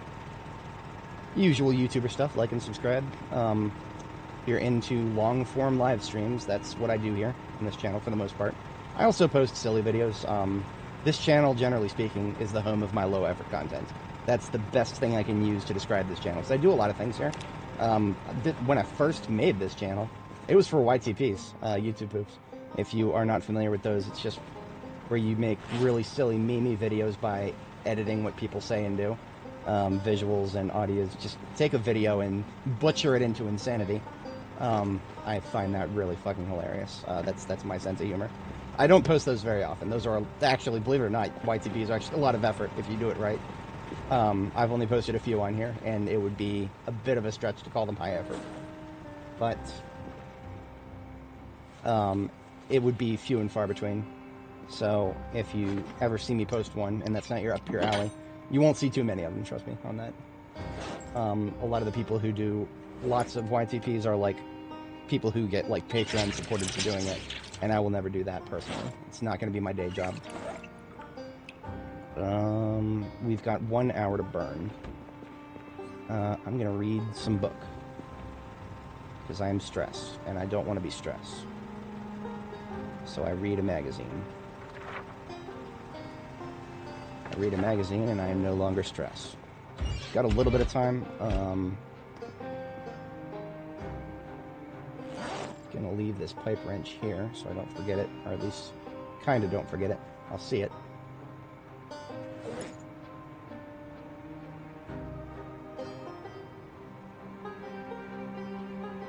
So here's the thing with sleeping right now. If I wait until 4 a.m., I don't think it's gonna accomplish much because my sleep got interrupted and I got a late start to the sleep already. Here's what I'm gonna do. I'm gonna sleep now. I'm gonna get whatever I can out of this sleep, and then if I am still above 24 fatigue, I am just gonna brew a coffee and drink the whole thing. Because I need to brew more coffee anyway. I'm out of like just regular coffee that I usually like to carry around several coffees. This is Louisville. I've saved my coffee for this place. Yeah. That may have been an over-preparation. I almost never drank coffee before I came to Louisville, and I ended up with, like, I don't know, over 20 units of coffee. That was a bit overkill. I probably could have used some and would have been perfectly fine for Louisville. I just saved the majority.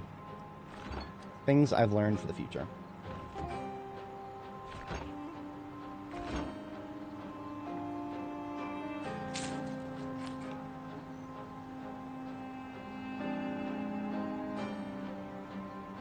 Some of this beef is already going stale. That's not exactly a surprise. It's leftovers.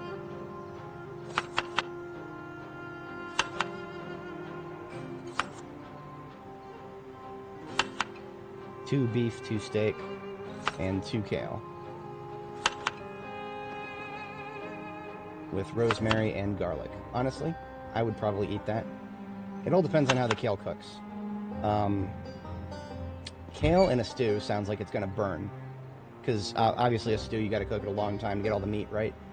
But kale, I feel like if you put that in a stew, it would probably burn.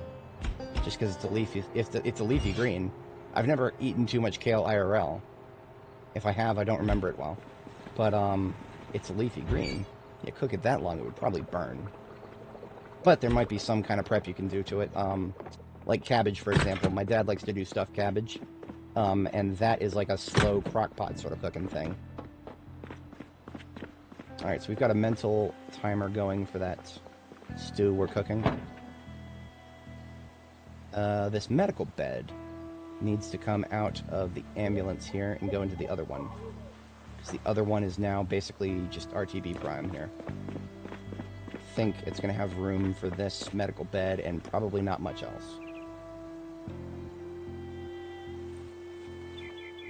Yeah, it's got like 10 encumbrance left in it. I'm going to put the long blunt weapons that I haven't been using very much. I'm just going to put that in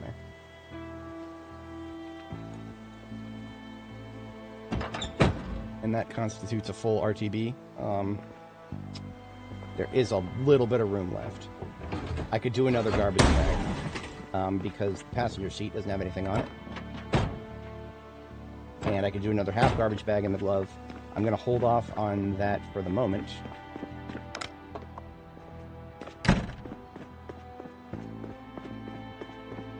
I think I will end the stream after I get back to Reed Base. No, I'm not going to do that because I don't plan on being at Reed Base very long if and when I go there. So we won't execute the RTB yet. We're not going to do that this stream. Because if I were to do that, I would have to struggle with whether I power Reed up or not. It's currently offline because it's not storing any perishables.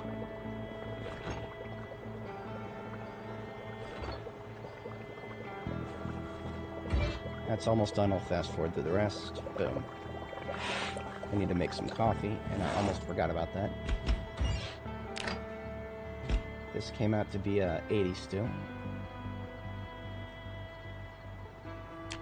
That is our daily bread. For coffee, we just need to take some of these mugs and fill them with water. I'm going to do 3. Yeah, I'm going to do 3 because I got plenty of fatigue buildup. And I'm going to make 3 coffees and drink 1.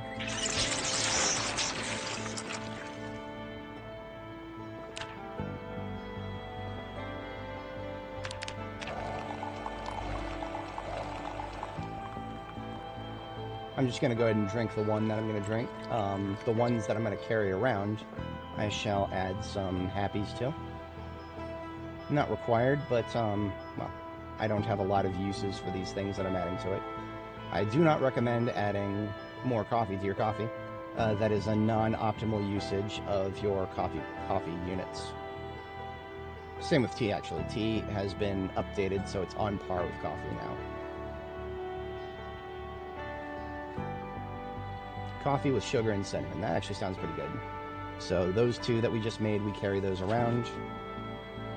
And we have gotten our fatigue lower than we ever would have through sleep. As a restless sleeper, that is a pervasive problem here. But what our operation now is we are going to go pick up that blue generator that we saw. And also any furniture that we want from military surplus that we can hand carry. That's what we're going to do. Because anything that we want to RTB with is going to be hand carried because the ambulance is full.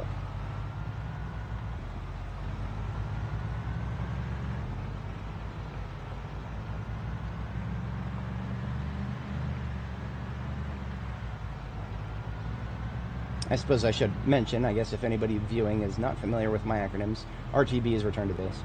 I think most of my viewers who are still with me right now, probably long-term, just going by law of averages. I know YouTube is recommending me constantly because it is a high-traffic day and I got a good start. I am favored by the algorithm gods at the moment. I know the correct offerings for them, and that is to start my stream at 7 a.m. local time. I fill a niche by doing that.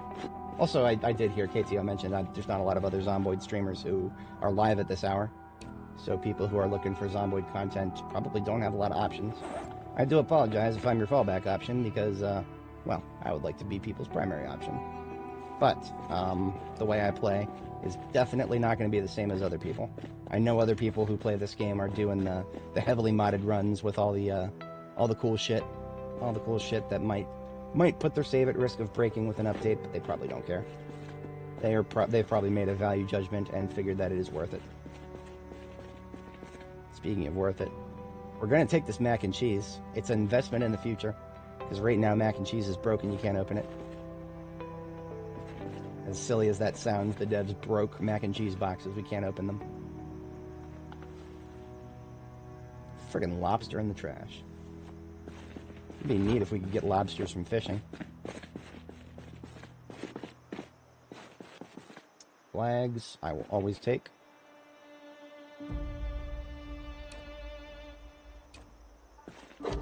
I would need probably a couple more flags in order to expand my decorations at Reed Base. Still some boxes of ammo that I missed. I'm glad I came back here and checked the floor.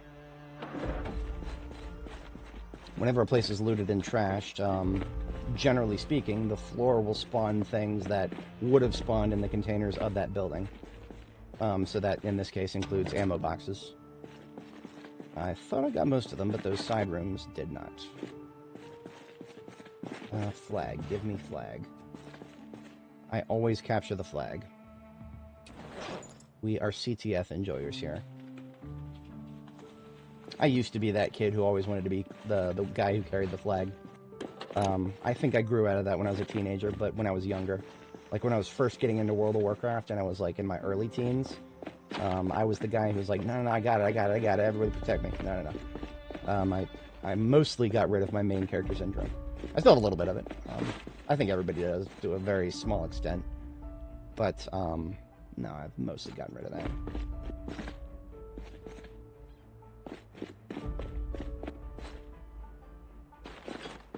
Yes, nothing else of value on the floors. I've got more tents than I'll ever know what to do with. All these decorations weigh just 1 encumbrance each, I think. So probably no problem fitting those in my main backpack.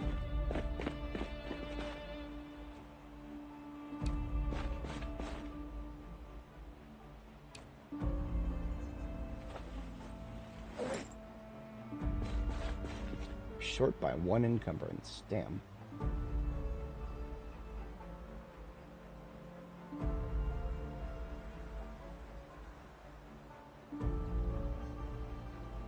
If I pull the mac and cheese and the crackers and a couple of bullets, I can fit 1 more encumbrance. Silly as that might sound, we're optimizing here. That's what I do. There are still some more signages that I want to pick up. We're going to hand carry those. Yeah, we're going to hand carry those because I want the radios too. I'm going to leave the radios at Reed. Yeah. Okay, I have made up my mind. We are going to RTB to Reed. We're not going to go any further than Reed. We're just going to RTB there and then probably just do a drop-off. The contents of the ambulance plus the trailer we're towing with the ambulance. Those things combined would still not fill up the hauler that we have at Reed. So we can fill up the hauler at Reed, assuming it's not already full, and then leave that, then come back and we'll log out up here. Oh, I almost ran into it. Okay, so time to learn something neat. If you are somebody with a military backpack and the organized trait, and you see one of these blue generators, what you got to do is pick it up first, and then you got to put it in the trunk of a vehicle, or a container that's big enough to fit it. Vehicle is probably most convenient. Put it into the trunk of the vehicle first, then get out one of your spare military backpacks, which I always carry around too, 1 for each hand, and put that in my hand. Once the generator is in item form, it's in item form because it's in the trailer. There's no other way to get it into item form without putting it into a large container to fit it. So now that it's in item form, I can just drag it into my main military backpack. I got to lose some weight if I want to do that, though. I'm carrying too much. I need to be able to fit... Anything I want to put into a backpack has got to fit in my inventory first. So I need to drop some stuff so that I can fit 30 encumbrance. Your max encumbrance is 50.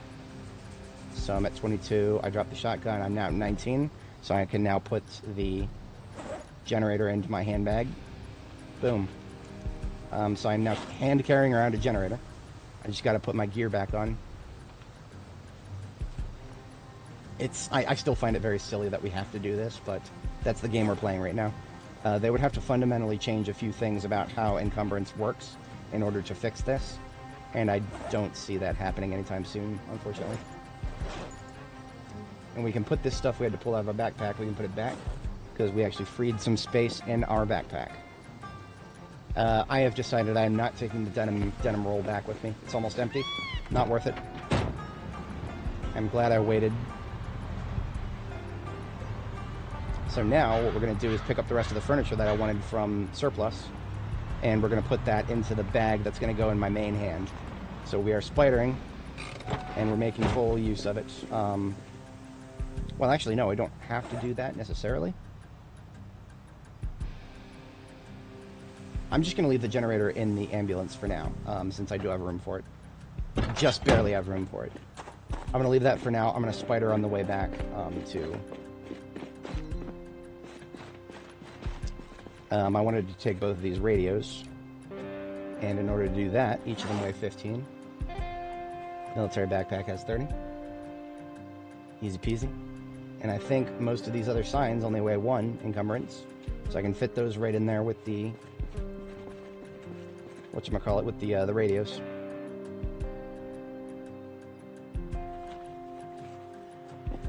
All these lovely little decorations for my base are not heavy at all.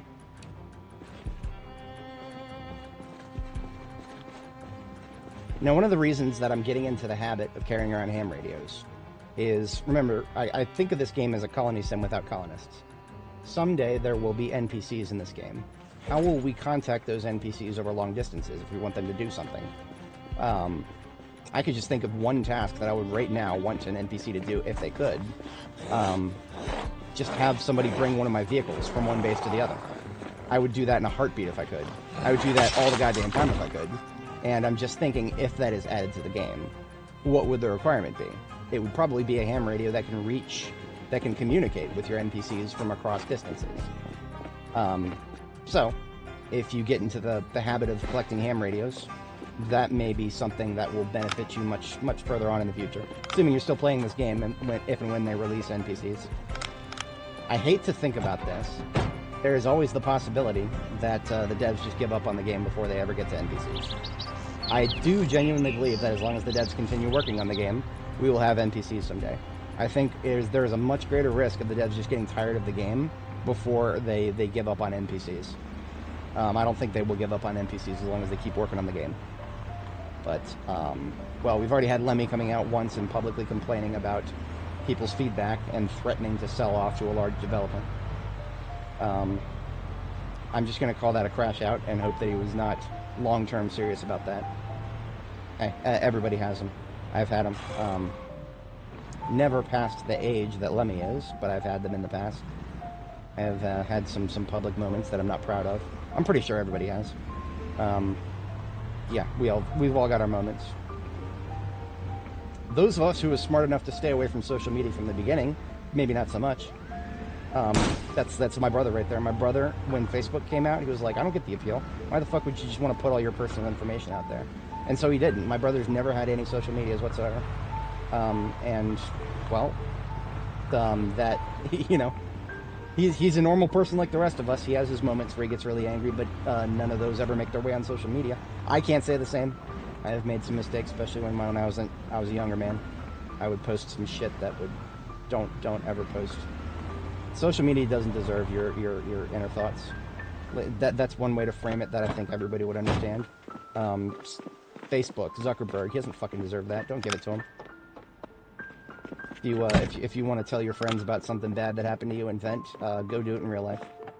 Just go do it in real life. It's not worth it to hand all that fun shit over to Silicon Valley. I was coming up here specifically to... there's not much up here that needs to RTB. Anything that would be up here, with the exception of the perishables in the fridge, would probably just stay here. I would empty this when I'm done with this place. Yeah, anything up here would either be emptied when I'm done with it, or will be staying here. Okay, I didn't actually need to come up here. It's fine. It's almost a force of habit. If I come here, I'm gonna go upstairs. What I'm doing now is we're leaving the combat ambulance behind. We're taking the generator out of the back like we did before, which is now going to be more difficult because I'm a doofus and I'm carrying way too much to pick up something that heavy. That's okay. We're going to drop some gear, and I think I can get under 20. It's going to be harder than it was before. There we go. So now I can put my other backpack in my primary hand and pick up the generator, put it in there. No? Damn it. I went back over 20. just by picking up the fucking... Okay, there we go. I had to drop all of my weapons.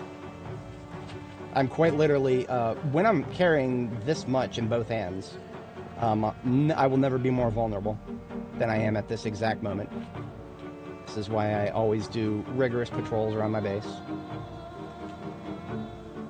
I could drop this stuff in my hands really quickly if I needed to. But now there's like a 1 second delay. If you want to drop what's in your hands, it takes about a second. Okay, everything else in the main vehicular device can stay here except... I don't need 44 mag right now. All these other calibers are calibers that I will probably use in the near future, so they can stay there. 44 mag, I don't have anything good that shoots it right now.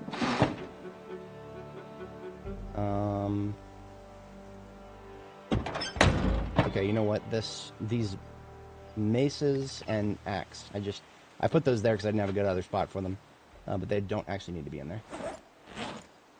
Okay, we're good. There's not enough room for anything big in the trunk there. So we're just going to leave that as is and deploy back to Reed. Yet another reason I don't want to use this ambulance full time. It's got the lowest engine quality of my ambulance collection. And therefore, will fail to start more often than the rest of them.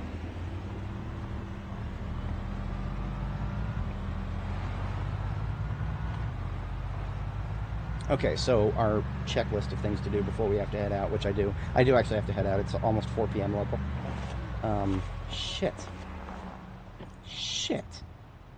It's not a full respawn, but that's annoying. I did not realize I had a build up to the south directly. That is... I will deal with that at the beginning of next stream. Actually, because of that, because I'm going to have to get out and fight on my way back from Reed to French Bread, we're gonna end it at Reed. We're going to end it at Reed, and I'm going to leave myself a note. I'm going to leave myself a note. You've got respawns to deal with. I need one of those physical buttons that you can push, where it says, in the voice of the Yahoo guy who says, "You've got mail, you've got respawns. You've got respawns." Yeah, I need me one of those. You can just hit the button every time it happens. You've got respawns. You've got respawns.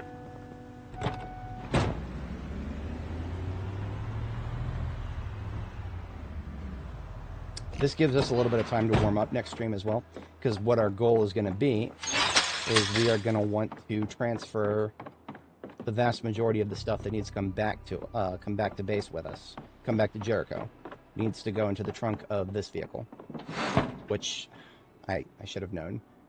I should have known. It's already got stuff in it. You know what? Jericho doesn't need another generator. Jericho doesn't need another generator. This place does. Need is a strong word. I'm going to put the generator right here.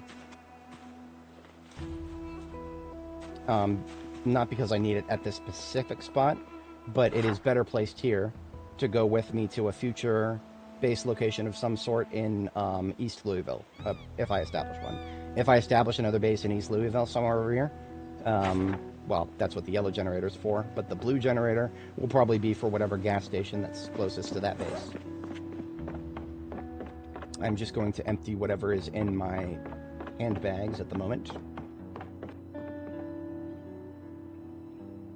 All of the furniture can go straight into the trunk.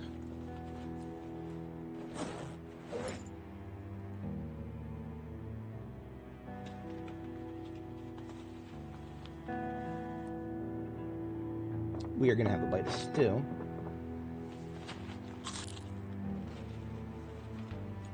And I've got a wall of shame for the mac and cheese. It's building up.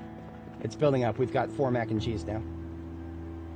When I get 9 mac and cheese, I'll be able to make a big old decoration on the wall of mac and cheese that I can't use. And it's just, I'm just going to keep doing it every time I find mac and cheese. I'm just going to keep putting it up on the wall, just as a reminder. Look at all this stuff you can't eat because the dead's broke it. We have fun here. We have fun here. I do silly things because it amuses me. I hope it amuses at least some of you. And if it doesn't, I hope it doesn't bother you too much.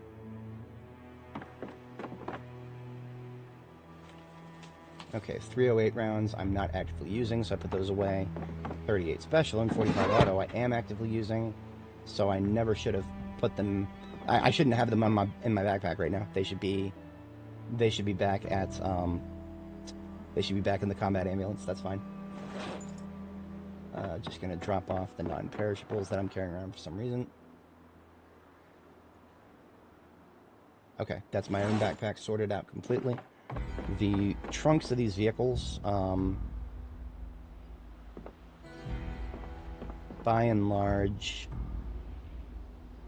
are garbage bags that I'm going to need to triage.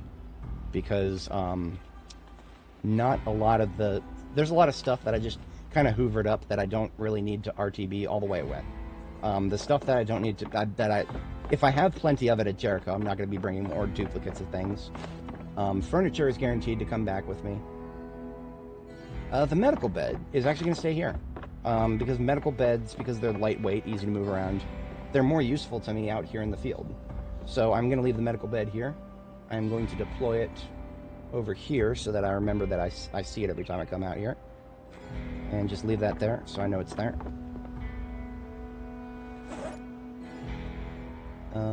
I will take garbage bags of stuff that need to be sorted through and just collect them over here.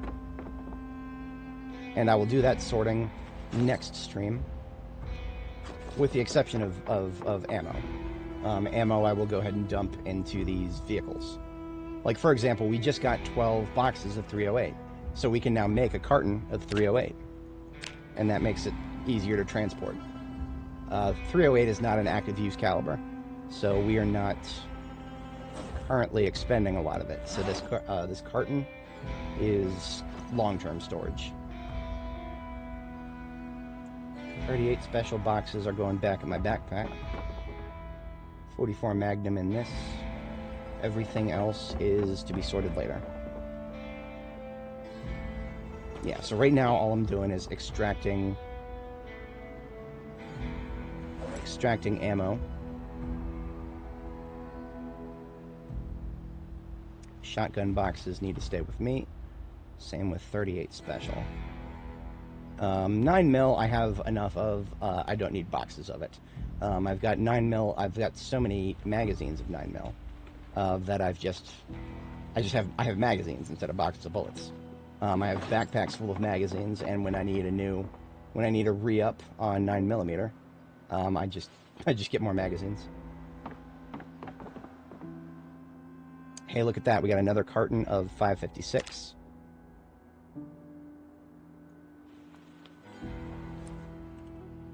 Why can I not make a carton of 5.56? I've got 13 boxes right here.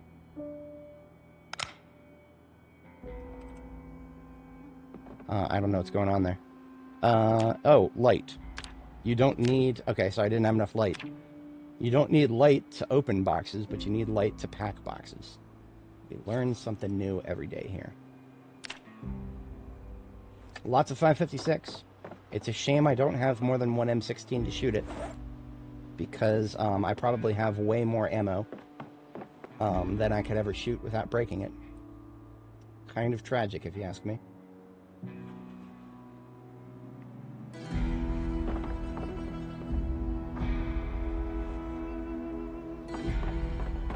Now these vehicles, but neither of them are full anymore. These vehicles have not been full for a while, but they are both... There's way more than I could consolidate into a single vehicle. So I will not be actually dropping down to one ammo vehicle anytime soon. That's good. I am happy about that, personally.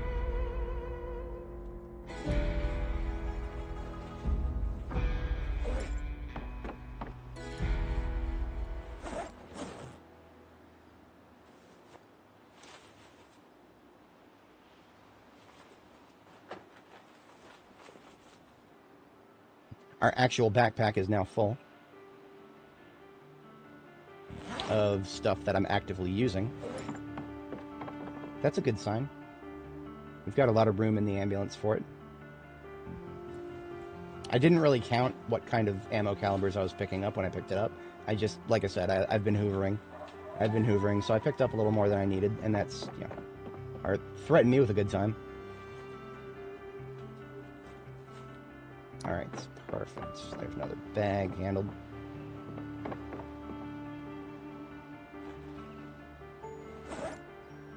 No ammo in this one. Most of the ammo is gone from this one, with the exception of that carton of 556.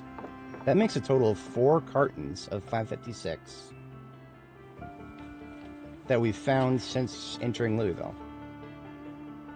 Yeah, because I've got a garbage bag full of... So basically the way I've separated it is anything I've found after getting into Louisville is currently been put into the trunk of these vehicles without going into a garbage bag. The garbage bags are a remnant of when I needed to transfer them between vehicles very often.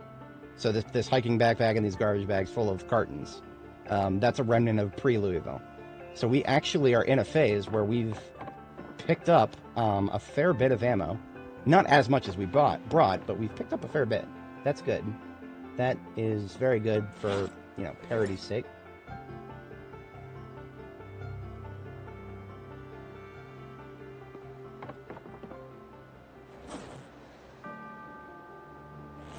And the vast majority of our remaining bags here are all non-firearm related. That's good. No more brain power has to be expended. The only brain power I gotta expend now is this is too heavy to pick up. So I just gotta distribute the load a little bit. Load balance my bags. Almost like my backup batteries. Tell you that story, that was a fun one. Still too heavy. We're just taking the heaviest stuff and moving it. This machete can stay with us. I could use another machete. My current one is not damaged too much, but, I mean, it's the only one I have. I'm just going to hold on to that.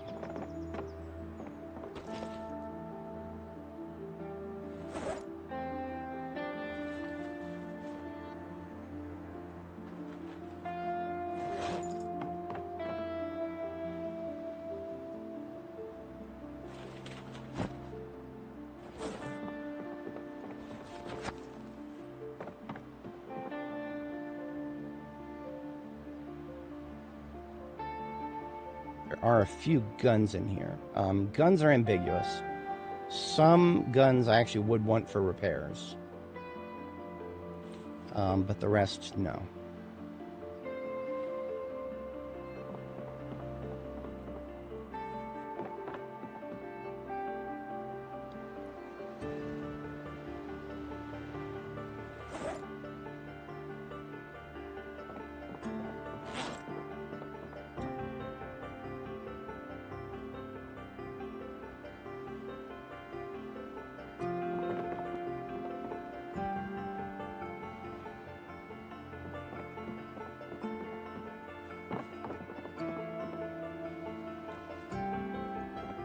Okay, yeah, all these bags need to be sorted through. A lot of times what I'll do is just take everything back to Jericho and then just sort through it there. That has been an exercise in redundancy. Jericho now has some things in such ridiculous quantity that I'll never need more of it ever in Louisville. And I want to get ahead of that here. I'd rather not even waste the time bringing it back to Jericho, which is why I'm not just going to put everything right here. I'm not just going to try to shove everything into the trunk, because we've got 187 encumbrance of stuff. That's way more than we can fit into the trunk as is. I do think I'll use the trailer as part of the RTB if I need to. If I don't, then the trailer will come back with me when I go back to our Ford outpost. But for now, the trailer can go here and stay here. This was always supposed to be my welding trailer. So, honestly, if I could just get away without using it for the next RTB, I will.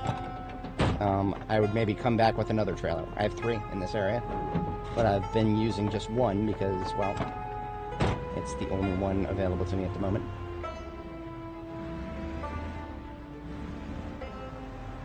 Okay. Yeah. So we've got our task situated for next stream. Got some stuff to warm up with, some sorting and looting here. And when we're done with that, we've got some other lovely stuff to do.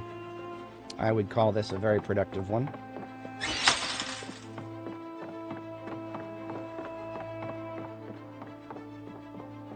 And it is about 1,600 hours, so not a good time to sleep.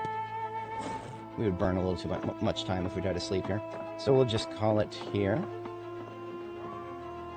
There isn't much progress to be screenshotting with my base, but I have tried to get into the habit of screenshotting my bases periodically at the end of streams.